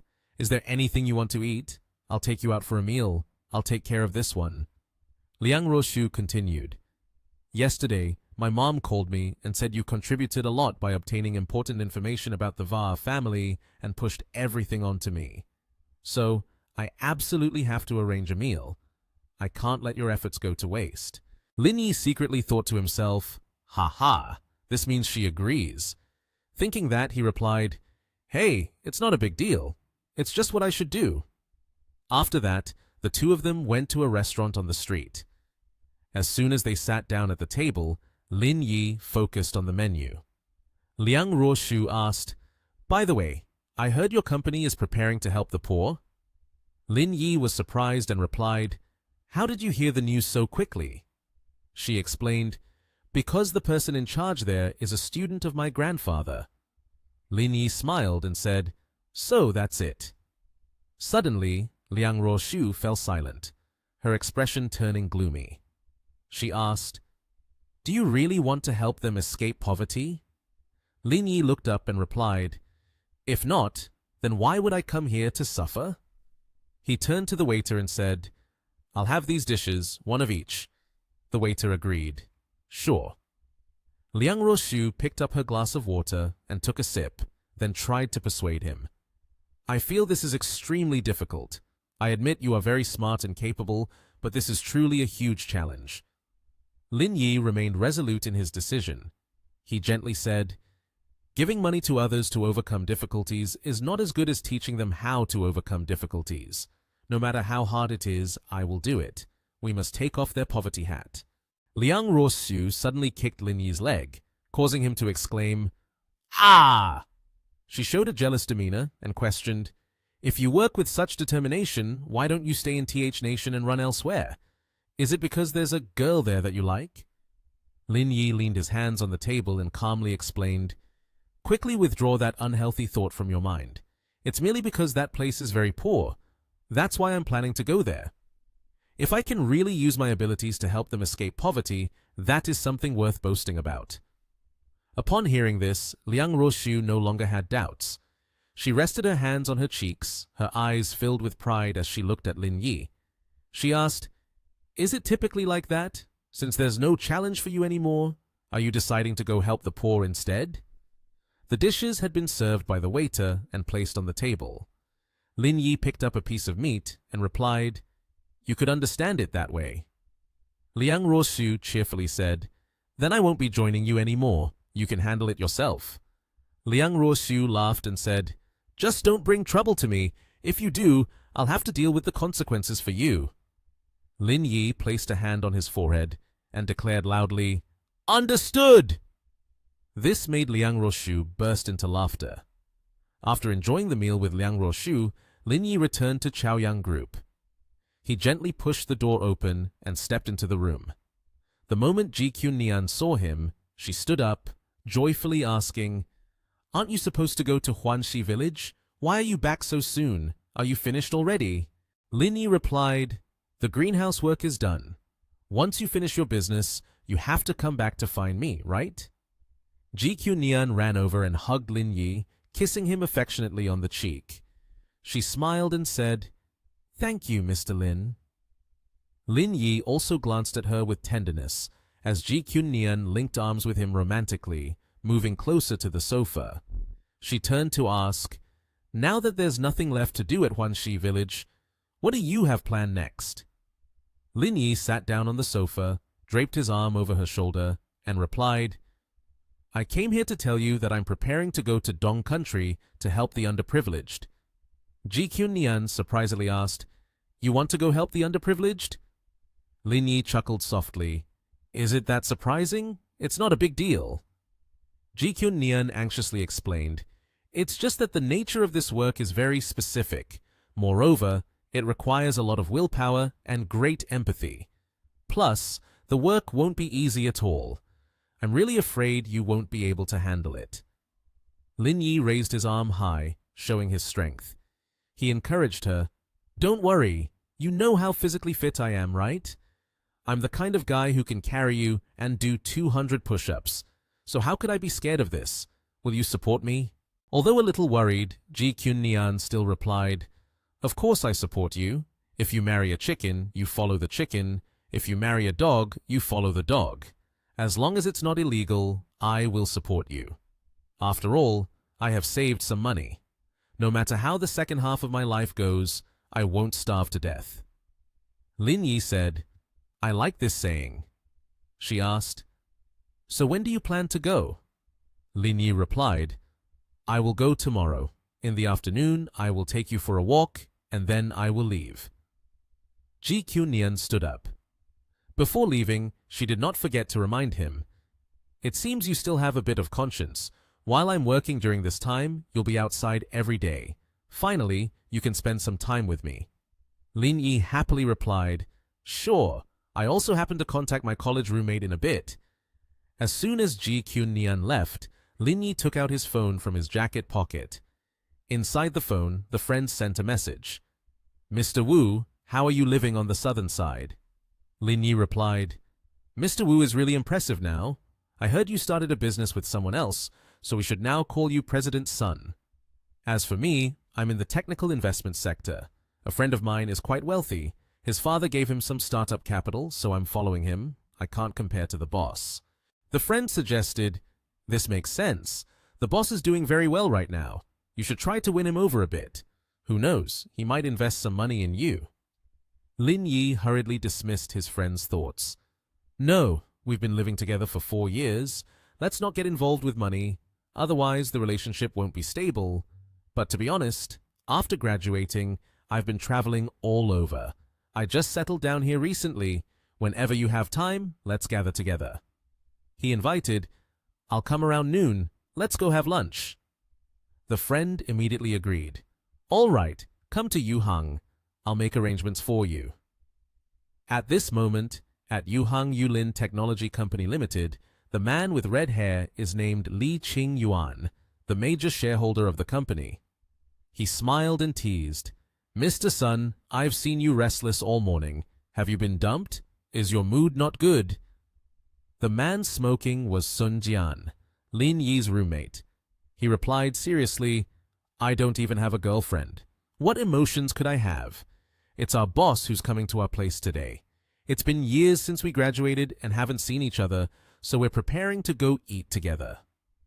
The man wearing glasses is Liu Kwangming, the Deputy Director of Technology. He questioned, You can't be that down, can you? Seeing him so excited, I thought it was his girlfriend coming. Acting all flashy for the whole night, turns out it's just his roommate. Li Qingyuan laughed heartily. He crossed his arms and said, Who says otherwise? Let's make it clear, if his girlfriend comes, I'll give him 3 days off. But if it's just his roommate, there won't be any special treatment. Sun Jian, irritated, responded, You two stop pretending. Once my boss arrives, he'll surely scare the two of you. Let me tell you, my boss is very wealthy. He lives in a villa worth over $1 billion and has a private terminal. He's not someone you two can compare with. As he spoke, he flicked the ash from his cigarette. His two friends were astonished upon hearing this. Li Qingyuan exclaimed, Oh my, is that for real?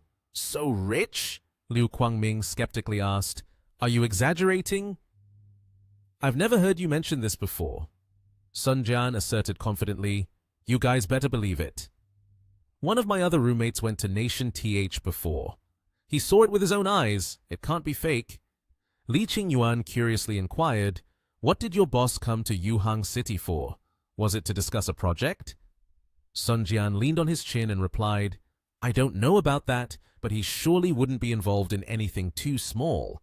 With his background, the lowest project would be in the hundreds of millions. Suddenly, Li Qingyuan put his arm around Sun Jian's shoulder. He proposed, Mr. Sun, your brother is my brother. How about I arrange today's meal? What do you think? Our company has good development prospects now, but to expand we need to raise capital. Can we take this opportunity to get your boss to invest a little money? Immediately, Sun Jian brushed his hand away and refused. Stop! Stop! Don't bring this up. Li Qingyuan then sweet-talked him. Don't say that. Business is business. When the time comes, I'll handle the plan. If he feels it's good, then he can invest. If not, then forget it. You just need to make the introduction, and the rest will be handled according to the process. In the end, Sun Jian agreed. He sighed and replied, I can make the introduction, but don't expect me to say good things. Li Qingyuan happily said, Hey, don't worry. We'll let our strength do the talking. No sneaky business. Suddenly, Sun Jian's phone rang, catching everyone's attention in the room. As soon as he answered, he joyfully asked, Boss, have you arrived? Lin Yi replied, I'm downstairs at your company. Hurry down. Sun Jian immediately extinguished his cigarette. He told Lin Yi, Okay, I'll be down right away. After that, Sun Jian turned to Qingyuan and Guangming and said, In the evening, I won't be going home. Seeing Sun Jian's demeanor, which seemed to indicate he was about to meet Lin Yi, Qingyuan hurriedly stopped him. Wait for us a moment. We should go down and see the boss's demeanor. Sun Jian looked helplessly at the two of them. Oh my, you two are really lapdogs. Then the three of them went out to the company's entrance. As soon as he saw Lin Yi, Sun Jian rushed over and hugged him. Ah, boss. Qingyuan was surprised to see that Lin Yi, being so wealthy, was only driving a car worth 100,000 yuan. Guangming also found it a bit strange and said, Logically speaking, someone at this level shouldn't even have a driver. Also, his demeanor seems to be less impressive than the three of you. Look at his demeanor. He doesn't resemble someone from a billion-yuan villa. Qingyuan lamented, Hold on, let's discuss this later. First, we need to go over to Lin Yi and see how things are. Then, they approached Lin Yi to greet him. Sun Jian introduced them to him.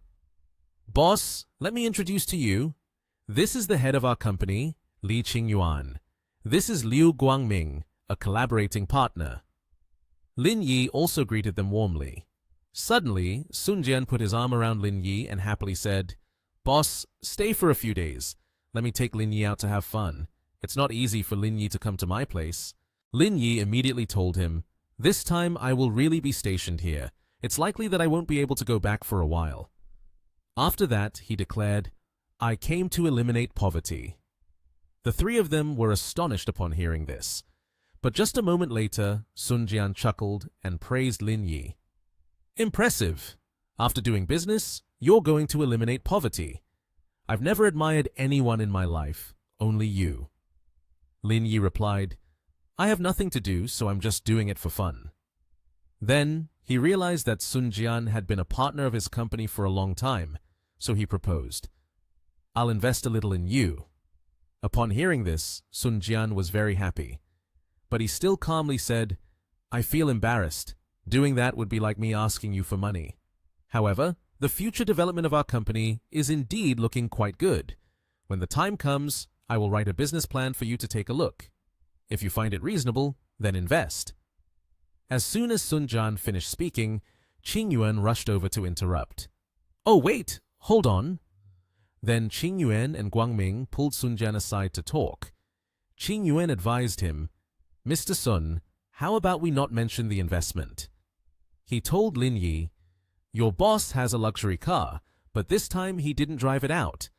Perhaps there's been an issue with the company's activities, so he sold the car to pay off debts. Thus, it is not good if they continue to attract investments, Guangming said. Sun Jian was quite surprised to hear this. Guangming added, Look, he is now helping the poor. This shows he is looking for some agricultural projects. He probably wants stability and does not want to take risks anymore. If the company does not develop in the future, he would not want his money to be wasted, right? No matter how good their relationship is, I would find it hard to accept such an investment. Hearing Guangming say this, Sun Jian felt even more confused. After thinking for a while, he realized, They make a valid point. He then ran to tell Lin Yi, no need to invest anymore. Then he invited Lin Yi. Let's go eat at the new barbecue place. It's delicious. Lin Yi was very surprised when Sun Jian declined the investment. He said, your company's current scale really needs investment. But Sun Jian just awkwardly smiled and firmly refused. He then worriedly said, aren't you having issues with your business? It's very difficult now. It's better to keep the project stable. Lin Yi was taken aback when he heard Sun Jian say he was having problems with his business. He got annoyed and hit Sun Jian, saying, who said I have issues with my business? Then Lin Yi passionately said, I'm helping the poor because I have free time and nothing to do. It has nothing to do with my business. Can't you think more positively? Sun Jian then explained, it's mainly because you're already so rich. Why be so down? I heard from Zhang Song that you even have a sports car. Why don't you drive it out? Lin Yi panicked and said, I want to go to the county town. Who knows? Maybe I'll have to go down to the countryside later.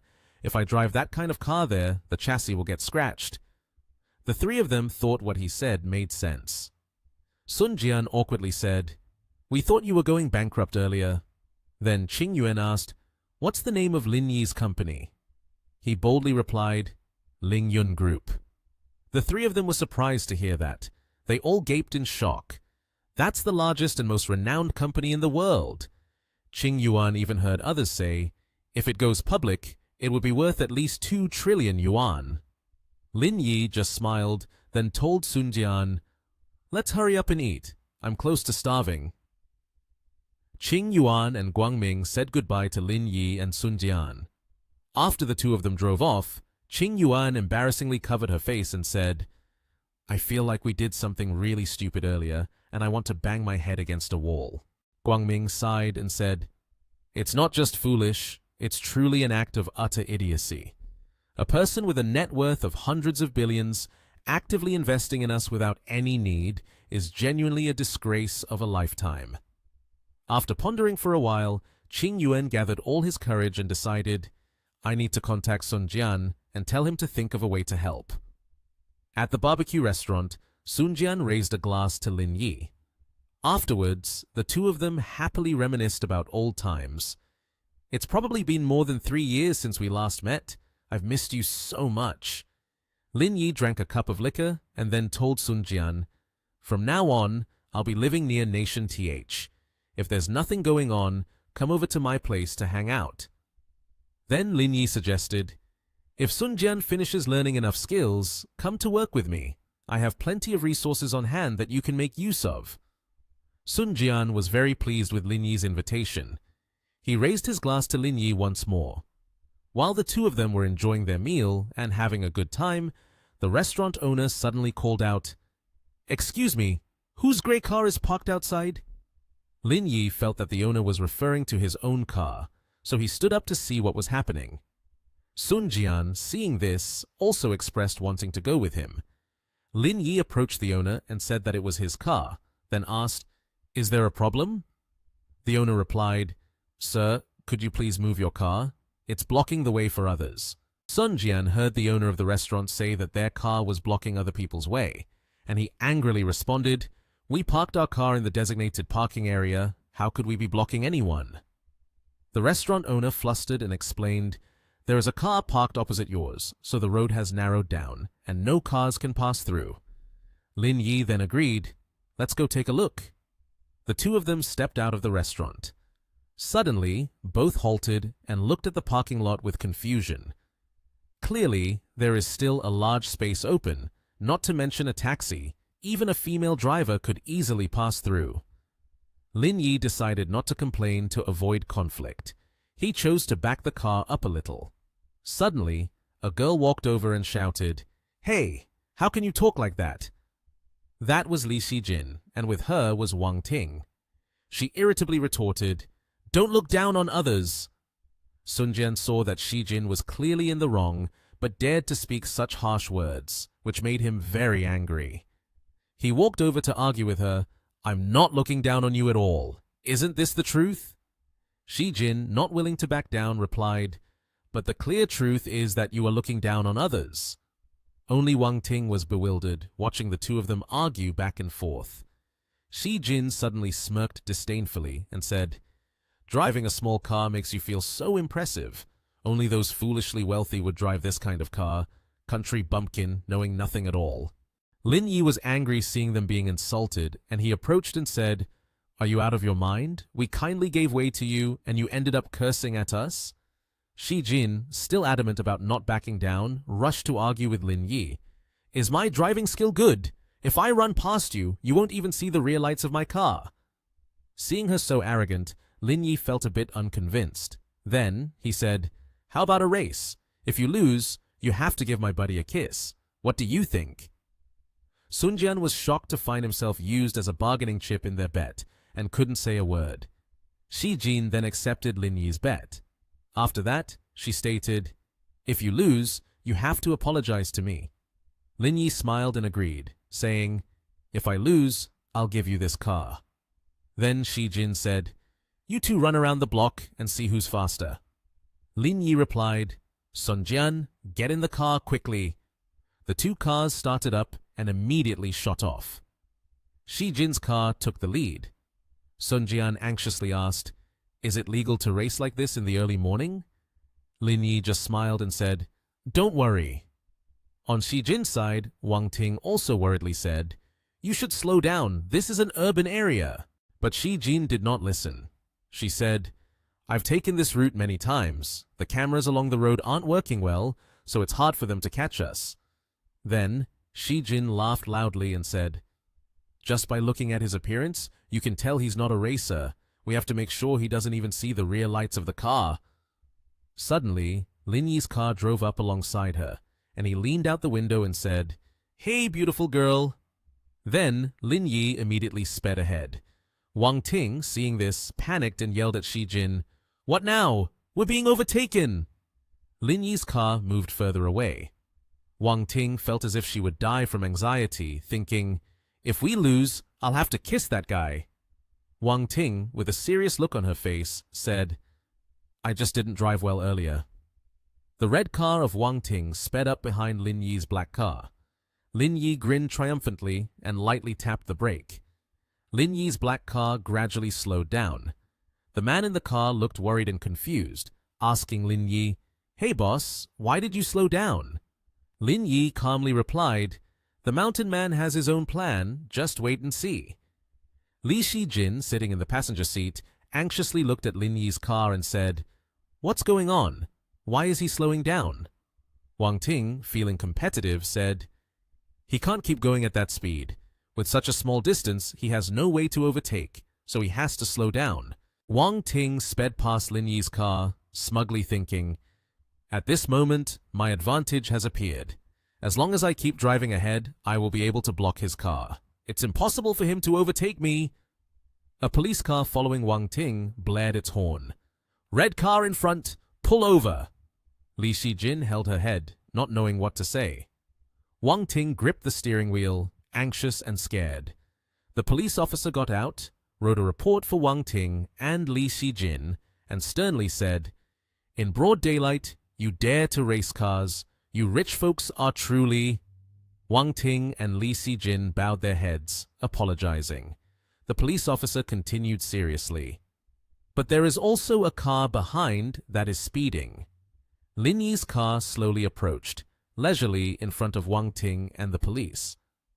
As Lin Yi drove past, the officer sternly raised his voice at Wang Ting, saying, "That person is driving so slowly. Tell me, where was he speeding?" Lin Yi, sitting in the car, smiled triumphantly. At the Investment Promotion and Poverty Alleviation Office, Li Shi Jin entered with a file in hand. She anxiously pointed at Lin Yi and said, "It's you! What are you doing here?"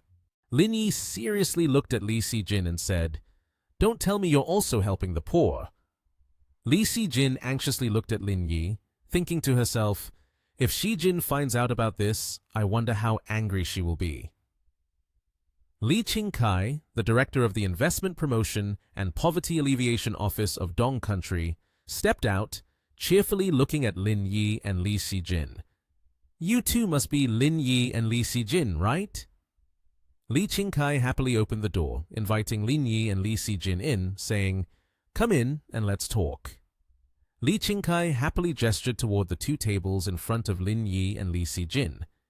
This is your table. Feel free to choose your seat. Lin Yi decided to choose the seat at the very back, near the window, saying, "Then I'll sit here." Li Sijin sat at the table in front of Lin Yi. Li Qingkai looked at the two of them and joyfully introduced himself. "I am Li Qingkai. If it's not too much trouble, just call me Brother Li. From now on, we must work hard for Dong Country and strive to complete our tasks as soon as possible." Li Shijin looked at Li Qingkai happily and said, "We are still very young, and there are many things we do not understand. We will need your guidance." Li Qingkai handed each of them a file of documents, cheerfully advising, "Saying it's a bit much. We're combining the new and the old, and by exchanging ideas, we can do a good job. I have some information about the county. Let's take a look at it first to understand the situation." Li Qingkai looked at Li Shijin happily. "Oh, right, Xiao Li. I reviewed your file. It says you live in Ankou Town, right? That's good. You can be considered a local." Xiaolin is from Nation TH, so he is not familiar with the situation here. I hope you two can communicate more and quickly get into the work. Lin Yi happily watched Li Sijin from behind. He seriously leaned on his hands, flipping through the documents, thinking, "This place is deep inland with no rivers, so we can't rely on water transport. This system task is really difficult." Li Qingkai looked at the two and asked, "What do you think? Do you have any feelings about it?" Li Sijin looked seriously at Li Qingkai. "I feel we need to find the industrial advantages of Dong County. From there, we can open up opportunities. Only then will we have hope." Li Qingkai sighed as he looked at Li Sijin. "You are the local. You surely know how Dong County is doing. What advantages can we find here?" Li Sijin looked at Li Qingkai, unsure of what to say. Li Qingkai happily looked at Lin Yi. "And you, Xiaolin, do you have any opinions?" Lin Yi stretched and said, "None. I feel that under these circumstances, for Dong County to still maintain a level of development like this is already very good. Instead, let's dream a dream that includes everything." Li Qingkai seriously looked at Lin Yi. "Don't talk nonsense. It's not good for others to hear. But what you said makes sense. Indeed, it's quite difficult in the county. In the afternoon, if you two have time, it would be better to go see the actual situation rather than just looking at documents." Lin Yi stood up, looking seriously at Li Qingkai. "I think so too. Let's do a field survey." Li Sijin stood up, happily looking at Li Qingkai. "Then, please help me go eat first." Lin Yi replied cheerfully, "There's a restaurant across the street that looks quite good. Let's try eating there." Li Sijin, feeling uncomfortable, turned around and said, "I'm not going." Lin Yi looked at Li Sijin with concern. "I didn't make you angry, did I? Why do you keep making that face at me?" Li Sijin, angrily turning back, yelled at Lin Yi, "You are the one who deliberately set us up, causing us to get punished." Lin Yi, confused, scratched his head. "You're already grown up, yet you still don't take responsibility for mistakes. Whether you go or not is up to you." Lin Yi walked towards the restaurant. Ji Qunnian happily called Lin Yi. "How was the first day of work today?" Lin Yi, eating noodles, happily looked at Ji Qunnian through the phone. "Don't even mention it. I feel like the LDP of this county in a year isn't even half of Lingyun Group's income in 6 months. Here, the industries have no advantages. That's the real issue." Ji Qunnian said happily over the phone, "This morning I had some free time and looked at the map. I discovered that Dong County is located at the junction of 3 cities. Theoretically, the road system should be very developed. Why is it like this?" Lin Yi cheerfully looked at the phone. "That's right, you are correct. There's a saying that if you want to get rich, you must first open the road. Your idea is very good." Lin Yi seriously looked at the phone screen. "Our Miss G is indeed very smart. I'll hang up now. I need to find my colleagues to discuss this a bit." Ji Qunnian hung up. Li Sijin, happily eating noodles, picked up the phone and answered. "What is it?" "Okay, then you wait for me outside," she said. Lin Yi asked, "So you are having a meal here? I have an idea I want to discuss with you later. Have you finished eating?" Li Sijin quickly stood up to look at Lin Yi. "I'm done eating. Let's go right now." Li Sijin shouted, "Ting Ting!" Wang Ting, standing by the car, was startled to see Li Sijin. Li Sijin walked beside Lin Yi, surprised as she looked at Wang Ting. "Why are you here?" Wang Ting looked at Li Sijin and said, "You didn't tell me this morning, so it turns out this person is working with you?" Wang Ting propped her hands on her hips, seriously looking at Li Sijin. "The more I think about it, the more annoyed I get, so I came here." Li Sijin seriously looked at Wang Ting. "I just wanted to let you know, there's nothing else behind it." Wang Ting looked at Lin Yi seriously. "It really is fated rivals working together with our Sijin." Li Sijin raised his hand, trying to calm Wang Ting down. "It's fine, Ting Ting. Don't make a fuss anymore. I have something to do this afternoon, so I can't go with you. He and I are going down to town. The conditions down there are much worse than here. If you go, you'll be suffering, so don't follow." Wang Ting stood seriously, hands on her hips, looking at Li Sijin. "My family used to be poor too. Don't act like I've been spoiled since childhood." Wang Ting, angry, pointed at Lin Yi. "Moreover, I feel like this person is not reliable. What if he makes a joke on the way with you? I might not be able to protect you." Li Sijin calmly said nothing. Lin Yi turned away and chuckled lightly. Wang Ting, furious, raised her fist, looking at Lin Yi. "What's that smile of yours supposed to mean? Are you looking down on me? Come on, let's test our skills a bit." Li Sijin looked at Lin Yi, worried. "All right, don't provoke her anymore. She really studied Taekwondo in college and was the captain of the school's Taekwondo team. No guy could beat her, so don't keep arguing with her." Wang Ting grabbed Lin Yi's hand and shouted, "Ya!" Wang Ting bent down, preparing to wrestle Lin Yi to the ground. But Wang Ting was astonished when she could not bring Lin Yi down. Lin Yi looked seriously at Wang Ting. "With this level, don't even say you've practiced Taekwondo. It would be better to go home and raise pigs." Wang Ting angrily turned to look at Lin Yi. "You're the one who should go home and raise pigs." Lin Yi placed a hand on Wang Ting's shoulder and gently swept her leg, causing her to fall to the ground. Wang Ting exclaimed in pain, "Damn it, my butt!" Li Sijin saw this and rushed over to help her friend sit up.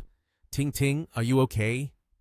Lin Yi also approached Sijin and said, "Let's just forget about yesterday. You two shouldn't hold grudges anymore." Sijin looked at Wang Ting, who was still angry, and tried to persuade her. "Ting Ting, this afternoon, he's got something to do with me. You should head back first." Wang Ting squinted one eye and said, "I have nothing to do at home anyway. Besides, the nature of your work is flexible. I'll go with you to check it out. I just happen to have bought gifts for uncle and aunt. I'll bring them over." Sijin sincerely wanted to persuade Ting Ting to go home. "We have to go down to the town below. Your car isn't suitable to follow. Do you want to join the pickup truck provided by the director at my place?" Ting Ting felt a bit annoyed. She glanced over at the pickup truck and replied irritably, "That shabby pickup truck? It's just too terrible." Then Ting Ting pointed at Lin Yi and said, "Why doesn't he drive his own car?" Lin Yi responded to her, "Do you really think you deserve to sit in my car?" Before her anger could completely subside, this remark infuriated Ting Ting. She shouted, "I don't deserve it? Fine, I'll go smash your car windows." Seeing his friend furious, Sijin was worried that she might go after Lin Yi, so he hugged her and intervened. "Stop arguing." Once Ting Ting had calmed down a little, Li Sijin began discussing with Lin Yi. "Let's go. It's already past 1 o'clock. We need to get to important work. Let's go to Qingjeng. It's the closest county." Lin Yi replied, "Okay." The car started moving towards the town. Wang Ting asked a bit surprised, "Are you sure this is the town?" "What's wrong?" Sijin added. "Is it very poor?" Wang Ting asked. "All 4 towns in Dong County are basically like this. The conditions in other areas are even worse. The crops grown barely last the year. There's fundamentally no surplus," she explained. Ting Ting turned to her friend in the car and asked further, "There's no clinic here, So what do we do if we get sick? Shijin replied, once someone gets sick, the only option is to have someone bring medication back to take. Then she recalled the saddest memory of her life. That year, my grandfather was in the hospital. In just one day, all the money in the house was gone. Ting Ting placed her hand on her friend's shoulder to comfort her and said, so after graduating from university, you gave up the opportunity to work for a foreign company to become a village official, to help your hometown escape poverty, right? Li Xijin wiped away a tear rolling down her cheek and replied, that's right. There's a saying online that we strive to study not to escape our poor hometown, but to help our hometown escape poverty. Ting Ting nodded. I think so too. That's a good saying. It could be used in interviews as well. Finally, they arrived at the village. Here, there was a scene of a grandfather holding his granddaughter's hand, next to an old woman washing clothes. Lin Yi observed and began to speak. Most of the people on the street are elderly and children. It seems that all the young people have left. The two girls stood behind Lin Yi, observing. Suddenly, Lin Yi picked up a clump of soil and brought it to his nose to smell. The soil here has too strong an alkaline content. No wonder the crops aren't doing well. Lin Yi dusted off his hands and turned to Shijin. Is the soil in Dong County similar to this? Shijin responded, it's quite similar. She looked quite worried and said, it's not only that the land is not good, but the flood prevention work is also weak. Every year, floods always lead to crop failures. Lin Yi asked, is there a river nearby? Shijin pointed to the right and said, if you go another 10 to 15 minutes, you'll get there, but it's not the rainy season yet, so the river isn't very full. There's not much to see anyway. Ting Ting, standing beside her, crossed her arms and frowned. Lin Yi stepped forward a bit and said, let's go and take a look. Shijin pointed to the bridge and said, the bridge ahead is called Sanyuan Bridge, and underneath is Sanyuan River. Then the three of them walked toward that bridge. Shijin acted like a tour guide, talking as they walked. Before the rainy season comes, the river often dries up to the point where the riverbed shows.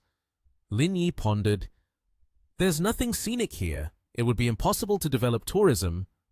Suddenly, Wang Ting pointed ahead and exclaimed, hey, it looks like there are people digging for sand over there. Her shout made Lin Yi and Shijin turn their heads to look. Indeed, there were many people digging for sand. Some were shoveling sand into bags, while others were loading the bags onto pickup trucks. Lin Yi turned to Shijin and asked, are these sand diggers villagers? She replied, I've never heard of there being a sand pit in the village. Wang Ting strode confidently forward. She turned her head to look at the two and said, why overthink it? Just go and see for yourself. Suddenly, Shijin grabbed Wang Ting's arm. Looking quite worried, she tried to stop Wang Ting from heading towards the sandy area.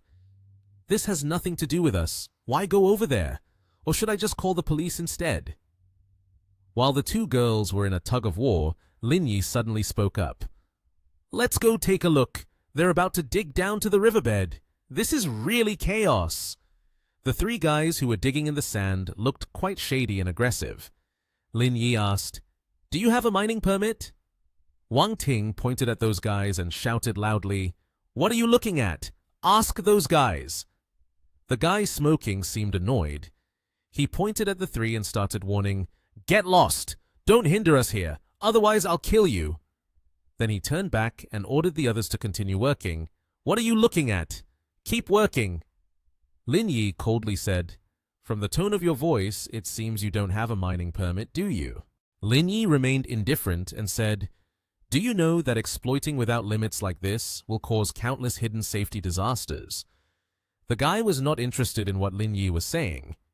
He pointed at him and said, are you sick? Why are you meddling in someone else's business? This is the Wu family's work.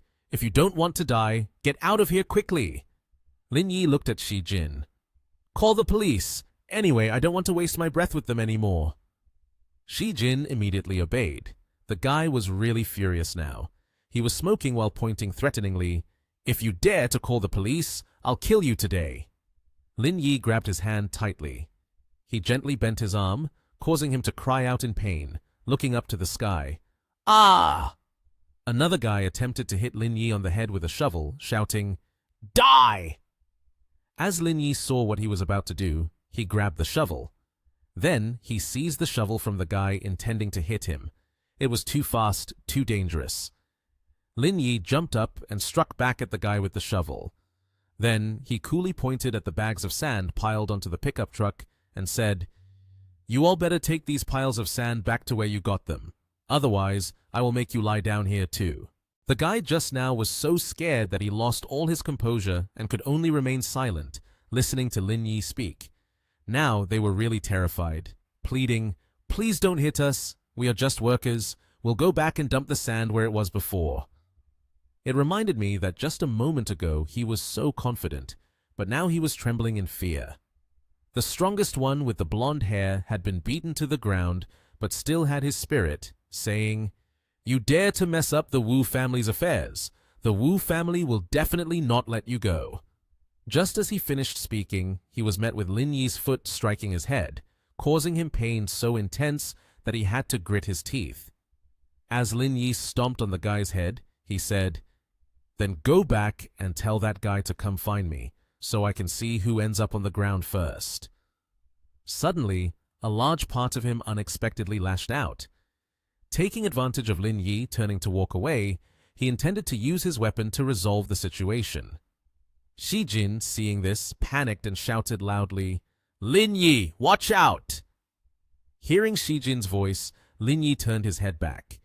He swung an elbow into the face of the blonde guy, causing him to drop the weapon he was holding.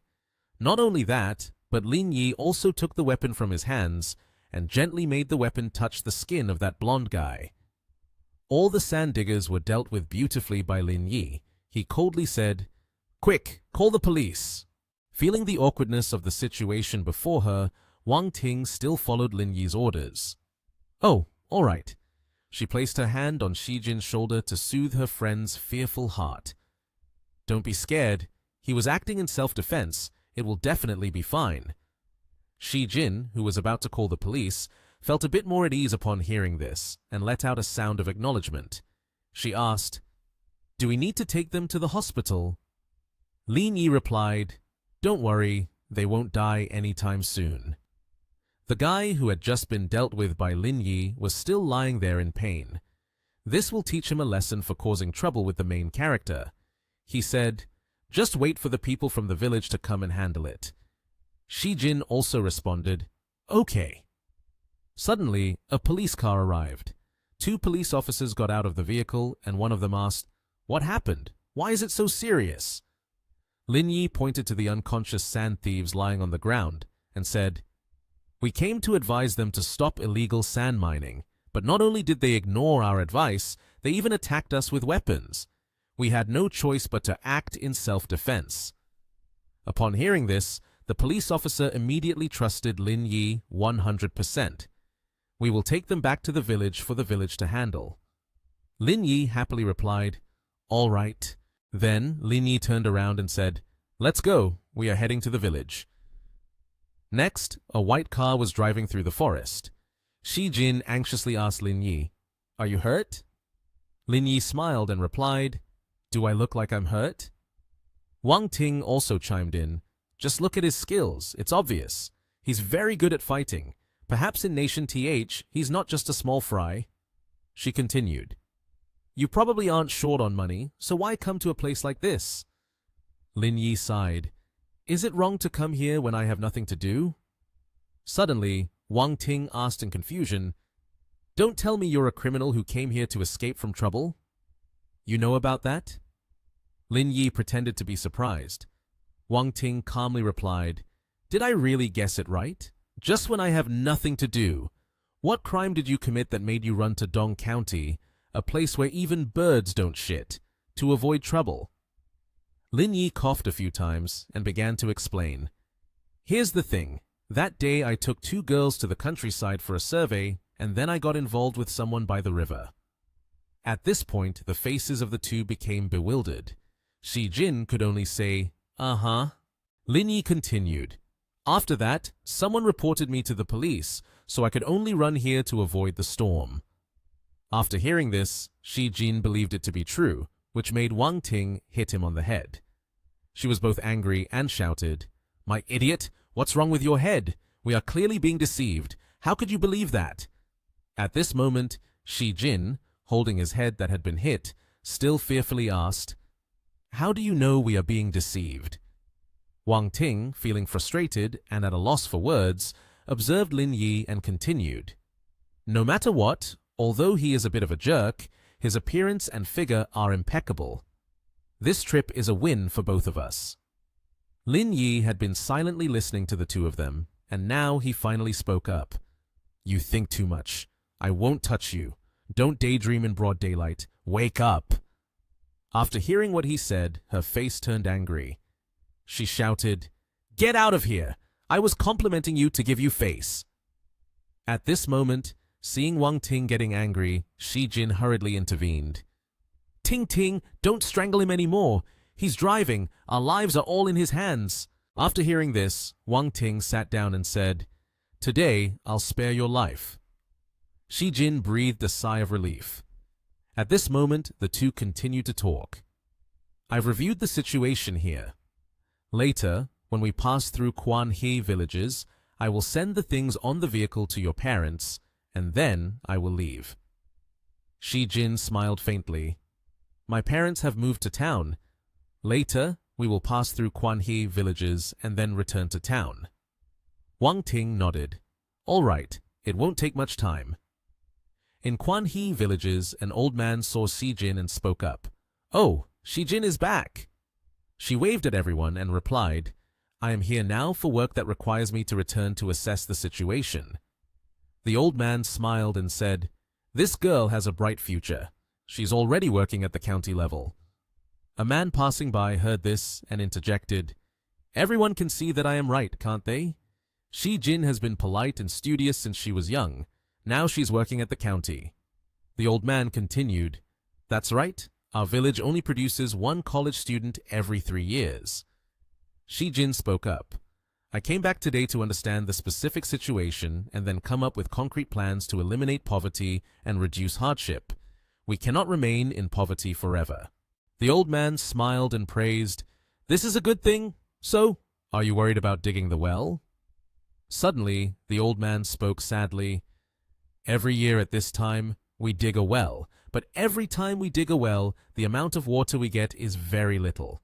The next year we have to close the well again. Isn't this deceiving people? Now, do we have to dig wells every year?" Shi Jin curiously asked, "Why is that, sir?" The old man replied irritably, "Don't mention it. Every year they come to collect money to dig the well, but the water is not much. As a result, the plants die. This year, I don't intend to pay any more." Shi Jin then proposed a new plan. "Uncle Wang, if you have time, you can cooperate with me to investigate, right?" The old man replied, "If you say so, there must be no problem. You just tell me what to do."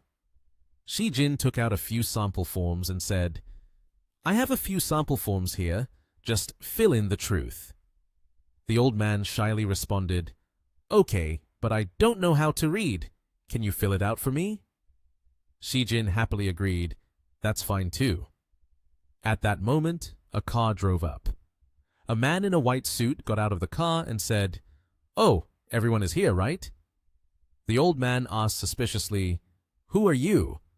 The man approached and introduced himself. "Let me introduce myself. I am Liu Xilu from the county water plant. This year's well digging is being handled by me." After speaking, the man opened the notebook and continued, "This year we are switching to new equipment, all of which is imported. In the villages, the land is all the same, so I will not charge based on area." He looked up at everyone, then announced a figure. "Each household 480 yuan. Everyone hurry up and make the payment." Shi Jin could only smile faintly, saying nothing. Perhaps she was thinking about something. Suddenly, seeing that they were not paying attention, she secretly took out her phone to record. At this moment, the old man angrily stepped forward to argue with the man. "Last year when you drilled wells, you said the same thing, but in the end, the water was insufficient."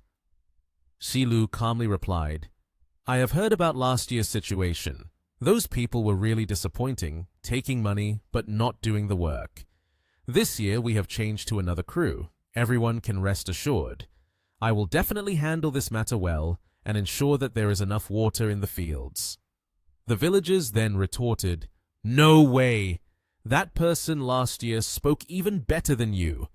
Don't think you can deceive us again. If you have nothing else to do, just leave. This year we will not let you drill wells anymore." Shilu snapped the notebook shut. Her expression turned ferocious as she threatened, "I tell you, the water plant is contracted by the Wu family. This payment is something you must make." Lin Yi stood in the crowd, silently observing and thinking, "Again, it's the Wu family. The thieves just now also claim to be from the Wu family." A villager approached Shilu, speaking loudly. "I don't care if you're from 5 families or 6 families. Anyway, this year we have no intention of letting you dig wells, so go back." Suddenly, Shilu slapped the man hard. The slap was very loud. An old man nearby got furious and pointed at the Wu family members. "What do you want to do? Aren't you here to dig wells? Why are you hitting people? Isn't there law anymore?" Ignoring the old man, Shilu blew on his hand, showing indifference. Then he pointed at everyone and coldly said, "Let me tell you, in Dong County, the Wu family is the law. Charging 480 yuan this year is already cheap for you. Even if the water we drill is urine, you will have to grit your teeth and endure it." At this moment, the villagers were extremely furious, and many took up weapons and rushed forward. In the crowd, someone shouted, "You are really too much, bullying the villagers of Quanhei. Do you think we have no one? Everyone, charge! We absolutely cannot let them bully us." Liu Si Lu, with an ice-cold expression, sneered. "These stinking farmers really dare to lay hands on me. Do you think I'm a vegetarian?" At that moment, he shouted, "Get your weapons!" A horn sounded. At this moment, 3 young men accompanying him each held a metal baseball bat. He continued to threaten, "Let me tell you, this morning those people at Hojia villages refused to pay, but after we beat them, they all obediently handed over the money." Shi Jin shouted loudly, "You guys better not go too far." She was still holding her phone, standing next to Wang Ting. He looked over and asked, "Are you from Quanhei village? If so, hand over the money. If not, step aside." Shi Jin firmly replied, "I am not from Quanhei village, but your actions just now have violated the law. I recorded this incident. You all better be ready for the consequences." One of the 3 young men threatened, "You still dare to record? Hand over the phone, or do you want to see if I can beat you to death?" At that moment, Mr. Ding had approached the young man quietly. After getting close, he gave the guy a hard slap and said, "Who do you think you are to say such things?" The young man, furious, muttered, "Holy shit, you want to die?" He swung the bat at Wang Ting. Unable to take it any longer, Lin Yi rushed forward and slapped him hard in the face. After the fight, Lin Yi slowly asked, "Why hit a woman?" The slap seemed very hard, causing the young man to fall to the ground. Shilu saw this and immediately asked, "Looking at your appearance, you must have trained in martial arts, right?" Lin Yi smiled and replied, "That's right."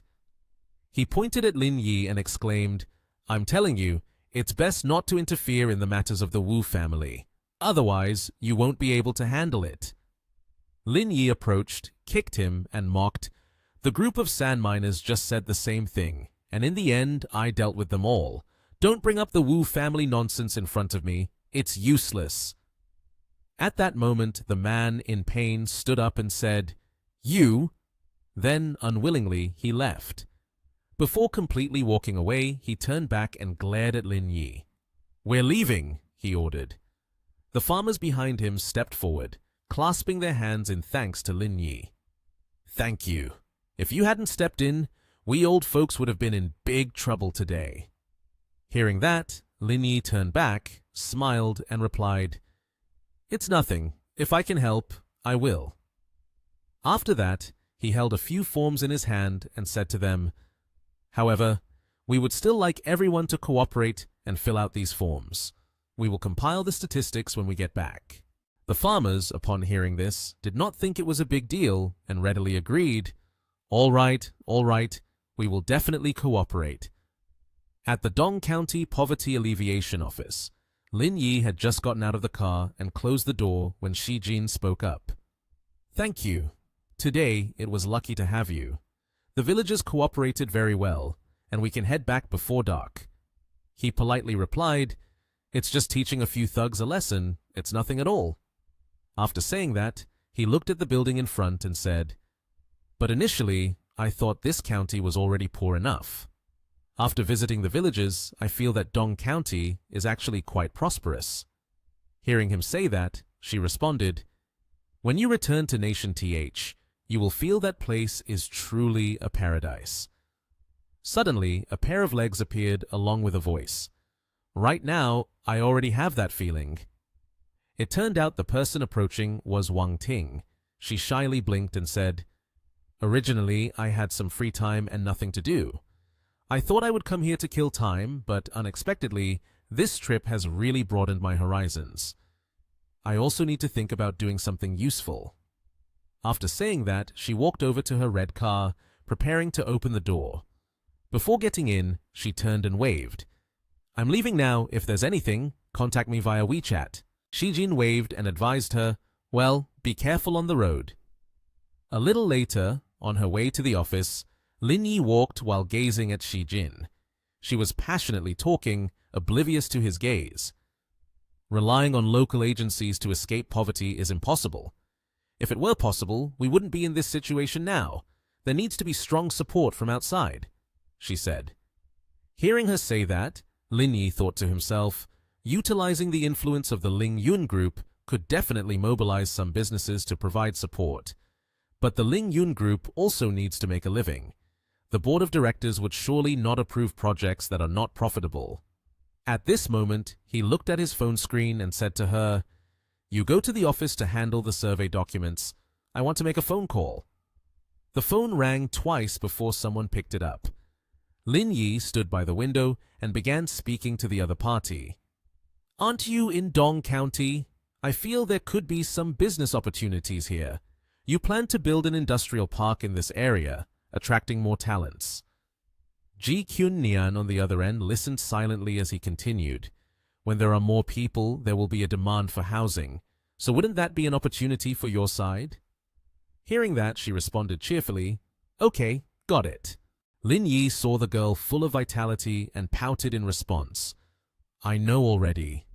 After finishing the phone call with her, he looked into the distance, thinking to himself, This time, I have to do something big. At that moment, a man approached, hurriedly speaking. Xiaolin, I've been looking for you. Lin Yi, with one hand in his pocket, looked at him and replied, What's up, brother Li? The man named Li looked extremely worried and asked, I want to ask you something. During the survey today, did you get into a conflict with someone? Hearing this, Lin Yi was quite surprised and crossed his arms, asking back, How do you know that? Brother Li recounted, Someone called me, wanting to investigate your information. They even asked where you are right now. Then he tightly grabbed Lin Yi's arm, looking very anxious. You should quickly pack your things and return to Nation TH to avoid the storm. Go for a few months and then come back here. Lin Yi looked at him with a surprised expression and replied, I just beat up a few people. Why do I have to avoid the storm? Brother Li waved his hands in worry. You just got here, so you don't understand the situation in this county. The people you fought today are all under Cheng Wu. In Dong County, he is a powerful figure, not someone you can mess with. Upon hearing this, he calmly put his hands in his pockets and walked away. I thought it was something serious. Where is this person named Cheng Wu? I want to meet him for a bit. Seeing him speak like this, Mr. Li hurriedly ran over to stop him. What nonsense are you talking about? He firmly insisted, Hurry up and head towards the unit. I will take care of it for you. Leave immediately. Seeing this enthusiastic guy, he thought to himself, It's truly fortunate to meet such a straightforward big brother right after arriving.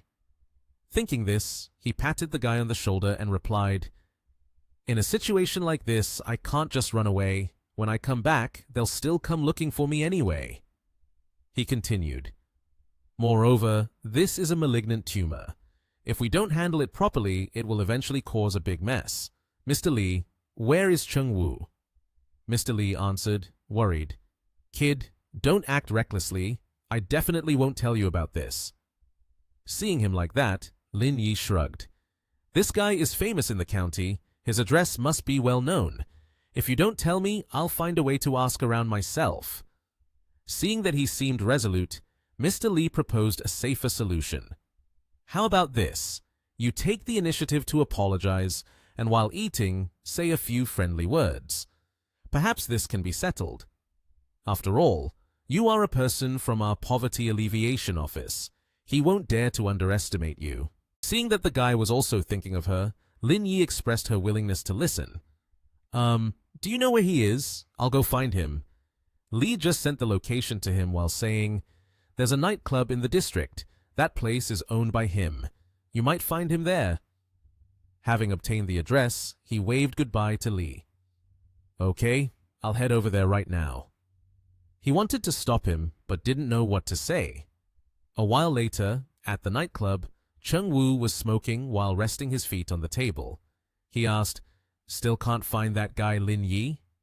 A subordinate quickly replied, we know where he's working, but we haven't figured out where he lives. We should have information soon. Hearing this, he stubbed out his cigarette, cursing, damn it, these idiots are really annoying. Cheng-woo angrily slammed his hand on the table. The saying, a new official kindles three fires, has unexpectedly turned against me. It's obvious he has never been beaten before.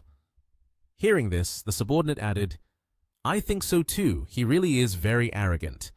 When they fight during the day, he is incredibly proud. Even when we mentioned your name, it didn't have any effect. Cheng-woo responded, this is normal.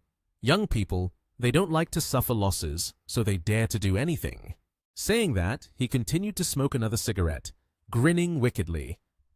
Wait until I find him, then I'll have a proper conversation with him. Let's see if he dares to be so arrogant in front of me anymore. The group of underlings burst into loud laughter. Ha ha! The bespectacled guy flattered. If the Wu family talks to that guy themselves, just with this kind of momentum, it would be enough to scare him to death. After that, it was unclear what Cheng-woo instructed, and one of the underlings bowed and replied, understood, Mr. Wu. Immediately, a phone rang. He held the cigarette in his mouth while reaching into his jacket for the phone. He answered the caller. Brother Dong, fine. Since Brother Dong has spoken, I will comply. I won't hold it against that kiddo anymore. For now, let's talk. After ending the call, an underling asked him, what happened with the Wu family? He grinned triumphantly. That kiddo is scared now. He took the initiative to come find me, to invite me to dinner, and apologize with a toast. Hearing this, the underling responded with a laugh. Do you see I was right? That kiddo knows how formidable the Wu family is, so he got scared and came to apologize. At that moment, there was a knock on the door. Cheng-woo called out, come in! One of the underlings opened the door and announced, the guy named Lin Yi is here. He then told the underling, show him in. Lin Yi calmly walked in, and as he walked, he sighed, this place isn't bad. You guys really know how to enjoy yourselves. Cheng-woo saw him entering empty-handed and mocked. You're coming to apologize but didn't bring anything. You're quite interesting. Hearing this, Lin Yi sneered, apologize? Who said I came here to apologize? He then asked, so what are you here for? Lin Yi replied lightly, of course, I'm here to deal with you. Do I need to ask further? Several of the underlings heard this and picked up their weapons. He exhaled a puff of smoke, looking down on them. You think you can deal with me? Do you really believe you have that capability? Lin Yi pointed directly at him. Stop spouting nonsense. I'm not here to listen to your drivel. I just want to tell you, the times have changed. You're not as powerful as before. If you want to be a decent person, you better start living right, or I'll make sure you die without knowing why. His face darkened at this, and he angrily replied, I've lived this long, and no one has ever dared to speak to me like that. With that, he ordered his underlings, beat him up for me. The underlings rushed forward. The guy wearing glasses rushed forward, shouting, go die! Seeing that, He just smirked. Then he threw a punch that knocked the guy's stick out of his hand. He quickly caught the stick, swung it, and with one hit, he made 3 of them bleed all over. The whole group fell flat on the ground. He remained calm, one hand holding the stick, the other tucked in his pocket. Cheng Wu, seeing him take down his underlings in an instant, broke out in a sweat and pointed at him, his voice faltering. "No wonder you're so arrogant. You really are good at fighting. Tomorrow at noon at Donghe-ko, do you dare to come?" After hearing Cheng Wu's challenge, Lin Yi contemptuously replied, "Why are there so many rules among villagers like you? From the look of you, it seems like you want to have a final showdown with me, huh?" He then pointed at the ground. "If you're too scared, then just kneel down and apologize right now." When Lin Yi heard this, he swung the stick down next to his feet, startling him. Then he laughed and said, "All right then, see you at noon tomorrow at Donghe-ko." After saying that, he turned and walked away, leaving him bewildered. At that moment, the guy wearing glasses lifted his head and called out, "Mr. Wu!" He was immediately kicked in the mouth, blood flying. Furious, he yelled, "Useless trash! Hurry up and go summon people!" Cheng Wu at that moment exhaled a puff of smoke. "Tomorrow, I must let him know who is the child and who is the elder in this Dong County." At noon the next day, at the Donghe-ko entrance, Cheng Wu led a large group of brothers waiting. At this time, one of the underlings looked at his watch and reported, "Mr. Wu, it's already time, but he still hasn't arrived. Could it be that he's too scared to come?" He held a cigarette in his mouth and replied, "Whether he comes or not, the result will remain the same." He took the cigarette out and held it in his hand, feeling proud. If he dares to come with such a large crowd, just one spit from each person would be enough to drown him. And if he doesn't dare to come, that would mean he's afraid. It will be even easier to deal with him later. Hearing this, the underling laughed and added, "Boss is absolutely right. I think he won't dare to come. Coming all the way from Nation TH, he definitely won't find many people. He must have heard that we brought so many people, so he's already prepared." Hearing that, he felt satisfied, raised the cigarette to his mouth, lowered his eyes, and said, "Ha ha, no matter what, as long as he is still in Dong County, I will still be able to deal with him." As soon as he finished speaking, a convoy appeared, causing a massive cloud of dust. A convoy of 4 cars and 3 buses came to a stop. Upon seeing this, Cheng Wu immediately asked his subordinate, "What's going on? Why are there suddenly so many vehicles?" The subordinate replied, "It probably has nothing to do with us. There aren't that many people coming, right? It's probably some wealthy person hosting a wedding." Suddenly, something made both of them startle. A foot in shiny leather shoes appeared. Liang Jinming spoke up and asked, "Are you Cheng Wu?" Upon hearing his name, he replied, "That's me. Who are you?" Without saying much, the man threw a punch at Cheng Wu's face, causing him to drop the cigarette he was holding. He shouted, "Damn it! You've got quite the nerve to admit it." Seeing their boss getting hit, the subordinate shouted, pointing at him, "You dare to hit Mr. Wu? Do you want to die?" Several of the subordinates heard this and stepped forward, but the man was unafraid, responding, "If you dare to move, I'll kill you instantly." Seeing the large group in front of him, Cheng Wu stepped forward to protect his subordinate and spoke, "What do you want?" He replied, "Aren't you supposed to meet Mr. Lin? We've brought people here." He was taken aback and exclaimed, "The Mr. Lin you're talking about can't possibly be Lin Yi, right? How could he be acquainted with your lot?" Hearing this, the other person's expression soured as he laughed and replied, "Damn it! Are you really that stupid or just pretending? Ha ha! Don't you realize who you're offending?" With a swollen cheek, he asked, "What is Lin Yi doing? Why isn't he coming here?" As he drew his sword, he answered, "Does he not understand what he is? Does he really need Mr. Lin to deal with someone like you?" Saying this, he pressed the sword against his neck. "You're thinking too much." He put on a terrifying expression, causing the other person to sweat profusely. Looking at the sword under his neck, he asked, "My Mr. Lin has killed before. Do you still want him to show up?" Inside the office, Lin Yi was receiving a report from his subordinate over the phone. Brother Lin has dealt with it. The person on the other end boasted about their contribution to Lin Yi, saying, "Thanks to me bringing over 500 people, they were so scared they nearly wet themselves." Lin Yi was slightly surprised, but maintained a nonchalant expression as he said to the caller, "More than 500 people is a bit excessive, don't you think? When I return to Nation TH, I'll treat you to a meal." At the same time, in the room, someone finished a phone call. It turned out that the person was Director Li, named Li Qingkai, the director of the Investment Promotion and Poverty Alleviation Department of Dong County. He happily praised Lin Yi. "You are really lucky to have stumbled upon such a good deal." Lin Yi pretended not to know what was happening and asked back, "What is it? What good deal?" Director Li was a bit surprised but also pleased, sharing the story with the two people in the room. The two still didn't know what had happened in the county. He said, "Someone suddenly came to arrest all the Chengwu group, and the nightclub was closed. Now you no longer have to hide." Lin Yi continued to pretend, responding, "So that's what this is about. This is a good thing, but the ones who benefit are still the people." Hearing this, Director Li also felt relieved.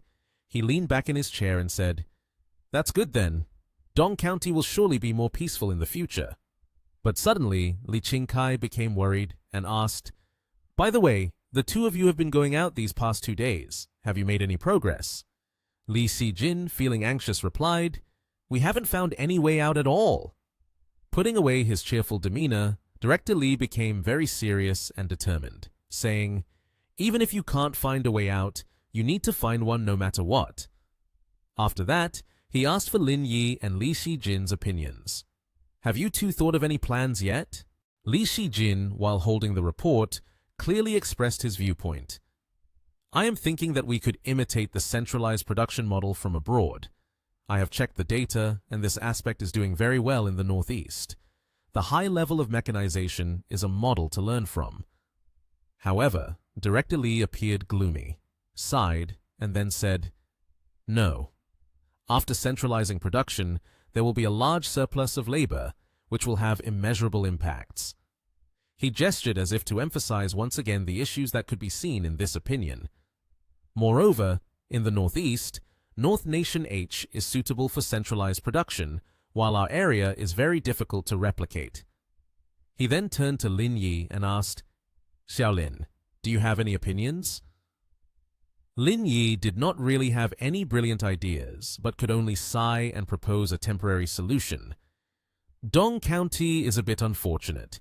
The soil has high alkalinity and not much can be cultivated. It would be better to try developing livestock farming, raising chickens and pigs. That might yield some results. Both of them moved closer to Director Li's desk. Upon hearing this, the muscles in his face relaxed a bit. He said, "But that is only a small solution and cannot solve everything." Lin Yi then proposed a new direction. "Therefore, we need support from outside." Director Li seriously discussed this matter. Is outside support referring to funding from the budget? Lin Yi thought not. "I believe that selling land to attract investment would be more promising." Li Qingkai shook his head, disagreeing. "This method has been considered by the county before, but those large enterprises are not fools." He continued to talk about the current disadvantages. "Our small county has nothing. The young people have all left. Who would come here to build? Every year we still attract investment. The county is only lacking in land grants, but there are still no results." In contrast to Director Li's concerns, Lin Yi remained confident in his opinion. "But I still want to give it a try." Seeing the confidence in Lin Yi's eyes, he reconsidered. The car that Lin Yi drives to work is not bad. Perhaps he has connections in this field. If he tries to help, who knows? It might be effective. He then stood up and made a decision. "Let's do this. I will introduce you to the person in charge of attracting investment. You two can discuss this issue and try to achieve some results." At that moment, someone opened the door and walked into the room. It turned out to be Director Li, bringing Lin Yi to meet the person in charge. As mentioned, inside the room, upon seeing him, someone greeted, "Director Li has arrived." Li Qingkai also cheerfully conversed, Director Wang, let me introduce you a bit. This is Lin Yi, the new member of my office. Director Wang shook hands with Lin Yi. At the same time, he introduced Lin Yi. This is Wang Lijun from the Investment Attraction Department, and the other person is Guo Lu. Director Wang asked Lin Yi, "You brought someone to see me. I assume there is something to discuss?" Director Li explained, "We just learned about attracting investment. I want to do a few things in this area. I'm assigning this task to Xiaolin."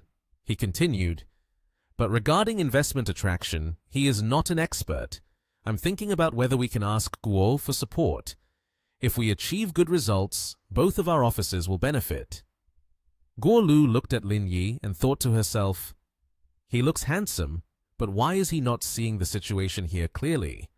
Dong County is clearly not a place to have high efficiency. What's the point of trying?" Director Wang smiled and replied, "This is a good thing. They are both young. Just let Xiaoguo follow the previous projects. It's a way to train her abilities." But Xiaoguo said, "Director Wang, you know the situation in the county. Every year we fail to attract investment." Mr. Wang's face turned serious. "You've been here for more than half a year. Just sitting in the office all day won't solve anything." He pointed directly at Guo Lu and said, "Go outside. Getting more exposure is good for you." She had no choice but to comply. "Understood, Director." She followed Lin Yi, leading him to previous projects, but suddenly she was taken aback by something. When she saw Lin Yi about to get into his car, she pointed at his work car and shouted, "Do you drive this car?" Lin Yi was also tired and replied to the person, "If not, then what?" On the way to the project earlier, she acted like she was ahead, nagging Lin Yi continuously. "I know you just arrived and want to show off, but you must understand the situation in Dong County." She continued to speak condescendingly. "Every year we are invited, but it has no effect at all. So, do you still want to give it a try?" Lin Yi was also annoyed and retorted to the lazy woman, "If not, then what? Just sit in the office watching movies, drinking tea and snacking?" Hearing that, she shamelessly turned and shouted defensively, "What else should we do? There's nothing else to do." Hearing Guo Lu say that, Lin Yi looked at her with half an eye, filled with disdain. She continued, "If there's something like this next time, you can go by yourself. Don't drag me along." Lin Yi no longer showed any courtesy towards this woman. He angrily said, "If you don't want to, you can get out of the car. I'm not asking you to come along." It was Guo Lu who started the trouble, but then blamed Lin Yi. "Why do you speak so rudely? The director told me to go out. How can I just return?" Lin Yi, feeling uncomfortable, responded to the unreasonable person, "You should talk less." The two of them arrived at the location over half an hour later. Lin Yi looked ahead and asked Guo Lu, "Is this the place?" Lin Yi pointed at the unfinished construction in front and asked, "How is this project? The framework is done. Why has it stopped?" Guo Lu said, "This is the result of attracting investment. At that time, we had negotiated with a food factory that was going to be built here. They were given a subsidy of 2 million. As a result, the factory managed to build halfway and then declared bankruptcy, subsequently mortgaging this building, leaving the project unfinished." Upon hearing this, Lin Yi evaluated the location of the construction. "I think this place is not bad. We could give it a try." Contrary to Lin Yi's enthusiasm, Guo Lu finished speaking and turned her back, hurriedly saying, "Let's go. We should head back." Lin Yi, puzzled, asked her, "Why go back so soon after just arriving?" Guo Lu was not interested in the slightest, turning back and pretentiously showing that she understood this place very well. "Do you even know where this is? Don't think this is a simple matter. If it really could attract people, someone would have done it already. It wouldn't be up to you." Lin Yi frowned and said, "To put it bluntly, I'm just hindering your movie watching, right?" Hearing this, she retorted to Lin Yi, "I'm just stating the truth. To clarify for you, your actions seem truly foolish in my eyes." Guo Lu didn't care at all. She left Lin Yi behind and haughtily said, "You can take care of the remaining projects yourself. I'm going home now." Lin Yi could no longer tolerate her. He disdainfully responded, "Then you should just stay here as a facade and let your family arrange a job for you to continue. Just go to work from 9 a.m. to 5 p.m. and wait for death." These words pierced straight through the facade of this person, causing her to pause for a moment. Lin Yi pressed on. "Living like this, don't you feel completely useless?" She, in a fit of embarrassment and anger, turned to criticize Lin Yi. "That is my family's inheritance, accumulated through hard work, starting from a higher starting point." He laughed upon hearing this. "Ha ha! The building that is still under construction in the sun looks really pitiful. If it were completed, it might be no less magnificent than the projects in other cities." While looking at the unfinished project, Lin Yi continued to talk on the phone. "How's the corporation? Is it busy?" On the other end of the line, Li Haoyang replied, "The photolithography machine has been placed on the special list. Right now, many people are looking for investment funding." This person continued, "The 3-nanometer photolithography machine by Dr. Shen has been approved, so it's indeed a bit busy." Lin Yi felt relieved upon hearing this. He said, "Well, I have something to tell you. Please put aside your work for now. Tomorrow, come with Boss Shen and Yuan to Dong County." The person on the other end of the line did not hesitate to reply, "Got it, Mr. Lin." The next day, at a luxurious building, which seemed to be reserved only for the wealthy, Lin Yi was still deep in sleep when someone knocked on the door, waking him up. He hurriedly put on a shirt, still groggy, rubbed his eyes, and shouted loudly, "Hey, Yuan, damn it! Can you knock a little softer?" Yuan, standing outside the door, was taken aback. "How did you know it was me?" Next to her were Li Haoyang and another older man. Lin Yi was no less than her. Through the door, he could smell the strong perfume on her. This made Yuan furious, yelling, "Get lost! Get lost! Get lost! It was senior sister who bought it for me." Yuan then regained her composure and said, "I heard senior sister say that you came here to help the poor. Are you looking to attract investment for this place?" Lin Yi praised her intelligence, giving her a thumbs up. He didn't keep everyone waiting long. "I'll take you all to see a place, to see if it's suitable." The oldest man chimed in, "Then let's go." Guided by Lin Yi, the gray luxury car finally brought the 4 of them to a construction site that was under development. Lin Yi leisurely led the way ahead. "This is the place." The other 3 quickly followed in his footsteps. Behind them, Lin Yi was excited like a child, pointing at the tall building that had completed the sturdy frame for everyone to see. This place also has certain advantages in terms of location, and the transportation is convenient.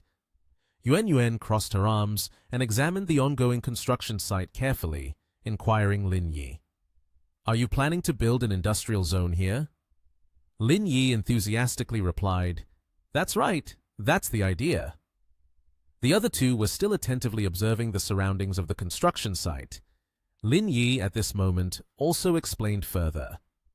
"The photolithography machine project has been completed, and we can process here. The production line can also be moved here. After all, labor costs in Nation TH are much higher than here. What do you all think?"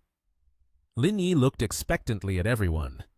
The guy with glasses standing next to Yuan hesitated for a moment, but ultimately decided to speak up.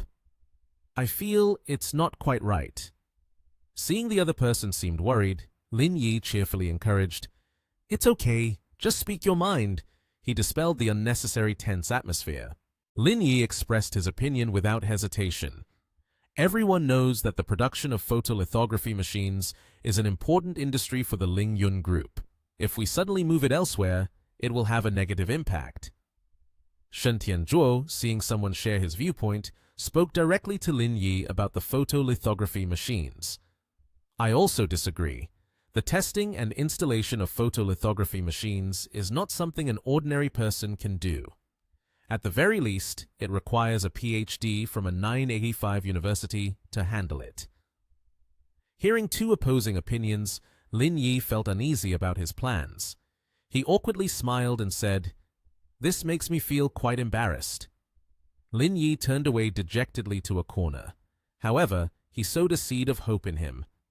"Mr. Lin, don't be discouraged. This issue still has the potential to turn around.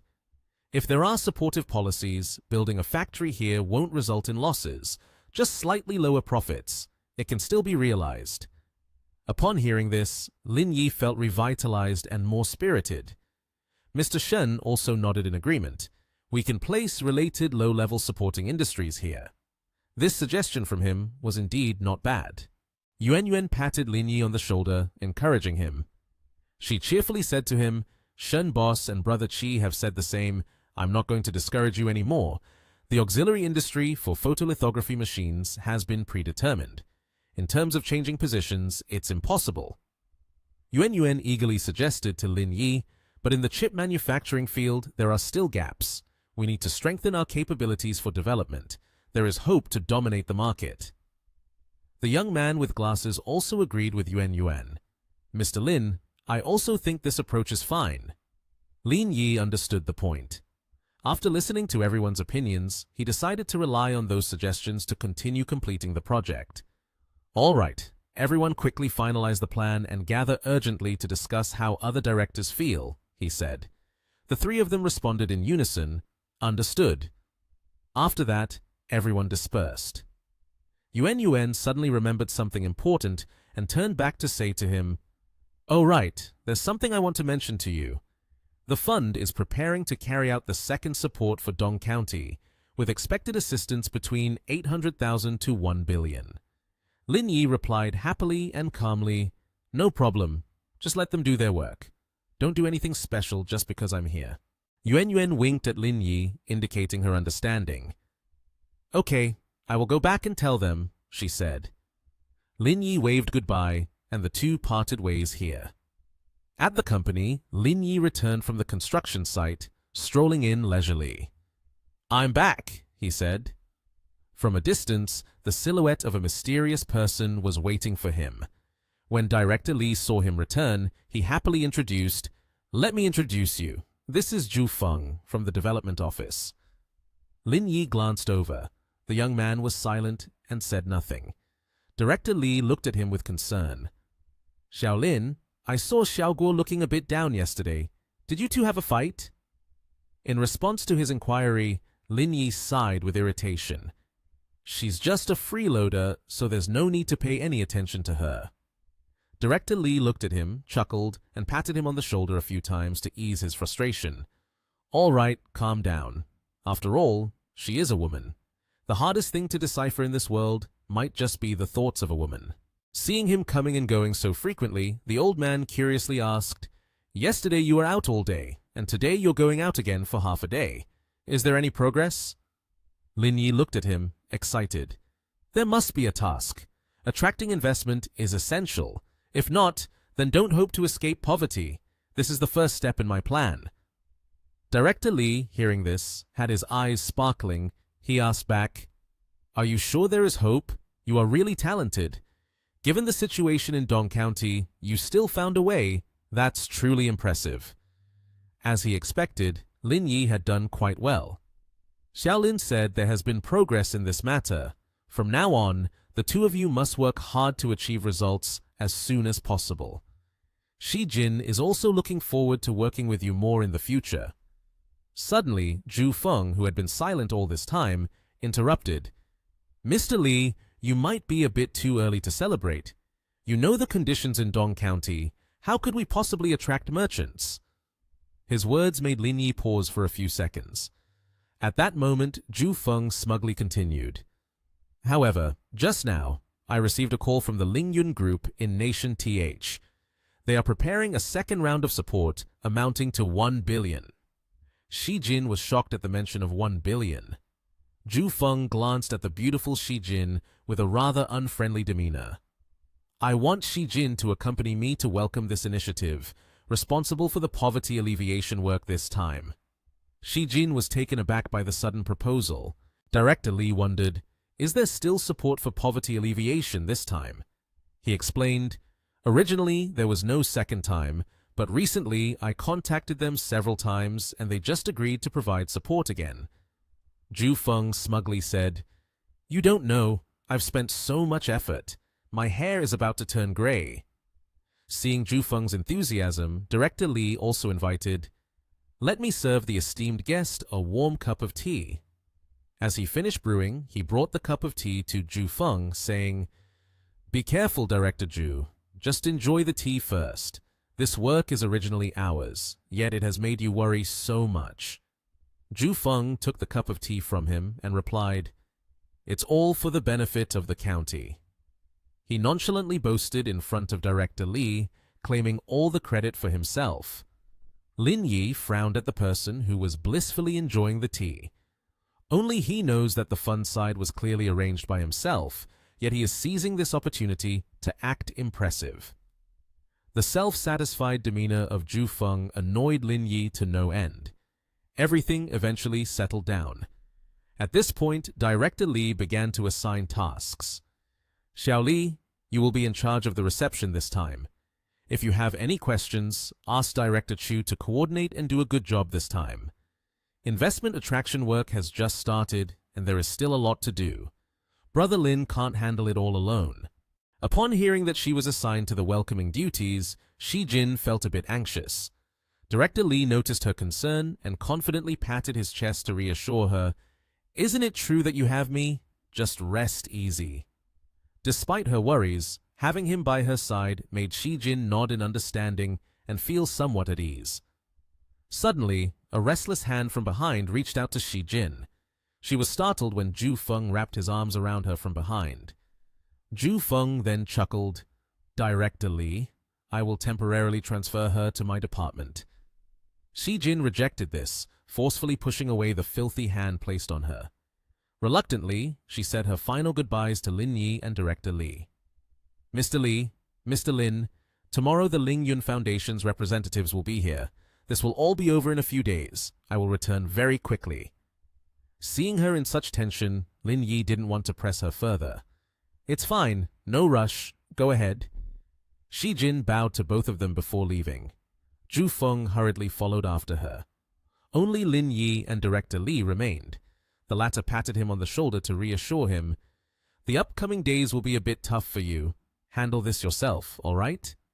Lin Yi replied confidently, "In any case, I can manage. It shouldn't be too big of an issue." Time waits for no one, swift as a gust of wind, and the day to welcome the special guests had arrived. A group of members from the Ling Yun Fund arrived in Dong County early, led by Zhao Ling. Zhu Feng, seeing that everyone had gathered, bowed slightly and said, "CEO Zhao, we are honored to have you visit Dong County once again." Zhu Feng smiled brightly with a diligent attitude of hospitality. "I have reserved a place for lunch.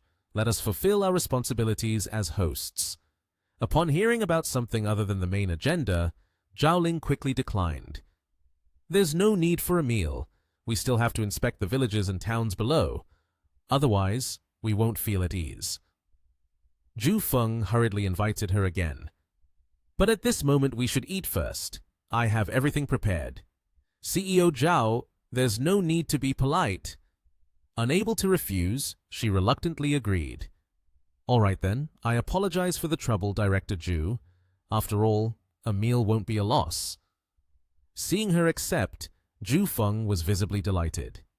"This is what we should do. I haven't even had the chance to thank everyone yet.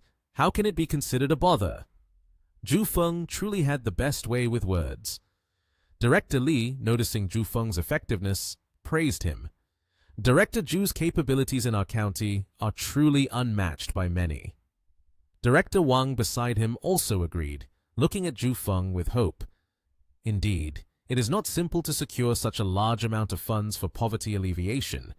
Moreover, he is still very young. Truly, the future is limitless. Zhu Feng really knows how to make a good impression on others. Lin Yi had also arrived at the scene. "Director Li, Director Wang." Director Li was delighted to see him. "Xiao Lin, you are here." He bowed to everyone and took the opportunity to apologize for being late. Lin Yi politely explained, "I had some matters to attend to this morning before I arrived here." It seemed that Zhao Ling recognized his voice as somewhat familiar. She glanced back and saw Lin Yi and joyfully intended to call him in a humble tone. However, Lin Yi winked, signaling that he did not want to reveal his identity.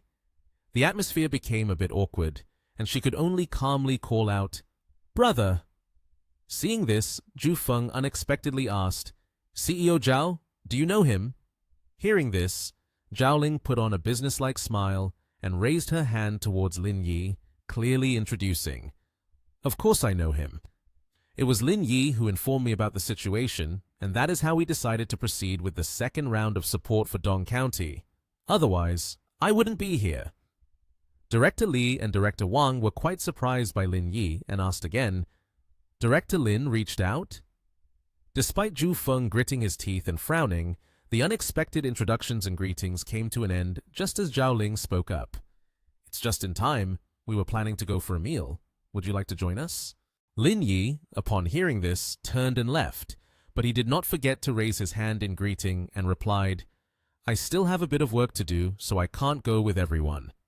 At that moment, Zhu Feng could only stand in place, gritting his teeth in helplessness as he watched Lin Yi's figure walk away. Lin Yi walked directly to the office. At this moment, he was sitting confidently in the chair, listening to Director Li say, "Xiaolin, if you don't speak, it's fine. But when you do make a sound, everyone is astonished. You have quietly brought back over 1 billion into the fund. I truly underestimated you." Lin Yi, holding the documents in his hand, could only calmly respond, "It's nothing major. Don't worry about it." Lin Yi raised his index finger, seemingly wanting to express his opinion. "I want to use that money to drill some wells in rural areas. This will ensure there is water available during droughts. What do you think, Mr. Li?" Director Li, upon hearing this, showed a very approving expression and replied, "This is certainly good. I feel that after this issue is addressed, we will quickly see results." It seemed that this was not the final issue he wanted to address, so he handed the draft in his hand to Director Li and continued. "Furthermore, the soil environment here is generally not good, with high alkalinity.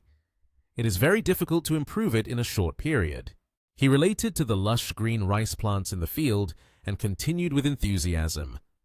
"I want to contact people at the Agricultural Scientific Institute to improve the seeds, enhancing their alkaline tolerance like this. It could also increase yields." Director Li held the manuscript in his hands, flipping through it with an excited demeanor, and responded, "That's fantastic, but we don't have the capital to fund their research like this." Lin Yi appeared confident, raised his hand to reassure, "No problem, I will find a way." Director Li was taken aback, thrilled by the person named Lin Yi. So delighted that he had to shout loudly, "You are quite impressive too."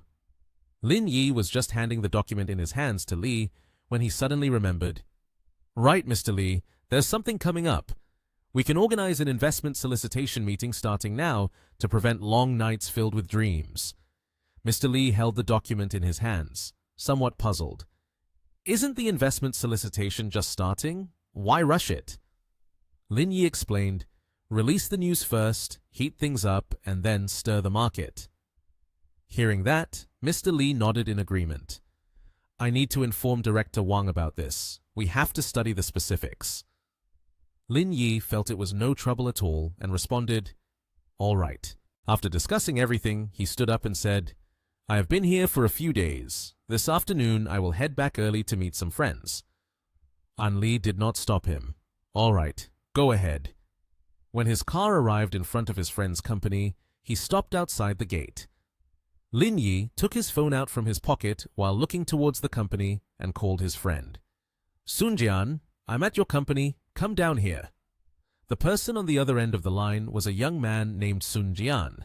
He scratched his head, confused, and replied, "Boss, it's only a little past 4 o'clock. I have something tricky on my hands. It will take at least another hour to finish." Then he suggested, "Why don't you come up here and wait for me? We have food and drinks here. It's better than waiting in the car." Lin Yi answered, "Okay." When he arrived at Sun Jian's workplace, he noticed a group of people standing in front of him. The conversations were quite loud. There was a man sitting in the middle while the others were pointing at the computer. The man wearing glasses waved his hands to refute. Lin Yi just glanced at them and walked over to his friend. Seeing that Sun Jian had not yet noticed his arrival, he patted his shoulder and asked, "What are you focused on? This startled him a bit, causing him to stop his actions. He continued, I came but didn't see anything. Sun Jian scratched his head, pointed at the computer screen, and replied, We're designing an office software. The payment interface has been bugged all day and still hasn't been fixed. We even invited experts from another company over, and they're still working on it. He tiredly rubbed his head. So we're waiting for them to finish fixing it before we can do the final step. Lin Yi suddenly remembered the group at the entrance. I find it hard to resolve that in a short time. At that moment, two other people also approached. One was a man with glasses, and the other was a red-haired man. The red-haired man raised his hand in greeting. Hello, Mr. Lin. Lin Yi turned to look at them. Am I bothering you guys? The man immediately replied, How could it be a bother? I'm actually quite glad. The red-haired man asked, Why didn't you say it earlier so I could go down to pick you up? Lin Yi smiled faintly, waved his hand to indicate no need for formality. Oh, come on. Last time you came was arranged by Mr. Sun. This time it's my turn. After all, I have to fulfill my responsibility as the host.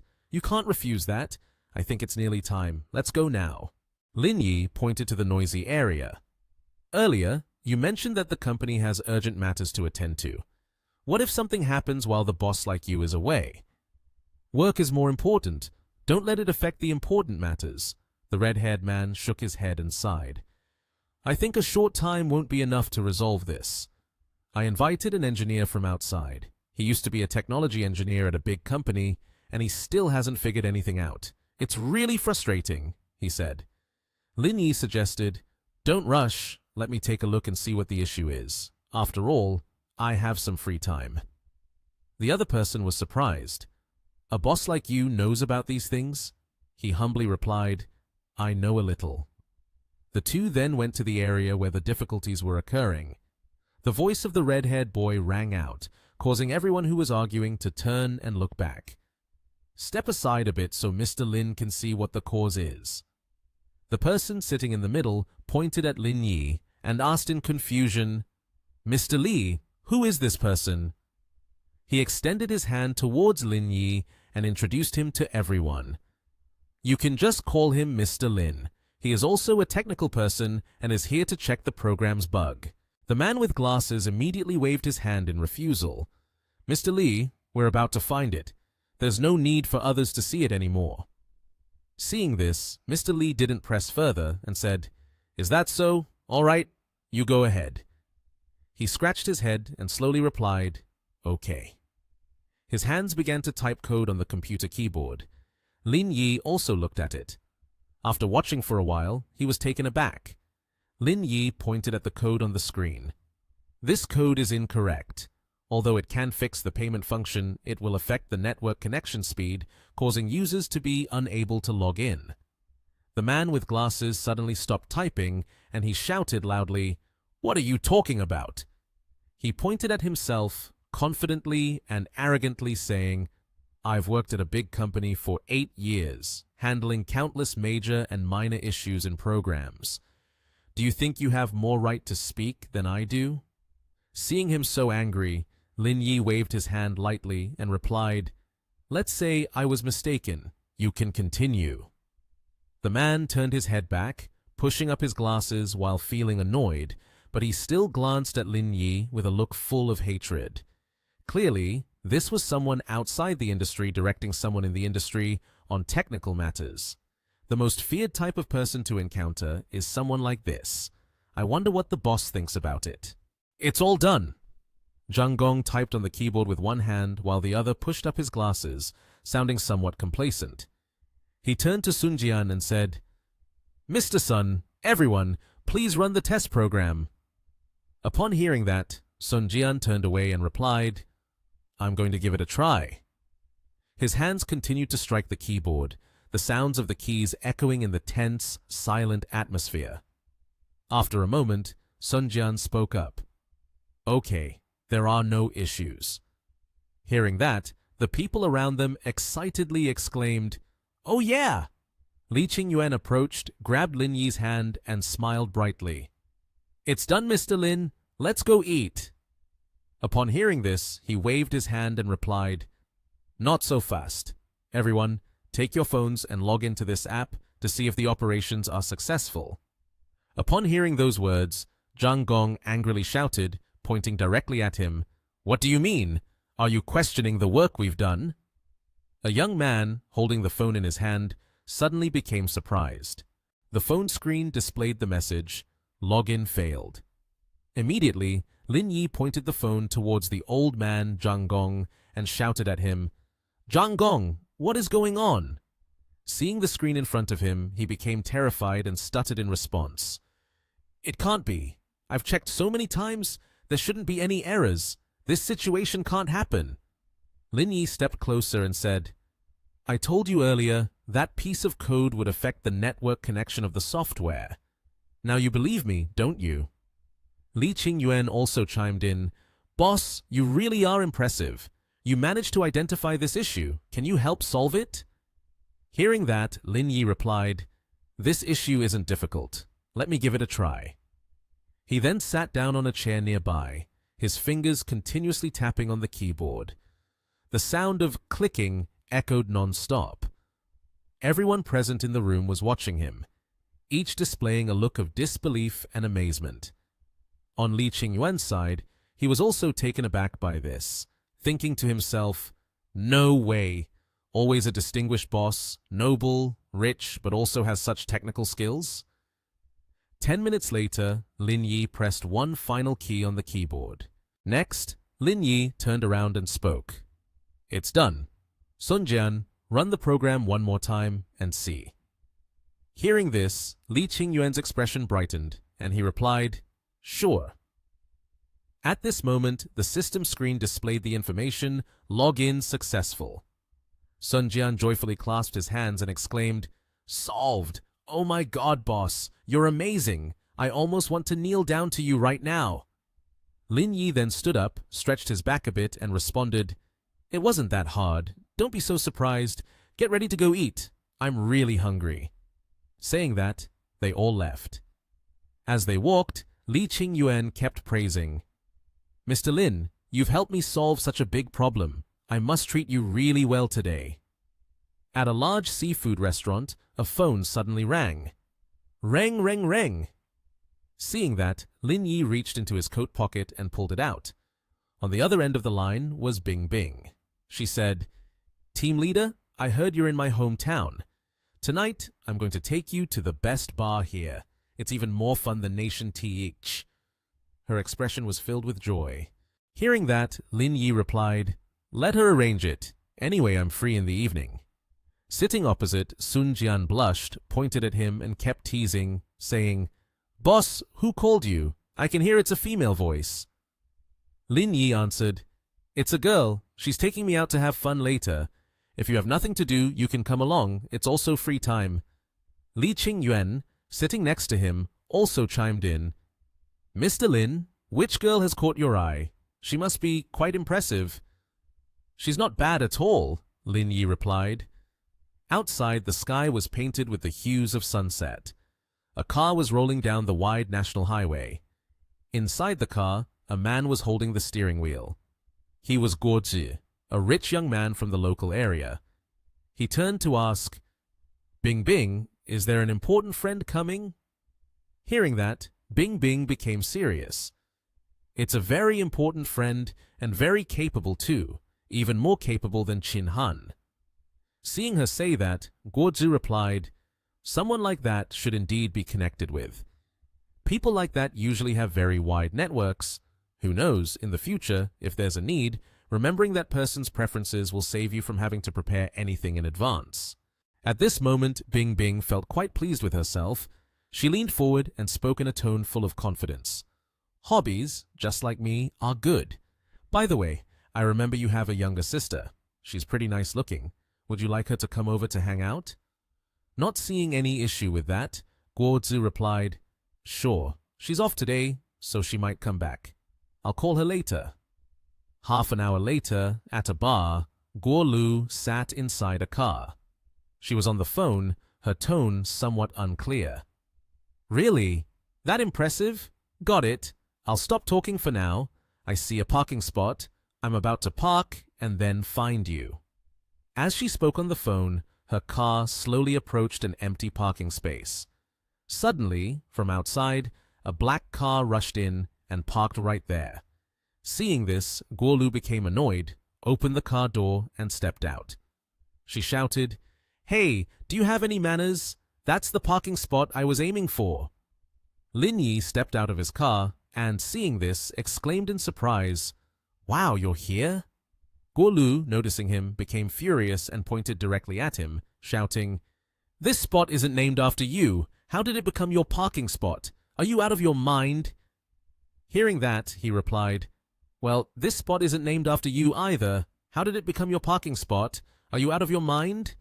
Guolu said, "This is Dong County. Don't pretend with me." Guolu crossed her arms and directed an annoyed gaze towards their group. Seeing the situation unfold, Sun Jian felt awkward. He leaned in close to Lin Yi and said softly, "Boss, if you two know each other, let's just let this go. It's just a parking spot. We can find another place." "Why should we find another spot? I've already parked," Lin Yi replied firmly.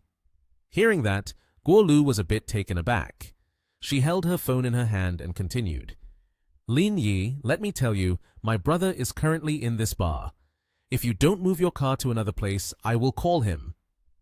He scoffed disdainfully. "Humph." Guolu spoke into the phone with an annoyed demeanor. "Brother, I'm standing in front of the bar, and there are some people who are looking for a parking spot for me, but they refuse to give it up. You should come out and see." Sun Jian anxiously spoke up. "Boss, I feel like the situation is getting a bit tense. It seems like there might be a fight. Should we move the car to another place?" Lin Yi replied, "Don't pay attention to her. Let's go in and have some fun." After saying that, he turned his back and walked away. Suddenly, a large man stood right in front of them. Guolu rushed over, wrapped her arms around the man's arm, and pointed towards Lin Yi, saying, "Brother Chow, it's these people." The green-haired man turned to ask, "Lulu, what's going on?"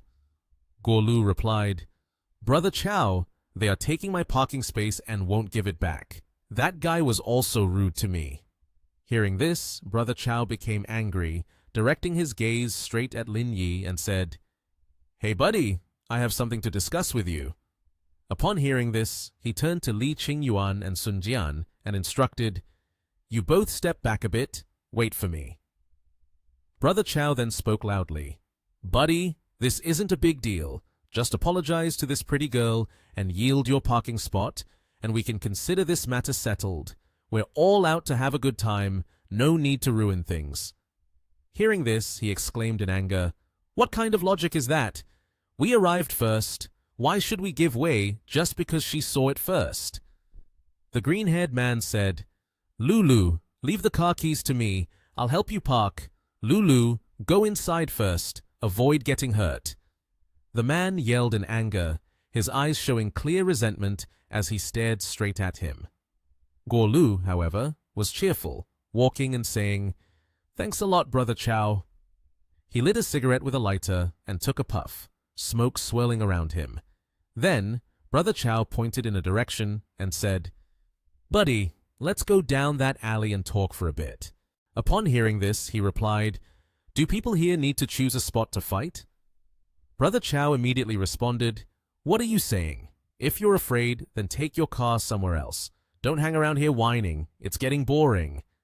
Suddenly, Lin Yi threw a slap, hitting the opponent square in the face.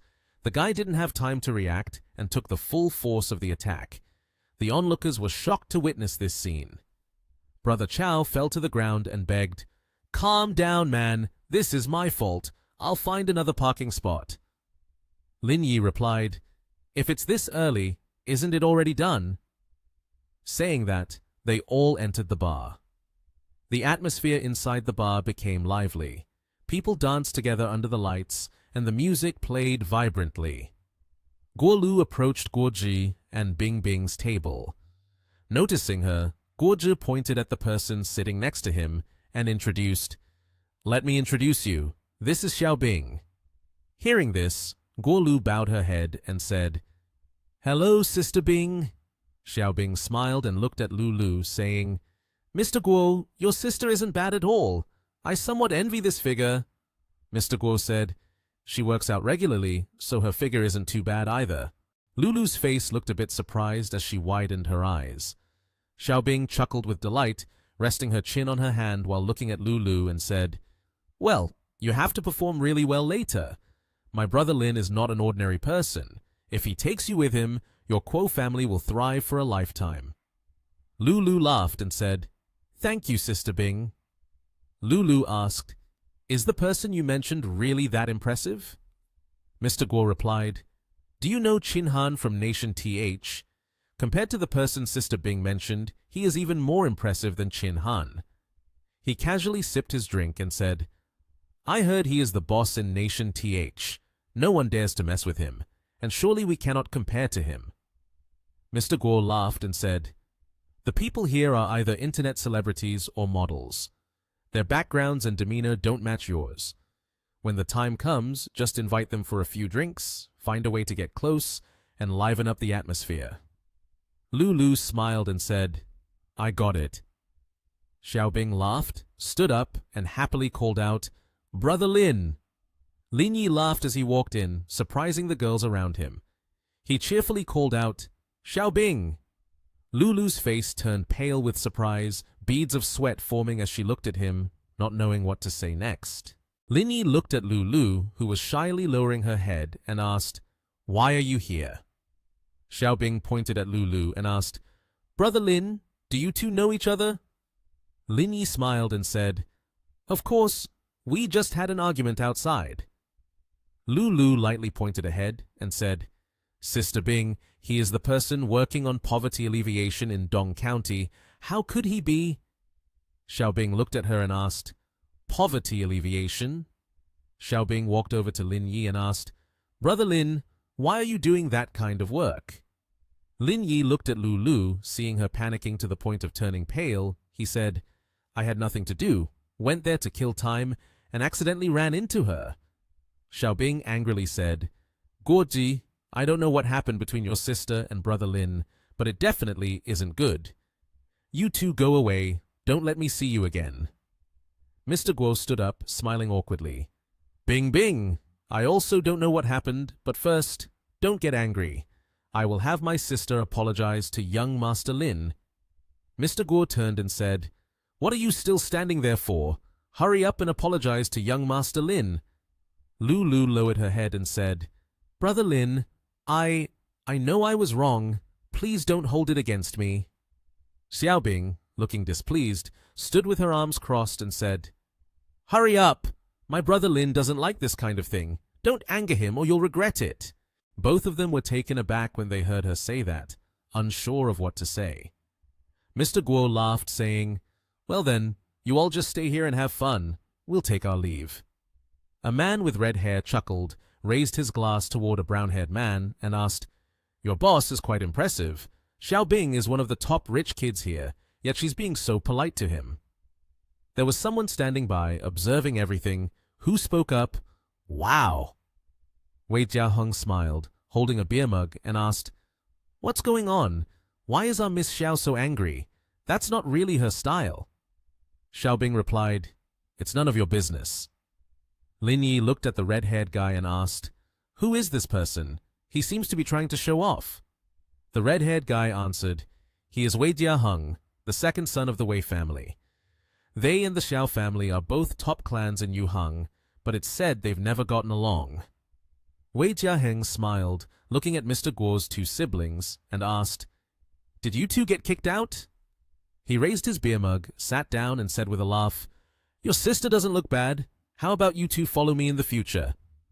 The two siblings lowered their heads and replied with a smile, "Thank you, young Master Wei." Xiaobing, visibly displeased, said to Guozhi, "I'm glad I never thought highly of you. With that kind of personality, you really are pathetic." Mr. Guo smiled and said, "Bing Bing, I have no other choice. You were the one who drove me away, and now I'm standing by young Master Wei. What's wrong with that?" Xiaobing replied with annoyance, Trash." Wei Jiaheng asked, "Sister Bing, it's been a long time since I've seen you here.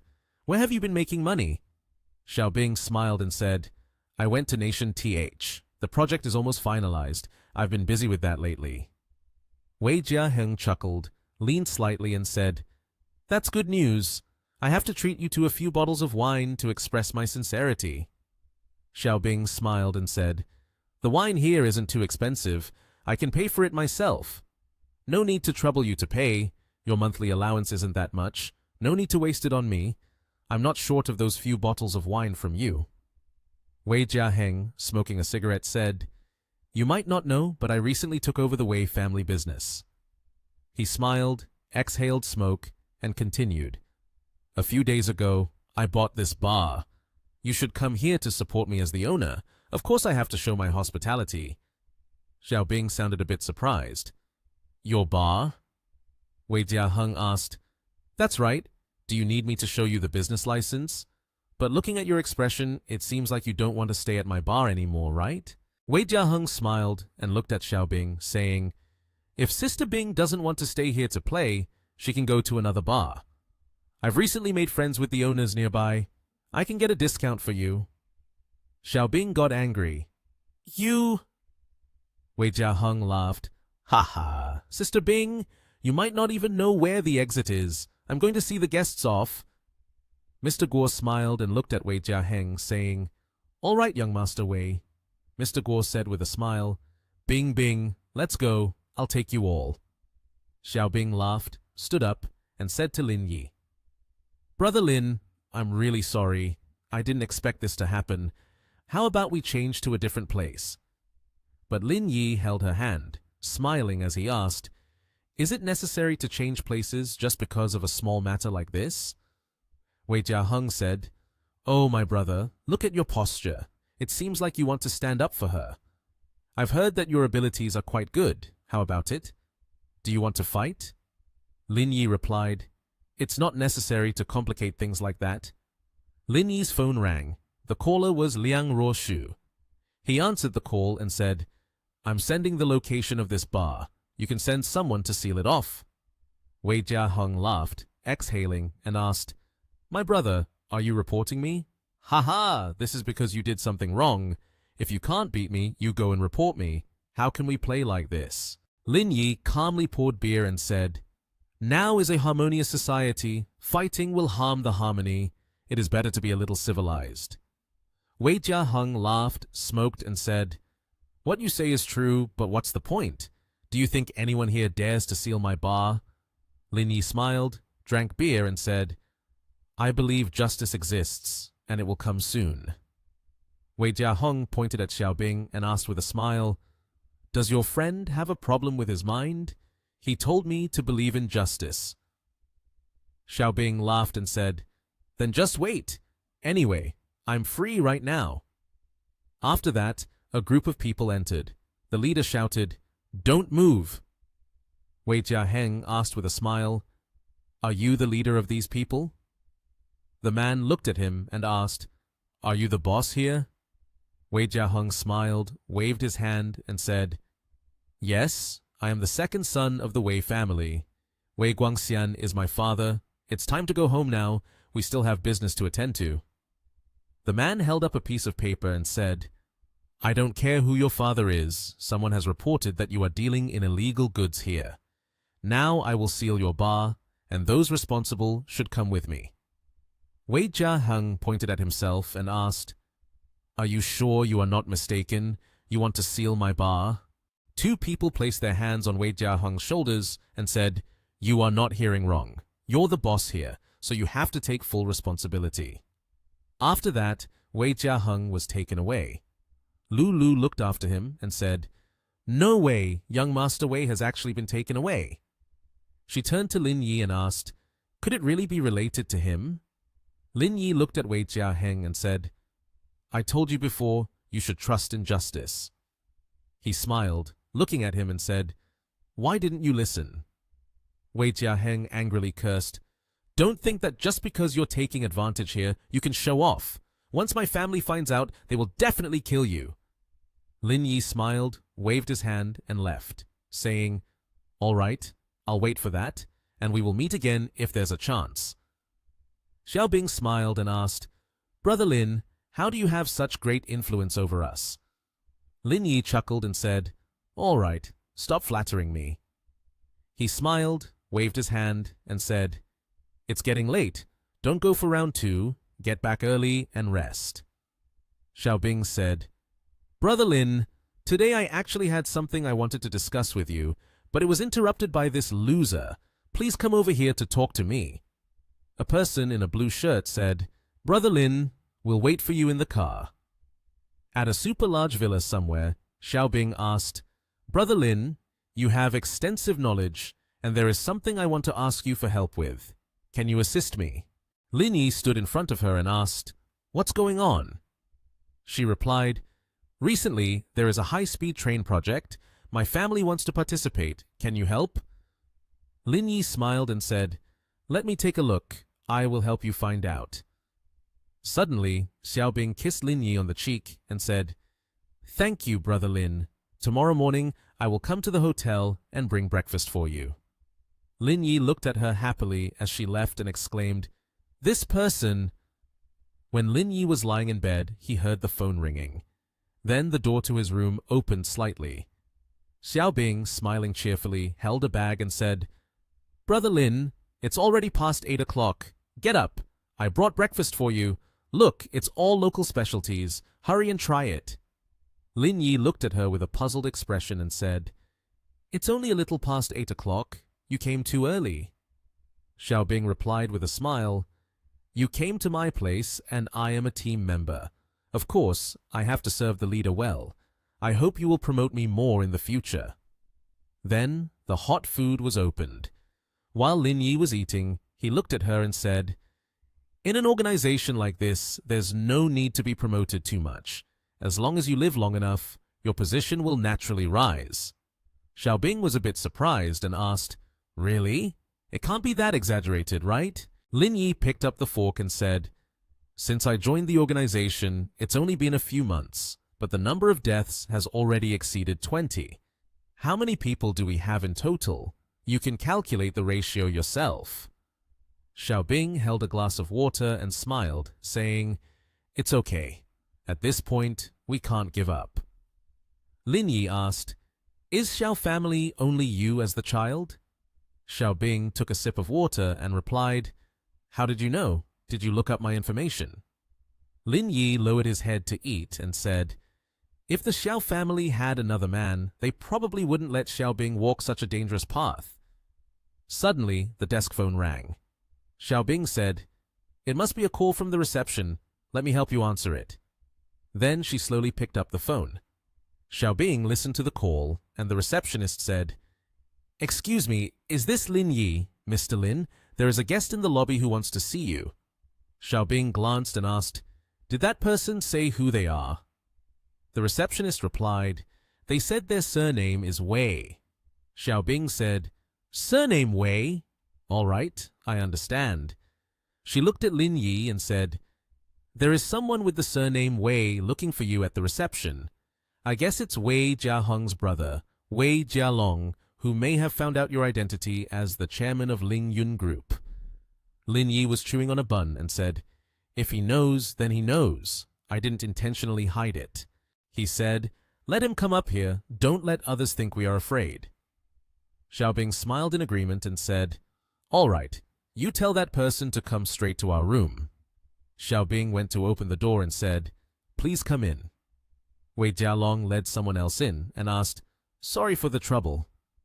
Wei Jialong looked at Lin Yi and asked, "Are you Lin Yi?" Wei Jialong said, "Let me introduce myself. I am Wei Jialong, the brother of Wei Jiahong." Lin Yi stood up, smiled, and asked, "What do you need from me?" Wei Jialong said, "What happened last night was just a misunderstanding.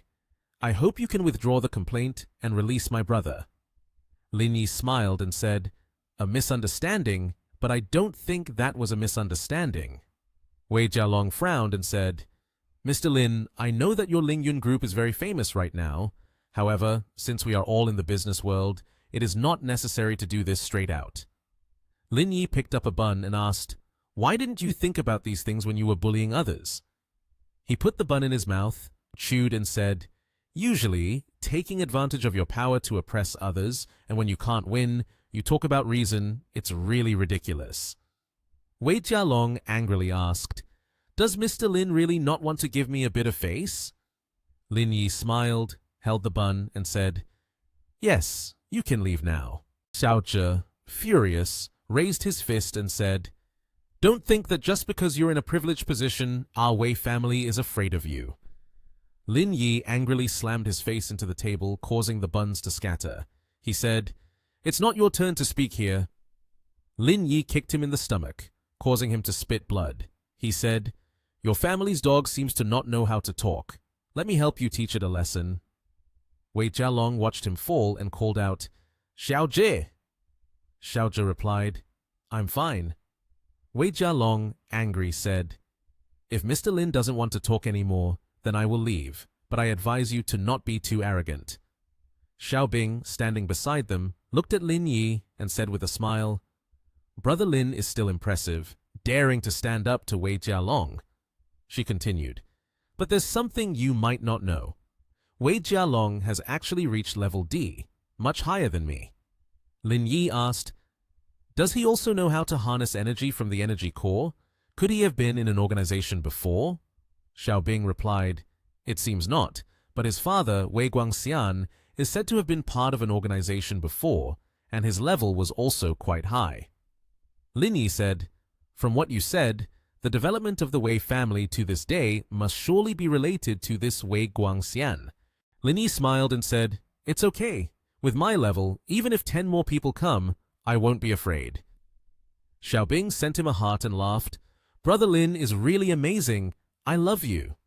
After that, in someone's car going somewhere, Xiao Zhe, with an injured face, asked, Brother Long, what should we do now?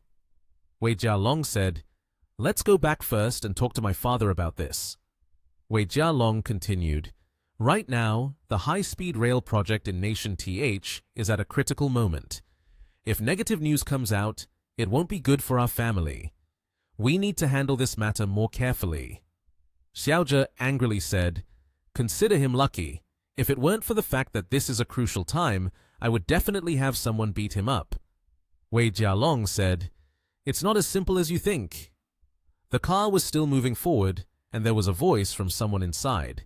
He said, Just now he struck, and you can see that an ordinary person is not his opponent. Let's go back to the company first. At the Wei family Jinwei group building, Wei Guangxian, Wei Jialong's father, looked at the two as they entered and asked, Back so soon, how is the matter being handled? Wei Jialong said, That young man did not accept the proposal and has no intention of backing down. Wei Guangxian said, He doesn't even give a little face. Although our company is not as good as Lingyun Group, we are still a well-known large enterprise, so there's no need to stubbornly fight to the end. Wei Jialong looked at Xiao Zhe and said, He is someone who refuses to listen to anything. Wei Zhe got beaten by him, and he didn't give him any face at all. Xiao Zhe said, Uncle, you didn't see the situation back then. He was extremely arrogant, completely disregarding us. He angrily said, If it weren't for the fact that this time is a bit sensitive, I would have found someone to beat him up for me. Wei Guangxian asked, How do you plan to handle this? Wei Jialong rubbed his eyes and said, After the negotiations on this project, I will go find him to talk further. If softness doesn't work, we must use toughness. But we have to keep Jia Heng in there for a few more days. Wei Guangxian said, That won't do. This matter has already spread outside. If we don't resolve it soon, the Wei family will be embarrassed. He said, This is indeed a bit tricky to handle. Let me call my friend Yan Jing, Xiao Zhe. You wait outside for him. Xiao Zhe replied, Yes. Liu Hong was calling him. Wei Guangxian answered the phone and said, Director Liu, long time no see. I have something I want to ask you. He asked with a smile, My youngest son has a conflict with someone named Lin Yi. Can you help me get him out? Liu Hong angrily asked, What are you talking about? Your son is in a conflict with Lin Yi. Do you know that Lin Yi is not only the chairman of Lingyun Group now, but also the team leader of Team 1? Liu Hong said, What do you want me to help with? How can I assist with this? Wei Guangxian asked in surprise, What are you saying? He is the team leader of Team 1. Wei Jialong listened to the phone and asked, If he is a member of the organization, then this matter will be easy. I can use the organization's methods to resolve the issue. There won't be any problems, right? Liu Hong frowned and said on the phone, "Do you really want to resolve this privately? We are all on the same side. There's no need to do that. I understand Lin Yi's capabilities very well. Even if someone gets injured, it won't be good." Wei Guangxian laughed on the phone and said, "It's fine. No matter what the outcome is, I will accept it. Then let's proceed like this. Next time you come to Yanjing, I will treat you to a meal." Wei Guangxian pointed at the phone and said, "What your father just said, I believe you heard all of it, right? Lin Yi is a member of the organization, and he is also the team leader of Team 1. Wei Jialong laughed and said, "He indeed has brought you great joy and surprise." He smiled, adjusted his tie, and said, "Being so young, not only does he own a large company, but he is also the team leader of the organization. Putting aside the hostility, I truly admire him." Wei Guangxian pointed at Wei Jialong and said, "You lead the person to find him. Use the organization's problem-solving methods. As a team leader, he won't refuse." Wei Jialong slightly lowered his head and said, "I know what to do." After that, he stepped out and closed his father's door. Xiao Zhe asked, "Brother Long, what did he say? What should we do now?" Wei Jialong replied, "Soft won't work, of course. It has to be hard." Xiao Zhe smiled proudly and said, "Someone like him needs to be dealt with harshly. I've long been displeased with him. I have to go find someone to handle that guy." Wei Jialong looked at him and said, "No need. You have other matters related to him. No matter what, you have to go there again." Wei Jialong said, "All right, you just do your own work. I'll call you later when I go." Xiao Zhe watched Wei Jialong leave and said, "If I had known this would happen, I would have called a few more people to deal with that guy." Xiao Zhe smiled proudly and said, "How about I find someone to take action now and then escort him in front of Brother Long? By then, everything will be fine, and he will be happy too." His phone rang, and the caller was Brother Xiong. Xiao Zhe answered the phone, smiling as he said, "Is Brother Xiong in Yuhang? I have something I want to ask for his help. I want to teach someone a lesson. Can you send a few people over here?" Xiao Zhe continued, "I want to use your new person. That person is very strong." Meanwhile, Lin Yi was in the sauna. Suddenly, someone walked in, startling him. He turned around and saw Xiaobing holding some fruit, smiling as she asked, "Brother Lin, have you been here long? I'll take you somewhere else to have fun." Lin Yi smiled at her and said, "Not for long. I might return to Dong County the day after tomorrow." After that, she picked up a grape, fed it to Lin Yi, and laughed. "I just remembered you are here to help with poverty alleviation. Do you need us to invest a bit in it?" Lin Yi smiled and replied, "No need." He ate the fruit, then said, "Don't change your decisions because of me. If you feel you can make money, then invest. If not, then don't invest." Soon after, someone knocked on the door. She said, "Miss Xiao, there is someone outside looking for Mr. Lin." Lin Yi stood up and asked, "Is someone looking for me?" A person sitting on the chair said, "Mr. Wei, there are only a dozen or so people here. There shouldn't be any problem, right?" Xiao Zhe said, "Of course, there won't be any problem." He smiled and continued, "I have already asked Brother Xiong. His subordinates are all involved in murder cases. They have trained in the past, and it is said their methods are very ruthless. He is definitely dead." A person with pink hair pointed at Lin Yi and Xiaobing, saying, "There they are." Xiao Zhe stood up and said, "Let's go. It's time to get down to business." He looked at Lin Yi and said, "Mr. Lin, you must still remember who I am, right?" Lin Yi smiled and asked, "Of course. Is it that kick that hasn't made you comfortable yet, so you came here to try again?" Xiao Zhe replied, "That's because I wasn't ready yet." He continued, "If you have enough courage, then follow me outside now, and we can settle this issue." Xiaobing laughed and said, "Ah, that's really scary." Xiao Zhe said, "This is a public place. Let's find somewhere without people to talk." Lin Yi said, "All right." In a narrow alley, Lin Yi followed him, with Xiaobing behind. Lin Yi glanced in a certain direction.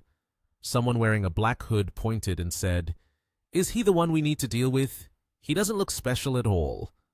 Xiao Zhe said, "Brother Jun, in your eyes, he truly seems nothing, but compared to an average person, he's strong. This morning he kicked me. My stomach is still feeling uncomfortable." Xiao Zhe smiled at him, waved his hand and said, "No need to use too much force. There's no need to break his legs or arms. Just control him, and that will be enough." The man in the hat looked to the side and said, "A Biao, it's just him alone. You handle this. Don't let us look like we are bullying someone else." A Biao laughed, cracked his knuckles, agreed, and said, "All right." Xiao Bing happily looked ahead, her knees pressed together, and said, "Oh dear, I'm so scared." Lin Yi glanced at her with an expressionless face, unsure of what to say. Then a Biao stepped forward. Lin Yi cheerfully grabbed his hand, but his face turned pained and bruised. A Biao switched to a fist, but Lin Yi used her hand to block it. A Biao then yelled in pain, "Ah!" Afterward, Lin Yi kicked him, sending him flying backward. The man took off his hat, looked at his underlings, and said, "So it turns out you have such skills. I underestimated you." Then it was his turn, charging quickly at Lin Yi. Before he could clench his fist, his face went pale and purple. Lin Yi also prepared herself, raising her fist. Then the two of them rushed into a fight. He fell down, clutching his hand, and screamed, "My hand!" Someone was approaching. Xiao Zhe said, "Brother Long, you finally arrived." Lin Yi turned her head to look at Wei Jialong and said, "Shut up! Who told you guys to come here?" Wei Jialong pointed ahead and said, "If there are no surprises, you are probably at level D, which means we are at the same level. There is also a distinction between high and low. I am about to reach level C, while you remain at level D. For a long time, there will be a gap between us. You don't need to be stubborn." Lin Yi chuckled and asked, "What if I don't believe in evil?" Wei Jialong prepared to fight and said, "I didn't take action this morning because I didn't want to create negative news. But if you are part of the organization, then we will resolve it in the organization's way. That shouldn't be a problem, right?" Lin Yi laughed and said, "You even investigated my identity? Stop talking nonsense, just make your move." Then Wei Jialong stepped forward. He threw a punch, but Lin Yi leaned aside and dodged his punch. Wei Jialong angrily asked, "Did you become the leader of Team 1 by relying on this ability to stay alive? You are just defending and not attacking?" Lin Yi smiled and said, "I just wanted to see how skilled you are." Then he laughed and said, "But now that's enough." After that, he punched Wei Jialong in the stomach, causing him to turn pale. He fell to the ground, coughed up blood, and let out some gasping sounds. Wei Jialong, with blood trickling from his mouth, asked, "How could your strength be stronger than mine? Teams 1, 2, and 3 in the list only have normal combat power. You are just an exception promoted. You can't be that strong." Lin Yi smiled and asked, "Just because I'm young and got to be the team leader, does that mean I'm an exception to the promotion? Isn't it because I'm too outstanding? My brother, your vision is really limited." Xiaobing laughed, patted Lin Yi on the shoulder, and said, "You're not just outstanding, you're extremely outstanding." Lin Yi replied, "Let's go. Don't waste my time on this small matter. We're done talking about this here. If your Wei family doesn't know how to behave, just wait and see yourselves disappear completely." Xiao Zhe was supporting Wei Jialong. The Jin Wei Group is a large and reputable corporation, owning many massive high-rise office buildings built on hundreds of billion-dollar plots of prime real estate. Mr. Wei was being dressed by a beautiful girl, draped in an expensive, luxurious suit. His face was frowning, slightly angry, his eyes looking down at the watch on his wrist, complaining, "It's this late. Why hasn't Jialong come back yet?" He adjusted his tie and cast a glance at the secretary beside him, commanding, "Call and ask if something is wrong." The secretary nodded slightly and replied, "Yes, Mr. Wei." As she turned to leave, she encountered two men entering the room, her expression slightly surprised. Two young men, one supporting the other as they walked slowly, appeared very tired. "Dad, we miscalculated. Lin Yi is stronger than we thought. I'm no match for him." Mr. Wei didn't believe it. He questioned, how can that be? He got promoted because of his connections. His skills can't be better than yours. He explained, we guessed wrong. Lin Yi didn't rely on connections. He earned the position of team leader through his own abilities. Mr. Wei rested his chin on his hand, feeling confused. He frowned and hesitated before saying, so he quickly shifted his focus. With one hand behind his back and the other raising his index finger, he said, all right, let's put this aside for now. Expert Liang is about to arrive. If you're not seriously injured, come with me. Her guidance will have a decisive impact on our project. Jia Long, with determination, replied, I'll rest a bit, then change clothes right away. Mr. Wei, feeling uneasy, gave his son a thorough reminder. When you meet Expert Liang, be polite and cautious. You and Expert Liang are the same age. If you make a good impression, there might be opportunities. He hesitantly asked, is she the same age as you? Mr. Wei turned away slightly, propping his hands behind his back, and said with a smile, she's only a few years younger than you. The head of the Hua Run group is her mother. Just think about it. The Liang family has such great influence. If a relationship could be developed, whether with you or the Wei family, we would stand to benefit greatly. He shrugged lightly and replied awkwardly, this kind of thing can't be forced. If the other party is a bad person, I really can't do anything about it. Mr. Wei's face darkened upon hearing this. He suddenly turned around, slapped Jia Long hard on the face, and shouted loudly, shut up! His face was now filled with anger, looking very terrifying. He pointed directly at his son's face. This is my demand. You must make it happen. Jia Long, cowering, held his reddened and starting to swell face. Yes, I understand. In another tall building covered in glass, the girl with purple hair was helping Lin Yi take off his outer jacket, revealing his expensive designer suit. Brother Lin, are you busy this afternoon? Lin Yi smiled and replied, I have a friend coming to Yuhang. I need to pick her up this afternoon. The girl with purple hair, her face sad and a bit reluctant, said goodbye to him. Then I'll go ahead. Wait until you finish your work and then find me. Lin Yi replied somewhat indifferently, all right, you go do your own work. Don't waste your time on me. He picked up his phone and dialed a number, cheerfully asking, where are you now, Ruoshu? I'll come find you. A gentle woman's voice came through. I've arrived at the city center, but I have a dinner appointment with someone else here. You wait for me at the entrance of Jiangnan Spring Hotel. Jiangnan Spring Hotel is a hotel exclusively for the wealthy and elite, designed with exquisite and ornate details, located in the bustling heart of the big city. Mr. Wei and his son were hosting Specialist Liang. Thank you very much, Mr. Wei, for the dinner invitation today. Mr. Wei smiled back at her. Specialist Liang is being too polite. Jia Long was silently contemplating, staring intently at Specialist Liang, his gaze appraising. With this appearance and figure, it must be said that she is outstanding. Even entertainment stars cannot compare to her. Mr. Wei shook hands with Specialist Liang, and surely the dinner was very pleasant. Specialist Liang, let's put the project on hold for now. In a few days, we will arrange a schedule and take a trip to Nation TH, where we will discuss this matter in more detail. The friendly expert Liang replied, sure. Mr. Wei finished speaking and pointed to introduce his son. Expert Liang, you've come a long way. Let my son take you for a walk to enjoy the scenery here. She politely smiled and declined, no need for young Master Wei. I have an appointment with my boyfriend this afternoon. After she finished speaking, a person approached.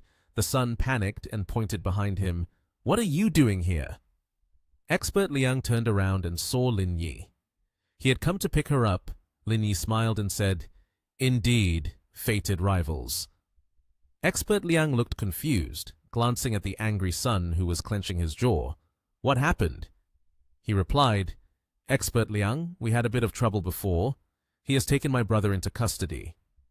Liang Ruoshu was surprised. She recalled the past. Your brother, is his name Wei Jiahong? Jia Long smiled and replied, that's right, Wei Jiaheng is my brother. I never expected expert Liang would know him. Hearing this, Liang Ruoshu sighed and said, because I was the one who sent someone to arrest him, so I have a bit of an impression. Upon hearing this, Mr. Wei and his son exclaimed in shock, "Ha!" Mr. Wei stared in shock and asked, "Expert Liang, could it be?" She explained, "That's right. Lin Yi asked me for help. After all, he is my closest friend." She pointed to Lin Yi standing next to her. Ruoshu continued, "The person named Wei Jiaheng has committed a crime, and of course he must be dealt with severely. If you hold a grudge, then you're in the wrong." Lin Yi joked, "Seeing this situation becoming such a commotion and embarrassing you all, I feel quite awkward too." The son, frustrated and unable to do anything, clenched his jaw and said, "You." Lin Yi and Ruoshu turned and walked away, leaving Mr. Wei and his son behind. Still in shock, the son said, "Don't bring me into this. Find a hole to crawl into instead. I feel embarrassed for you all." Mr. Wei widened his eyes as he watched the two of them go out the big gate. He was very surprised by the unforeseen situation. Just moments ago, he had angrily approached his son, his face pale with rage. He advanced and slapped him hard across the face, shouting, "You two are truly hopeless. Now the Wei family is really going down."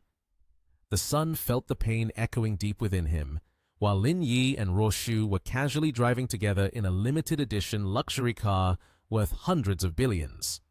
Ruoshu spoke up, "You've only just arrived a few days, and you're already caught up with the Wei family." Lin Yi smiled and recounted that day when he went to the bar.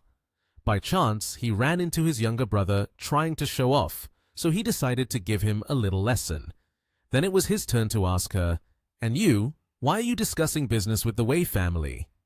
She smiled and explained that it was a project on her mother's side. The Wei family's strength is quite impressive, so they wanted to participate as a third party. That's why she had come to negotiate with them. While driving, Lin Yi said, "But there's also a Feng Yong group here, which seems to have some strength too. Have you considered them?" Ruoshu, sitting next to him, inquired, "Feng Yong group, you think this group is not bad?" Suddenly, she laughed mysteriously, her voice probing Lin Yi. "Or do you think Mr. Xiao from the Feng Yong group is not bad?" As if hit right in the heart, Lin Yi awkwardly chuckled. What do you mean by that?" Ruoshu crossed her arms, her face serious as she questioned him. "A few days ago, the general manager of Feng Yong, Xiaobing, came to see me to talk about this project. She made everything very clear, and you're still pretending with me here?" She pinched him hard, speaking indifferently, not caring about anyone else's business. "If there's nothing between you two, then I would hardly believe that you would speak well of them." Lin Yi smiled. It seemed that the pinch from her hand made him feel a bit of pain. He replied ambiguously, "Is this jealousy? If it's jealousy, just say it directly." Ruoshu warned, "You keep being so cheeky." The car he was driving began to swerve, zigzagging from side to side. Lin Yi quickly stopped her. Don't. We're driving. Be careful or it might affect things." The night in the city was really beautiful, especially when in a luxurious hotel with the person he loved. Ruoshu had just finished showering, her hands drying her hair.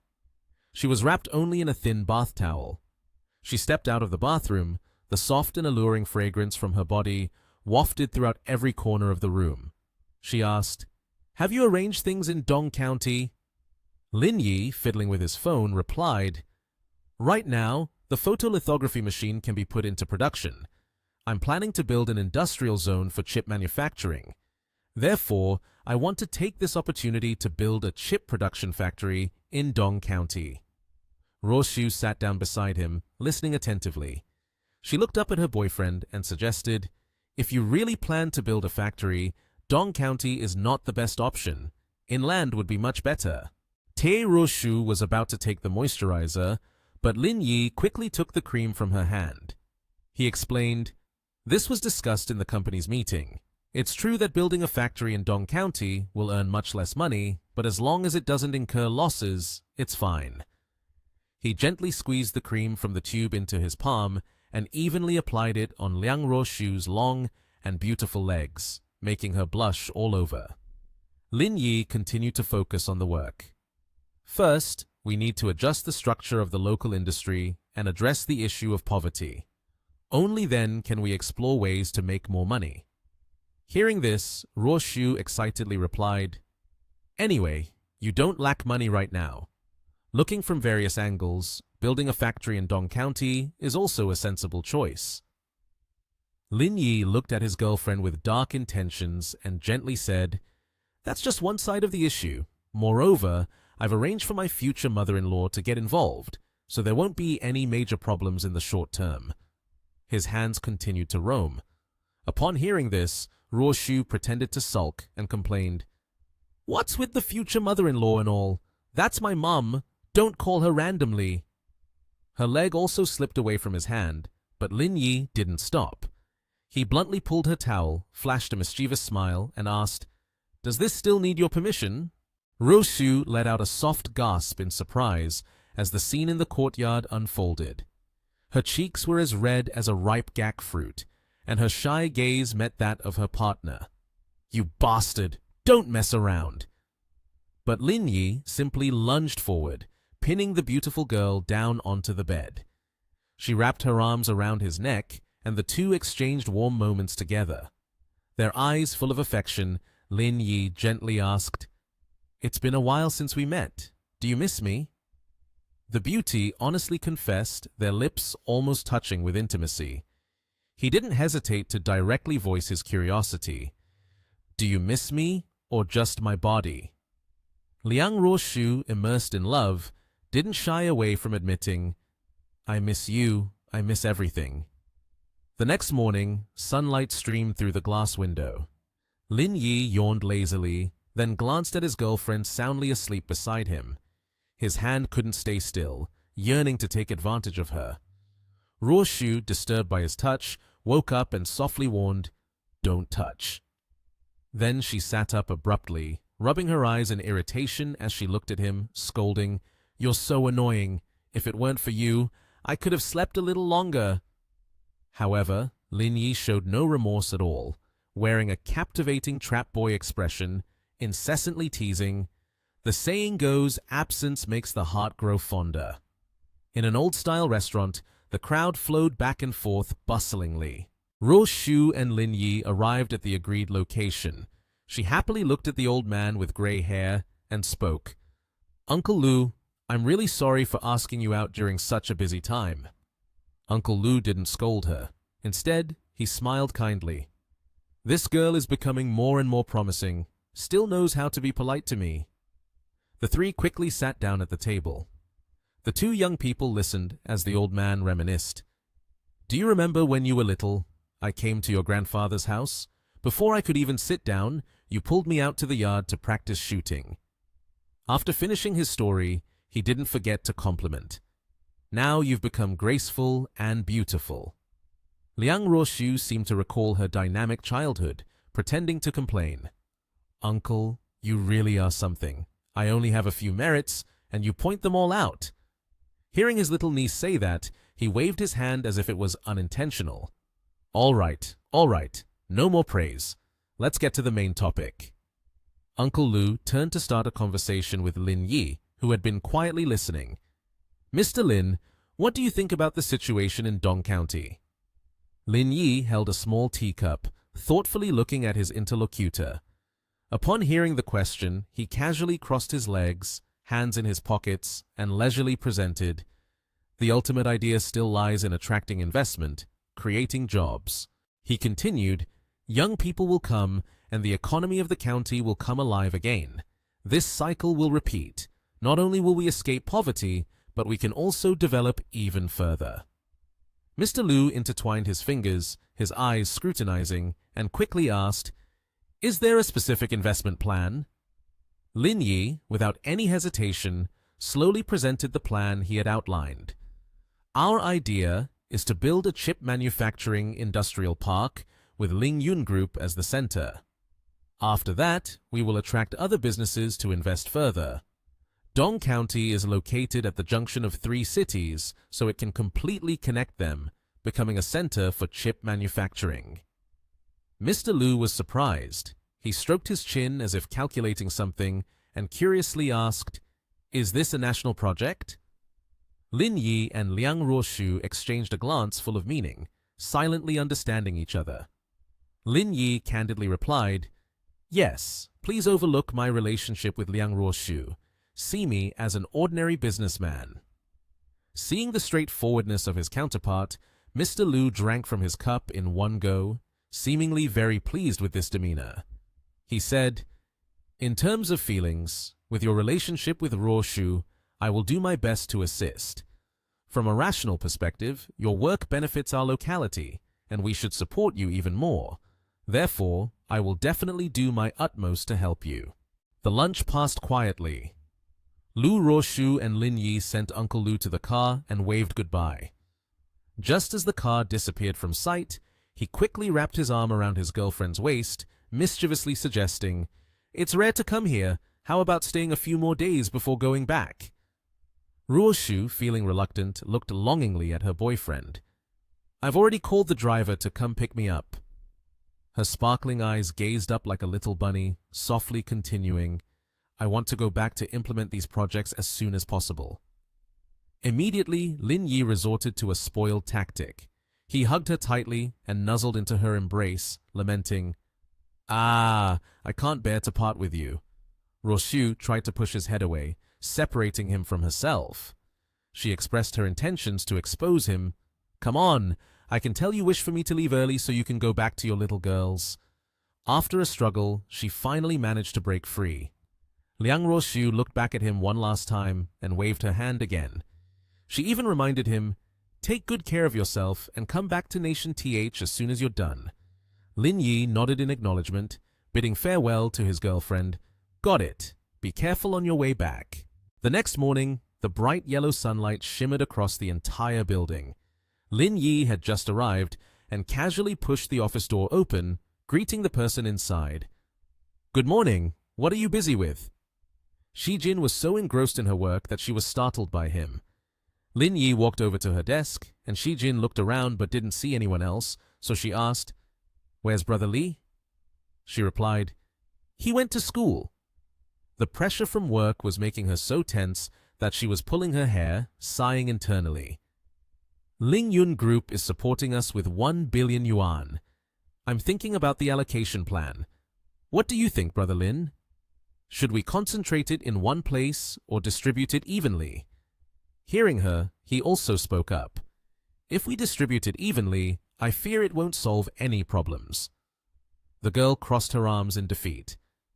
"I'm also in a dilemma. If we focus on one place, we may solve some issues, but distributing it evenly wouldn't be effective."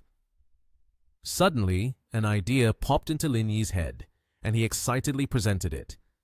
"Then let's focus on one place. If there are any opinions below, Brother Li can handle them." Shi Jin laughed so hard that her shoulders shook at his words. "Brother Lin, you really are mean." At the same time, the office phone rang, and Mr. Lin had just picked up the phone when the other side spoke rapidly. "You and Xiaoli need to come to the meeting room for a moment. Aren't you currently busy with investment attraction? Come here and discuss your situation." He immediately agreed. Okay." As soon as he hung up, he tugged on Shi Jin's arm, informing her who was laboriously working. "Put that aside, Brother Li asked us to go to a meeting." The girl looked bewildered and asked, "A meeting?" Shi Jin frowned in confusion. "Is there a need for us to attend the investment attraction meeting today?" This information left Lin Yi stunned as he questioned back. "Investment attraction meeting? This isn't clear yet, so why is it already starting?" Shi Jin then patiently explained. "This morning, people from Chaoyang Group came from Nation TH. It's a well-known real estate company." She added, "They have obtained 3 plots of land in our area. They must be discussing this." He ran his fingers through his hair, softly exclaiming, "Heiz, this girl!" Then he turned around and left, pulling her along. "Let's go. Let's see what's going on." Shi Jin hurriedly followed. When they arrived, the meeting room door was tightly closed but swung open. A man and a woman stood stunned, looking inside. At the meeting table in the middle of the room, several people were already sitting properly in their seats. Lin Yi glanced around and, spotting a familiar face, couldn't help but exclaim in his heart, "Wang Ying is here too?" As both of them were looking for seats, a young man in glasses named Zhu Feng spoke up. "Xiao Li, you've been temporarily assigned to the development room, so you can sit next to me. As for Lin Yi, you can sit behind Director Li." Seeing this person's arrogant manner of speaking, Jing Junhui, sitting across from him, silently re-evaluated. Daring to not let Mr. Lin sit there, he has quite a bold nerve. But Shi Jin flatly refused. "Director Zhou, I still have to report later, so I will sit here." She stepped forward, tugging at the chair, which made Zhu Feng angry. Yu Chaoxi, the person in charge of Dong County, then announced, "All right, let's continue the meeting." Yu Chaoxi looked at the documents and slowly reported the situation to everyone. "Mr. Ging, based on what was just said, the land can be priced at 500,000 yuan per acre. This is the lowest price we can offer." He began to point to the young man in a red vest, who was wearing glasses and looked knowledgeable, sitting close to him, and enthusiastically introduced him to Mr. Geng. "By the way, let me introduce you to this director from the development room. All future work will be handled by him and his team with full authority." Zhu Feng stood up promptly, showing great respect and flattered. "Mr. Geng, your investment in our 3 eastern districts will definitely not go wrong." Jing Junhui, vice president of the Chaoyang Group, seemed displeased. He crossed his arms over his chest and furrowed his brow as he looked at the young man in front of him, expressing, "But given the situation in Dong County, we cannot accept this price." Upon hearing this, Zhu Feng broke into a cold sweat, filled with confusion, rubbing his neck and speaking hesitantly. "This matter?" Lin Yi, sitting behind, couldn't help but chuckle disdainfully. But just then, Director Zhou confidently assured the vice president, "Mr. Geng, you can rest assured. We are actively attracting investment. The business environment will only improve. Investing will definitely not be a loss." However, Jing Junhui had no faith and posed a challenging question. "So is there any information about the county's investment attraction plan currently?" Director Zhou continued to ramble on without stopping. He persisted in painting a bright future vision. "This issue has been put on the agenda and a lot of supportive policy work has been done. We believe this round of investment attraction will receive very positive feedback." Jing Junhui showed a distinct aura. Both his gaze and tone reflected an intention to crush the person in front of him. "So that means the work on attracting new investment has only just begun. This investment of ours is just one of the bets, isn't it?" Being cornered to the point of losing his words, Zhu Feng angrily turned to criticize Lin Yi, who was observing. "Lin Yi, how are you working like this?" He lazily raised his eyes to look at the other person, feeling quite annoyed. "What do you mean?" At this moment, the other party had completely lost his composure, raising his voice and shouting right in Lin Yi's face. "The responsibility of attracting investment is yours. It's been so long already, and there are still no results. That's your irresponsibility." Seeing the situation becoming increasingly tense, Li Qingkai, sitting nearby, subtly glanced towards Zhu Feng. He felt pity in his heart, thinking, "That's a bit too much. Although Lin Yi is the one running around for the investment work, it hasn't even been a week." However, Lin Yi's demeanor seemed completely calm.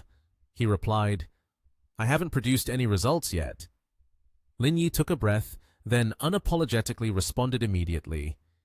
"If you don't know, then don't talk nonsense, okay? There are outsiders here. Don't you feel embarrassed?" But Zhu Feng was not to be outdone.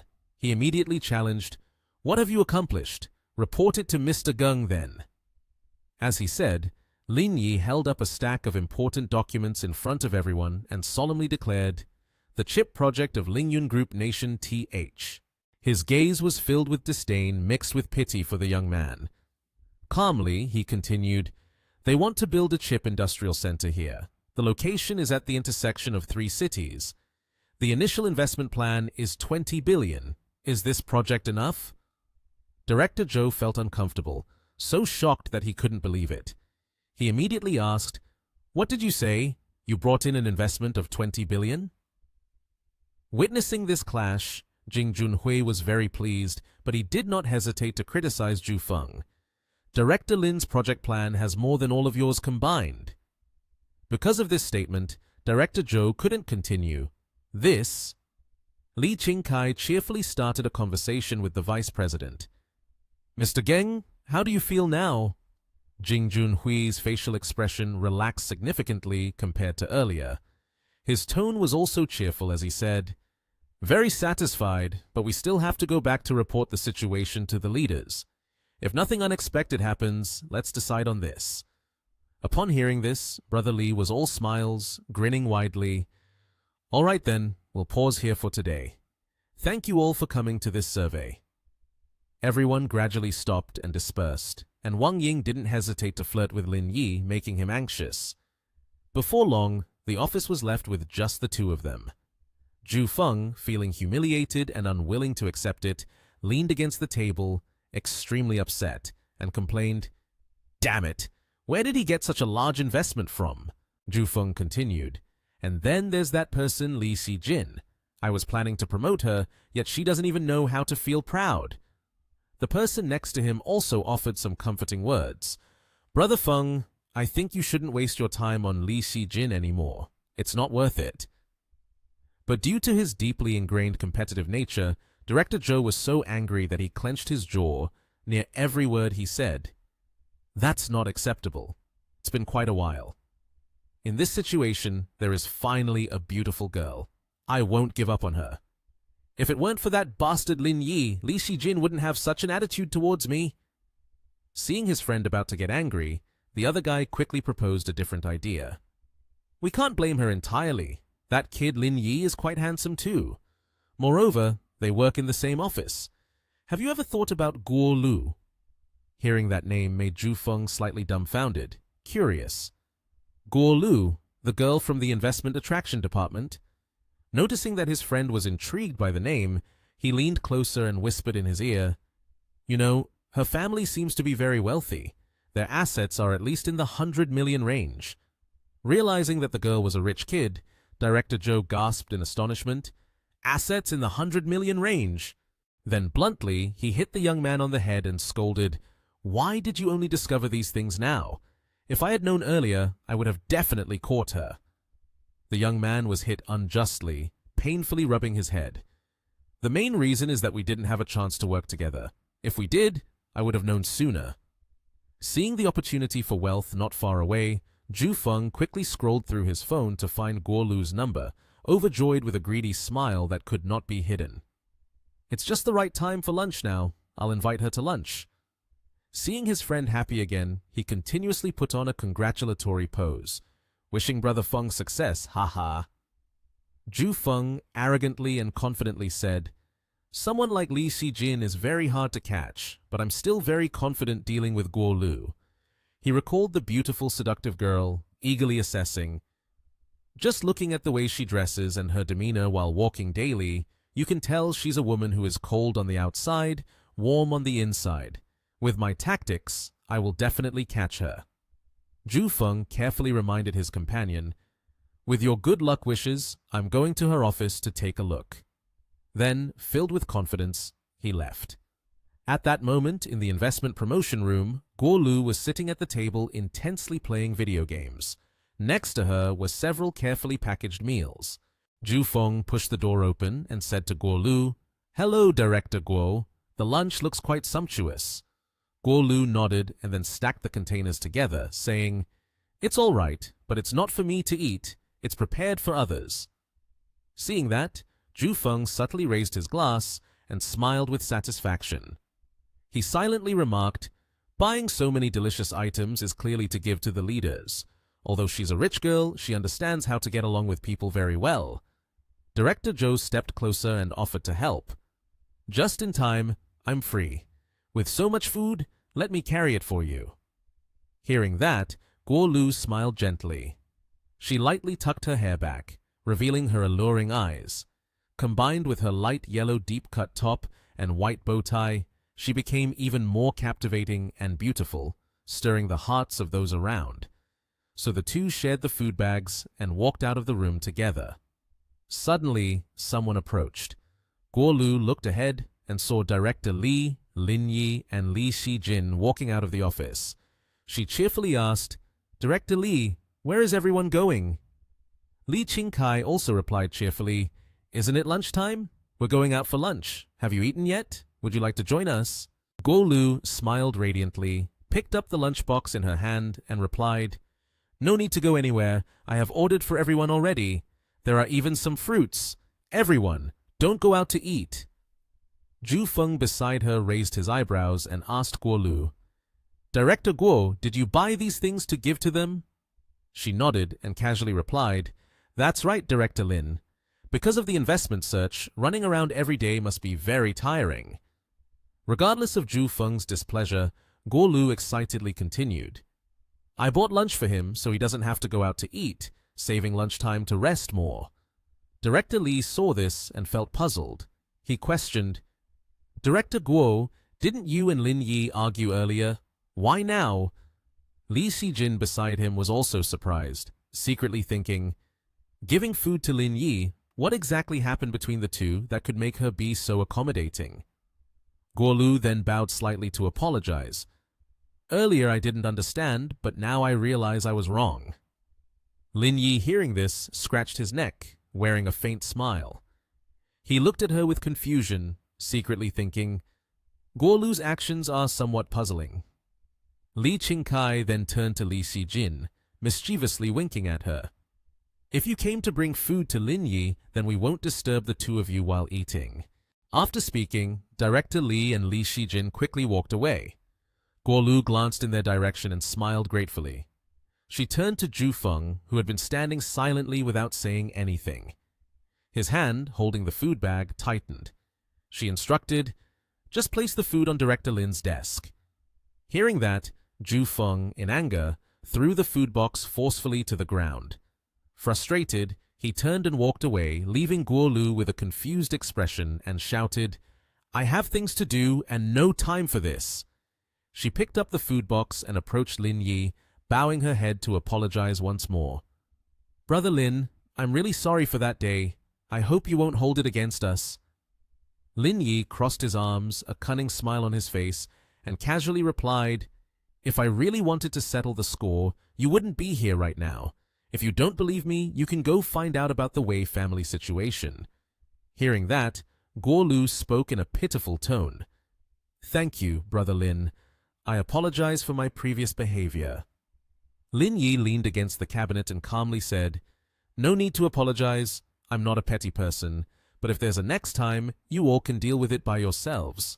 Guo Lu nodded eagerly, lifting the lunchbox in her hand, and sweetly said, "Yes, yes, yes. There definitely won't be a next time, Brother Lin. I've already prepared lunch. Please eat a bit for my sake."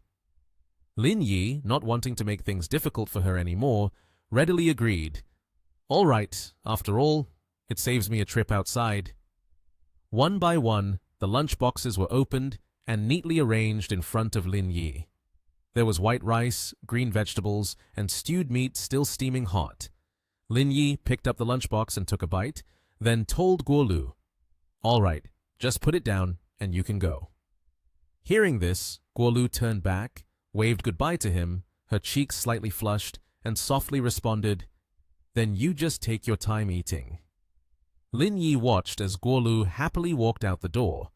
Chewing his food, he thought, although she's not the best person, she does pick delicious dishes. Suddenly, Lin Yi's phone rang with a notification for an incoming call. As soon as he answered, he heard a woman's voice on the other end. "Have you had lunch yet?" Lin Yi replied casually, "I'm eating. How about you?" Wang Ying, on the other end, was sitting on the edge of the bathtub, crossing her legs and relaxing. She was wearing a seductive all-black dress, and while closing her eyes, she said with a smile, "I've eaten well already. I've booked a room at the hotel to prepare for some exercise to digest the food. 4 Seas Hotel, room 409. Lin Yi, upon hearing this, seemed to understand her meaning. He mischievously replied, "Got it." A little while later, at the 4 Seas Hotel, Lin Yi stood in front of room 404, which was slightly ajar. He smiled to himself, walked into the room, and casually closed the door. Lin Yi approached the bathroom door and forcefully pulled it open. At that moment, in the bathroom, Wang Ying was sitting in the bathtub, her body exposed and wrapped only in a towel. Hearing the sound, she turned to look, revealing her cheeks slowly flushing pink. Lin Yi stepped inside, looked at her, and teasingly said, "Taking a bath during the day without closing the door, you're quite brave." Wang Ying had turned fully around by then, revealing her ample curves hidden in the steam. She gave a mesmerizing smile and replied, "If I didn't have that kind of bravery, I wouldn't dare come to find you to engage in some exercise." Lin Yi seemingly could no longer resist, moved closer, and picked up Wang Ying, who was still in the bathtub, causing her to panic. He grinned mischievously and said, "Then that kind of bravery of yours is certainly not small." Seizing the moment, Wang Ying gently kissed Lin Yi on the neck and softly asked, "Did you miss me?" He could no longer resist the attraction and carried Wang Ying to the bed, then dropped her down hard, making her body even more alluring. She winced slightly in pain. Wang Ying leaned back against the pillow behind her, gently bit her lip, and looked at Lin Yi as he took off his outer coat. She flirtatiously said, "You little brat, why are you still so adorable?" After a while, Wang Ying was lying face down on the bed, breathing heavily. Her warm breaths served as evidence of a vigorous session. Lin Yi sat beside her, his bare torso revealing well-defined muscles. He glanced at Wang Ying and asked, "Are you sure you don't want to quickly get up and join Jing Junhui and the others?" At that moment, Wang Ying sat up and calmly replied, "After lunch, I asked Mr. Geng for permission, saying I had to go home early. If I disappear for the whole afternoon, Mr. Geng will definitely look for me, and it wouldn't be good if I got caught." Lin Yi moved closer and softly placed a kiss on Wang Ying's forehead, then advised, "Think carefully on your way back. Remember to be careful." Wang Ying smiled gently and whispered to him, "Yeah, also remember to take good care of yourself here." A moment later, at the Dongsan County Investment Promotion and Poverty Alleviation Office. In the office at that moment, Mr. Li Qingkai walked over to Li Xijin and instructed, "Xiao Li, please revise the photos taken and post them to promote our county well." He said, "I believe that after these factories are built, the economy of the county will become more vibrant." Director Li picked up the thermos, took a sip, and cheerfully continued, "Once these factories are operational, the population of the county will increase. Life will definitely get better and better. It's truly something to look forward to." Suddenly, Li Xijin turned around towards Lin Yi and curiously asked, "Brother Lin, why do you look so gloomy?" Hearing this, Lin Yi was startled and asked back, "Do I really look gloomy?" Li Xijin smiled and said, "It's quite evident on your face. We are getting closer and closer to the goal of escaping poverty. That's something to celebrate."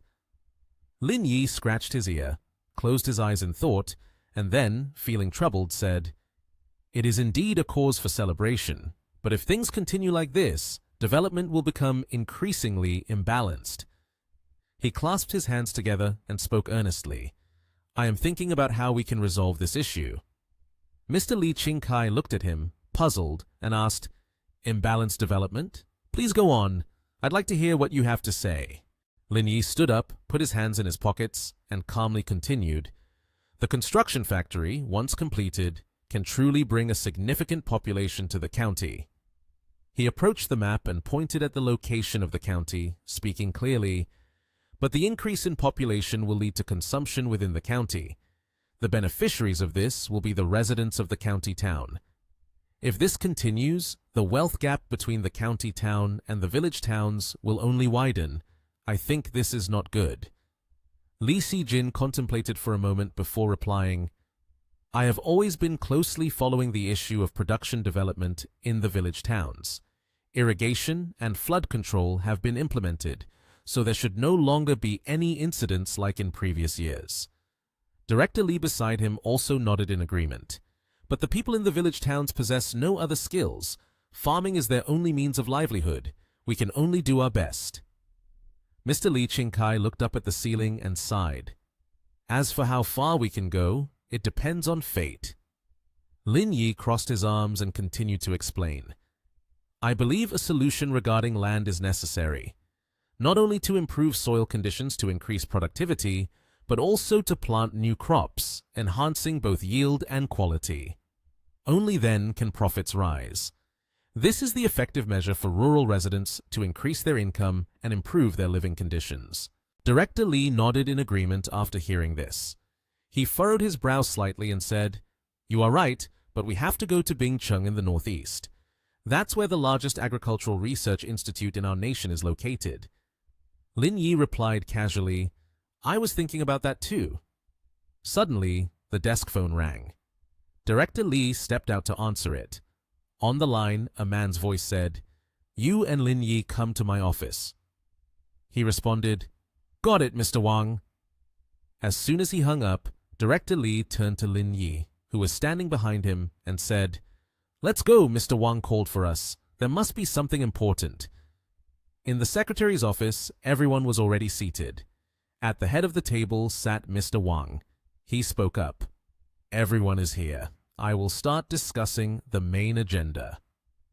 He gestured towards where Lin Yi and Director Li were seated and cheerfully announced, The current investment attraction work has temporarily concluded. All the results we have achieved so far are thanks to the efforts and dedication of Lin Yi and Mr. Li. On behalf of the county, I would like to thank you both. Li Qingkai, sitting next to Lin Yi, raised his hand and pointed at him, saying, Actually, I didn't do much. I just helped a little. Everything was done by Lin Yi. Upon hearing this, Zhu Feng, sitting across from them, showed clear signs of concern. Secretary Wang opened the lid of the water kettle, steam rising vigorously. He then began to speak. Today, I have called everyone here mainly regarding the issue of poverty alleviation. I believe that in the future, our economy will see significant improvements. However, he also proposed, but the issues of healthcare and education are equally important. Therefore, the focus of our work moving forward will revolve around these two issues. As soon as he finished speaking, Zhu Feng eagerly introduced, My family has very strong resources in both healthcare and education. We will definitely be able to assist with many matters. He adjusted his glasses and suggested to Secretary Wang, You can leave these two matters to me.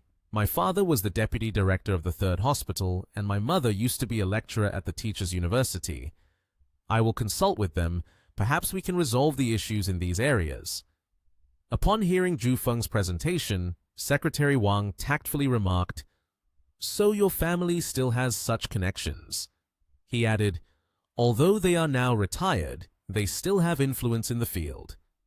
Meanwhile, Li Qingkai, sitting nearby, smiled and watched the two of them converse attentively. Secretary Wang nodded with satisfaction, smiling. That's fine. Progress needs to be made step by step. The more solid each step is, the better. Let's start with these two areas. He pointed his index finger at Lin Yi, who had been sitting quietly all this time, and encouraged, Lin Yi, I know you are very capable of handling this. You two will take charge together and strive to complete this task well. Zhu Feng suddenly stood up, awkwardly looking for a way to decline.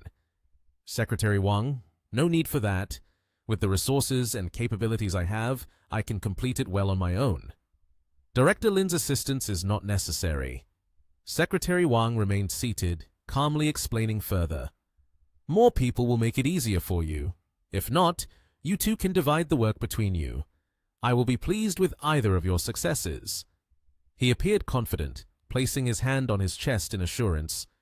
Thank you, Uncle Wang, for your trust. In fact, I have been planning this for a long time. Therefore, I will definitely complete it well. Noting Zhu Feng's statement, he inquired curiously, If you've been planning this for a while, then what do you think should be done next? Zhu Feng then shared his plan.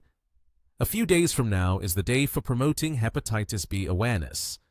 I plan to invite some doctors to hold a volunteer session in the countryside, while also allowing the doctors in our village to improve healthcare here. Secretary Wang seemed satisfied and praised. This approach is very good. The key is not to bring the treatment methods back, but rather to enhance the skills of the doctors. Then he turned to Lin Yi and asked, Lin Yi, do you have any thoughts on this?